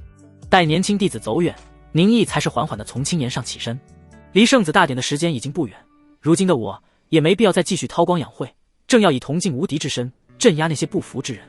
他一步一步往前走去，走过青岩，跨过悬崖，如踏白玉阶梯，背负双手，人山峰扑面，站在了虚空之上。这竟是第5瓶虚境。1年多的时间，宁毅没有凭借任何愿望点，只是以自身再次觉醒的圣祖精血，就是修到了第5瓶虚境，已可御空而行。圣祖精血无愧于这方世界9州大地少有的绝世天资，其在第1境到第5境近乎于是碾压般的晋升速度，足以让任何人黯然失色，为之震撼。也怪不得当初陈深要与玄空寺的印诀合谋，为了自己的儿子夺取他圣祖精血。这圣祖精血的能力也真是惊世骇俗。如今宁毅已可御空而行，他一步步迈上云端，如谪仙凌尘，从武道山半山腰登入山顶。山顶之上，浮空楼阁小院，李清扬正坐在院中饮酒作乐。微醺的他抬起头，正见宁毅从虚空踏步而来，就是对他招了招手。宁毅身子一晃，已然来到李清扬身旁，拿起一旁酒壶为他倒了一杯，口中道：“师傅，刚才有通天峰的弟子过来，是有什么事？”李清扬接过宁毅递来酒杯，随口问道。宁毅答：“是宗主让人通知弟子要去参加宗门试炼。”李清扬一拍自己额头：“老头子，我年纪大了，连这事都给忘了。”顿了一下，他又是道：“徐有道那家伙竟然还让你去参加试炼，我还以为他会假装不记得有你这个人呢。”宁毅奇道：“师傅为何这样说？这事还要从那天我收你为弟子说起。”李清扬半躺在太师椅上，翘着腿喝着酒，好不自在。那日宗主来见我，质问我为何收了你这么一个资质如此差的弟子。李清扬一番讲解，宁毅才是知晓，原来自己被师傅收为弟子那一天，就连宗主都找上了门。你小子怎么一点情绪变化都没有？见宁毅神色平静，李清扬啧啧称奇：“我还以为你会愤怒一番，要打许有道的脸呢。”宁毅摇了摇头：“宗主的顾虑也没有错，我当时资质低下，却因为师父喜爱入了道宗门庭，这对那些比我资质更好的人是不公平。宗主怕这种行为成为宗门习惯，收徒只凭喜好不问资质，长久以往，阴阳道宗这圣地也就要名不副实。既然宗主的话有道理，那我就要承认。难道我还要喊一句莫欺少年穷？那实在是没有必要。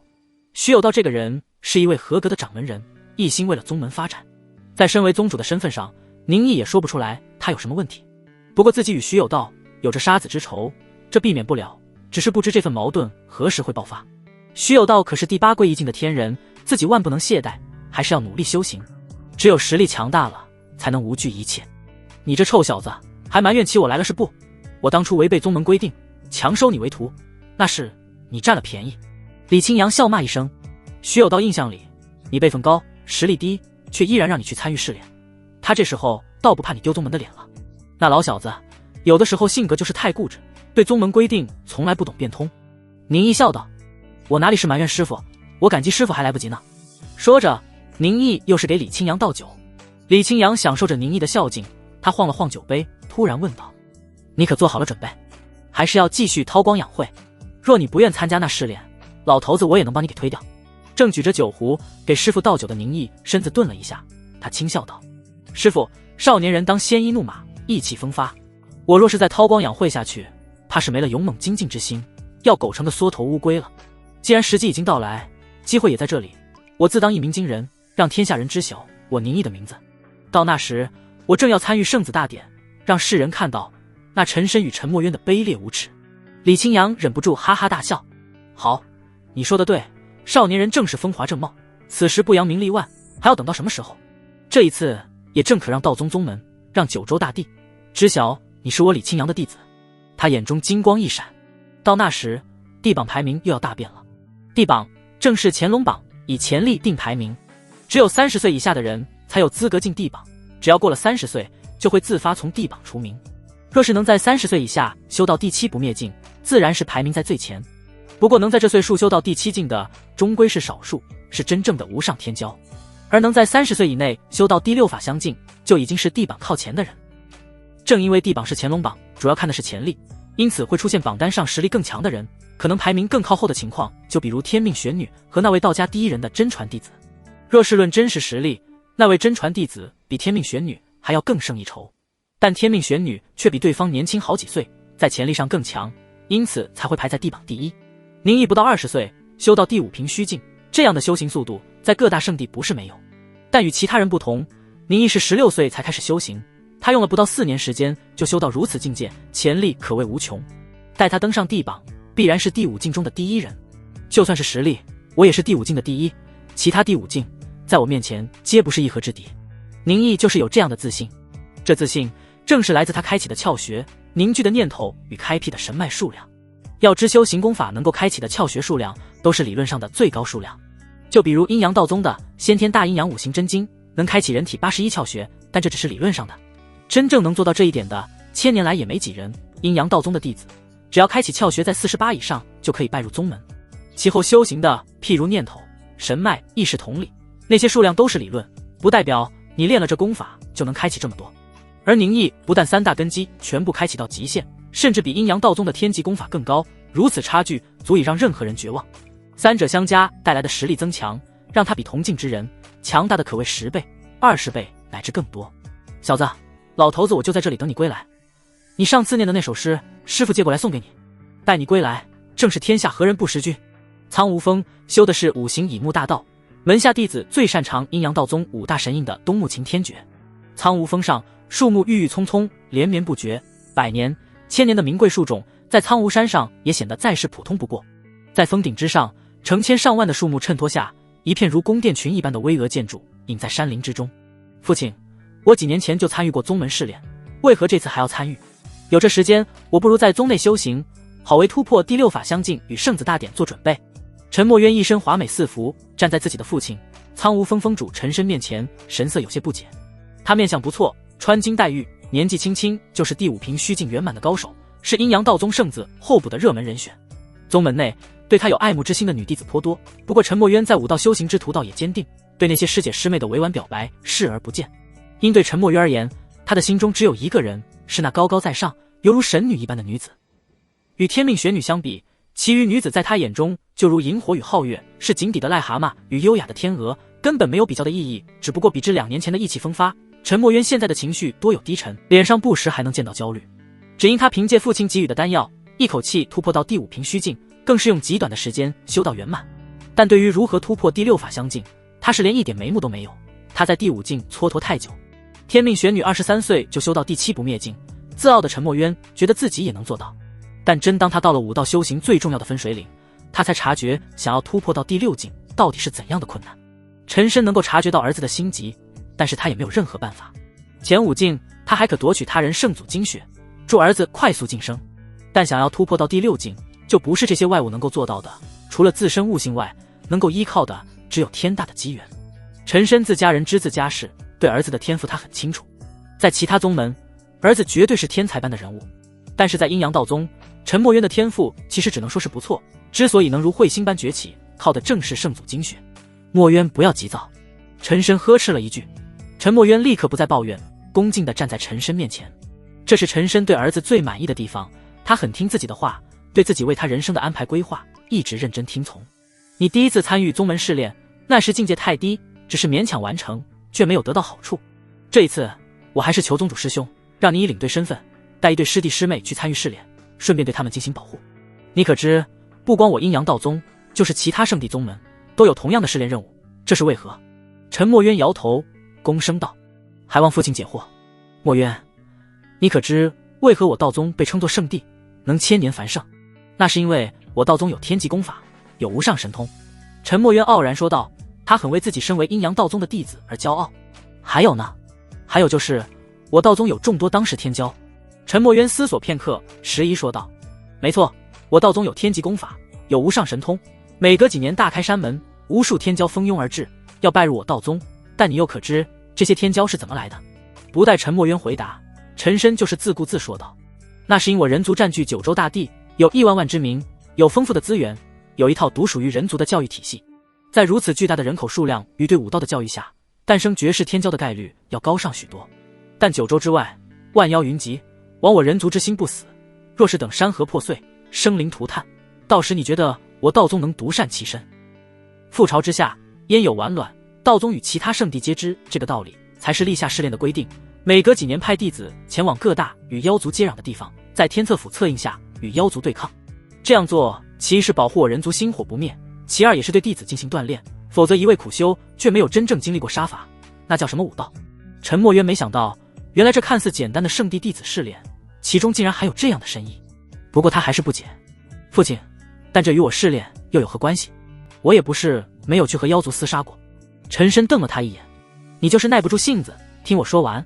天策府直属大周皇族，不管是哪个朝代，皇室皆是以抵御妖族为自己的第一要务。若是能在与妖族对抗中立下功劳，你就能得到奖励。在这一方面，大周极其慷慨。天策府在大周支持下，收集了古往今来许多功法，还有那些前辈高人们的修行感悟记录。他山之石可以攻玉，若是你能立功，得到奖励，多多借鉴他人功法与感悟，对你晋升第6法相近有着极大的作用。而且这些功劳对你成为真正圣子也有帮助。陈墨渊这才明白其中要领，他激动道：我明白了，父亲，这一次我定会立下功劳，不负道宗威名，也不辜负父亲期望。见儿子再次有了动力，陈深大笑：好，这才是我的好儿子，去吧，墨渊。不过也不要太过贪心，自身安全最重要。那些妖族残忍暴虐，可不是那么简单。你要记住，命比什么都重要。陈深又是嘱咐了他几句。待陈墨渊离去，陈深想了想，又是换来一人。没多久，一位外表年纪看起来约有50多岁的男子走近，见到陈深，拱手道：见过峰主师兄。师弟，墨渊还是太年轻了一些，我怕他气盛，遇到危险，还是请你偷偷跟在他身后保护他一番。陈深说道。那男子点了点头。墨渊也是我看着长大，师兄不必担心，我自会护他周全。师弟这么说，我就放心了。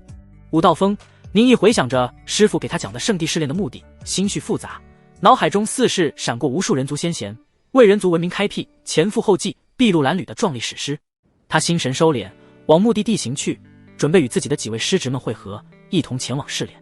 我或许也可以通过天策府得到观摩其他功法的机会，从而将3大根基全部练满，要以功劳换未来。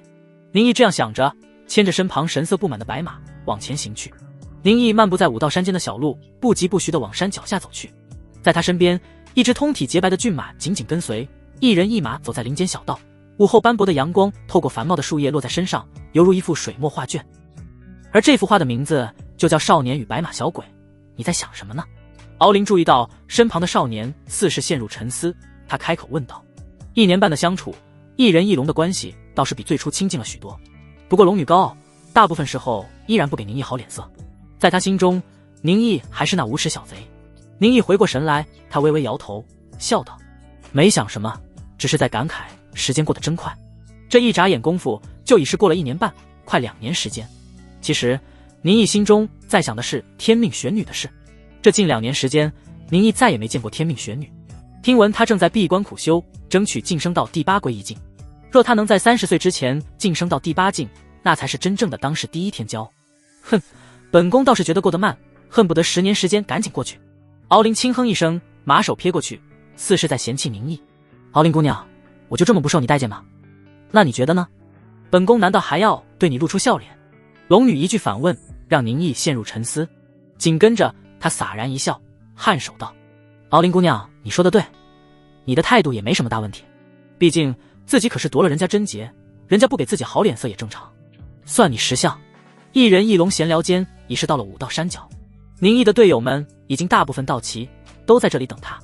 离近了一看，都是老熟人，正是当初刚入宗门时大家生活在一起的那些舍友。雍州王氏的王文华，武威城冯氏兄弟，还有苍梧峰的杜师兄，现在应该叫杜师侄。看来宗门也是怕大家不熟，在试炼中遇到麻烦，才是将一些熟识的人凑到一起。宁毅和这几人运气极好的全步入了宗门，没有被淘汰，才是能整整齐齐。道宗弟子大部分时候都各修各的，珠峰弟子也不常见。如今2年时间不见，几人都是神色兴奋，互相叙旧，聊着武道修行的经验。这时，但见一少年身穿4服，手牵白马，背上背着类似剑匣一样的物件走来，而在马鞍一侧同样挂着一个包裹，一人一马，莫名的让人感到安宁。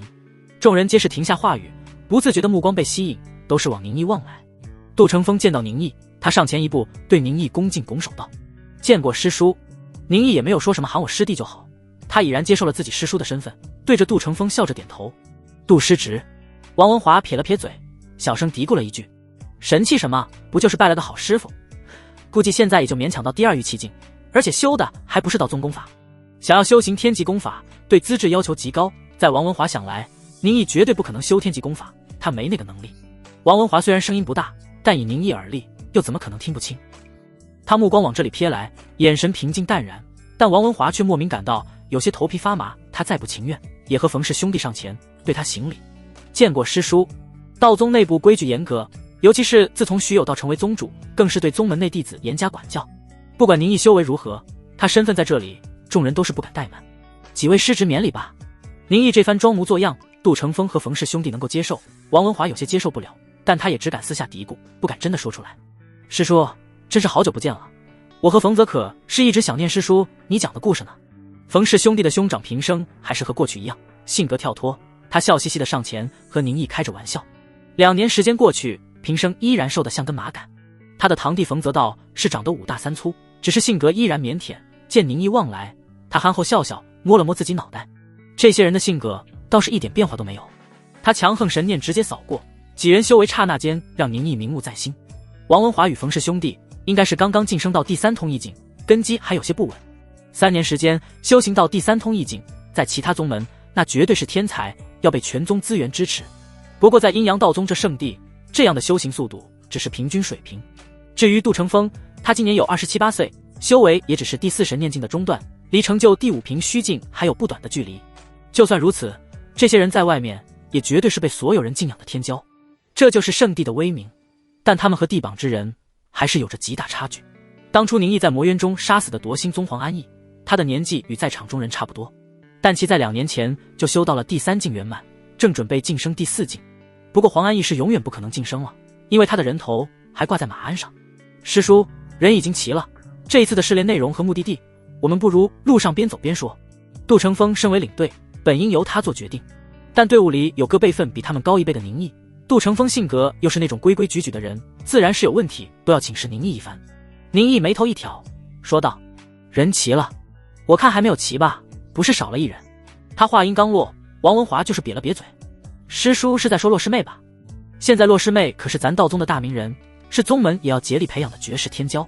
她前2年觉醒圣祖精血，如今修为据说已到第4境，谁知道什么时候就能突破到第5境。以洛师妹如今身份，恐怕是不会和我们一起去参与试炼了。宁毅没有理会王文华的决词，他目光往远方望去，正在喋喋不休的王文华顺势一看，立刻闭上了嘴。就在众人目光注视下，一身姿秀美、绝代风华的少女正迈着轻柔欢快的步伐往宁毅走来。近2年时间没见，洛清禅的外貌并无多大变化，只是稍显成熟了一些。她身着素白四服，走在明媚的阳光下，未束的青丝如墨色溪流垂至腰际，发梢清风浮动，仿佛能搅动日光。霜雪凝旧的肌肤透着冷瓷般的光泽，眉目如画，眸若寒潭中的墨玉。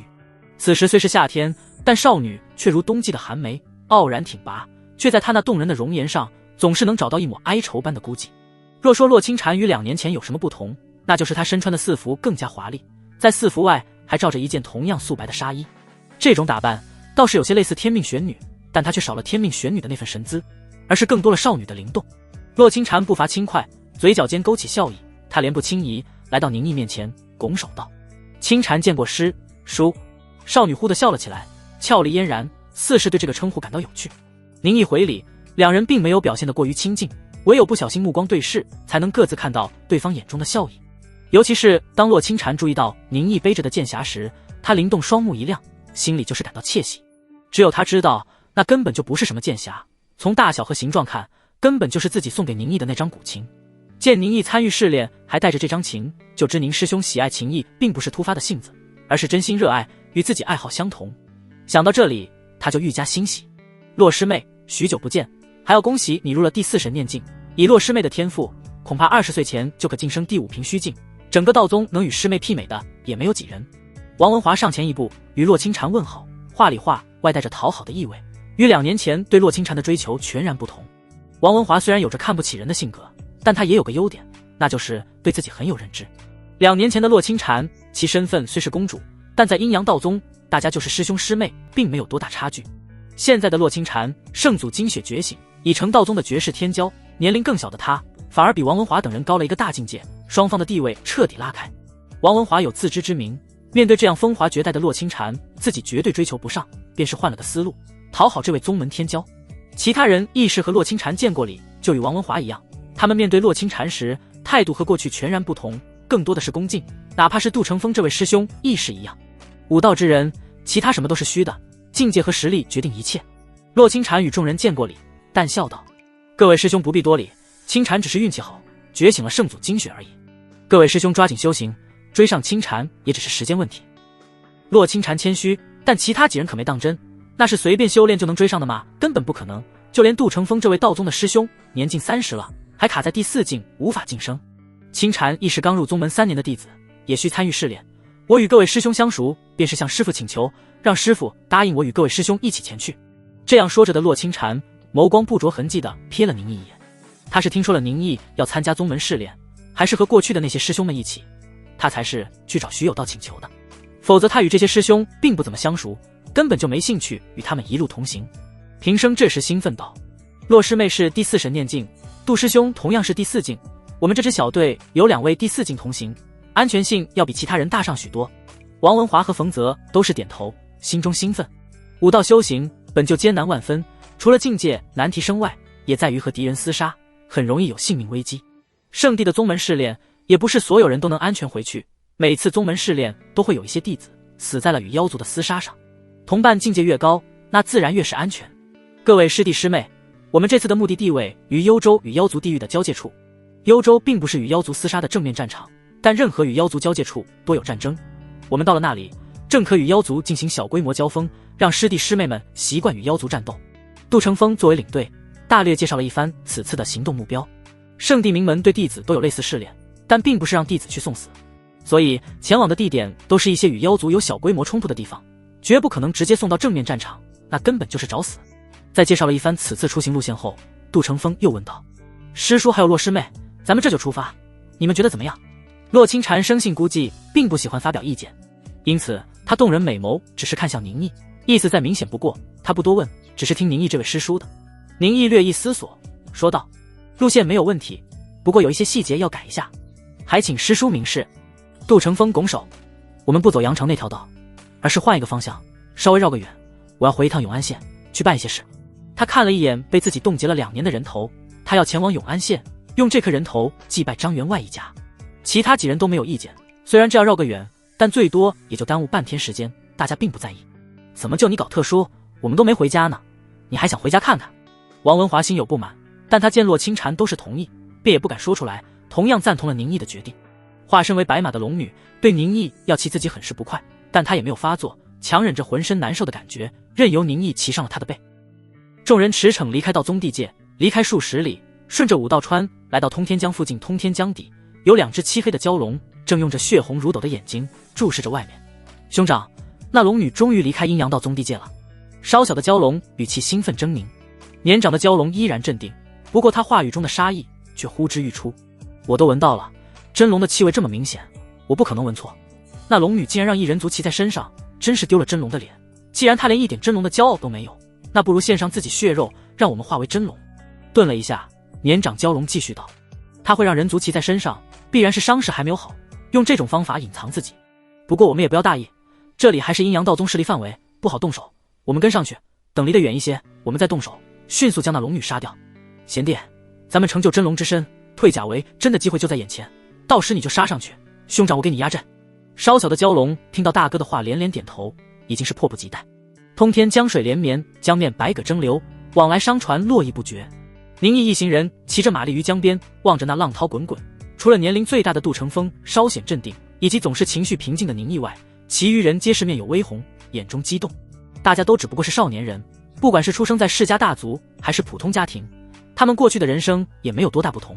直到10几岁被送到阴阳道宗修行武道，这近20年人生，除了家门大院外，见到的就是阴阳道宗的山景。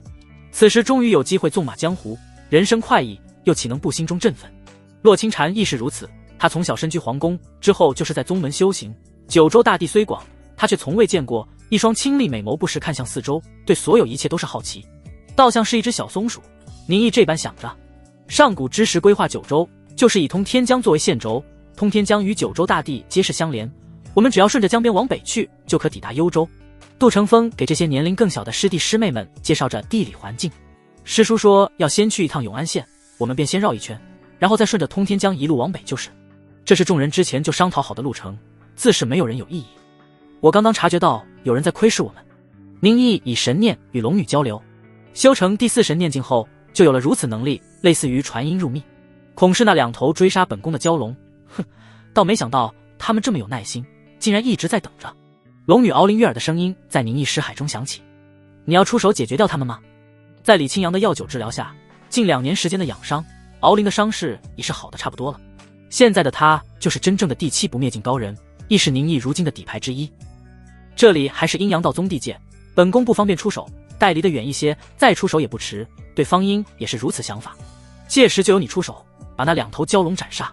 龙女的话让宁毅有些惊讶，我还以为你想要亲自报仇。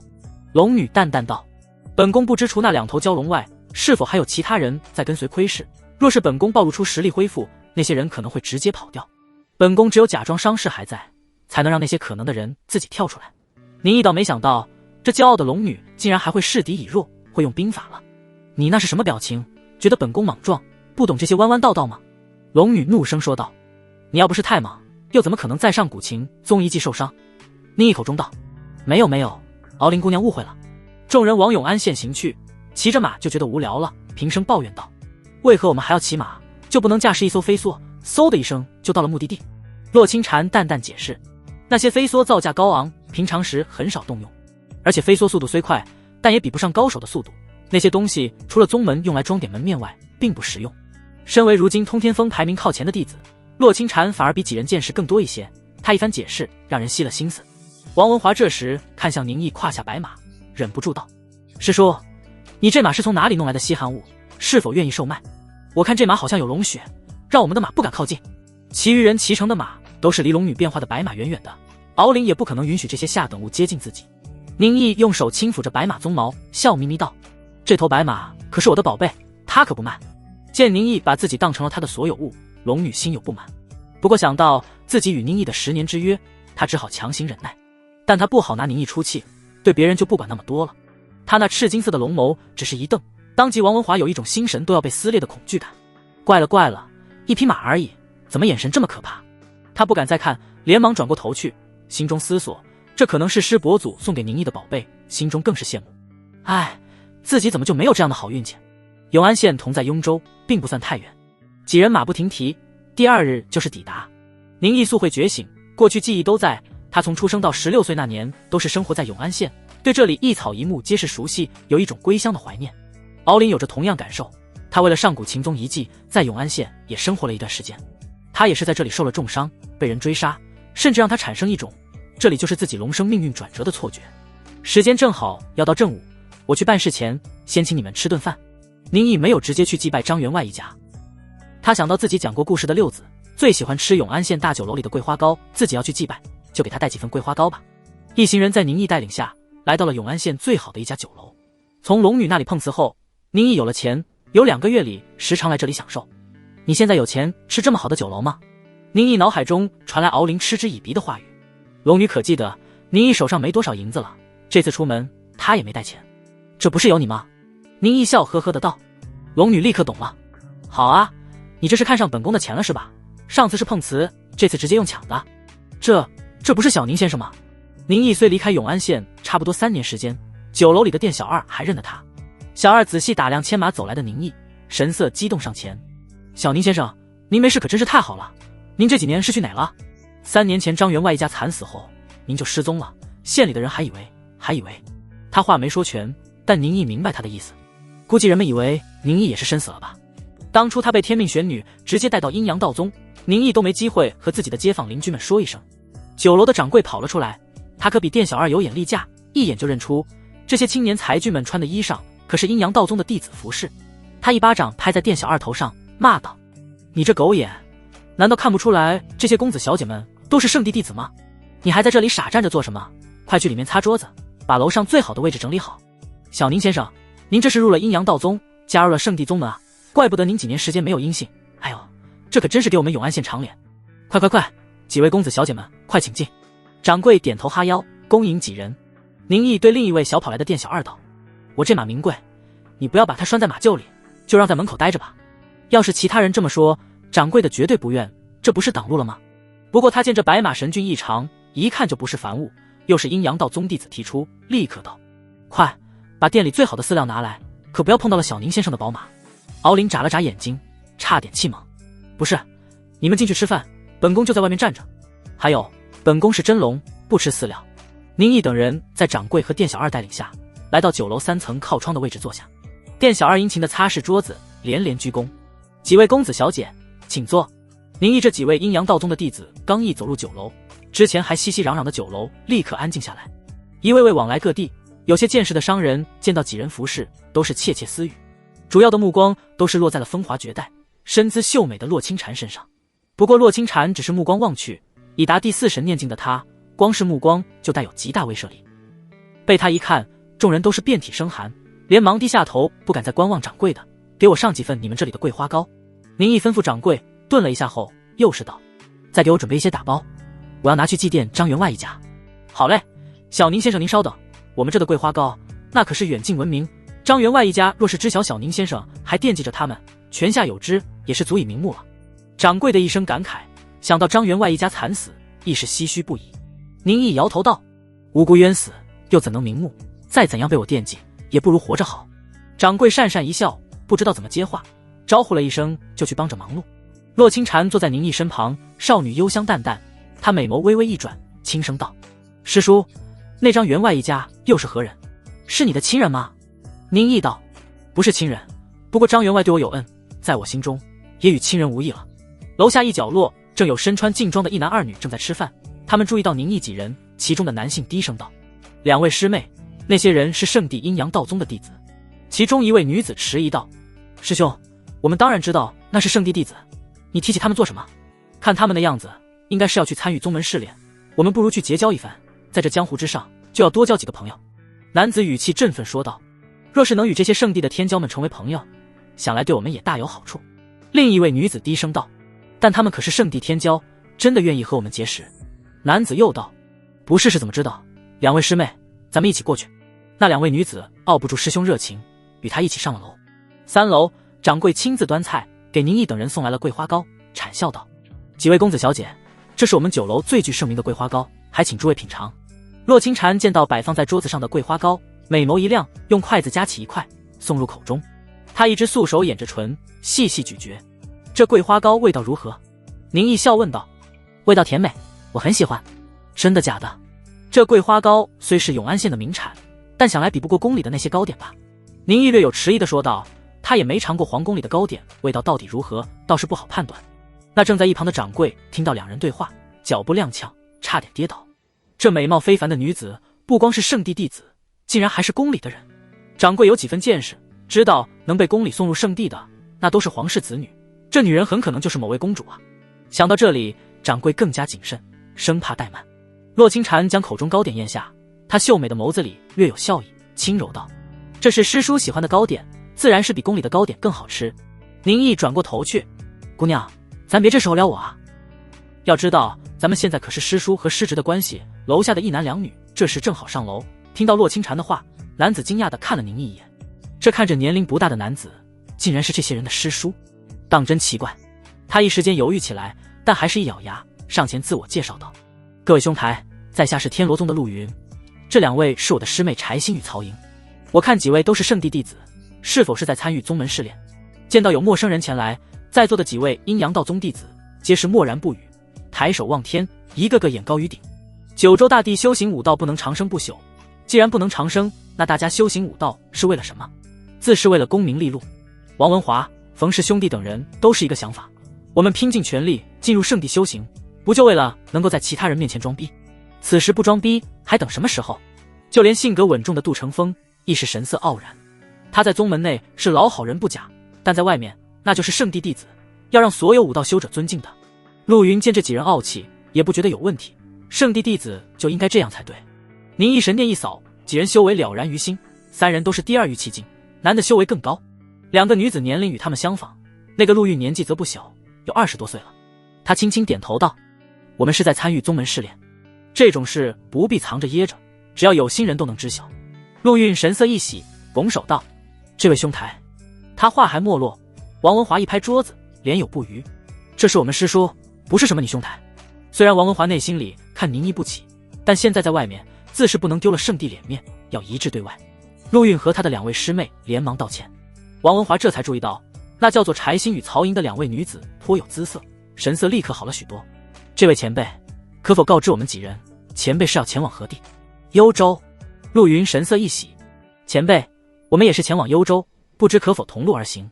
不瞒前辈，我和师妹三人正想要前往九州与妖庭边境，一是磨练自身武道，二是看能否立下功劳，给天策府赏赐。陆云的两个师妹都是看了他一眼，神色奇怪，他们可没有决定目的地呢，怎么师兄说也是前往幽州？不过师兄一直能说会道，这些交涉的事交给师兄就是。陆云几人的理由并不奇怪，宁毅这些道宗弟子能够修习天级功法，但这种级别的功法对其他武道修者而言是可望不可及的。许多武道修者都会冒着生命危险前往交界地杀敌，以此获得天策府奖励。如是运气好立下大功，赏赐地级功法，那立刻就能开宗立派，哪怕只是得些武道修行资源，也让人趋之若鹜。大周也正是用这些赏赐，便邀天下武者去击杀妖族，护佑九州。宁毅还没出声，王文华就是说道：“师叔，要不就让他们跟着我们吧，路上也好有个照应。大家都是前去幽州边境杀敌，护我九州，现在也不必分你我。”宁毅瞥了他一眼，这王文华这时候倒是大义凛然了起来：“你也不怕这三人是有诈？”不过宁毅确定过，这三人应是没有坏心思。天罗宗他也听说过，是永安县所在州府的一个有名有姓的宗门。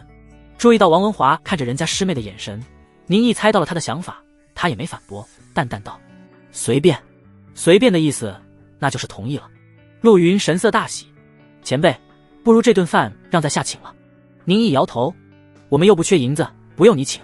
一顿饭钱不贵，但是人情最难还，宁毅可没兴趣欠人人情。”陆云讪讪一笑，有些羞愧，自己的小心思被人看出来了。他连忙道：“那我和师妹就在楼下等着前辈几人。”说罢，他们和宁毅几人拱手告辞，又去楼下吃饭。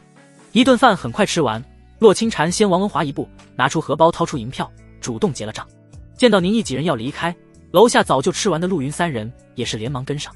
陆云的两位师妹这时也明白了师兄为何要厚着脸皮去结识这些圣地弟子。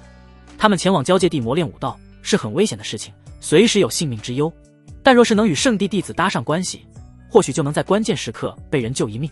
相比于自己的命，那点脸皮就不重要了。一行人走出酒楼，宁毅刚要去牵龙女，突然一股腥风呼啸而来，狂风猛烈，大街上的行人跌跌撞撞，有人撞翻了菜篮，有人跌倒在地，更有一些人闻到风中血腥味，忍不住发出呕吐声。同时有强大的神念铺天盖地，在街道的一角，一身材高大满脸狰狞横肉的男子正一步步走来。杜成风等人闻到妖族特有的味道，低呼一声妖族。洛清禅则是神色凛然，抿着唇，好强的神念，这妖族恐怕是第5瓶虚境。话音落下，众人除了宁毅外皆是色变。宁毅望着壮汉暗道一声来了。第5瓶虚境的妖怪。洛清禅的言语让王文华与冯氏兄弟都是吓了一跳，陆云和他的2位师妹更是惊得差点原地起跳。他们只是第2玉气境的小卡拉米，这辈子哪里见过第5境的妖怪。第5境就算是在天策府中也可当一座城市的守军主帅，是可以镇守边疆小城的级别了。陆云这时暗暗叫苦，这妖怪一看就是冲着这些圣地弟子来的，不可能是为了他。早知如此，他就不和这些圣地弟子攀交情了。他完全忘了圣地弟子们虽意气风发高高在上，但与此同时也会成为那些妖族的重点打击对象。是，师兄还有师妹，咱们现在怎么办？王文华咽了口唾沫，神色虽然害怕，但没有吓得口不择言。2年前他也曾参与魔渊历练，直面过生死，并不是那种纯粹的废物。此时在场实力最强者就是杜成风与洛清禅这2位第4境，他自是询问2人。冯氏兄弟异口同声道：师兄，洛师妹，我们都听你们吩咐。洛清禅眼角余光瞥到宁毅，见他面色平静，心中些许的紧张立刻消散。杜成风也往洛清禅望了一眼，想着师妹终归年纪还小，可能经验不足，便是说道：诸位师弟师妹不用怕，这妖族虽是第5境，但妖族修行纯凭本能，哪怕是有一些妖族功法也过于简陋。我们按照宗门教导结这儿战，就算差了一个境界也足以自保。这里是九州大地，离宗门亦是不远，只要我们坚持一段时间，一定可以等来救援。杜成风的话让王文华、冯氏兄弟几人信心大增。没错，他们可不是江湖上的那些普通武者，他们是圣地宗门弟子，修天级功法，掌武道神通，岂会惧怕一个妖族？宁毅暗暗点头，对杜成风这番稳定军心的话很欣赏。妖族如杜成风所说，多是靠本能修行，修为简陋，常年累月的晋升境界，绝大部分妖族在同境时不可能是他们这些圣地弟子对手。不过也有特殊，若是那些有传承的妖族，那就完全不一样了。那壮汉见几人不但不跑，竟然还要和他拼命，大声道：你这龙真是丢了真龙的脸，竟然糊弄几个人族保护你！你既如此丢脸，不如主动交出血肉还有龙珠，少些痛苦，让我们来成为真龙，也好翻云覆雨。哈哈哈！敖灵性格高傲，脾气暴躁，这化身为人形的蛟龙一番话语让他怒从心中起。不过敖灵还是压下这口气，让自己冷静下来。光是2头蛟龙没什么可怕的，但不知后面是否还有其他埋伏暗算，自己还是应当示敌以弱，假装伤势未愈，把那些可能存在的敌人引出来。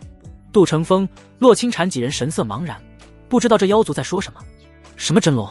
什么糊弄他们？该不会这妖族是认错人了吧？若真如此，就这样和这妖族杀起来，那还真是亏大了。不过斩杀妖族本就是圣地责任，他们也没有和这妖族讲理的想法，况且和妖怪也讲不了道理。杜成风站在最前面，将自己的师弟师妹，还有在他印象里实力应该不高的师叔，都是隐隐保护起来。宁毅这时推开自己面前众人，往前走去。师叔，你要做什么？不要过去！杜成风神色一惊，想要拦住宁毅，他一把抓在宁毅肩上，却突然发现以自己的实力和力气，竟然握不住宁毅的肩。怎么，小子，你要先来送死吗？那壮汉一眼认出这个走上前来的小子就是骑在真龙背上的那人，看来他和真龙很熟。他神念扫过，发现自己竟然看不出对方实力。不过身为妖族有一个特殊能力，那就是能够一眼断定对方年龄。这小鬼他才19岁，一个19岁的人族小鬼能有多厉害？想到这里，壮汉一声狞笑，周身再次刮起狂暴腥臭的风，伸出那如蒲扇般的大手往宁毅抓来。那我就先把你脑袋拧下，尝你血肉滋味如何？师叔小心！杜成风举剑来救。洛清禅也是神色一冷，握住腰间长剑，神念横扫，就要过来帮忙。但下一刻2人步子僵硬，怔在了原地。宁毅见化为人形的蛟龙扑来，他只是目光往对方看了一眼，那是一双有着少年人的澄澈又稳重淡然的目光。蛟龙对望，神色一阵恍惚，他看到自己一把抓住宁毅，将对方啃食干净，又是3下5除2，把这些圣地弟子全部吃掉。那龙女化为真身，匍匐在地上求饶，但自己根本不理会，将对方抽筋扒皮，啃食血肉。得了真龙之气，他化为真龙，将自己的大哥同样杀掉，吃了对方血肉。他一路享受人族血食，从通天江顺流而下，直入大海，更是将整个4海龙族吃得哭爹喊娘。哈哈哈哈！真龙算个屁，还不是要成为我口下食粮？你们继续哭，继续哭啊！蛟龙站在龙宫大殿，在他脚下是数十条等着被他啃食的真龙求饶，他哈哈大笑，好不畅快。突然，那些真龙血肉褪去，化为枯骨，龙身扭曲。他杯中美酒中有婴儿啼哭，金碧辉煌的龙宫消失不见，整个妖的精神陷入黑暗无垠的孤寂之中。而在蛟龙体内，更有千万只蚂蚁如同在撕咬。蛟龙神色慌张，大喊大叫：“这是什么东西？不要吃我！不要吃我！啊啊！”他见到自己体内生出无数蛆虫，这些虫子从内而外啃食他的血肉，将他内脏吃掉，将他精气吸取。那长长的幻觉，在外界看来只是一瞬。杜成风、王文清等人看到宁毅只是望了对方一眼，第5瓶虚境的妖族站在原地惊恐大叫，精气逐渐丧失。只是眨眼间，其血肉崩裂干枯，化为一具干尸枯骨，只留地上一枚妖丹。几人骇然，这是什么神通？简直比魔道还魔道！上古秦宗早已灭绝，此事已有1000年，没见过五欲遮天法。宁毅强横无匹的神念横扫天地，开启3条先天5态神脉的他，神念范围高达28公里。这样可怕的范围，在现代也近乎能覆盖一座国际大都市。那藏起来的另一头蛟龙被宁毅直接找到，他回首望去，见到陆云腰间挂着一把反铁长剑，笑道：“借你剑用。”用手一指裹在剑鞘中的长剑，从中传出清亮剑鸣。嗖！这普通长剑似是成为神兵利器，长虹飞跃，化为一道金色剑光，往20公里外那藏起来的蛟龙斩去。宁毅一步踏前，清风拂面，亦是消失在众人眼前。陆云张大了嘴，神色震撼：“前辈这是什么境界？那用的又是何种神通？”王文华张大了嘴，他见到陆云那崇拜又震惊的眼神望来，自己更是懵逼：“什么境界？什么神通？你问我，我哪知道？宁毅他不是一个武道废人吗？”王文华清楚记得，几年前在宗门考核时，宁毅只开启了10几个窍穴，若不是师伯祖将他收为弟子，他根本就没资格待在阴阳道宗。但这是怎么回事？难道宁毅其实是什么大器晚成的绝世天骄？只有师伯祖看出了他的天赋，才会破格收为弟子？王文华沉默，平生整个人都是差点跳起来，夸张道：“卧槽，宁哥，不是，师叔这到底是怎么做到的？他刚才只是看了那妖怪一眼，那妖怪就连血肉都被吞噬，咱们道宗还有这样的神通？”冯泽憨厚的用力点头，神情激动不已。刚才师叔只是瞪了一眼，就把一只第5瓶虚境的妖怪直接给瞪死了。那可是第5境的妖怪啊，竟是抵不住师叔一个眼神。我道宗还有这样的神通，回去一定要询问师傅，尝试学习。杜成风呆在原地，他喉咙干涩，咽了口唾沫道：“师妹，刚才师叔那消失的能力，应该是第5瓶虚境。他这个第4境的人，完全看不透宁毅境界。”杜成风只知道，第4神念境可以让人修成神念，到了第5境，不但可以平虚御风，进行人类梦寐以求的飞翔，而且还会拥有一种神通能力，那就是在神念覆盖范围内可以瞬息抵达。那真是你神念覆盖范围越强，移动速度越快，真正是瞬息数10里。而刚才自己在神念搜索下，完全找不到宁毅身影，也即是说，他的神念强度与宁毅相比，差距太大。洛清禅微微颔首，相对于其他人的震惊，洛清禅反而是心神最平静的。他早就知道宁毅绝不简单，曾经指导他修行神通，更是在魔渊里救了诸多弟子的性命。只是洛清禅过去一直困惑，为何宁毅资质下等，却修行这么快？现在看来，宁师兄其实是真正的绝世天骄，根本就不能看他资质。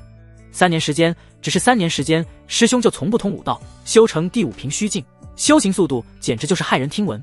他因修到第4境，从内心深处生出的小小骄傲，立刻烟消云散。与师兄相比，自己还差得太远。洛清禅抿了抿唇，他看了一眼地上的妖丹，将其招到手中，骑上马匹就往一个方向奔去。刚才只有他勉强看到了宁毅前往的方向。师妹等一下，其他几人连忙骑马跟上。王文华心下发颤，仔细回想着自己是否得罪过宁毅我只是说话难听了点，并没有真做什么。宁师叔大人有大量，应该不会和我一般见识吧？师兄，天罗宗的2位师妹这时亦是神色激动地看向自己师兄陆云。陆云忙道：“走，我们也跟上去。”他现在非常庆幸，刚才那第5境妖怪出现时，自己没吓得逃跑。如今见到这么一条大腿，不好好抱住，更待何时？待众人走远，街道附近躲起来的商贩小心翼翼从角落里爬出。刚才那是咱们永安县的小宁先生，就是小宁先生。小宁先生刚才只是看了人一眼，就把一个大活人变成了一具干尸，真是可怕。听说小宁先生拜入了阴阳道宗，成为了弟子。原来小宁先生成了圣地弟子，怪不得这么厉害。记得当初好像还有应天学府的一位长辈想收小宁先生为徒，小宁先生拒绝了礼。这可真是您家祖上冒青烟啊！10几公里外，通天江中，一只黑蛟神色大变。不好，这黑蛟正是那追杀敖灵的2头蛟龙中的兄长。他用言语忽悠自己贤弟，让他去试探一番那龙女是否恢复了实力，自己好从长计议。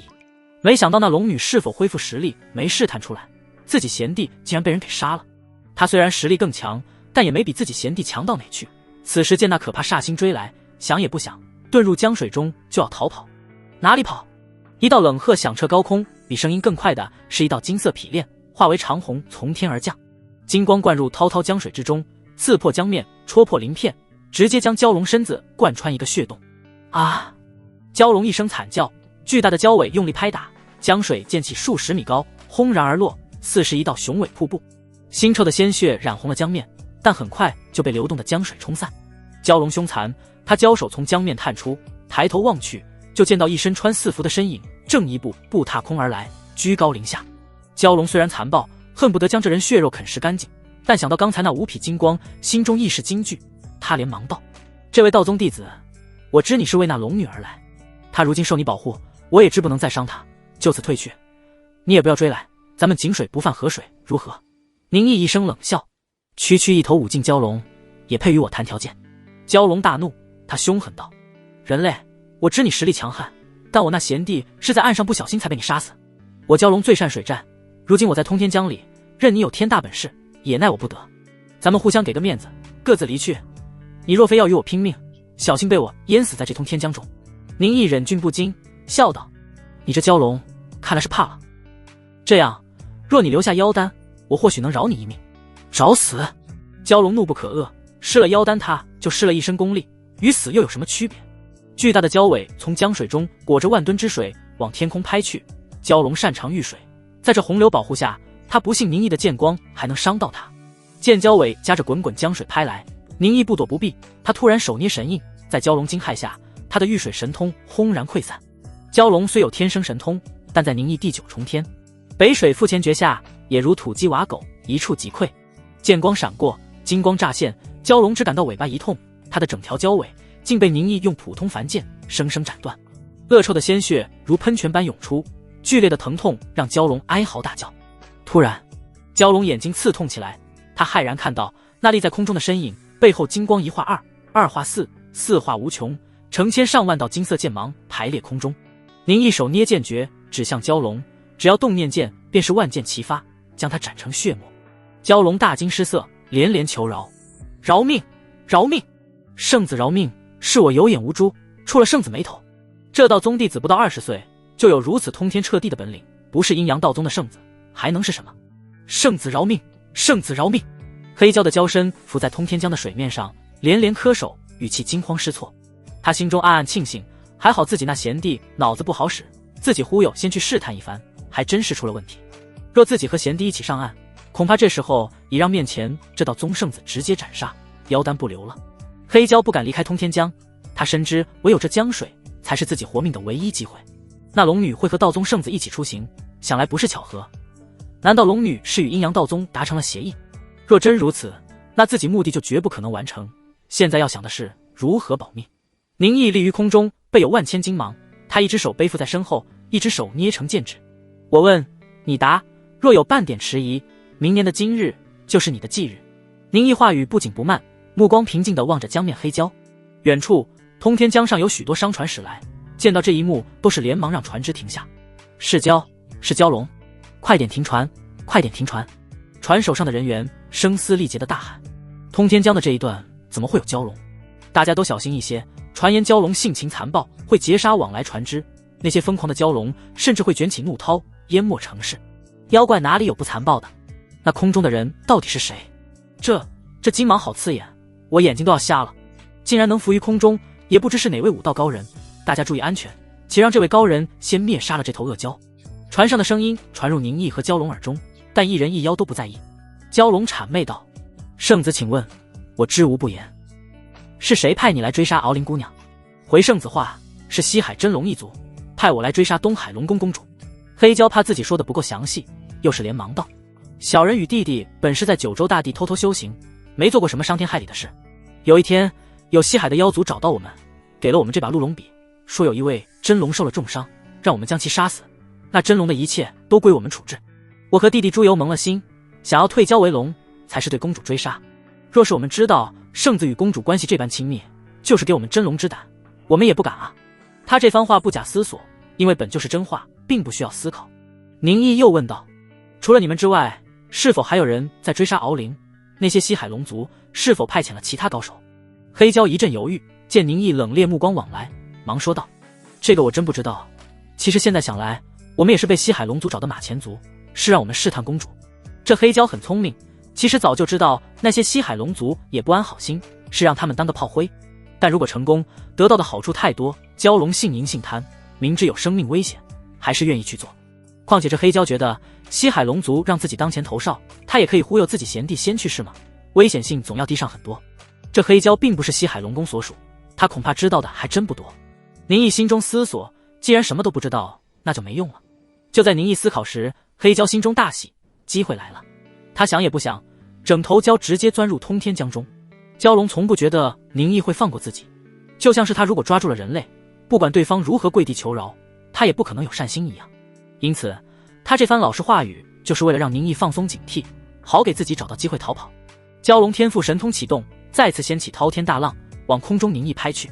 他并不是想要靠这一招击杀宁毅，只是希望这些浪涛能够阻止对方一二，给自己创造逃跑时机。只要让他钻入更深的通天江底，蛟龙走水，想要抓住他就难了。希望这圣子背后的那位阴阳道宗高人，看他没生命危险，不会出手。黑蛟在九州大地生活了很久，对圣地有着足够了解。他很清楚，像是宁毅这样的绝世天骄，在出宗门历练时，背后必然有大佬跟随。圣地又不傻，万一我把宗门的绝世天骄派出去，你们妖族不讲武德，直接派高手偷袭暗杀怎么办？因此，不管是妖族还是人族天骄，都有类似潜规则。那些大佬一般不会放低姿态出手，但如果有机会，也一定不会放过对方的天骄。但为了达成历练效果，除非对方是真的不顾脸面，这些大佬们也只是在背后看着，不会过多出手干预。就像是当初上古秦宗遗迹，其实许培南这位圣子候补的护道人就是天命玄女，但谁能想到许培南色欲熏心，把护道人得罪了，反而被杀。宁毅见蛟龙要跑，他轻笑一声，左手一拂衣袖，分一声喝令，口含天线。在远方商船、渔民等人的目瞪口呆下，这宽度长达数十里宽，九州大地的第一大江竟是断开了江流，往两侧分开。江底暴露在众人眼中，两侧的万吨水流犹如银河天降，形成一道道覆盖大地的水帘洞。这就是第九重天神通的威能。蛟龙感到自己周身压力一轻，他愕然看到自己竟离开了江水，浮在了半空中。落！就在其一愣神的功夫，千万道庚金剑气从天而降，如细密的雨丝，连绵不绝，又像是天外的流星，瞬息而至。啊！黑蛟发出凄厉惨叫，千道万道金光将他数十丈长的身子贯穿，密密麻麻的孔洞遍布全身，血肉飞溅，身骨碎裂。只是眨眼间，这活了不知几百年的第五境蛟龙变成了一地碎肉残骸。宁毅再次伸手一招，大江合并，蛟龙最重要的妖丹与鹿龙笔飞出，落在他的手中。蛟龙那腥臭的血肉融入江里，滋润着江中鱼群生长。未来数年，这里都成为了渔民们捕鱼的圣地。这里的鱼群总是膘肥体壮，随便捕上一条都能卖个好价钱。将蛟龙的妖丹和匕首握在手中把玩一番，宁毅突的心神一动，强横无匹的神念横扫而出，一声低喝：“谁在偷偷摸摸？给我滚出来！”他收捏西京烈渊神印剑诀，那反铁铸就的长剑一声剑鸣，如离弦之箭，猛然往前刺去。这位公子，奴家是被人派来保护九公主的，不要杀我！一中年美妇倏然出现在前方断崖上，她浑身冷汗簌簌而下，那剑尖离她鼻梁只有数厘米，再晚那么一瞬，她的脑袋都要被戳爆了。九公主，失落师妹！浪涛卷起，化为一道道阶梯，托起宁毅身躯。他双指并拢，剑指向前，遥遥指向那站在两岸崖边正低眉垂首对他拱手的美妇人。定睛一看，这妇人外表年龄大约40几许，风韵犹存，身穿一身浅黄色长裙，此时正对他行礼，恭敬问候。九公主，你可是说洛清禅？宁毅并没有因为对方话语就收势，那长剑喷吐庚金剑芒就在女子额前数厘米处，只要她稍有异动，剑气喷涌，就会将其脑袋撕裂。奴家所说的九公主正是洛清禅殿下。妇人不敢怠慢，连忙回道。宁毅注视她几眼，神念扫过，对方没有修行隐藏功力的法门，或者他可能修行过，但此时不敢使用，任由宁毅神念将其看个通透。第五瓶虚境。宁毅心中暗忖，又是问道：你不是我阴阳道宗的人，以师妹如今身份，也不会让皇室保护，那你为何会跟在洛师妹身边？宁毅观测天眼阳书，明悟先天大阴阳五行真经，对这门功法的领悟之深，宗门内部也只有几位天人能与其媲美。因此宁毅一眼看出，面前这妇人修行的功法并不是阴阳五行，像是洛清禅这样在宗内出名的天骄，宗主徐有道派人在背后保护他，倒说得过去。但面前这妇人绝对不是阴阳道宗派来的。洛清禅只是被皇室送来圣地的公主，不是嫡子，皇室是不可能派人去保护。奴家是被殿下的外祖母派来的。妇人忙说道，可谓是知无不言。洛师妹的外祖母，宁毅想了想，他还真没有问过洛清禅过去的事，也对他的亲人并不了解。这妇人之前偷偷跟来，刚才其实也想要对蛟龙出手，对他没有任何敌意。上古琴宗修的是欲，对人的欲望和情绪感知深刻，宁毅也在这妇人身上感受不到任何的恶意，对他的话信了8分。既然你是来保护洛师妹，我不会杀你，不过我这人没有安全感，就算你要保护，也不要离得太近，让我紧张，我怕我一个紧张不小心把你杀掉，那就得不偿失了。宁毅淡淡警告一句，对方若真是洛师妹家中派来保护他的，自己也不好直接杀了，但总有一个人一直跟在身边，就像是一只烦人的苍蝇嗡嗡作响，宁毅也会觉得厌烦。公子放心，我会离远一些，不会碍了公子的眼，况且殿下身边有公子在，想来那些宵小之辈不可能伤了殿下。妇人躬声说道，话里还小小的拍了宁毅的马屁。这就是武道修者，对方境界比你高，实力比你强，那就更有地位，其他一切都是虚的。宁毅不置可否的点了点头，他挥手一招，天空上的万千金芒归一，他转过身去，在虚空中漫步，每一步都如缩地成寸，眨眼间就是消失在妇人面前。见宁毅彻底走远，妇人才是敢抬起头来，擦了擦额头冷汗。这年轻弟子到底是谁？为何我在阴阳道宗中没有听过他的名？年纪轻轻就修到第5瓶虚境，而且实力强得离谱。想到刚才自己额头前的那锋利剑芒，妇人依然感到恐惧。自己也是第5瓶虚境，但他有预感，在那少年面前，自己恐不是其一合之敌，会被他彻底秒杀。同样的境界，实力差距竟如此之大，简直是耸人听闻。而像是这样的年轻强者，不可能默默无闻，甚至地榜之上没有名字，除非他过去一直隐居阴阳道宗内部，从来没有在世人面前出现过，才是无人知晓。阴阳道宗不愧是圣地之一，真是天骄如礼。不光是有那20出头就修成第7境，正欲突破第8境的天命玄女，他们竟然还藏着这样的圣子候补。殿下觉醒圣祖精血，已是1等1的资质，但和这些人一比，又显得过于普通了。妇人感慨一番，但更多的是一种深深的无奈。他40出头，修成第5境，已是一位高手了，但那少年年龄不到其一半，双方实力差距又如此之大，让他深感绝望。还好的是，这少年与殿下熟悉，双方关系看起来甚至有些暧昧。若他是敌人，那真不知要如何是好。另一边，宁毅飞剑斩妖，阴阳道宗的弟子们带着天罗宗的师兄妹3人亦是骑马赶来。他们都没到第5瓶虚境，不像宁毅这般有动念间跨越数十里的能力。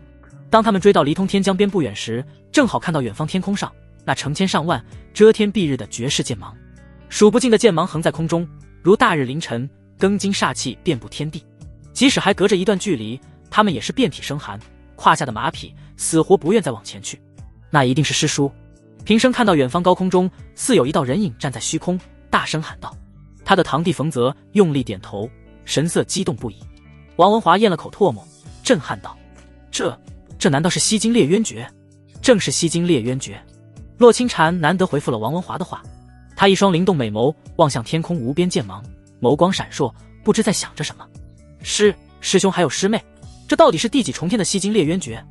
王文华语气发颤问道。洛清禅迟疑片刻，也是摇了摇头。他主修西京烈渊诀，境界已是颇高，但面前那万剑归一的神通还是让他难以看透。杜成风也是茫然摇头，喃喃道：反正这境界绝对是7重天以上。7重天以上，冯氏兄弟、王文华都是发出惊呼。宁毅武道境界修行如此之快，还能勉强理解，但为何神通修行更快？他到底是有怎样的惊天悟性，又有怎样的努力和精力，才能在短短3年内连神通都修到如此成就？洛清禅想的更多。当时在魔渊，宁毅还展现过境界绝不低的南火焚道诀。他甚至有种奇怪想法，该不会宁师兄都修成了阴阳道宗无上大神通五方五行轮转法脉吧？不，那绝对不可能。洛清禅摇动琴手，觉得自己想多了。那可是道宗内部算上宗主在内都没几人会的大神通。从道宗创派开始，能修成这门大神通的人数都数得过来。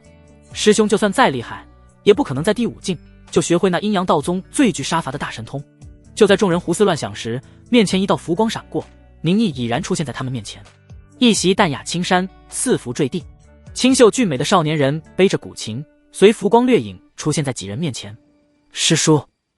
杜成风、王文华、冯氏兄弟等连忙上前见礼。如果说之前的几人喊他师叔，还只是因为辈分使然，有几分别扭在内，这一次再喊他师叔，都是真心诚意，心中尊敬。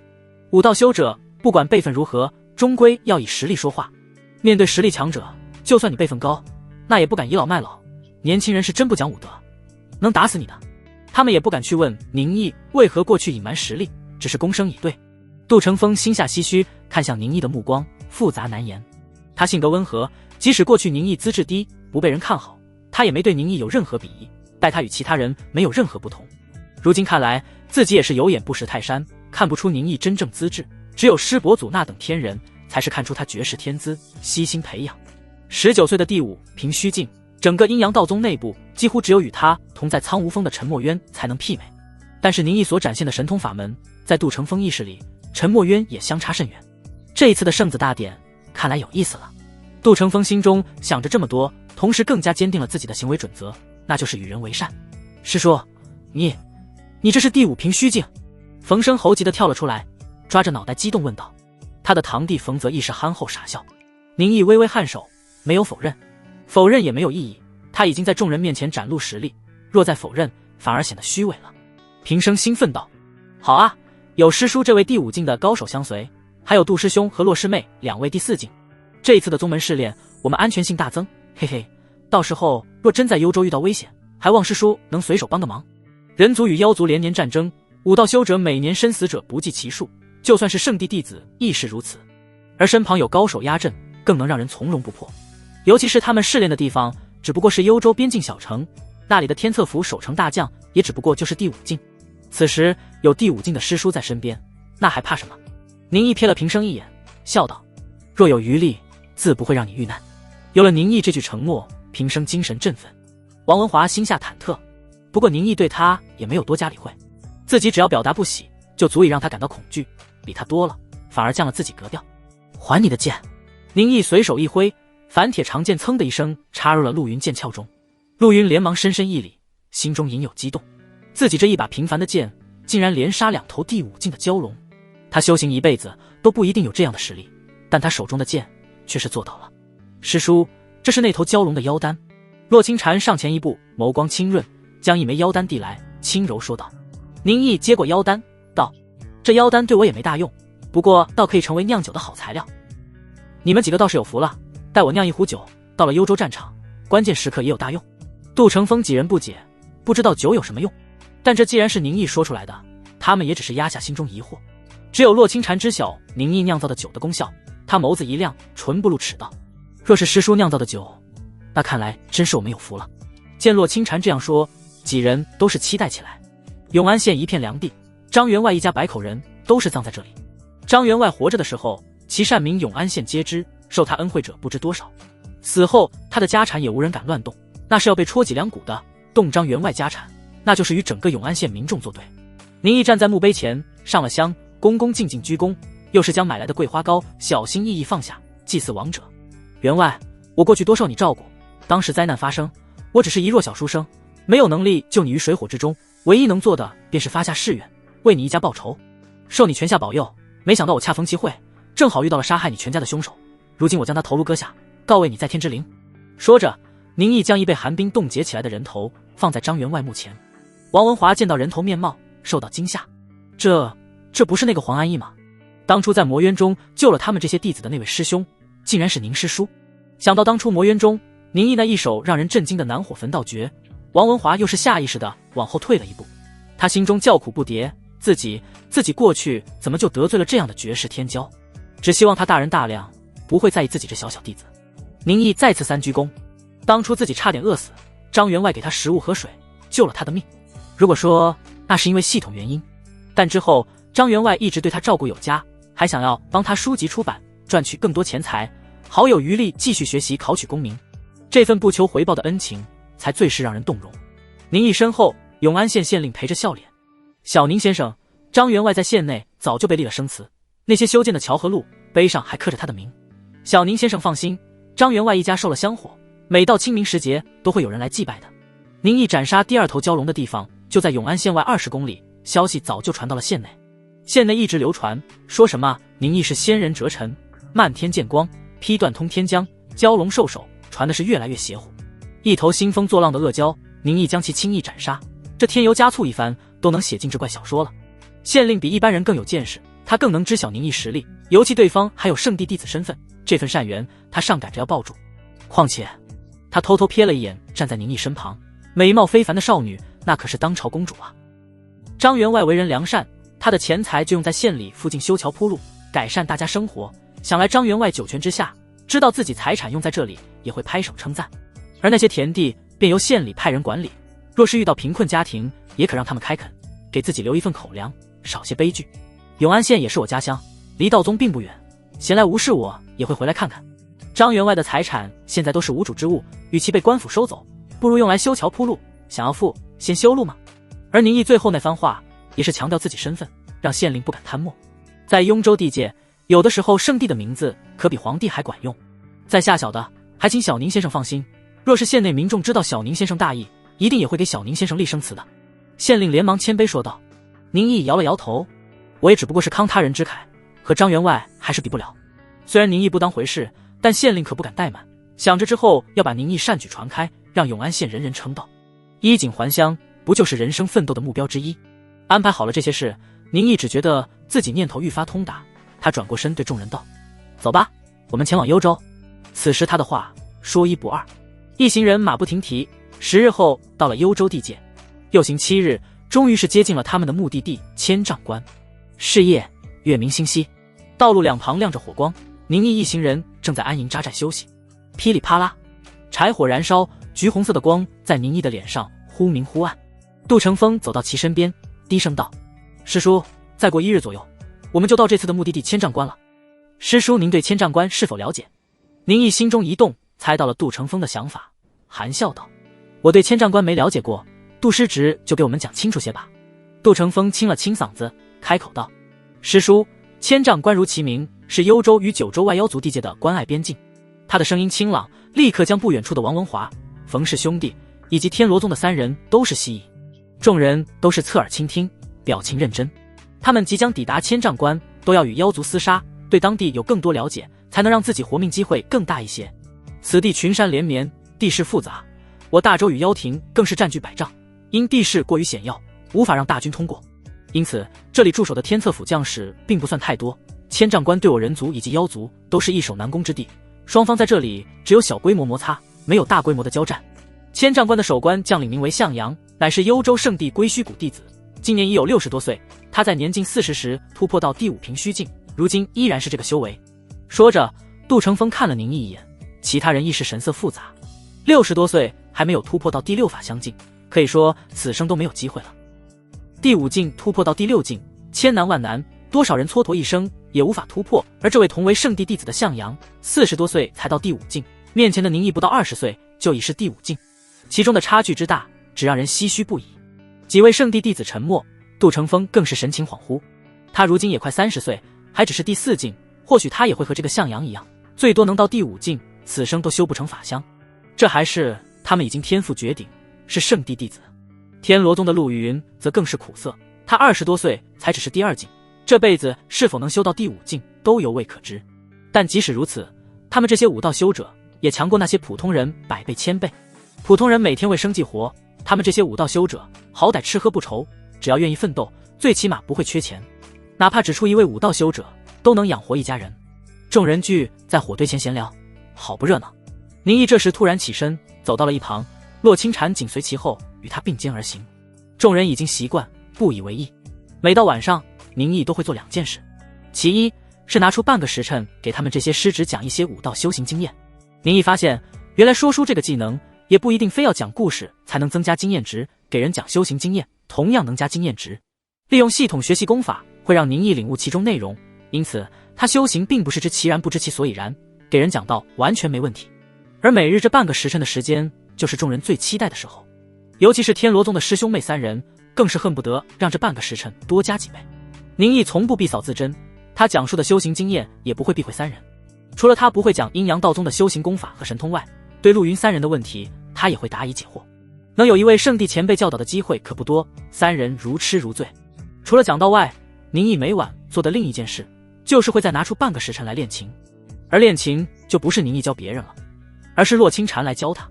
有了拥有至圣琴心的洛清禅亲自教导，宁毅的琴艺经验值终于又是开始了飞速成长，这让宁毅恨不得每日多练练，赶紧把这个技能干到5级。琴音在夜间如溪水般流淌，众人坐在火堆边聊天的声音都不知觉变小，侧耳倾听。天罗宗的柴心与曹莹2位师姐妹，目光总是偷偷地往宁毅所在的地方望去，眼中暗含倾慕。他们此时已经知道，这位被圣地弟子称作师叔的少年，他竟然真的只有19岁，长相俊美，为人和煦，武道高强，还通琴艺，简直是无数女子的梦中情人。只不过2人都是隐藏自己情绪，并没有让他人发现。他们也有自知之明，在宁毅面前，他们只不过就是个丑小鸭，根本不会被对方看上眼。况且在宁毅身边还一直跟着一只白天鹅，洛清禅就像是护犊子一样，有意无意的不让柴心与曹莹接触宁毅师姐妹对视一眼，都看出了对方心思。2人收回思绪，看向了正对他们献殷勤的王文华。相对于那只可远观的宁毅，还是面前这个圣地弟子好忽悠一些。老弟，你就别一天到晚抱着那酒壶了，没人偷你的。平生见到自己堂弟冯泽坐在火堆边聊天，都是抱着个酒壶，白了他一眼。冯泽憨厚一笑，摸了摸脑袋，哥，这师叔酿造的酒忒好喝，就算好喝也别偷偷喝了，那可是救命的东西。平生瞪着自己堂弟，我知道，不会偷喝的。这酒是宁毅用那2头蛟龙的妖丹，配合青龙咸漏这一神通法门酿造的酒，这是真正的疗伤圣药，对第5境以下的人，不管是肉体还是神魂方面的伤势，只要还有一口气，就都能吊住。不过这酒对宁毅本身没什么用，酿造好后就分给了众人，当作救命本钱。这就相当于宁毅给了众人一个活命的机会，所有人都对他感恩戴德，更震惊于宁毅还有这样的能力。此时宁毅随着各种艺术等级上涨，他隐隐发现这些艺术技能不是纯粹的艺术，他们好像还有着某种神秘莫测的功能。就比如这酿酒，宁毅酿造出的酒，其效果比李清扬酿造的都强，简直就是人们梦寐以求的灵丹妙药，这让李清扬都是感到不可思议。又比如说书，宁毅在讲道时发现听他讲道者对武道的领悟速度远超平常人，这让宁毅猜测很可能等自己说书技能等级再高一些，他给别人讲道就类似经验灌输，如醍醐灌顶。这根本就是收徒弟的最佳法门，只要说书等级够高，他就是这世上最厉害的老师。今日琴艺练完，宁毅看向自己77个愿望点，他思索了一下，试探道：系统，我要许愿，我许愿晋升到第6法相境。宿主愿望点不足，此愿望无法实现。我许愿修成精血成型这个小境界，实现此愿望需要48点愿望点，是否许愿？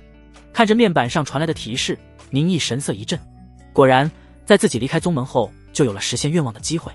在宗门时他就一直许愿，但从来没有成功过，而自己从第4境晋升到第5境需要的愿望点就超过40，现在第5境晋升第6境，来到武道最重要的一个分界点，所需愿望点绝对不会少。这也是为何宁毅要离开宗门出来游历试炼的原因，为的就是在不同地点实验自己许愿能力，看是否恰好能参与到某个因果事件里，从而晋升。第5境晋升第6境不再如之前那样分为9重天，而是只有2个小境界，一为精血成型，二为道物画像。从名字就可看出，晋升到第6法相境，最后需要的正是物前一个小境界精血成型，则要好修得多。想了想，宁毅没有直接许愿，又道：我许愿陈深与陈墨渊阴谋败露，让他们身败名裂，光是杀死这对父子不足以泄宁毅心头之恨，他要的是父子2人身败名裂，要让天下人知晓陈墨渊并不是什么天骄，只是一个依靠夺人圣祖精血才能立于人上的废物。之前宁毅就想过许这个愿望，不过那时的他愿望点太少，本身实力又太弱，就算许下这个愿望又如何？哪怕对方身败名裂，但阴阳道宗在一个境界弱小的弟子和一个已经表现出能力的天骄之间，道宗到底会选择谁，犹未可知。而若是那对父子拼死一搏，他也只是个不通武道的普通人，必死无疑，甚至就连天命玄女都不一定能反应过来救他。但是现在不一样了，他已是第5平虚境的高手，有了反抗能力。他要先破了陈墨渊的圣子执念，再让这对父子名声尽毁，才可让他念头通达。实现此愿望需要46点愿望点，是否许愿？46点。见到这个数字，宁毅有些犹豫。愿望点的积攒不易，自己许下这个愿望到底值不值？还是先继续积攒愿望点，等先晋升到第6境再说。所以我到底应该先选哪个？就在这时，面板又是出现新的内容。此愿望与宿主之前愿望有契合，是否花费50点愿望点将2愿望融合实现？宁毅眼睛瞪大，愿望还能组合实现的？我靠，这竟然有套餐，还直接给打了个5折，机不可失。这一次宁毅不再犹豫，直接道：许愿。宿主愿望实现中。宁毅肉疼地看着愿望点从77点变成了27点，但如果能够将2个愿望一起实现，这50点愿望点花费的值。许下愿后，宁毅心情又是平静下来。此时他的艺术境界已达到第4境，掌握着说书、酒道、琴道这3个技能。想要将艺术境界修到第5境，他还需要掌握一个新的艺术技能，但暂时他没什么眉目。琴棋书画中，琴他有了技能，而其他3个他曾试过半天也没有任何效果。或许他需要再遇到一个洛清禅这样拥有类似至圣琴心能力的人，才可将其他方面化为艺术技能。亦或者他需要想想办法从另外方面掌握新艺术技能。实在是系统对艺术的理解让宁毅看不出来重合点。说书这个技能拥有的神通能力是传道授业，酒道这个技能神通能力更像是掌握制造灵丹妙药，琴道则暂时不知道其神通能力有什么用，需要摸索。将自己现在拥有的一切以及接下来自己要做的事捋顺一遍，宁毅静下心，坐在火堆边闭上了眼，开始休息。翌日天蒙蒙亮，众人骑上马匹继续前行，到了中午时已经能看到千丈关的层峦叠嶂。宁师兄，前面好像有一个村子被人洗劫了。洛清禅骑着马来到宁毅身旁，他一双清丽的眸子注视远方浓烟滚滚，轻声说道。在别人听不到时，他一直喜欢喊宁毅师兄，而不想让双方真的有辈分差别。至于为何自己会有这样的想法，洛清禅不想去思考，他怕得出答案后反而会让自己心慌意乱。宁毅轻轻颔首，他其实早就注意到了前方那被洗劫过后的村庄。走，过去看看。此时宁毅发号施令，再无任何人会反驳，众人皆是与他前行，靠近村庄。这村庄的人已经被我杀干净了，你的计划真的能够成功？身穿劲装身材高大的男子走进屋中，他周身血腥味十足，杀意弥漫，脸上没有任何表情，就仿佛是一台杀戮机器。屋内年龄约40几许，尖嘴猴腮的男子笑眯眯道：麻烦夺心宗的周师弟了，还请师弟放心，我温皇不死宫的万血大阵除了实现起来条件苛刻，它的作用我们3宗皆知，童叟无欺。夺心宗的男子冷淡点头。既然如此，那我就先告辞，待你准备好要屠城时再来联系我。好说好说，师弟慢走。尖嘴猴腮的男人笑眯眯点头。待夺心宗的弟子离开，他瘪了瘪嘴。切，若不是万血大阵需要夺心宗的杀意，我才不想和这些只知道杀杀杀的蠢货们交流。还是千机鬼道门的魏良师兄和海瑶师妹更合我心意。他话音落下，从里屋走出一男一女，其中男子外貌约为30几许，身穿儒服，长相俊美，他手拿折扇，如一位翩翩家公子。而那女子外表看上去就像是个11、12岁的小女孩，穿的衣服上满是补丁，楚楚可怜。哈哈，吉浩师弟说的对，那些夺心宗的弟子是真的不能交流，脑子里除了杀人什么都没有。魏良大笑一声，拱了拱手。温皇不死宫的吉浩道：两位，这万血大阵想要完成，需要有人潜入城中，设下阵法节点，但千丈关位于边境，防守甚严，我们魔门弟子想要不触动阵法潜入进去很难，就算潜入进去了，也需要一个正经身份，避开检查。他话音落下，目光就是落在了那像是个小女孩一样的海瑶身上。海瑶讨好的笑道：两位师兄，这件事交给师妹，师妹一定不负众望，只是在我完成任务后，希望能分上一些好处。魏良笑道：好说，若是海瑶师妹能完成任务，那是大功一件，怎可能没你好处？不过师妹，你的想法真能成功，若是那些来千丈关的武道修者一点同情心都没有，你又要怎么办？海瑶不以为意道：就算没同情心，一拨人不行，就找下一拨人。来这里的武道修者络绎不绝，总有成功的时候。魏良和吉浩对视一眼，异口同声：那就祝海瑶师妹旗开得胜。宁毅一行人来到村庄门口，但见整个村庄一片废墟，房梁坍塌，远处更有火光冲天，浓烟滚滚。众人皆是武道修者，更有宁毅这位第5品虚境的高手在，也不畏惧，皆是缓慢前行，进入村庄之中。村落中散落着一地尸体，个个死相凄惨，神色惊恐，满地鲜血。一行人见到这一幕，神色沉重，行进间更是小心。宁毅嗅了嗅鼻子，闻着空气中淡淡的腐烂味道，出言道：从尸体的气味看，死亡时间已经超过1天，凶手恐怕早就跑远。平生咬牙切齿，是谁把这一村人全都杀了个干净？他们刚才在村中转了一圈，尸体超过300具，可见整个村落的人都被屠戮一空。洛清禅身穿4服纱衣，他也不在乎满地尸臭与血糖，仔细观察每一具尸体，声音清淡道：从尸体伤痕看，不是妖怪所为，而是人为。宁毅颔首，认同了洛清禅的话。这时，宁毅、洛清禅与杜成风对视一眼，3人修为都在第4神念境之上，通过神念已经察觉到村中有活人。杜成风不用宁毅动手，他当先上前一步，手臂一挥，将一片废墟中的10块木屑全部推走。不要杀瑶儿，不要杀瑶儿，瑶儿很乖的，阿爹阿娘都夸瑶儿很乖的。废墟的夹缝中传来一小女孩的哭声。众人定睛看去，见到一身穿满是破旧补丁，脸蛋被熏得漆黑，头发干枯，身材瘦弱的小女孩正蜷缩着。她瞪大无辜的眼睛，见到宁毅一行人，吓得嚎啕大哭，瑟瑟发抖。小女孩可怜兮兮的样子，让天罗宗的柴心与曹颖母性大增。2人上前安慰道：小妹妹不要害怕，我们不是坏人。在2人一番轻言安慰下，惊恐万分的小女孩总算是安静了一些。她蜷缩着身子，依然畏惧地看着众人，抽吸着鼻子。小妹妹，你能告诉我们这里发生了什么吗？柴心与曹莹一问，小姑娘再次哭出了声。阿爹阿娘都死了，他们都被坏人杀死了。众人从小姑娘断断续续的讲解中，知道了1天前这里发生的事。原来小姑娘名为海瑶，是这村里一农户家的孩子。一村人生活虽然艰难，但还能勉强活下去。但就在1天前，这里出现了一伙强盗，烧杀抢掠，将整村人全部杀光。海瑶因为运气好，藏了起来，没被那群强盗发现，才是逃过一劫。听小女孩讲述，众人都是义愤填膺，唯有宁毅眉头微微皱起。洛清禅根本就没关心面前的小女孩，也没关心这村中的事，他一直都在看着宁毅。见宁毅眉头蹙起，他第一时间发现，以神念传音道：宁师兄，这其中可有什么问题？洛师妹，你可观察了之前那些尸体的伤口？宁毅同样以神念交流，这村中的人都是被刀类杀死，全部都是一击毙命。洛清禅轻声答道，他见到这村中惨状，也是心有悲伤，于心不忍。不过洛清禅从小生活在皇宫，已经习惯了藏住情绪，因此在他人看来，他一直很冷淡，完全没有同情心。宁毅道：这就是问题，刀伤全部一击毙命，这可不是一般的强盗能做到的。而且你仔细观察这里脚印，会发现其实杀人的人数并不多，最多只有几人，而不是那小姑娘口中的一群人。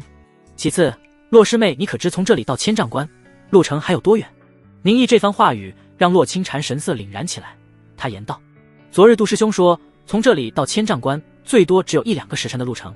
宁毅淡淡点头，所以你看，这里离天策府驻守的千丈关如此近，如果说有妖族偷偷潜入大州境内，把这村里的人都杀光还正常，但驻守在千丈关的将领向阳可是一位老将，他又怎么可能不清除附近的强盗，任由这些人烧杀抢掠？洛清禅悚然一惊，师兄是说这小姑娘在骗人？宁毅眉头一皱，说道：她是在骗人，但为何骗人暂且不知，也可能是受到惊吓，不想回忆村民被屠杀的惨状，从而让她大脑自我防御机制开启，下意识说出假话。我刚才以神念探知，这小姑娘不通武艺，情绪上也没有骗人的波动，我也是有些疑惑。洛清禅担忧道：师兄，那我们怎么办？要不要带着她一起？就在刚才，众人都是提议将这小姑娘带去千丈关，她现在无父无母，村里人又全都身死，若是不管她，恐怕她在这里活不了几天。不过众人也不敢私自决定，都是看向宁毅，等他定夺。宁毅深深地看了一眼这个叫做海瑶的小姑娘，惨兮兮的小女孩正蜷缩着身子，大口吃着杜成风给她的干粮。小女孩狼吞虎咽的样子让人心疼，杜成风温柔劝慰，让她不要吃得太急噎着，这里食物还很多。不管从情绪、表情还是行为上看，这就是一个刚刚经历被屠村灭族惨剧的普通小孩。宁毅一番思索，说道：这里离千丈关已经不远，就带着他吧。等到了千丈关，再看看将他安顿下来。众人见宁毅没有狠心抛下这可怜的小姑娘，都是放下了心。谢谢哥哥姐姐们。吃饱喝足的小姑娘，她可能已经知道几人都是好人，低着头怯怯说道。洛清禅不解地看向宁毅，既然宁毅觉得这个小姑娘有问题，又为何还带着她？宁毅解释道，若我猜测是错的，将这小女孩扔在这里，那她就真要无辜惨死。而若她真有问题，也是冲我们来的，与其让敌人在暗，不如将其带在身边，让她在明处。洛师妹，这事你不要告诉其他人，以防露出马脚，反而让可能存在的敌人怀疑。不过我猜杜师兄也应该察觉到了问题，他性格稳重，经验丰富，现在估计也是在演。洛清禅这才了然，他轻柔点头。清禅知晓，此地是了。一行人很快抵达了千丈关。作为圣地之一阴阳道宗弟子，他们带着道宗令牌，千丈关的守将向阳亲自接见了他们。这是一位年过花甲的老人，身材魁梧，脸上遍布疤痕，一眼就看出他是久经沙场的将士。向阳也不客气，很有军人风范的对宁毅几人道，多余的话我也不说，各大圣地每隔几年都会派人来千丈关进行历练，你们旅途疲劳就先休息2天，到时我会给你们分派任务让你们完成，只要你们完成的好，我亲自书写文书让你们回去交差。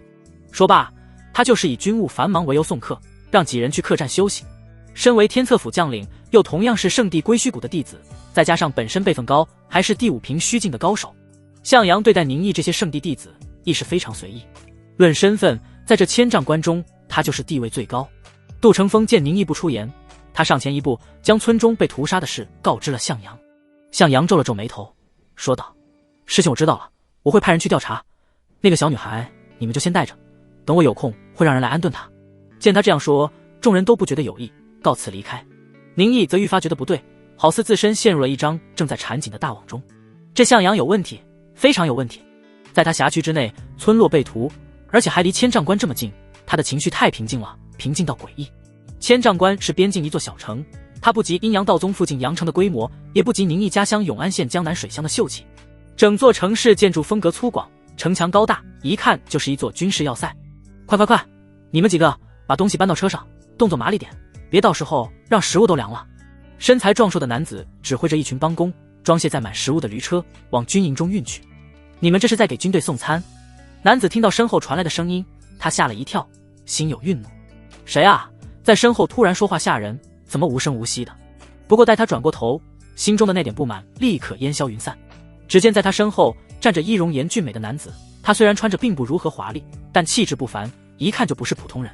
尤其是在其身边那女子，秀丽多姿，绝色倾城，在壮汉眼中简直就如下凡的仙女，这辈子根本没见过这样漂亮的女人。他不敢多看，低下头来讨好笑道：这位公子，军队中自有军中物资，还轮不到我们去提供军粮。我们只是几个稍有些钱财的富户一合计，每日给军中那些残疾了的军士，或者是来此地斩妖的武道修者们多提供一些保障。宁毅奇道：哦，这是为何？天策府治军极严，对所有因战而伤亡的军士都有抚恤保障，怎么还需要你们提供？难不成是有人把抚恤金给贪了？壮汉连忙摇头：公子您可别乱说，天策府的物资谁敢贪啊？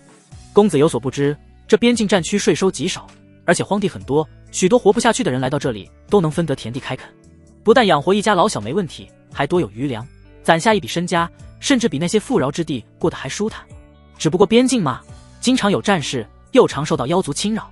天策府的将士，还有那些来自九州的武道修者，不管他们是为了什么在这里斩妖，他们都是保护了我们这些人的安全。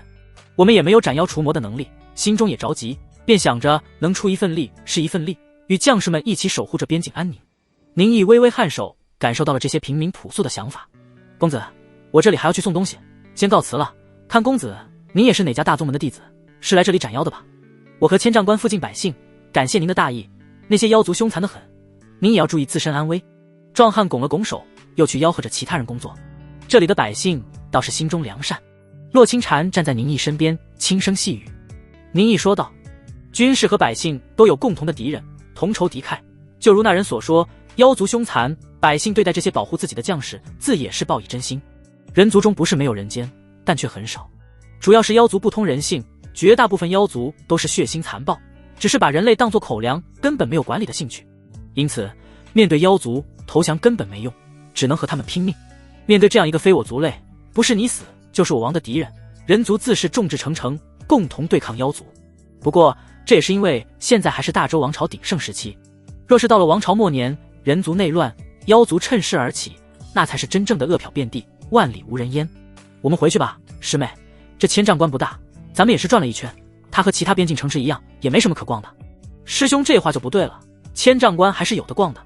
洛清禅抿了抿唇，眸光淡雅。哦，我看这里都是民风粗犷，建筑也不精致，更没什么独特风景，鼻子里还飘着血腥味。你竟然觉得这里有的逛？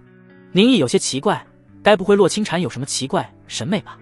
洛清禅那水润的眸子瞥向宁毅，眼中含羞带怯，大胆的道：因为是宁师兄陪着清禅逛，不管哪里都是美景。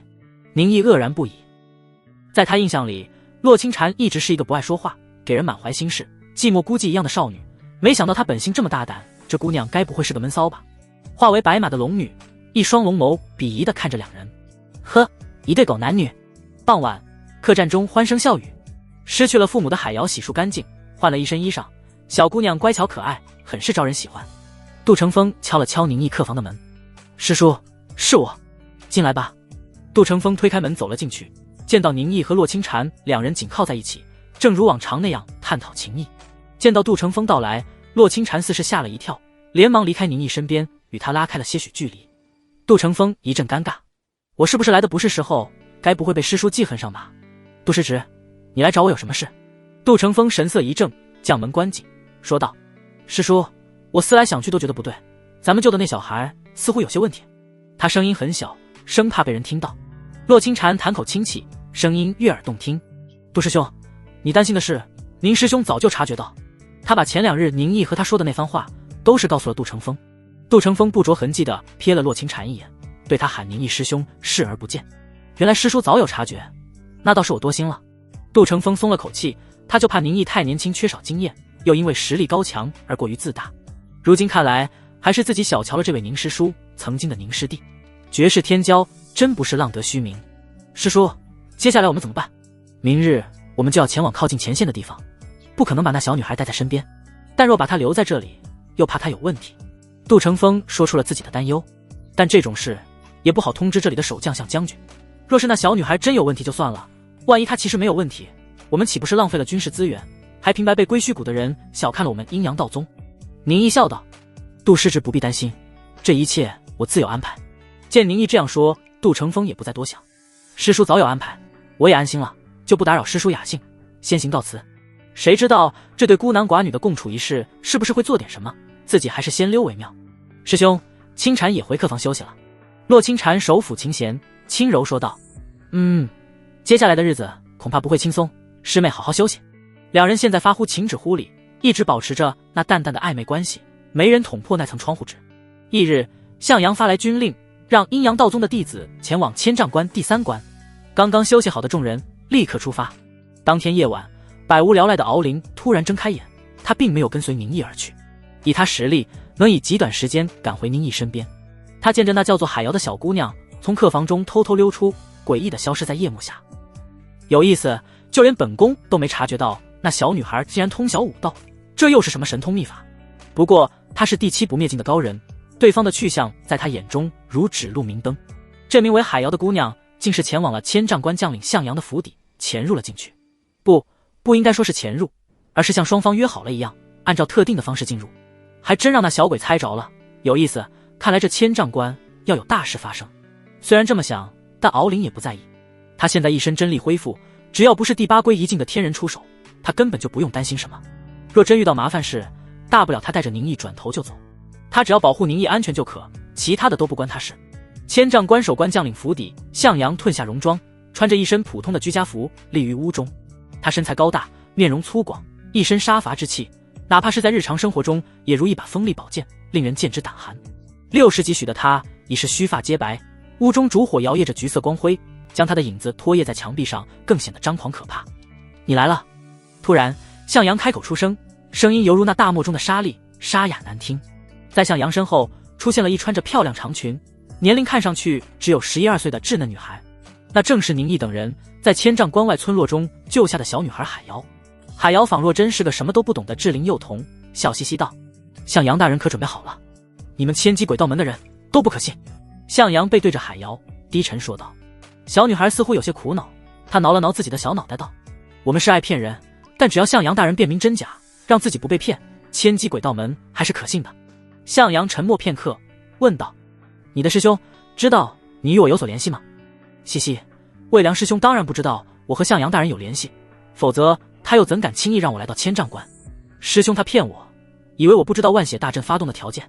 这万血大阵啊，需要一位夺心宗、一位千机鬼道门、一位温黄不死宫的弟子当作祭品，才能召唤魔渊降临，炼成万血之精。魏良师兄以为我不知道这其中的秘密，其实瑶儿我啊，什么都知道呢。小女孩叽叽喳喳，像是一只欢快的百灵鸟，只是说出的话语却一点都不明快，反而充满了阴谋与诡计。所以，你以其人之道还治其人之身，想把你的师兄当作祭品。向阳淡淡道：没办法，我虽然心疼师兄，但师兄骗我，我也不得不骗他了。海瑶似是有些苦恼，悲伤说道。向阳一声冷笑：你们这些魔道之人都心怀叵测，上不得大雅之堂。海瑶嘻嘻笑道：但是向阳大人，您就要与我这个千机鬼道门的魔门妖女合作了。向阳沉默不语，神色似是有些动摇。向阳大人，您不要犹豫了，这是您唯一的机会。海瑶循循善诱，她外表年龄稚嫩，却如她所说是一个妖女。您一生杀伐，身体早就油尽灯枯，若再不晋升，恐怕没2年可活了。向阳大人，您虽是归虚谷这圣地弟子，但天赋比之那些绝世天骄们相差甚远。可您凭借强大的意志，与妖族殊死相搏，无数次面临生死险境，比那些纯靠天赋的天骄们不知强了多少。但偏偏您境界提升速度如此缓慢，您难道真的甘心吗？海瑶语气轻柔，像是孩童般纯真，蛊惑着向阳。他见这须发皆白的老者，神色动容，再接再厉道：只是牺牲千丈关这些百姓，就能换取您能够晋升第6境的机会，这可能是您此生最后的机缘了。您虽然天赋一般，但悟性足够，若您能成就法相境，到时便多杀些妖族以及这些百姓在天之灵，用他们的命换一位第6法相境的高手，这笔买卖是值得的。一番话语之下，向阳的心已是靠向海瑶。海瑶用出了最后的杀手锏，千丈关百姓的死可和您没有任何关系，您更是为他们的惨死而悲痛。做出这些事的都是我们这些死不足惜的魔道弟子，您为了千丈关百姓怒而杀了这些造成惨剧的魔道之人，您不但没有过错，反而有功啊。晋升第6境机会的诱惑，以及自己不必负责的结果，让向阳下定决心。好，我会配合你，你也不要有什么小动作，否则我必先杀你。向阳猛然转过身来，屋中的烛火忽明忽暗，火光皆是被冻结。他那常年与妖族厮杀，统帅军队的杀意如汹涌海啸扑面而来，让海瑶脸色惨白，不自觉地往后退了一步。海瑶勉强道：我可不敢在向阳大人面前搞小动作，若不是我那师兄要害我，我也不会做这些事。待海瑶离开，屋中只剩下向阳，他目光落在熄灭的烛火上，语气压抑：第6法相境，老夫一生征战沙场，只是为了晋升第6境，但为何如此艰难？千丈关第3关位于群山之中，是与妖族争斗的前线战场之一，在这里观望远方，可见妖雾遮天蔽日，那正是群妖所在。宁毅等人抵达时，守卫第3关的校官亲自迎接。在下朱良，我已经收到向将军的命令，来此迎接各位圣地弟子。朱良嗓门极大，声音几乎是让附近的人全部听到。他这也是故意的，第3关处亦是有着诸多来此杀妖，希望立功的江湖人士。朱良直接点名宁毅这些圣地弟子身份，也能让那些江湖人士不敢招惹，省得私下里出现矛盾，那就是他这位校官的责任。周围的江湖人士听到这些人竟然是圣地弟子，就如朱良所想，一个个都是或如陆云那样想要结个善缘，或是远离他们，不愿接触。几乎每年这里都有圣地弟子到来，有时来的是应天学府，有时来的是归虚谷。朱良对如何应付这些圣地弟子也有了经验，他表面语气恭恭敬敬，把姿态放得很低，将几人请入指挥所中。对这些性情高傲的圣地弟子，不管你心里怎么想，反正表面功夫一定要做好。朱良对宁毅几人介绍了一番大体情况，最后告诫道：我知几位都是圣地弟子，神通广大，然而战场上的厮杀不同以往，尤其是妖族众多，若是被群妖围困，几乎没有逃脱的可能。往常每年都有圣地弟子死在这前线中，还请各位不要大意。最近这里的妖族又多了起来，恐怕他们有发动一轮进攻的想法。王文华问道：这里可有第5境的妖物？朱良愣了一下，摇头道：第5境的妖物有倒是有，不过已是千丈关妖族的最高将领。毕竟千丈关只是边境小城，不是我大周与妖族的主要战场，妖族也不可能派遣多强的妖怪来这里。而且那第5境的妖物，主要针对的是向将军所在的第1关，我们这里是第3关，没那么危险。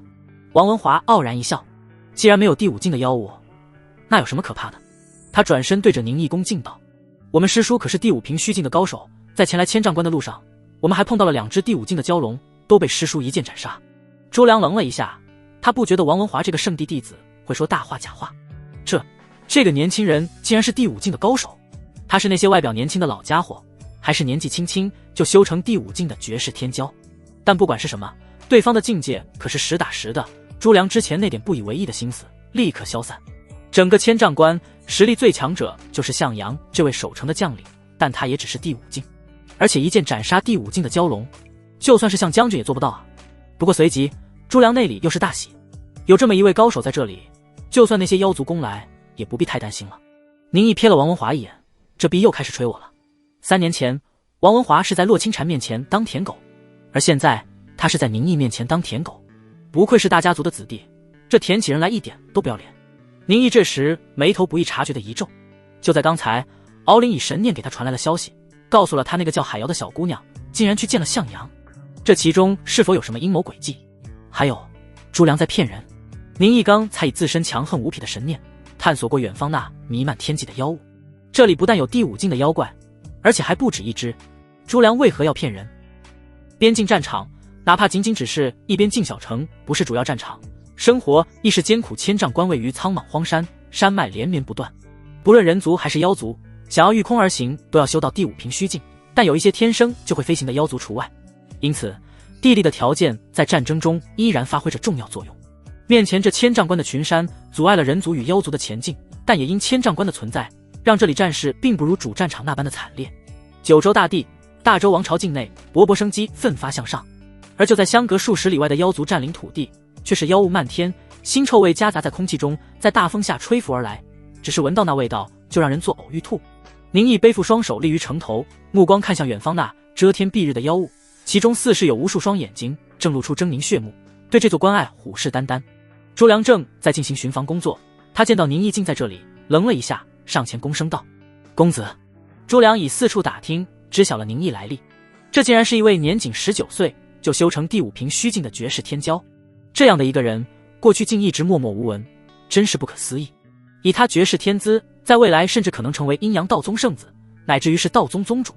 面对这样有可能的未来大人物，朱良自是不敢怠慢。宁毅的名声能在关隘传得这么快，还是托了平生和王文华那2个大嘴巴的福。对此宁毅也没有说什么，反而觉得这样挺好。他如今名声在外，关隘中的其他武道修者就不会出现那些跳出来不服气的蠢货，宁毅也就不用扮猪打脸，给自己找不自在。若真还有那样的人，那不是脑子有问题，就真是有2把刷子，想和宁毅比一比了。朱校官，我对这边境战争不是很了解，校官能不能给我详细讲解一番？宁毅侧过身来，看向身旁风尘仆仆的汉子，开口说道：工欲善其事，必先利其器。宁毅虽自忖实力足够，又有一位第7境高手护法，但若因此就莽撞行事，那是寻死之道。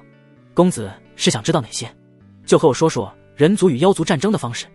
宁毅目光平静地看向那片妖雾，又是道：还有这些妖怪，人数也就数千，我神念探寻，连个第4境的妖物都没有，没想象中那么强。朱良一阵语滞，差点破防。没想象中那么强，他一时间不知是宁毅实力过于强大，所以看不起面前这些妖，还是他真的不懂。朱良说道：公子还是不要小看这些妖族，您是圣地弟子，修的是最顶级的功法神通，同境界的妖族绝不是您的对手。但是对其他武道修者就不一定了，妖族大部分皆有天生异能神通，即使修行过于简陋粗糙，但妖族寿命悠长，可用寿命来弥补这些差异。因此对一般的武道修者而言，面对同境界的妖族也是一番死战。顿了一下，朱良又道：而且您看那些妖物，这是妖族领的特有的现象，在这妖物之中，妖族实力在各方面都有所上涨，这也是我人族难以开疆扩土的原因。不过我人族也有应对方法，天策府的兵家阵法正可聚众人之力，以10倍100倍击之。如此一来，哪怕我人族武道修者比妖族天生强大者要少，依然能占据上风。朱良昂首挺胸，话语间多有骄傲，他就是天策府的一名将士，是真正在天策府有级的人。宁毅微微颔首，天策府之名才是九州大地人尽皆知，家家立生祠，人人皆称道。正是有天策府将士守卫边疆，才是没有让这些妖族侵入九州大地，才有如今的太平盛世。不过，朱良又是看了看关隘中的武道修者，无奈道：兵家阵法需要长久演练，形成肌肉记忆，而这里的真正天策府将士只有几百人，剩下的多是一些想要来边境立功的江湖人士，他们不通阵法，除非他们愿意加入天策府，接受天策府训练。宁毅明白朱良的意思，那就是这里大部分都是杂兵，加入天策府就是加入军队，令行禁止，一切都要听从上级指挥。对于许多江湖人士、宗门人士而言，他们不愿失去所谓的自由。我明白了，多谢朱校官讲解。哈哈，这是我应做的。妖族有一些顶尖高手，破坏性极大，九州大地能平安无事，也是有公子这样的圣地弟子保护。朱良小小的奉承了一句。天策府是军事组织，兵多将广，比之任何圣地都要强大，但因为天策府将领们要领兵作战，自我修行时间要少得多，因此在培养那些最顶尖的高手上，还是各大圣地更擅长。朱良离去，宁毅望着他背影，皱眉深思。刚才短暂接触，这朱良看着就是一个有点小心思、会拍马屁的将领，自己没在他身上察觉到什么特殊的情绪波动，那他为何要骗人呢？还是小心为妙。宁毅低语一声，呜呜，天上未亮，关隘传来号角声，敌袭，敌袭！巡防四处奔走，高声大喊。之前还寂静的关隘口立刻由静转动，人们穿戴整齐，从休息的地方跑了出来。其中那数百名天策府将士军容规整，默默不语，只是听从指挥。而在这里的江湖人士，有人面色镇定，可见已经是参与过多场战斗的老油条，也有人神色紧张，一看就是刚来的新人。那些妖族又来袭击了，妖族每次都来这么点人，又攻不下这里，怎么天天来送死？哎，可不能这么说，要是城防稍有懈怠，那可就要被打破关隘了。况且妖族少一些也好，我们才有立功机会，要真是大军进发，咱们才有性命危险。天策府的人倒真是辛苦。是啊，所以我才不愿加入，不但危险，每天生活也太无趣。阴阳道宗的弟子们这时不再说笑，脸上亦是多有紧张神色。他们虽在同龄人中可称天骄，但上战场还是头一遭，第一次吗？谁不紧张？宁毅见此，安慰道：不必担心，此次来袭的只有1200只小妖，只是一些低境的妖物，没有什么危险。听宁毅这样一说，众人都是安下了心。王文华紧绷的脸色不在，又是对那天罗宗的2位女弟子拍着胸脯保证：柴师妹、曹师妹，到时你们跟在我身边，我自会护你们周全。柴兴和曹颖表面道谢，心中却是腹诽，他们好歹也是第二玉气境，这里还有数百天策府将士以及一众江湖人士，论人数比那来袭的小妖还多，境界更是比那些小妖高，他们能有什么危险？周良恰好从众人身边走过，他听到宁毅言语，惊讶道：宁公子，您刚才说的是真的？来袭的只是1200只第一境的小妖？宁毅点头，我刚才神念探知，数量无错。周良表面不吭声，心中却是惊愕。他也是第4神念境，但战场之上杀意弥漫，妖族联合起来，又有妖物护体，一般人的神念根本无法探知敌情，但宁毅的神念竟然能刺破妖物，将对方的人数、境界等等探知清楚，这是何等强大的神念！不愧是19岁就修成第5境的道宗天骄。朱良也是安下了心，如果只是这种程度的袭击，那不算什么，平常多有。他见其他的阴阳道宗弟子跟随众人行去，宁毅却是没动，奇道：宁公子，您不一起吗？宁毅摇了摇头，这种程度的战斗还不用我出手，或许对其他阴阳道宗的弟子们而言，他们是来历练的，但对宁毅，这根本就对他没有任何历练效果。他之所以出来，除了是道宗要求，也是宁毅想要看看能不能碰些机缘，实现愿望。朱良觉得宁毅这番傲慢言语没什么问题，这可是一位第5境的高手，整个千丈关也只有像将军能与其相比。如此高手参与这样的战斗，是有些大材小用了。在他看来，宁毅就是那些阴阳道宗弟子这一次的护道人，而自家身后有一位第5境高手压阵，朱良一时感到安全性大增。我这就带领将士们上阵杀敌，若真遇到突发情况，还请公子出手相助。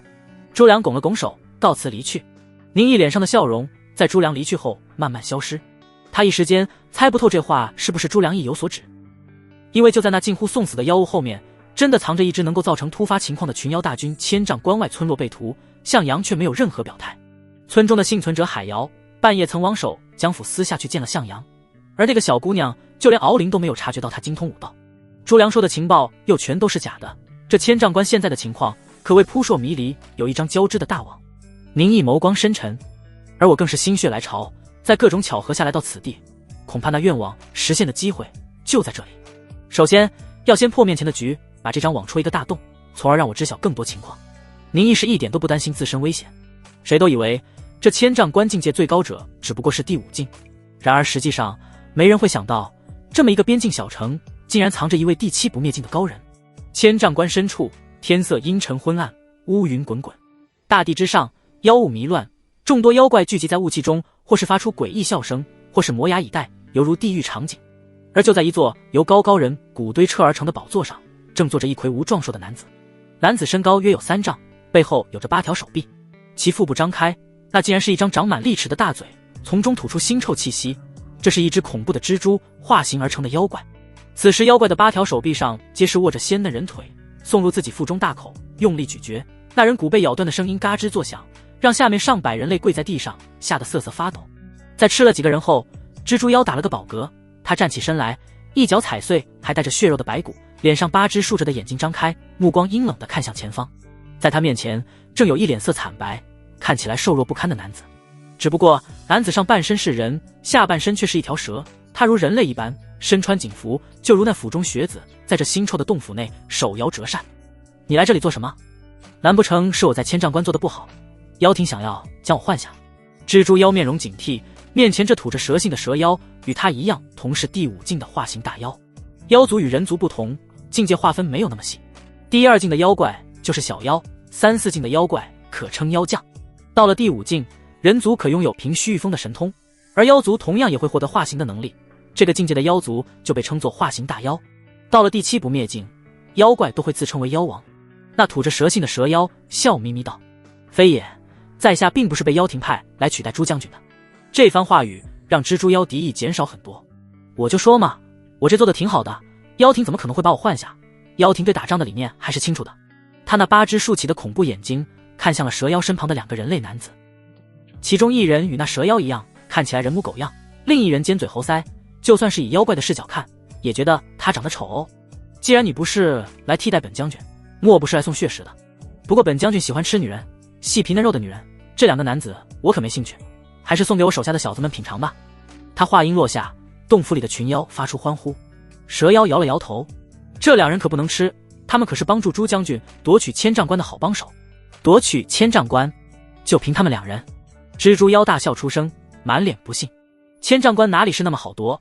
这里易守难攻，群山环伺，妖族想要跨越群山去进攻一座坚守的关隘，难上加难。派更强的高手偷袭，倒是能直接杀死那守关将领向阳，但这并没有用。想要让妖族领地侵占9州，需要用妖气替代人气，这就需要大量的妖族汇聚。只是几个高手拿下一座城，根本不算是攻下。但那里可是大周领土，大周王朝对边境极其重视，很容易就会受到众多人族高手围攻。为了杀死一个向阳，而损失更多的族内高手，这怎么看都是不划算的买卖。同理，大周想要在千丈关拿下妖族也是困难，只要妖族坚守一段时间，等到妖庭支援，大周也只能悻悻退去。魏良这时上前一步，拱手道：朱将军想要用正常的方式拿下千丈关，的确千难万难，但如果千丈关的守将向阳自己放弃了呢？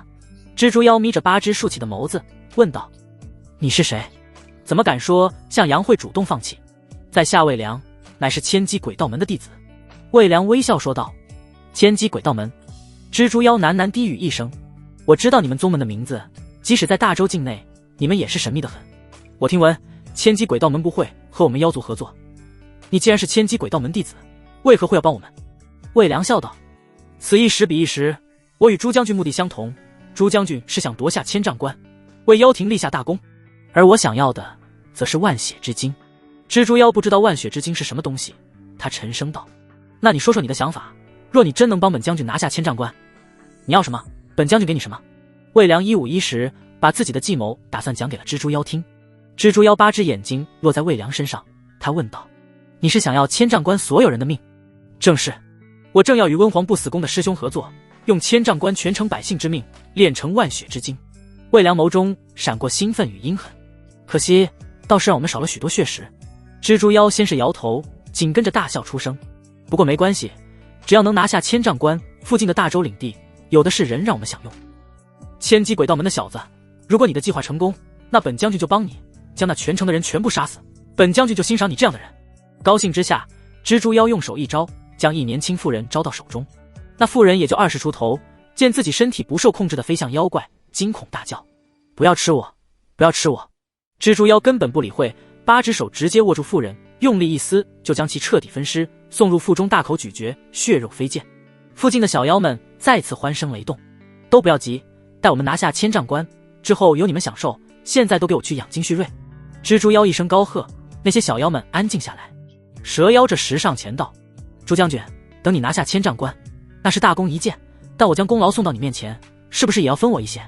蜘蛛妖眯起8只眼道：“你又想要什么？”蛇妖笑眯眯道：“千机鬼道门的魏良兄掌握着一些神通法门，可帮助小部分军队隐藏气息。朱将军不如借我一支部队，让我偷袭向阳部下将领，拿些许寸功如何？”蜘蛛妖没有多想，大手一挥：“好，那我就借你200妖将精兵，足以让你拿下向阳手下的将领。”这蛇妖本就是一位化形大妖，若是再带200精兵，在朱将军看来，这是10拿9稳。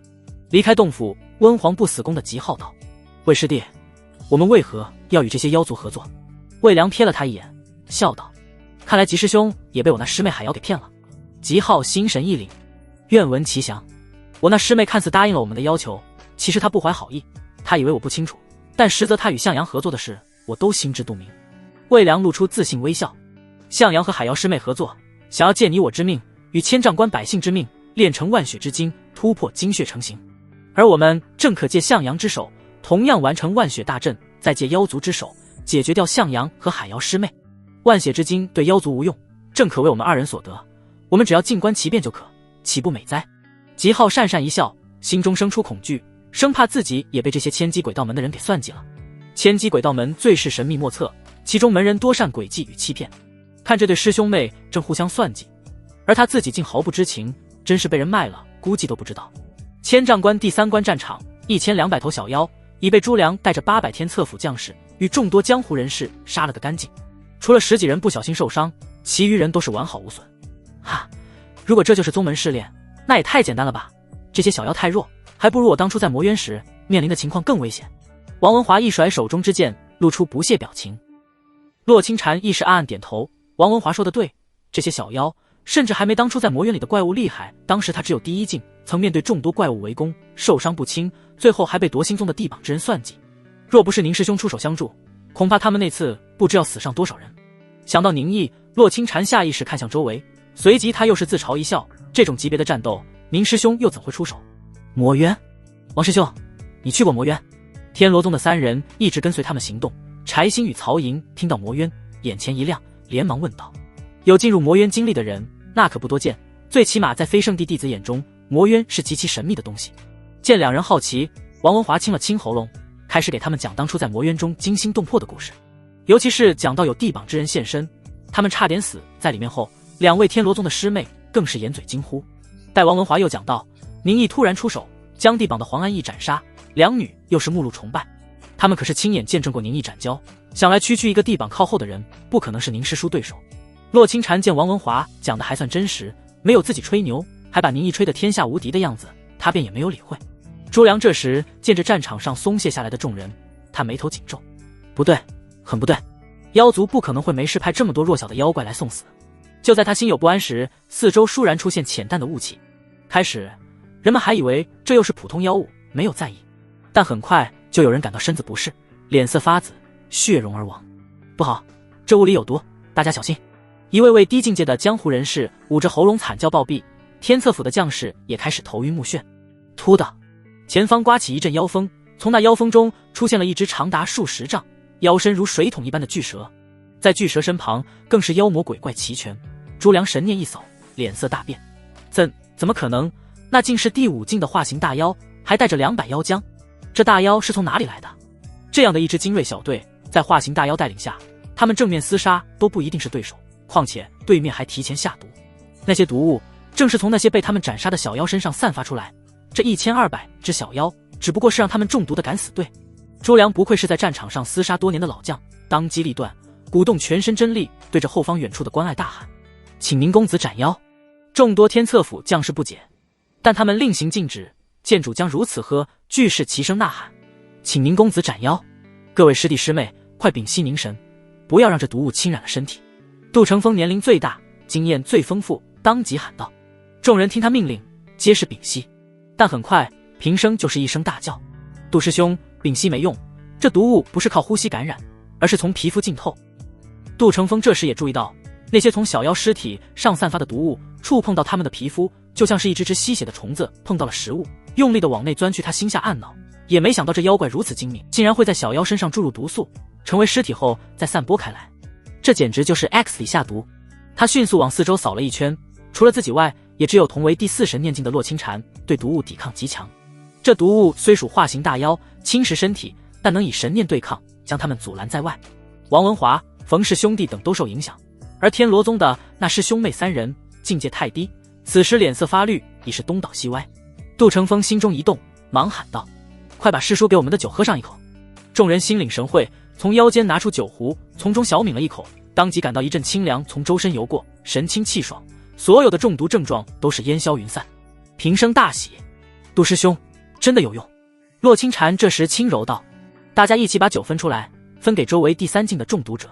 现在我们在战场之上，每多一份战力，我们就多一份存活的机会。在千丈关，大部分江湖人士多是第1、第2境的武道修者，他们年纪还不算太大，都是想来战场碰个运气，看是否能立下功劳，学到更高的法门。除此外，也有一些30多岁正值壮年的第3境武道修者，这些人正是奋斗的年纪，不愿蹉跎，想要拼上一把，看是否能逆天改命。至于第4境的江湖人士，在这里就已经是极少了，尤其是这部分人，大部分都年纪已大，知晓此生无望第6法相近，得到更多寿命。他们大部分都会告老还乡，以第4境的实力，在小地方也能成为一方大佬，或是开武馆收徒，或是颐养天年，老年生活倒也舒畅。洛师妹说的对，我们先救下一些人，增强己方战力。说着，杜成风和洛清禅都是做表率作用，拿出了自己酒壶，为每个中毒的第3境武者喂上一口。不过洛清禅不愿接触男人，他只是找那些中毒的女性武道修者。王文华有些心疼的摸了摸自己腰间酒壶，这可是师叔给的救命东西，分给别人他心中不愿。但见杜成风和洛清禅都这样做，连天罗宗的师兄妹3人都去帮忙，他也一狠心摘下了酒壶。多谢各位道宗弟子，这灵药是道宗给各位的宝物吧，却要分给我们，此恩情必不相忘。之前我还对各位道宗弟子心有不满，现在真是心有羞愧，不愧是圣地弟子，我张某是心服口服了。谢过这位道宗兄台，妹妹真是人美心善，姐姐我托个大，在此拜谢。阴阳道宗弟子的一番作为，让周围的江湖人士好感大增，皆是心悦诚服。这人就经不得夸，王文华被这么一通夸赞，整个人都是飘了，觉得把自己这救命宝贝拿出来也不是什么大不了的。就在此时，远方妖雾突然扩散，出现了那身长数10丈的化形大妖，以及他带的200精兵。这200妖族精兵皆是妖将级别，相当于人族的第3通义境。200第3境的妖将可不是散兵游勇，而是经过严格训练的精兵，是精锐中的精锐。洛清禅虽年纪轻轻修到第4境，但见到这一幕亦是神色一凛。在这小战场上，除非修到第5平虚境，可御空而行，不受桎梏，否则若是陷入战阵之中，都有生命危险。但若只是200妖将，他们此处人多，还有800天策府将士，倒也不必担心。真正可怕的是那一头化形大妖，一只第5境的化形大妖就足以给他们带来巨大伤亡。此时这化形大妖还带着精锐部队，他们这些人除非跑回关隘，利用阵法阻敌，呼叫支援，否则必死无疑。这里怎么会有化形大妖？那朱良不是说整个千丈关的妖族只有他们的首领是化形大妖吗？莫非那就是此地妖族首领？杜成风低呼一声，他也是紧张起来。一般能修到化形的大妖皆有传承，其中一些妖物甚至不下于他们这些圣地天骄，在差了一个大境界的情况下，根本不是这妖物对手。朱孝官当时说千丈关的妖族首领是一只蜘蛛化形，这却是一只蛇妖，与他描绘不符。洛清禅轻声细语，话语中却杀意凛然。见到这化形大妖出现，人群惊慌失措，一片愁云惨淡。那化形蛇妖见到朱良，完全没注意到他的行踪，心下大喜，暗道：这千机鬼道门的神通法门真是诡异，若是我妖族能得到这神通，再借用一些妖族种族的特殊法门，在战场上可谓无往不利。他一双蛇瞳闪过阴冷的光，不过此时他也不多想，见前方那些中了自己毒物正跌跌撞撞的人族，他吐出蛇性狞笑：800天策府的将士虽然不多，境界也不高，但杀光你们也是功劳一件，就先拿你们开荤，让本座尝尝你们这些天策府将士的血肉是否更加香甜。他当即扭动那数10丈长的可怕身躯，往前方冲去。这群人族中最高境界不过第4境，自己一位化形大妖，又怕什么？见将领发起冲锋，200精锐妖将更是兴奋狂呼，跟着化形蛇妖逆势往前冲来，妖气滚滚，群魔乱舞，耳边妖怪的诡异叫声不绝，让在场之人皆是心中胆寒。就在此时，请宁公子斩妖！朱良那中气十足的喝声传出10里远，在此处的江湖人士都是面露茫然。宁公子，那是谁？难道是天策府隐藏在这里的高手？但一般天策府内部可没有什么公子称呼啊。阴阳道宗的众人神色一喜。对啊，他们可不是孤军奋战，他们还有宁师叔在平生最是性急，在那跳着脚高声大喊：师叔救我们啊！他这一声哀嚎让其他道宗弟子都是以手掩面，太丢脸了。此时朱良也是心中惊疑，为何这里会出现一头化形大妖？他在千丈关守关10年，可没有见过这头大妖。突然出现新的化形大妖，让他心中一紧，莫不是千丈关要有变故发生？他暂时压下心思，对着天策府众将士喊道：待宁公子出手，挡住那化形大妖，我们便发动进攻，与那些妖将精兵厮杀。这化形大妖朱良没见过，但这200精兵他认识，正是那妖族千丈关首领朱将军的亲兵。这些亲兵总共也只有800之数，这次派来200，对方也是下了血本了。在朱良想来，宁毅与这化形大妖同为第5境，要有一场大战，自己必须要派兵拦住那些亲兵，不让他们影响到宁毅。这个念头刚刚浮起，他就感到一股似是凝聚了千万年、锋利无匹的庚金剑气划破长空。朱良愕然抬头，就见到一道长约100丈的金色剑芒，如长虹落日，跨越10里而至，往那蛇妖斩去。蛇妖见剑光来袭，心下大惊，怎么回事？那朱将军骗我，这里怎会有一第5境的强者在？他立刻就想到，该不会是那朱将军怕他抢功劳，所以隐瞒了情报，让他过来送死吧？鹿死谁手，犹未可知。蛇妖心下愤怒，一声大吼：大家都是第5境，我又怕你作甚，谁死还不一定呢。先杀了这个人族，再回去找那朱将军理论。剑光从高空斩落，蛇妖汇聚全身真力，鼓动毒雾妖风，蛇鳞如龙鳞一般闪烁寒芒，蛇尾似有千重山力往剑光拍去。但下一瞬他就后悔了，那剑光夹杂西方根金真意，如后天化先天，似裹着5行之精意，浩浩荡荡，势如破竹。他鼓动的毒雾妖风一触即溃，就连那如龙鳞一般神兵利器都难伤的鳞片，也如刀切豆腐，一触即化。怎么可能？蛇妖感到一股强大无匹的神念降临，将他神念彻底压制。那剑光之中更有无边巨力和汹涌真力，这未知的强者到底是开启了多少窍穴，凝聚了多少念头，又开辟了多少神脉？这剑气神通又是高达几重天？蛇妖来不及细想，已是剧痛传来，一声惨叫，妖躯断为2截。万籁俱寂，正准备带着800将士发动冲锋的朱良也是愣在原地。嗡嗡嗡，突的，战场之上，不论是天策府将士还是其他江湖人士，都感到自己手中兵器不受控制，在大5行西方庚金剑意引导下脱手而出，成百上千的兵器悬浮空中，刀枪剑戟、斧钺钩叉，万般兵器皆在此间。10里外，千丈关第3关城头，宁一手捏西京烈渊诀，他的目光却是看向了自己前方面板。天生万物以养人，人无一物以暴天，杀杀杀杀杀杀杀，杀戮就是艺术。这是什么神通？是哪位高人在此？使这神通的就是刚才朱校官喊的宁公子。战场之上，那些江湖人士目瞪口呆，见着一道剑光从10里外斩来，一剑就将那化形大妖斩为2段。如今他们手中兵器更是不受控制，悬空于顶，成百上千的利刃皆是指向那正因将领死亡而惊慌失措的妖将亲卫军。突然，从西方天地间飘来一阵如金属沙粒般的金色风暴，风暴呼啸而至，覆盖在那千百兵器之上，庚金剑意凝聚，化为剑剪，让这上千的普通兵器变成了神兵。10里外，宁毅剑指落下，那些刀枪剑戟、斧钺钩叉，万般兵器在宁毅应诀下如大雨倾盆而落。200没有化形的妖将聚在一起，那足以撕裂他们肉体神魂的锋锐剑气如鲠在喉，让这些妖将身体失去控制。妖族瞪大自己血红的双眼，惊恐见无尽剑光洒落，如炮火洗地，炸起无双剑光。快跑！这些凶狠狰狞、吃人无数的妖族们发出凄厉惨叫。这一刻，他们哪里还有妖族的凶威，只剩鬼哭狼嚎，跪地求饶。200第3境的妖将眨眼之间变成一地血肉，神魂消磨，骨肉分离，骨血肉泥混在一起，犹如泥浆，再也看不出本来样貌。虽然早已知道宁毅有一手不知第几重天的西京烈渊诀，曾以此斩杀第5境的化形蛟龙，但当时在永安县附近，阴阳道宗的弟子们终归还是隔了一段距离，没有现场看到，只能见漫天剑光。此时在这战场之上，见宁毅一剑斩灭化形蛇妖，更是操纵万般兵器，天降庚金剑气，将200只第3境的妖将都是瞬间斩灭。如此神威，如此惨烈的场景，令人心神震撼。柴心、曹莹这2位女子看到这血腥场景，终是忍不住吐了出来，就连洛清禅都感到胃部翻腾，强行忍耐。2位师妹，你们没事吧？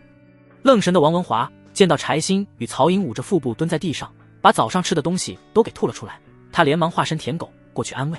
柴心与曹莹摇了摇头，有些不舒服道：我们没事，多谢王师兄关心。王文华世家大族出身，他犹豫了一下，说道：2位师妹，那些妖族吃人无数，死不足惜，虽然死相惨了一些，但实属活该。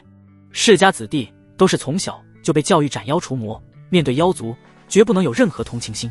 柴心和曹莹脸色一红，连忙摇头：王师兄，我们不是同情这些妖族，而是这样的场景让我们有些不适应。身旁有一位壮汉闻言大笑：2个小女娃，战场之上就是如此，尸山血海，你们现在不习惯没事，但一定要快点习惯过来，要不杀着敌突然吐了出来，自己就要成为那些妖族的盘中餐了。2女不好意思，没有反驳，连连称是。冯泽挠着自己的脑袋，憨厚道：西京烈渊诀竟然这么厉害，我怎么就修了北水赴前诀？他心下苦恼，懊悔自己天赋点错了。他的堂兄平生亦是用力点头。宁师叔那一手操纵上千兵器，简直惊为天人。厉害不厉害单说，但是宁毅这一手是真帅啊！哪个男人不想立于空中，挥手间天地间的兵器如臂指使，谈笑间群妖灰飞烟灭。若有这能力，光是想想就让平生2腿站不稳。杜成风这时笑道：兵器属金，正是我阴阳道宗西京烈渊诀所掌控范围。我阴阳道宗的金顶峰峰主崔长老一手剑术同样出神入化，虽不像是天书剑阁那样走剑道极端，但也是天下有数的剑道高手。各位师弟也不要遗憾，西京烈渊诀虽是我阴阳道宗5大神印中最具杀伐的神通，但其他神印同样不差，修到高深处亦没有高下之分，还望各位师弟以师叔为榜样，努力修行，有一天也能如师叔这样一剑斩灭群妖。说到阴阳道宗，提起道宗内神通术法，杜成风亦是隐有骄傲。他们拜入圣地，想学的不就是那天极功法与那无上神通？附近江湖人士这时已经知道，刚才出手杀灭群妖的正是阴阳道宗的一位强者。刚才杜成风、洛清禅等人一番救人，让这群江湖人士对阴阳道宗感官极好。这些江湖人士眼露新鲜，感慨道：不愧是圣地神通，简直就是神仙手段。想他们这些糙汉还在拿着刀剑在战场上砍人呢。再看那道宗强者，一挥手就是万剑归一，剑气纵横，差距之大令人绝望。朱良这时也是受了惊吓，他刚才见宁毅一剑消灭调化型大妖，正要重整旗鼓，带着手下800天策府将士与众多江湖弟子冲锋，与那200妖将厮杀一番。没想到战事还没起，宁毅竟然又是一式阴阳道宗神通，将那200清兵妖将全部杀死。200妖将都是第3境的妖物，实力不凡，若真厮杀起来，他们这边一定会出现不小伤亡。宁毅出手将这些妖将杀死，避免了伤亡，朱良本应庆幸，但他此时却有一些不甘心。我好歹也是千丈关第3关的10年老将，这时候竟然只能在一旁看戏。就在这时，天空之上有一道遁光往远处飞去。朱良见此心中一震，是宁公子，他竟然还要杀向第3关外的妖族老巢。若是往昔，他一定劝告，但此时携着宁毅斩灭化形大妖，杀灭200妖将的士气，他亦是豪气干云。将士们，与我一起追上宁公子，将那些妖族杀个干净。哦，800天策府将士齐声怒吼，跟随朱良踏马前行。其他江湖人士这时也气势正盛，跟随在天策府将士身后往远处杀去。空中，宁毅看着自己面板提示：你杀法果断，天生就是杀人魔头，领悟杀。你的杀技能经验值+1，技能杀2级50200，杀天生万物以养人，人无一物以报天，杀杀杀杀杀杀杀，艺术就是杀戮。宁毅无语，你怎么能说我是天生的杀人魔头呢？我是良民好吧，不过我也不是第一次杀人，为何之前没有领悟这个技能？是了，之前我虽杀过人，但一次性只杀1、2人，并不能算滥杀无辜，因此没有领悟这个艺术。而这一次，我瞬间杀了200妖族，直接就领悟了杀技能。系统是把妖族也当人了。天地不仁，以万物为刍狗，倒也没错，大家都是生灵，只不过立场不同。宁毅此时心中振奋，他想要将艺术升到第5境，正需要学会第4个艺术技能，没想到来的正是时候。更没想到这个技能升级速度如此之快，他杀了200妖将后直接升到了2级。这还等什么？不立刻大杀四方，哪对得起技能升级？不知艺术技能升到第5境是否能再得1可支配艺术点？若再得这个点数，我就有了3点，利用反向解析大神通的 bug， 将5大神通加上3点分配，就能突破极限，从第9重升到第10重。第10重的神通术法是什么样子？整个阴阳道宗都没有记载。或许在过去，阴阳道宗有前辈真的将某个神通修到了第10重，破了9重天极限，但宁毅就不知道了。没准那些记载是在通天阁第9层，而宁毅暂时没资格登上去。但宁毅知道，只是现在的阴阳道宗没有人掌握突破界限的神通法门，他或许就要成为当代阴阳道宗神通第1人。超越界限的神通又将有何等威能？宁毅心中期待不已。不过现在嘛，那就要杀个痛快。刚才那蛇妖被宁毅一剑斩过，并没有死，并不是蛇妖比那头化型蛟龙更厉害，而是这蛇妖竟然有一神通，用蜕皮的方式逃了一命。此时宁毅往蛇妖老巢杀去，正是要将它变成经验值。莫不是以后我要找一茶馆，在里面大喊，你们知道现在1袋米要多少钱吗？要5000银子。想到那场景，宁毅嘴角就是抽搐了一下。这系统承不起我，真是大艺术家系统，这可太艺术了。化形蛇妖逃了回来，心有余悸。那人到底是谁？难道是第6法相近的宗师高手？若千丈关有这样的高手，计划就要稍微改变，需要去妖庭求援。他此时想到那剑光，亦是肝胆俱裂。从头到尾，他甚至连人都没见过，就被斩掉了一条命。若不是他有一些上古血脉，有天赋神通，刚才就真死了。此地是一座山间，妖雾弥漫，是与第3关相对的妖族前线。这时，外面突然传来妖族的惨叫，以及山峰巨岩被斩断的轰然落地声。化形蛇妖精的原地起跳，恐惧道：“是那人追来了！所有妖给我听令，阻止来犯之敌。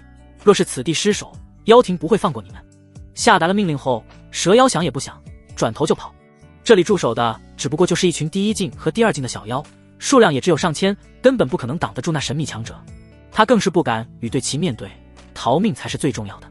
宁毅冲入妖雾之中，四周妖雾迅速涌上，如枯骨之躯，与之触碰粘稠无比，就似是掉入了泥沼中，行动缓慢，恶臭扑鼻。宁毅眉头一皱，真力鼓动，将所有的妖雾吹散，总算是给了自己一片舒坦的地方。他目视四周，见到这片山上的植被树木倒是茁壮成长，地下泥土渗着血色，不知这里面埋葬了多少无辜的人族尸体。再往前行去，山间道路两旁随处可见累累白骨，有的年代久远已是泛黄，有的则还带着血肉，可见死了没有多久。宁毅虽在九州大地生活了几年，知晓人族与妖族数千年征战，从不停歇。不过他过去一直住在雍州腹地，那里的有钱人生活就如人间天堂，纸醉金迷。直到来这边境战场，才知人族与妖族双方的战争有多么惨烈。各圣地派遣弟子前来历练，应该也是有让这些弟子见到九州大地真实一幕的想法。不经历血与火的杀伐，不见到这地狱般的场景，武道修行便似金玉其外，花拳绣腿罢了。如此看来，人族与妖族是种族之争，是生存之争，根本没有和平可能，只能是一方彻底消亡。宁毅神色严肃，妖族将人族当作食粮，那双方就只能一直杀下去，毕竟没有人会与食物妥协。前方突然传来声音，宁毅神念一扫，见到上千位化形的小妖正携着妖风冲来。正如朱良所言，这些妖族聚集在一起就会形成妖雾，而在妖雾里，妖族的实力会上涨，人族在妖雾中又会觉得不舒服，从而实力下降。这也是为何妖族地盘难以攻陷的原因。来得好！宁毅嘴角微微一勾，他现在刚刚领悟新的技能，正是需要经验值的时候。来了这么多经验值，他又怎不高兴？这妖雾虽诡异，但对宁毅而言没有任何作用，只是有些感官的不舒服罢了。他手捏印诀，剑指并拢，无数道金色剑光再现，在妖雾中穿梭。粘稠的妖雾被劈散，这些小妖根本没有一指能挡得住宁毅一剑。一时间，鬼哭狼嚎，小妖惨叫，碎肉横飞，鲜血如河。你的杀技能经验值加1，你的杀技能经验值加1，你的杀技能经验值加1。宁毅愉悦地看着面板经验值上涨，但很快他就是神色不满。经验值涨得太慢了，他要连续杀死好多的小妖，经验值才会加1。那些小妖们智慧不高，只知道听从大妖命令。开始时，他们还在命令下狰狞地往宁毅杀来，但随着宁毅一阵屠杀，漫天妖雾尸体落地，这些小妖们在求生本能发作，违抗了大妖的命令，滋哇乱叫，掉头就跑。宁毅又怎能让经验值跑了？蚊子腿再小也是肉，这些经验值绝不能放过。他一路追杀，直到把这上千只小妖都杀了个干净，才是意犹未尽的停下。杀2级180200，经验值就差这么一点了，这些妖族不给力啊！宁毅神色不满，强横的神念再次横扫。这些妖物的确有克制神念的作用，但这里终不是正面战场，只是边境小地，妖物实力不强，这些妖物还挡不住宁毅神念的强度。很快，那逃跑的化形蛇妖被宁毅发现，他身子一晃，已是化为剑光杀去。正逃跑的蛇妖一直在关注着后面，他也知那些小妖不可能拦住宁毅脚步。只是让他惊骇的是，宁毅杀妖速度这么快，更没想到这人杀念如此的重。就算是那些天策府的将士在追杀妖物时，见到四处奔逃的小妖都不会多加理会，但那个人类他真是一个都不放过，连那些躲在岩石缝隙里的小妖都要直接拽出来杀掉，甚至路过一只还没有变成妖的普通动物都要过去踹上一脚。这人到底和妖有多大仇恨？那股凝实杀意比那些夺心宗的魔门中人还狠辣。他来了！不待蛇妖多想，剑光已是近在眼前。这化形大妖眸中狠辣，知道自己跑是跑不掉的，只能和他拼了。欺妖太甚，你真以为我们好欺负？蛇妖化为本体，吐着蛇信，喷吐毒雾，数十丈长的巨大身躯往宁毅再次拍来。他鼓动全身妖力，要跟着杀心彻底爆了。宁毅见蛇妖巨尾拍来，他冷笑一声，一拳轰出。轰！山间传来惊天动地大响，蛇妖那巨大无比的身躯横飞出去，撞在了一片山岩上，把整座小山都是撞碎。他神色惊恐，感到不可思议。他们妖族最擅长的就是肉体力量，绝大部分妖族力量都比同境界的人族更强，哪怕是圣地弟子也不例外。那些圣地弟子面对同境妖族，一般也是以武道技法或是神通对敌，而面前这少年竟然纯凭力量就把他压制，甚至让他产生蚍蜉撼树之感。怎么可能？你明明只有19岁，为何会有如此实力？蛇妖面目狰狞大吼。这少年他根本就是个第5品虚境，不是什么第6法相境，但是双方境界相同，实力却天差地别，简直像是垮了一个大境界。宁毅背负着一只手走到蛇妖面前，蛇妖张嘴正要喷吐出自己以浑身妖力凝聚的剧毒，一道剑光闪过，直接将这蛇妖的口中划过无数伤口。蛇妖惨叫出声，口中鲜血喷涌，更有一道剑气刺入体内，直接将他部分器官搅碎。蛇妖身子一转，从数十丈长的蛇体变成了一个面色惨白，看起来20多岁的瘦弱男人。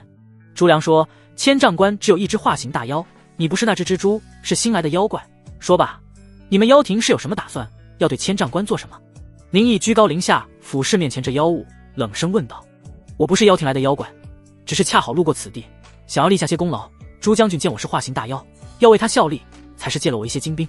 蛇妖声音沙哑回道。你不听话！宁毅用手一指，千万道细小金色剑光浮现，在蛇妖恐惧的眼神下，剑芒往蛇妖斩去。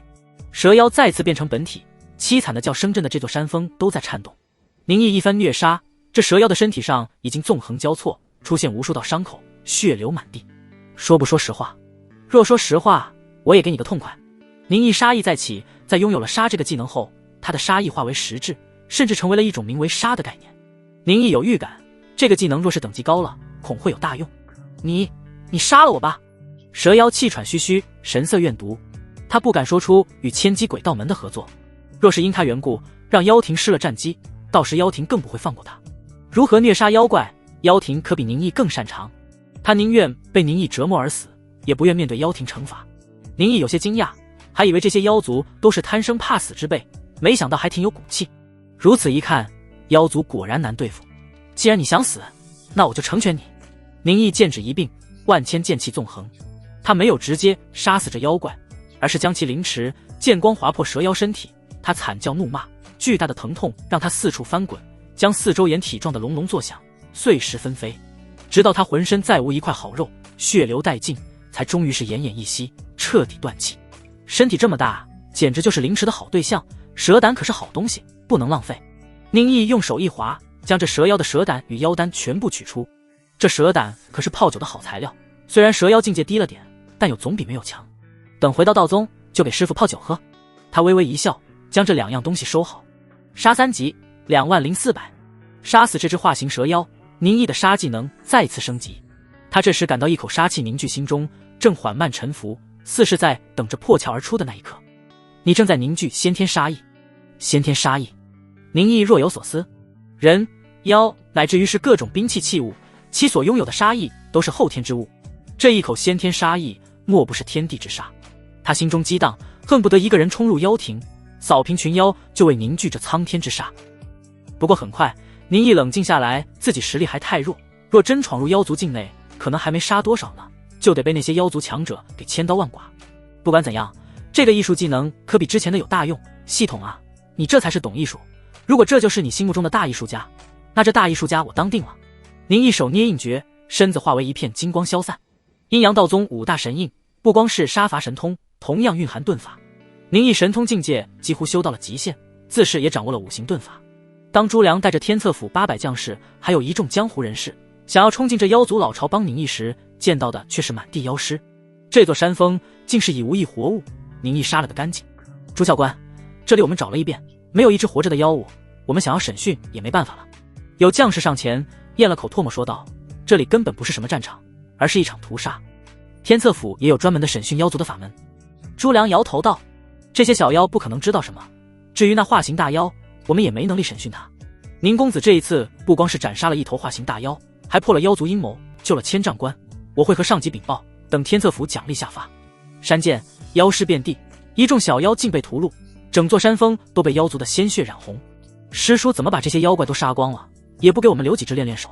平生在这一地妖尸中，想要再找个活物，却一只都没找到，发出抱怨。朱良正率着天策府将士进行地毯式搜索，听到平生的话，皱了皱眉。终归是圣地弟子，就像是大家族的少爷一样，不知与妖族厮杀的险境。你们是因为有一位那么强的师叔在身后保护，才觉得杀妖简单。若刚才没有宁公子在，光是那化形大妖与200妖将亲兵，这些阴阳道宗的弟子能活下来几个还尤为可知。不过谁叫人家就是圣地弟子，总有护道人帮衬呢。朱良摇了摇头，继续命令将士探索。朱教官，这里的妖族都死光了，我们是否在这里驻扎，将战线往前推移？一位天策府将士来到朱良身旁，激动问道。这里没有了妖族，只要天策府在此地驻扎一段时间，待妖物彻底散去，这里就是大周领地。虽然这只是千丈关中的一座山，亦不是什么富足之地，但开疆扩土本就是任何一位征战沙场的男儿梦想。朱良略一沉思，说道，待将周围搜索完毕，我们回到关隘。那将士大惊，急道，朱教官，这可是天赐良机，我们为何要放过？朱良缓缓摇头，之前那化形蛇妖，你之前可见过，可听闻过？未曾见过，未曾听闻。这里突然出现一头未见过的化形大妖，恐有大事发生。这时我们应当小心谨慎，给向将军发送情报，由向将军定夺。朱良是一老成稳重的将领，不求有功，但求无过。那将士一听，觉得也在理。天策府更是军令不可违，虽有遗憾，当即称是。洛清禅站在那被虐杀而死的化形大妖尸体前，他鼻中所闻是那漫天血腥味，目视所见全都是妖族惨烈尸体。洛清禅神色一阵恍惚，记忆的画面从脑海中浮现，自己因受不得皇兄嘲笑，努力修炼神通，却差一点走火入魔。若不是宁师兄指点，恐怕他早就因过于急躁而道心崩塌，成为一个废人。这之后在魔渊时他身受重伤，更是宁师兄消灭强敌，救他于危难之中。哪怕那次宁师兄不是为救他而来，但确实救了他的命。这之后两人情色相和，洛清禅惊喜发现宁师兄竟然与自己兴趣爱好相同。他们在武道峰中朝露弹琴，夜色倾听，欢声笑语犹在眼前。其实洛清禅自己知道，他早已动了少女春心，只是他太过自卑，觉得自己根本配不上宁师兄。世人都以为宁师兄是个武道废人，不学无术，只有他知晓宁师兄有怎样的悟性天资。那时洛清禅还窃喜，自己最好的宁师兄别人都看不上，那宁师兄不就只属于自己了？他甚至还有着自私的愿望，希望宁师兄能永远这样当一个废人。恰好那时他觉醒圣祖精血，便是克制住少女刚刚浮现的爱恋，闭关修行。他要成为天骄，绝世天骄，不为别的，只为了能更与宁师兄靠得更近一些。如今他年有18，已是第4境的高手，20岁之前修成第5境，对他亦不是难事。他已是阴阳道宗人人称道的天骄，是指在天命玄女师姐之下的天才。但这一次出行，宁师兄横空出世，如一轮大日升起，要将所有号称天骄的天才们镇压。在那大日轮转的光辉下，群星只能暗淡无光。要不了多久，天下一定会念诵宁师兄的名字，世人都知道阴阳道宗又有一与天命玄女的天骄诞生。而自己这2年苦修，如今再看，反而与宁师兄间的差距更大了，两人间的距离更远了。洛清禅本就是个自卑的性格，想到这里，心中更有悲戚。洛师妹，你在这里看什么呢？刚才朱校官发布命令，让我们迅速离开，以防妖族有诈。杜成风见到洛清禅站在那蛇妖尸体前发呆，走来关心道。洛清禅回过神，对杜成风轻轻颔首。我知道了，杜师兄。见着少女背影，杜成风摇了摇头。不知怎的，他总觉得师妹的那股孤寂和哀婉更深了。此时的洛清禅想到了外祖母过去对他说的话：清禅，你一定要登上阴阳道宗通天阁第9层，不管你用什么手段，是成为圣女进入也好，偷偷潜入也罢，或者是得到宗主认可都无所谓，你一定要到那里找到先天大阴阳5行真经。原本你问那里有什么，我不能告诉你，外祖母只能和你说，得到那个东西，你一切的愿望都能实现。那件东西当年因一些意外，阴阳道宗反而没有信息传下来，因此就连道宗内部的人都不知道它的存在。除了我们之外，玄空寺的那尊大佛也在找它，就连玄空寺的大佛都在寻找的东西吗？那尊大佛可是天下最强者之一，真正的第9绝圣境。过去的洛清禅本是对外祖母的话不上心，他对自己的外祖母甚至有着恨意。但是现在洛清禅突然有了冲动，他要找到那个神秘的东西，他要达成自己的渴望。我不要只能跟在宁师兄的身后看着他的背影了，我要与他同行。千丈关第3关，宁毅早已先于众人回到了客栈，他盘腿坐在床上，微微闭着双目，实则在看着自己的系统面板。杀这个艺术就当它是艺术吧，这个技能升级是快，而且升级方式也简单，只要一路杀就行。但实则这个技能升级很麻烦，我如今倒是快速升到了3级，但杀那些小妖已经经验很少，想要升到4级，除非我杀死大量小妖，或者是杀死一些强者，再往后应该杀小妖就不给经验了。宁毅眸光深远，思索着自己的系统技能，这岂不是说等以后自己技能等级高了，需要的经验值更多，自己要杀更多高手，什么第6法相境、第7不灭境都得全杀了才行。该不会想升到满级，真要我一身转战3000里，杀尽9州天下人吧？男怕入错行，女怕嫁错郎。宁毅觉得自己好像入错行了，看自己现在拥有的系统技能以及学会的5道神通。阴阳5域6尘经是魔门上古琴玉宗的正宗绝学，这功法其实还有另一个用法，那就是采补。而这艺术的技能杀更是完美匹配夺心宗的宗旨。我若是加入魔门，绝对是一代魔星，魔道巨擘，统帅魔门的绝世天魔。到时见人就杀，见妖就砍，直接强各大圣地的圣子、圣女，圣子就算了，把那些圣女全部采补，助我修行魔功。天命玄女误我。宁毅一阵悲戚，正是因天命玄女，他才被逼无奈拜入阴阳道宗，让一颗冉冉升起的魔星直接陨落。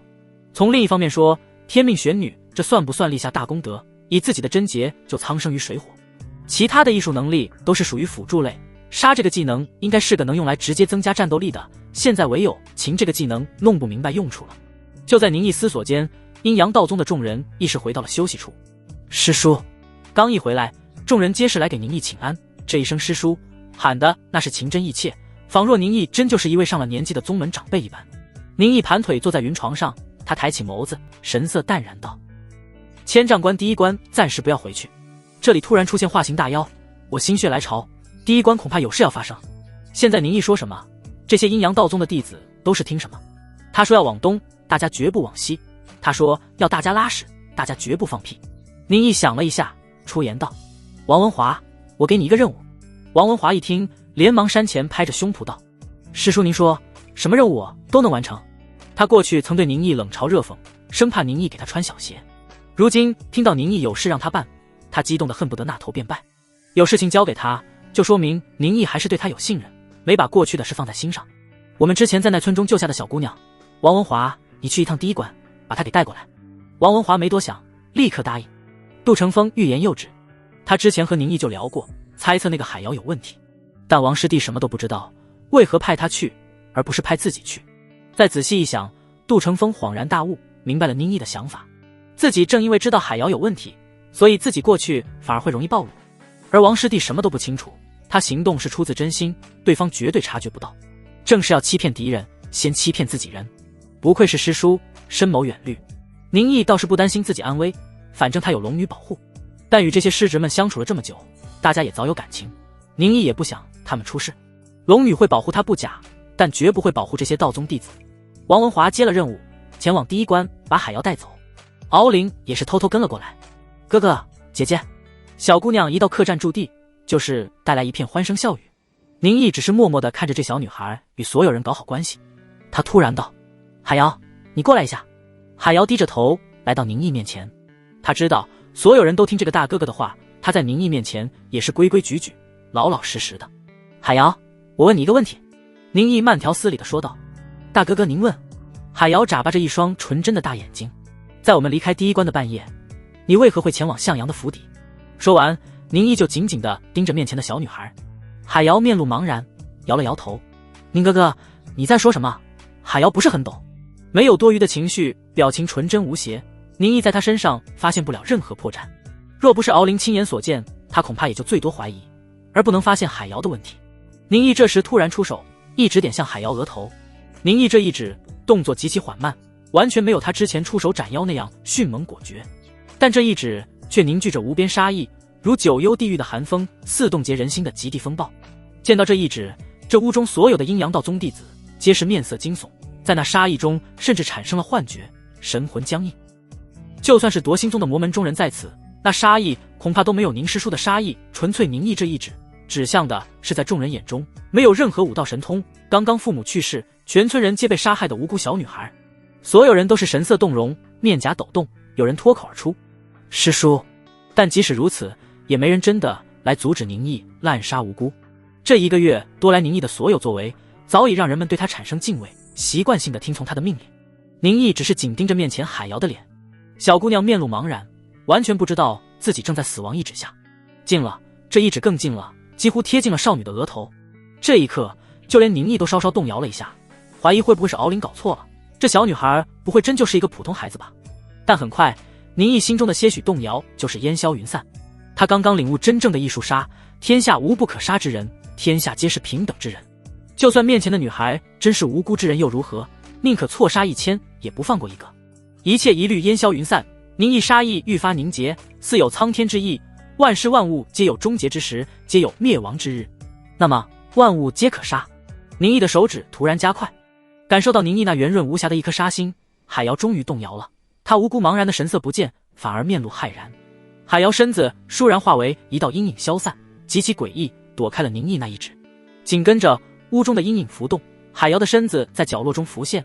她想也不想，身子浮空，转头就要再次化影逃亡。哪里走？宁毅手捏剑印，这狭窄的屋中突有无数金色剑芒闪耀，将整个屋子围困其中。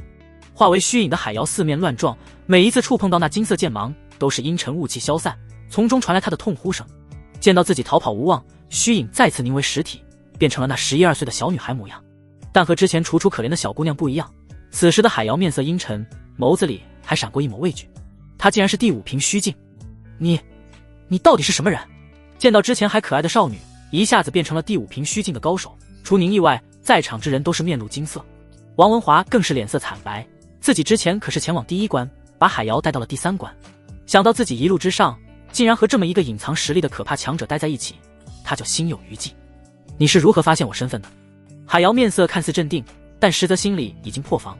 他刚刚一番试探，发现面前这个男子看似也是第5瓶虚境，但他实力极强，强得离谱，自己完全不是对手。为何大家都是第5境，实力差距竟如此之大？宁毅笑而不语，他当然不会说出敖灵的存在。敖灵可是自己压箱底的底牌，只要他一直不露面，哪怕敌人有任何诡计，都不会算到这么一位第7境的高手。海瑶惊疑，宁毅的神秘实在是让他束手束脚。他仔细回忆那一天自己前往向阳府邸，自己已经足够小心，但为何还是会被发现？难道是这个阴阳道宗弟子掌握了某种神秘的神通秘法？接下来我问你答，不要有任何侥幸，否则你的下场……宁毅话没说完，那遍布在这弥补空间的细小剑气，其中一道如牛毛毫针突然往海瑶刺去。海瑶完全反应不过来，只能眼睁睁地看着那剑气刺入自己皮肤，钻入经脉之中。他脸色一红，闷哼一声，从口中吐出鲜血，肉身已是受了伤，神魂更是如芒在背，让他识海深处如针扎。宁毅这是警告他，下一次这一剑就不光是伤他肉身，还要刺破他神魂了。海瑶并没有见到宁毅在战场上灭杀化形大妖与群妖的场景，他心中惊骇无比，只觉不可思议。西京烈渊诀这阴阳道宗的5大神通之一，海瑶是知道的，但他从未听说有人能将这神通修炼到如此境界。不但能让剑气化为细小毫针，还能如臂指使，更是让他这个同境界的人难以抵抗。就算是圣地之一天书剑阁的那些剑痴来了，看到这无上剑诀也要目瞪口呆。这一刻他心中再无侥幸，脸上神色变了数遍，又是变成那可怜兮兮的小女孩样子，轻声细语道：宁哥哥有什么问题问瑶儿，瑶儿一定知无不言。你叫什么？瑶儿就叫海瑶，这是瑶儿真名。你今年到底多大？宁毅这个问题让海瑶愣了一下，她似是有些别扭的道：宁哥哥，这问题可以不答吗？女孩子家的年龄可是不能随便告诉人的。宁毅不理，他只是眸子微微一眯，那可怕的杀意再次浮现。海瑶见宁毅杀意果决，想到之前他那一指是真要杀死自己，绝不是在试探，他不敢怠慢，连忙道：瑶儿今年已经35岁。一听这话，不管是宁毅还是在场其他人都是松了口气。这小女孩外表年纪看起来只有11、12岁，竟然是第5凭虚境，这样的天赋那绝对是地榜靠前，天下无双。他们这群人都觉得自己这辈子修到狗身上了。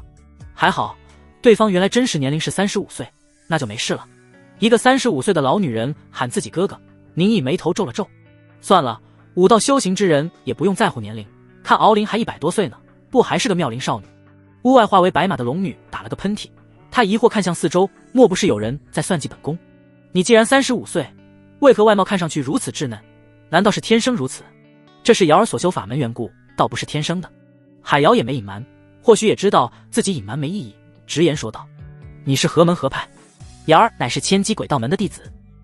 一句话，阴阳道宗的弟子们都是神色大变，这女人竟然是千机鬼道门的魔门弟子，果真是一个妖女3大魔门，其实力与所有圣地都不遑多让。立刻的，在场所有人都是离宁毅更近了一些，生怕这魔女抱起伤人，对方可是第5境的高手，除了宁毅外，无人是他对手。千机鬼道门，宁毅想起师父李清扬的一些知识讲解。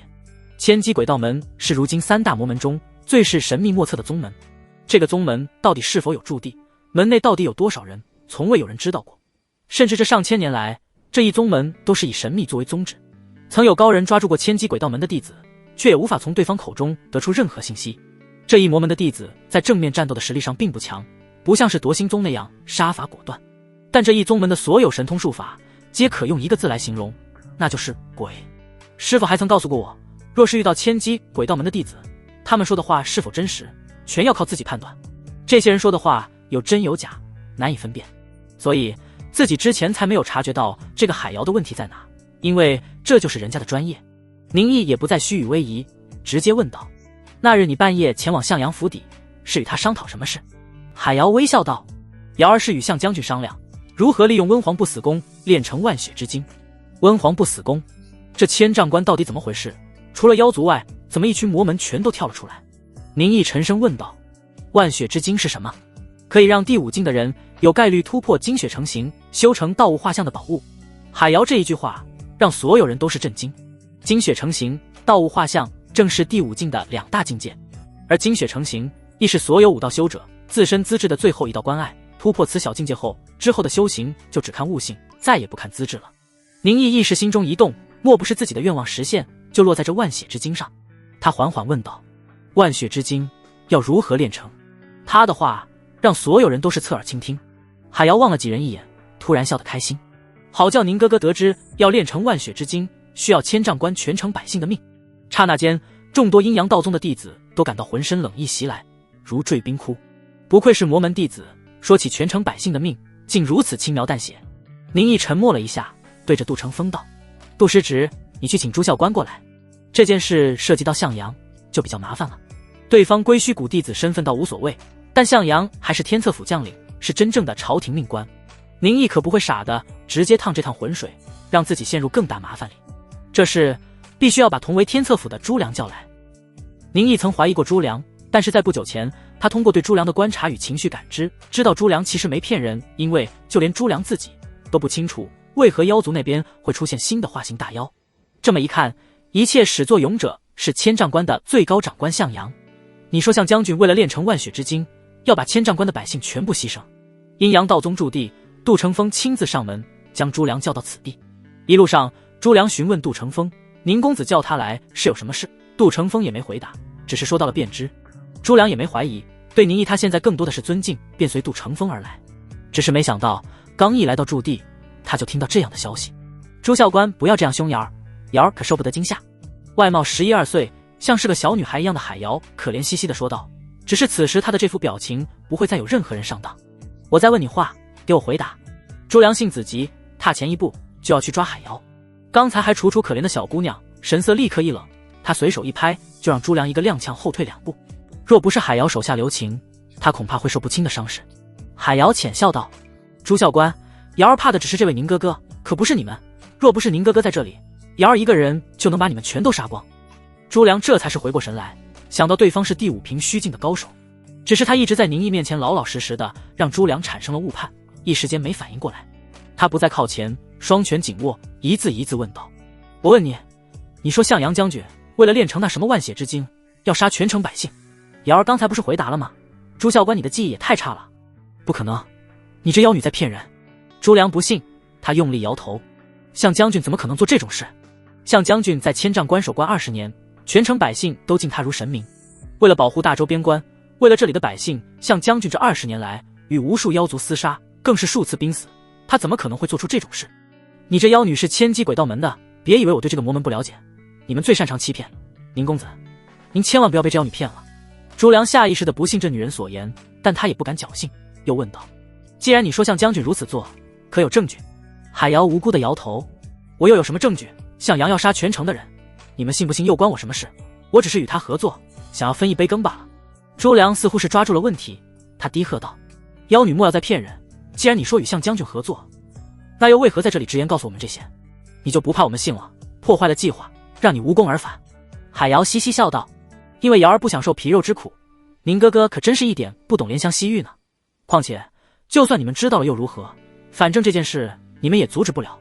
朱良心头一跳，你这话是什么意思？瑶儿的意思是一切都准备好了，就等向将军开启阵法。他又瞥了宁毅一眼，笑眯眯道：以宁哥哥的实力倒是能立刻前往第1关，但只要向阳不启动阵法，你们就没有证据。难道要直接杀了向阳，还是将他囚禁？不管是杀还是囚禁天策府将领，在大周皇朝是最重的罪名，就算是圣帝弟子也经受不住，要受到整个大周王朝追杀。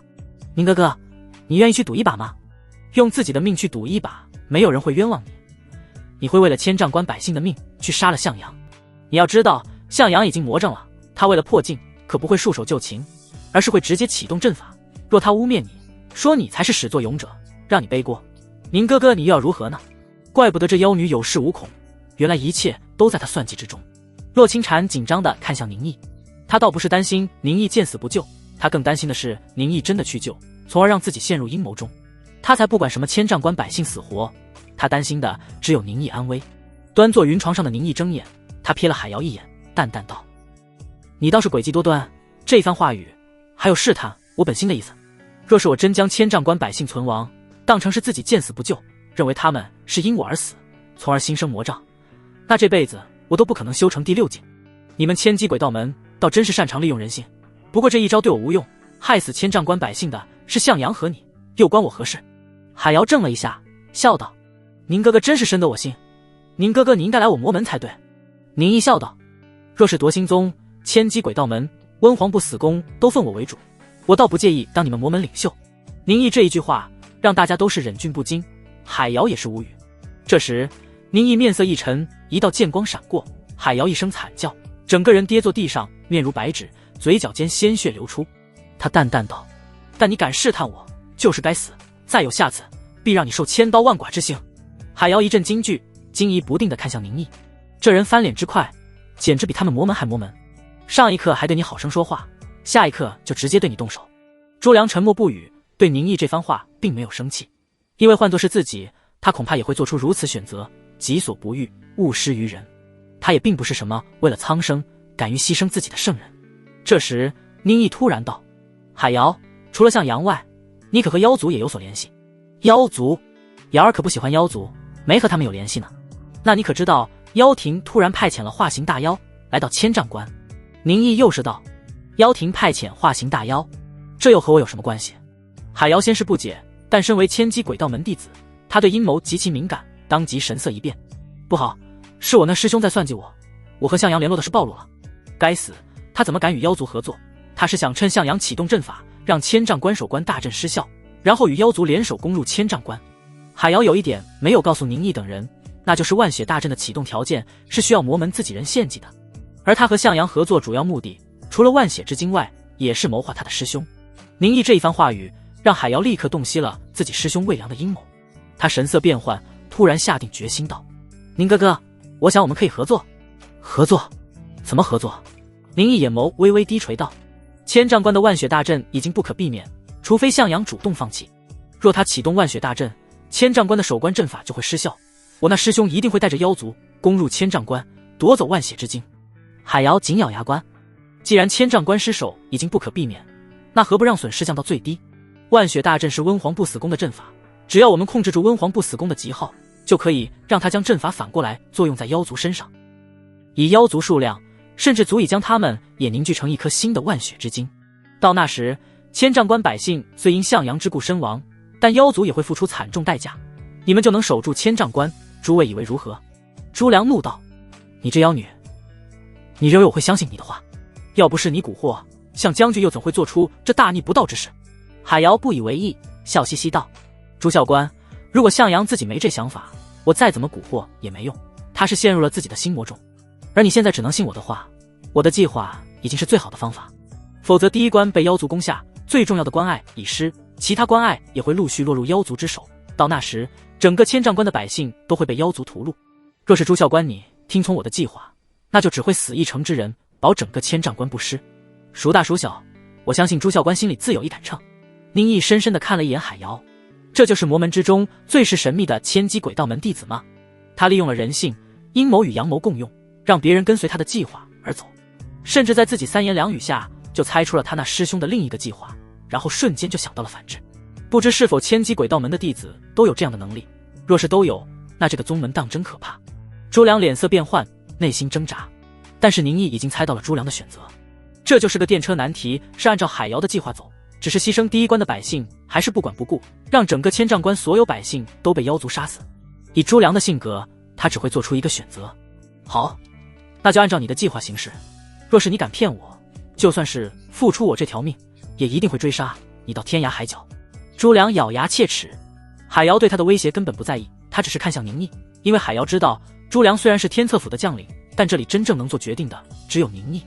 你既然知道了自己师兄的谋划，完全可以不管不顾离开，为何还要主动入局？宁毅问出了一个至关重要的问题。海瑶笑道：“因为我想要那颗万血之精，以第一关百姓的性命炼制的万血之精，我想宁哥哥是吃不下去的吧？但我是魔门妖女，我不在意。而以妖族炼制的那颗万血之精，则完全可以交给宁哥哥你。我们都是第五凭虚境，我不相信宁哥哥你不动心，就像是向阳，我们都是陷入了贪欲掌控。”宁毅闭上眼，心中闪过无数念头，思索着这件事的利弊得失。这应该就是系统给予的好机会，他不可能放弃。就像海瑶所说，他也有着贪欲。他猛然睁开眼，好，那就这样办。千丈关第一关，向阳府邸。这位须发皆白的老人看向窗外，他神色没有任何犹豫，对身边的亲卫下令道：“开启阵法。”诺。驾。一大早，有众多天策府将士骑着马奔驰在千丈关第一关。第一关的居民对此已是见怪不怪。千丈关人族与妖族对峙多年，甚至有一些本地居民从出生开始，每日见到的就是人族与妖族的互相厮杀。今日街道上的天策府兵士怎么多了这么多？莫非那些妖族又要打过来了？打就打吧，老子怕那些妖族怎的？咱们有向将军，还有这么多的天策府将士在，来多少妖，咱都给他打回去。老张，别废话，赶紧来干活，到时若真是妖族打来，前面吃紧，说不得咱们也得上去帮忙，给守城将士们运送物资。来了，等我一下。关内几位急行的向阳亲军也在互相低语。向将军让我们改变城内守城阵法，这阵法好像不是我们天策府的兵家路数。老李，你看得懂吗？娘的，老子怎么可能看得懂？老子这一身武道技法都是向将军教的，这劳什子阵法向将军可没教过。嘿，怪不得上次升职没你的事，你什么都不学，谁敢用你？你他奶奶的！那老子问你，你懂这劳什子阵法吗？另一位调侃的天策府将士闹了个大红脸，凄凄爱爱。行了，你们两个别废话，你们要真能弄懂这阵法，早就不是大头兵，也去当将军了。给我按照军令，把自己工作做好就是。又有一位兵士插入话题，断了两人争吵。向阳派去改变城中阵法的都是他的亲兵，而亲兵亦是有亲疏之别，这100人正是与向阳最亲近的兵士，只有用他们，向阳才放心。关外妖雾弥漫。朱将军此时看向自己面前的魏良以及他身边的3位化形大妖，恶狠狠道：魏良，你这是什么意思？朱将军又惊又怒，他没想到魏良竟然会再次带来3位化形大妖，这些大妖身边还带着不少小妖小将。那3位化形大妖笑眯眯道：朱将军息怒，不要怪罪魏先生，魏先生也是担心这次计划失败，才是亲自前去邀请。血魔大军听闻魏先生的计划，为了万无一失才是把我们派来，到时若攻下千丈关，也有朱将军一份功劳。现在事不待我，朱将军不要犹豫了，还是赶紧和我们3兄弟一起拿下千丈关最重要。若是朱将军贻误战机，那我们3兄弟也说不得要对朱将军处置，到时就算是魔山君大人，想来也不会怪罪我们。这到来的3位化形大妖竟然是老鼠化形，而且还是同胞3兄弟。像是老鼠这类妖物化形极其艰难，3兄弟凭借着互相扶持，在妖族内部闯出一片天地，是血魔大军麾下赫赫有名的将领。朱将军神色变幻，最终无奈妥协。3位是来助我，老朱我岂能怠慢？小的们与本将军还有3位大将军一起拿下千丈关。群妖欢呼，震天动地，整个山峦之上妖雾愈发凝实。魔山君是一位第7境的妖王，正是朱将军的顶头上司。这一次魏良来投，朱将军觉得这是一个立下天大功劳的好机会，便是没有通知上面，生怕魔山君派其他亲信来抢功。但他怎么也没想到，魏良竟然还去找了魔山君的对头血魔大军。那血魔大军也是一位第7境妖王，直接派遣了麾下3位化形大妖前来。此时的朱将军也是骑虎难下，他隐瞒情报没有报告上面，就已是犯了错。就算他被这3位化形大妖拿下，魔山君估计也不会为他出头。现在朱将军能做的就是配合这3人夺下千丈关，最大的功劳拿不到，也要拿一份小功劳。唯有如此，妖庭给予了奖励，他才有可能得到魔山君的原谅。这些该死的人族果然不可信。朱将军凶狠地看向魏良，思索着待拿下千丈关后，一定要找个机会杀死这个人族。妖族大军出动，滚滚妖气弥漫天际。温皇不死宫的极浩看到这场景，他吓得缩了缩脖子，小声问道：魏师弟，你又为何要去妖庭，还找上了其他大妖？魏良笑道：吉师兄，那向阳好歹也是归虚谷弟子，天策府将领，在千丈关守关多年，谁又知道他有没有什么后手？光是一个朱将军这化形大妖，很可能会阴沟里翻船。我们唯有再让其他势力介入，才可做到万无一失。之前那蛇妖不是被人给斩了，这次来千丈关的圣地试炼弟子中恐有高手。你还觉得我是太过小心谨慎吗？现在有4位化形大妖在，就算是那圣地试炼弟子中的高手，也必将饮恨于此。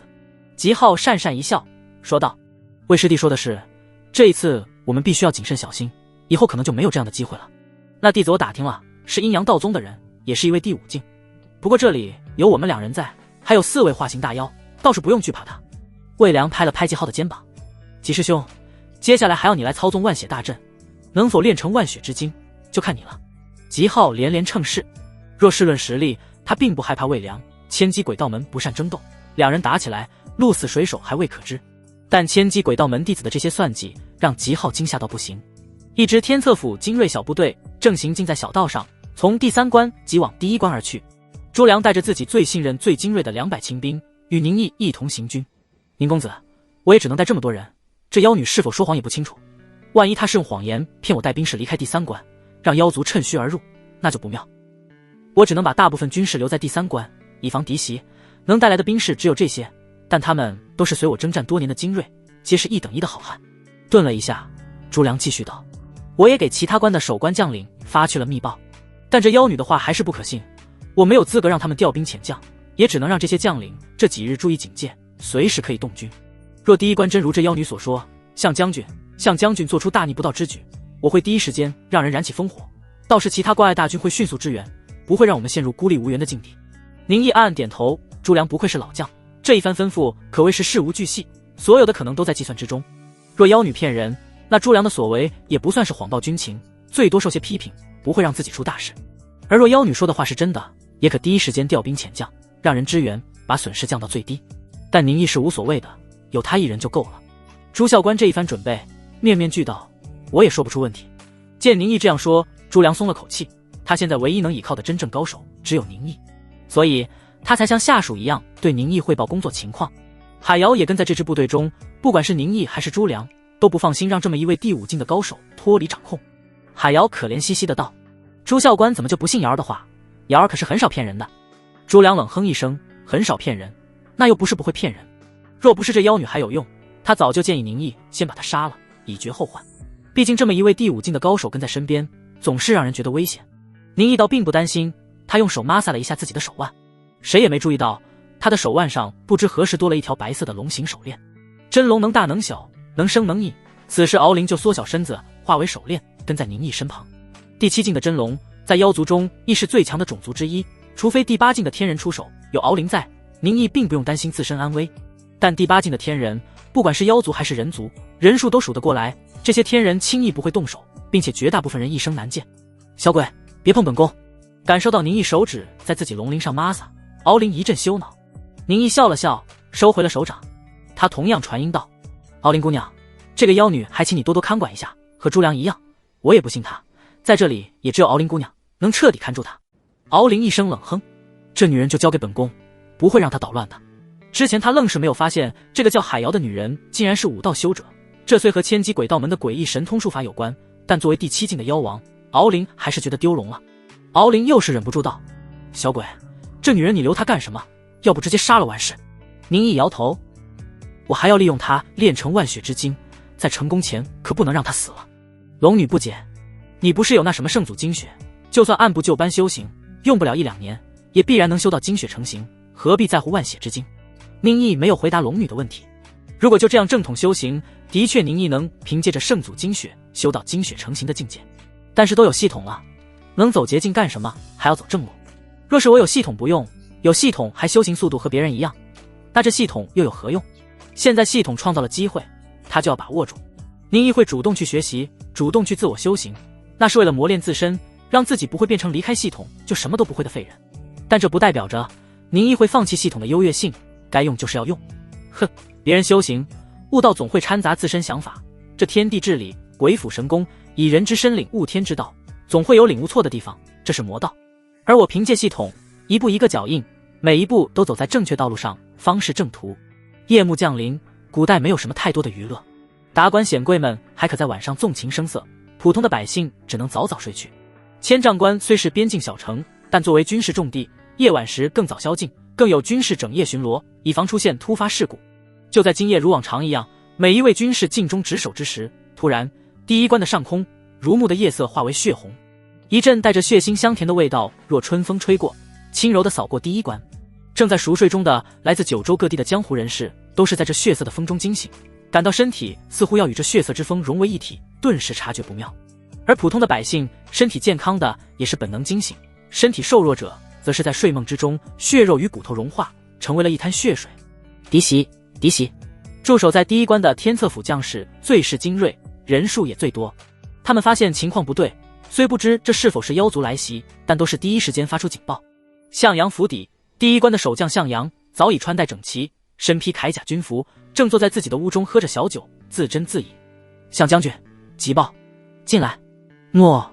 一位向阳亲军走进屋中，见到向阳竟然穿戴好了戎装，愣了一下，连忙单膝跪地。报向将军，第1关内突然出现诡异妖风，许多军士都感到身体不适，更有一些关内百姓，他们竟直接化为血水，不知这是否是妖族诡计，请将军定夺。向阳一张国字脸，上面无表情，慢条斯理问道：城中大阵是否启动？那军士忙道：已经启动，但是不知为何，城中的护城大阵竟然失效了。军士的脸上露出了急切慌张，在犹豫了一下后，又是道：而那些诡异血风都是从向将军今日要求我们设置的阵法节点上散布而出。这位向阳的亲军并没有怀疑向阳有什么问题，只是说出了此时千丈关的真实状况，向阳道：去将今日设置阵法节点的亲军全部叫来。诺。军令如山，军士以为向阳要下达指令，立刻离开传达命令。没过多久，向阳的宅邸中就是聚集了100位军士，这些都是向阳的亲军。向阳披着铠甲走进宅邸的练武场，此时这个脸上有着刀痕、严肃古板的老头，在这一刻神色也是变得犹豫复杂。不过很快，向阳就是下定决心，此时计划已经开始，不是妇人之仁的时候，若是稍有犹豫，那就会功亏一篑。他看着面前100位军士，问向其中一人道：你跟随老夫多久了？那被点名的军士没有迟疑，上前一步，大声道：回将军，我跟随将军已有10年。你呢？回将军，我跟随将军有12年。那有12年从军经历的兵士，神色自豪。10年、12年，这里有人跟随老夫比你们时间短些，也有一些比你们时间长些。你们说，老夫待你们怎么样？将军待我不薄，若不是将军，我恐怕早就饿死。正是将军收留我，教我武艺，才让我如今能成家立业，娶妻生子。这些被点名的将士虽然不知为何向杨耀这么问，但都是大声回应，面有自豪。老夫有一项任务要交给你们，你们是否愿意豁出性命完成这个任务？请将军吩咐。向阳眼中凶光一闪，他从自己的腰间缓慢拔出一把长刀，冷声道：那就借各位向上人头一用。刀光一闪，若一道匹练横过虚空，似是能斩灭星辰，照亮万千。这正是圣地归虚谷的绝学之一，天穹斩星刀。据说归虚谷的创派祖师得九州绝胜神兵，从中领悟无上刀道，曾有星辰从天而落，一刀斩之，正是天穹刀出，星月同暗。向阳为第5凭虚境的高手，又用这圣地绝学，这些亲兵军士更不会相信自己追随的将军竟会将屠刀对向他们。只是一愣神的功夫，这100亲兵有超过半数都是化为2截，肝肠寸断，随着那飘忽而来的血风，成为一片粘稠血浆。向阳之前怕计划败露，才是让自己的亲兵去完成阵法设置。这些亲兵嘴上足够严，但是当事情发生后，这些亲兵反而成为了麻烦。就算他们再怎样追随自己，面对这人间惨剧，又有几个人还会站在他这边，而为他隐瞒消息？向阳想要晋升第6法相境不假，但他还不想成为与魔门中人一样，人人喊打的魔头。为了能嫁祸魔门，嫁祸他人，这些知道内情的亲兵必须死。哪怕他们都跟随向阳历经无数生死，哪怕他们与向阳亲如兄弟，但向阳也不会有任何妇人之仁，连全城百姓都可杀光，又何况区区亲兵？向将军，剩余还活着的亲兵们神色大骇，怎么也没想到自己视若神明的将军会对亲如手足的他们痛下杀手。向阳不说废话，举刀再斩，刀光闪过，撕裂星辰。但就在这时，天空之上突然传来一道声音：向将军真是好大的威风！一只手突然探出，那足以斩灭一切的刀光，竟是被一只的手抓住刀身，再也难以寸进。向阳神色一惊，往来人看去，只见来人身穿阴阳道宗的青衫4服，面如冠玉，如一位玉树临风的翩翩公子。但此时这位公子却用一只与那锋利刀锋完全不相符的手抓住了他势如破竹的一刀。是你？向阳又怎么可能认不出宁毅，这位来自阴阳道宗的弟子？当初阴阳道宗来到第1关，向阳虽然不觉得这些人会破坏自己计划，但还是把阴阳道宗弟子派到了第3关去。他一番算计可谓已经是足够谨慎，但谁能想到还是在最后关头功亏一篑。你们还不快走！宁毅往那群军士瞥了一眼，还活着的亲兵们早就吓得亡魂皆冒，此时见自己活了下来，心中求生欲大增，连忙拱手：多谢公子救命之恩。他们想也不想，转头就跑。这些军士这时候哪里还猜不到，这城中写封的始作俑者正是向阳。他们看了一眼地上化为血浆的同僚们，面有悲戚，但这时还是以活命为先。向阳神色大怒，从心底深处涌现出阵阵恐惧。如果让这群人跑了，那他就会计划败露，哪怕他成功晋升到第6境，也只会成为过街老鼠。第6法相境又如何？面对整个大周，面对天策府追杀，他也绝对活不下来。给老夫留下！向阳暴怒之下就要挣脱，但谁能想到他全身真力鼓动，那只握住刀身的手却如一把巨大的钳子，将他牢牢按住，难动分毫。宁毅对着刀身屈指一弹，一道极其细小但锐利无匹的庚金剑气刺入刀气之中。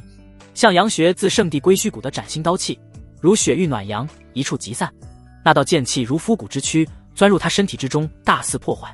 向阳右臂突然爆裂，化为血雾，整个人倒退数步才是站稳。他不可置信地看着自己被斩断的右臂，状若疯魔。不可能，不可能！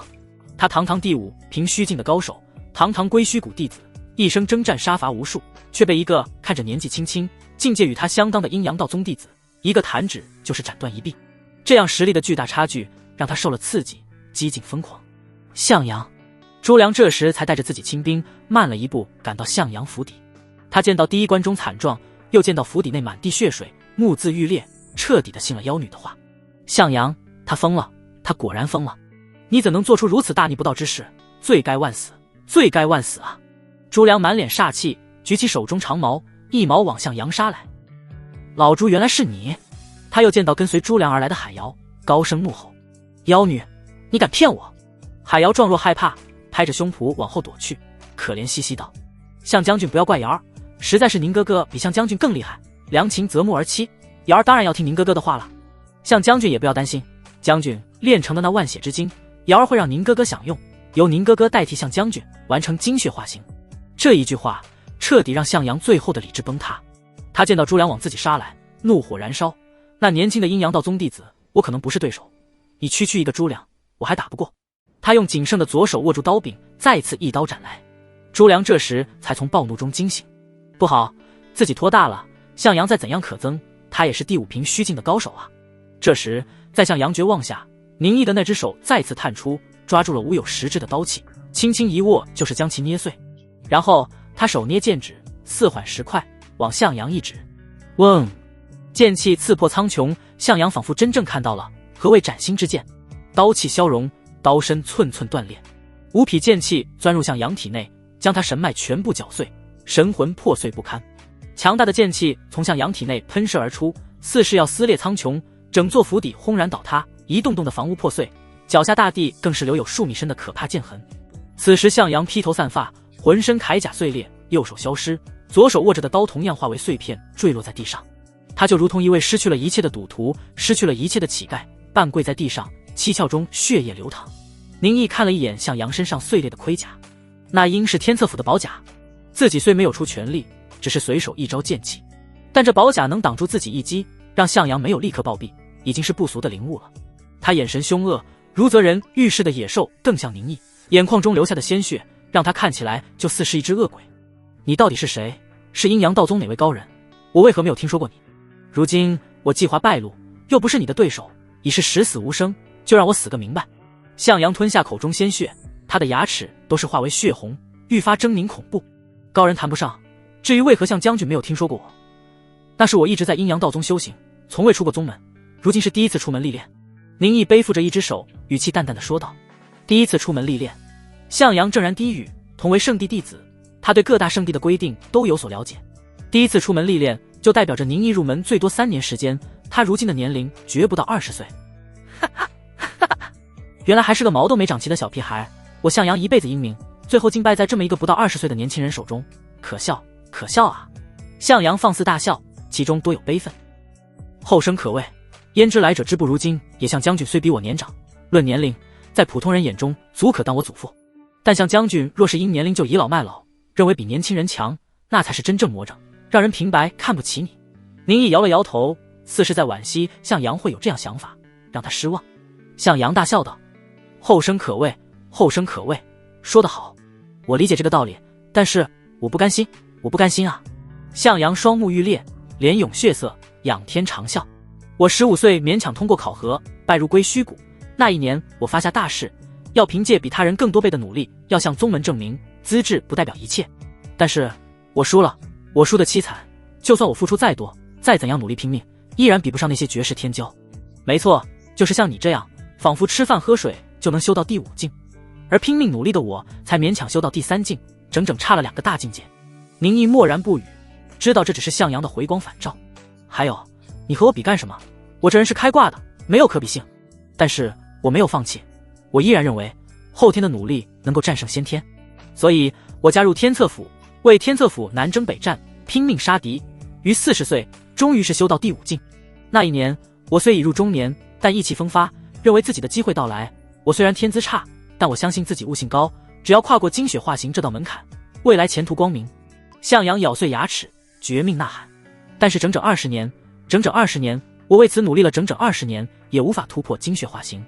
我身体早就油尽灯枯，若是再不突破，大限将至，我没有办法，只能出此下策。只要能够晋升突破，那一线生机我就必要抓住。宁毅略带遗憾道：向将军，你是在为自己的所作所为找借口吗？我不找借口，我只是在咒这上天，苍天不公，苍天不公，为何我付出这么多，却没有回报？向阳仰天怒吼，似是知道自己就要死了，他要骂这天，骂这地。宁毅眸子微微低垂，天之道，损有余而补不足，所谓文道有先后，术业有专攻，向将军或许只是自身天资不在武道，你走错了路途罢了。向阳大笑，你这小子，若不说自己是阴阳道宗，我还以为是应天学府那群老学究。来吧，杀了我吧！在我做出这个决定后，就已经做好了失败的结局。你杀了我，老夫也无怨言。宁毅轻笑道：你要死了，有怨言也没用。就在这时，笼罩全城的血风突然淡了下来。第一关城中传来了欢呼声。那诡异血风的突然出现，让第一关诸多体弱者都是化为血水，死伤不少，但终归有大部分城内百姓活了下来。现在血风消失，代表着这一切都结束了。城内百姓不知道到底发生了什么，他们只知道自己活了下来。向阳怔怔地抬头看向暗淡的血风，他望向宁毅，愕然道：怎么会？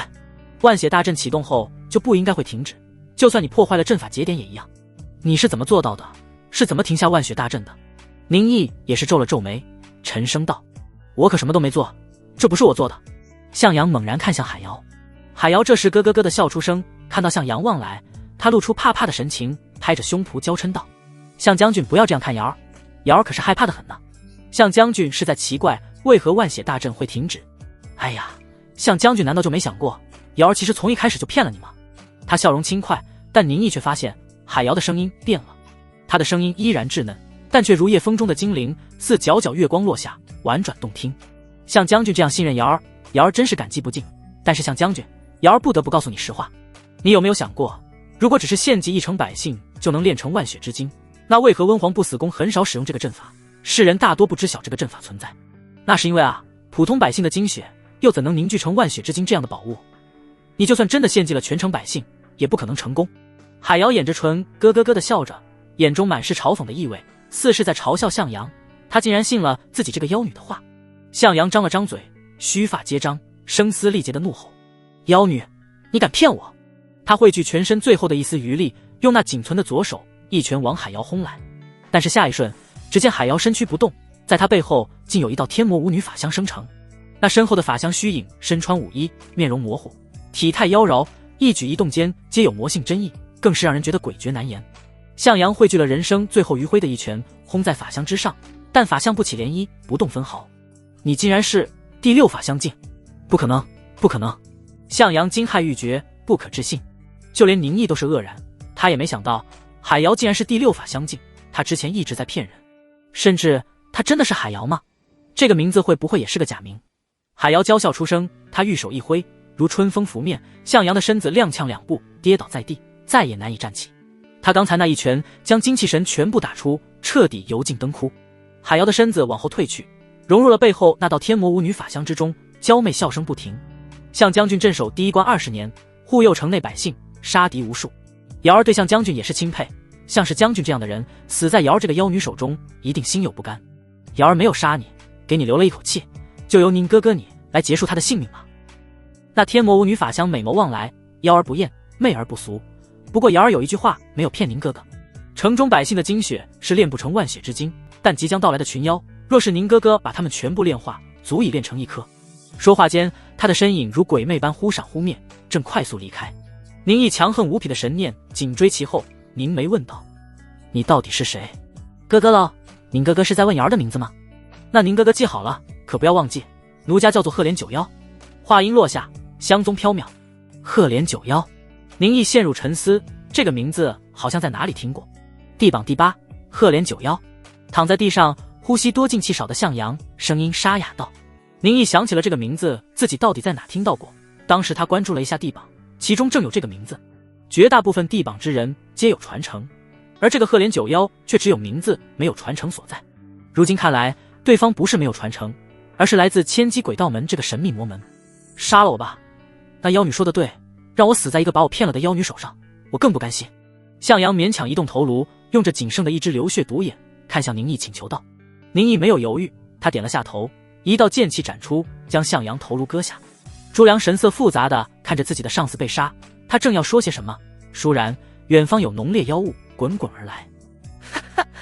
那第一关的守城阵法果然失效，魏先生真是料事如神，没想到本将军与向阳打了这么多年，自以为了解他，不成想他竟然会做出如此之事。朱将军在千丈关与向阳整整争斗了20年，对千丈关所有的手势都知之甚详。如今远距离一看，又以神念探知，立刻发现第一关的守城阵法出问题了。其他3位化形大妖精神一震，对魏良道：魏先生立此功劳，妖庭绝不会吝啬奖赏。那在下就多谢各位，多谢妖庭了。魏良表面恭敬，内里却不以为意。他只不过是利用这些妖族，帮自己炼成万血之精罢了。非我族类，其心必异。他若是真的信了这些妖族鬼话，那才是蠢上天。待自己做完这件事，立刻远遁，先好好修行，晋升第6法相境再说。小的们，立功就在眼前，谁杀天策府人最多，本将军到时禀报妖庭，赐你们一枚妖丹又如何？能不能有机会修成大妖，就看你们是不是敢拼命了。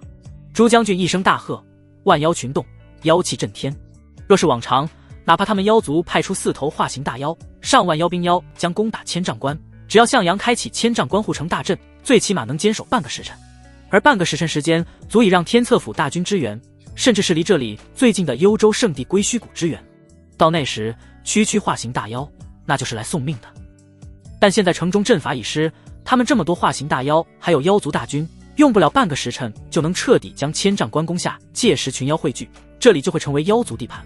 人族若想要夺回千丈关，那就要由人族主动进攻，防止妖族的支援，攻守之势将变。最主要是第一关尤其重要，若是拿下这里，整个千丈关都将落入妖族手中。几位化形大妖想到这里，愈发兴奋。时不待我，滚滚妖气没有任何隐藏，也不可能隐藏。望着远方遮天蔽日的妖雾，整个千丈关第一关的将士和百姓都是被惊动。边关长久的战争，甚至都不需要上面下命令，刚刚经历一场血风的天策府将士与城中百姓立刻展现军民之情。他们没有时间去管刚才在血风下死了多少人，迅速各就各位，做好自己的事，等待妖族大军到来。因向阳缘故，此时第一关内愁云惨淡，尸横遍野，一地血水。虽然赫连九妖骗了向阳，这万血大阵有问题，但依然有近1/10的居民惨死在这阵法之下，化为精血。朱良脸色苍白地望向远方群妖汇聚，对着被割断头颅的向阳尸体恶声咒骂：看你做的好事，若不是你，千丈关又怎会陷入如此危机？宁公子，我知你神念强横，可探知到底来了多少妖族？宁毅默默以神念扫过，说道：共有4头化形大妖，小妖和妖将加在一起，大概有上万人。这么多！朱良失声，看来妖族早已知晓向阳所为，就只有他还什么都不知道，被人诓骗，可恨可恨！他又是看向宁毅，对着他拱手道：宁公子，我知我的请求可能过分，但还请宁公子试着能不能阻止那几位化形大妖救全城百姓于水火之中。顿了一下，他又道：若是宁公子能办到，那最好不过；若是宁公子发现不对，还请速速逃离这里，万不要和那些化形大妖拼命。公子乃我人族绝世天骄，未来前途不可限量，绝不能死在这里。宁毅侧过头来看向朱良，问道：那你呢？我乃天策府将领，向阳已是犯下大错，我更不能逃跑。此时时间已来不及撤离城中百姓，我要与城中百姓共存亡。战机不可延误，我这就去发送烽火，让其他关守将来援，还要在城内调兵遣将，不能在这里与宁公子多说，还望公子海涵。他离去前又对宁毅低声道：公子千万不要逞能，打不过就跑，我们职责所在不能退却，但这不是公子职责。若是公子念着我等，待公子修成第7不灭境，乃至于是第8归一境，再为我等报仇。朱良高声对着自己带来的200亲兵大喊：儿郎们，随我上阵杀敌！诺！咻！朱良直接点燃焰火，随后从城中各地有更多烟火飞向空中，在这夜晚清晰可见。朱良随后骑着马在第一关内纵横，高声大喊：向阳将军已亲自去寻求支援，天策府的将士们各归其位，镇守城池。他不能现在说向阳是刚才那血风的始作俑者，那会让士气大跌。身为第3关守城将领，又是向阳老部下，第1关的天策府将士对朱良很是熟悉，很快他们就被朱良统合一处，镇守要地，静待妖族大军到来。是一位好将领，宁毅轻轻说道：敖灵姑娘，你去追那赫连九妖，他应该是去找其他的魔门中人了。若是他说的是实话，要用万血大阵对付来犯妖族，炼制万血之精，那就不用管他。若他还在骗人，并没有这个打算，就请敖灵姑娘出手，逼迫那些魔门的人强行启动万血大阵，至于赫连九妖，就将他杀了。龙女羞恼的声音在宁毅神识中响起：哼，交给本宫就是，这一次绝不会再出错。他没有发现海瑶，准确说是没发现赫连九妖通晓武道，已是丢脸，现在竟然还没察觉对方不是第5平虚境，而是第6法相境，这让敖灵气急败坏。虽然真龙一族强大之处在于破坏力，不在于这些诡秘之道，但他的失责就是他的失责，敖灵对此也不否认。小鬼，你要去做什么？宁毅背负双手，轻笑一声：区4头化形大妖，1万妖兵妖将罢了，且看我一人将他们全部杀之。这么多经验值亲自送来，他又怎能不笑呢？天与不取，必受其咎。第3关，阴阳道宗的众人都没休息，在屋中静默不语，焦急等待。待他们见到远方有焰火升起，都是立刻站起。被朱良留守在第3关的副将穿戴整齐，快步跑来：“各位圣地弟子，朱校官发来求援信息，还请各位与我同去第1关。”阴阳道宗弟子二话不说，随行而去。洛清禅更是急切，恨不得迅速赶到第1关。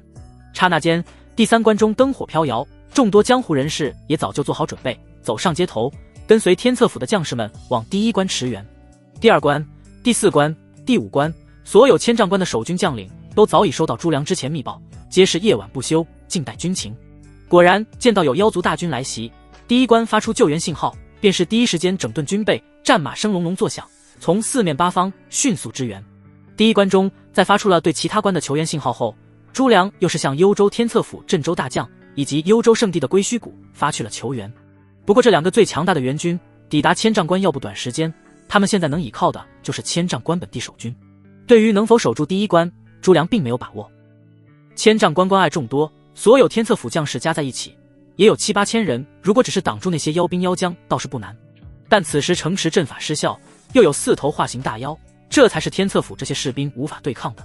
还有魔门中人也参与其中，那赫连九妖竟是第6法相近的高手，若他之前话语还是骗人，也与妖族联合，那他们就真必死无疑。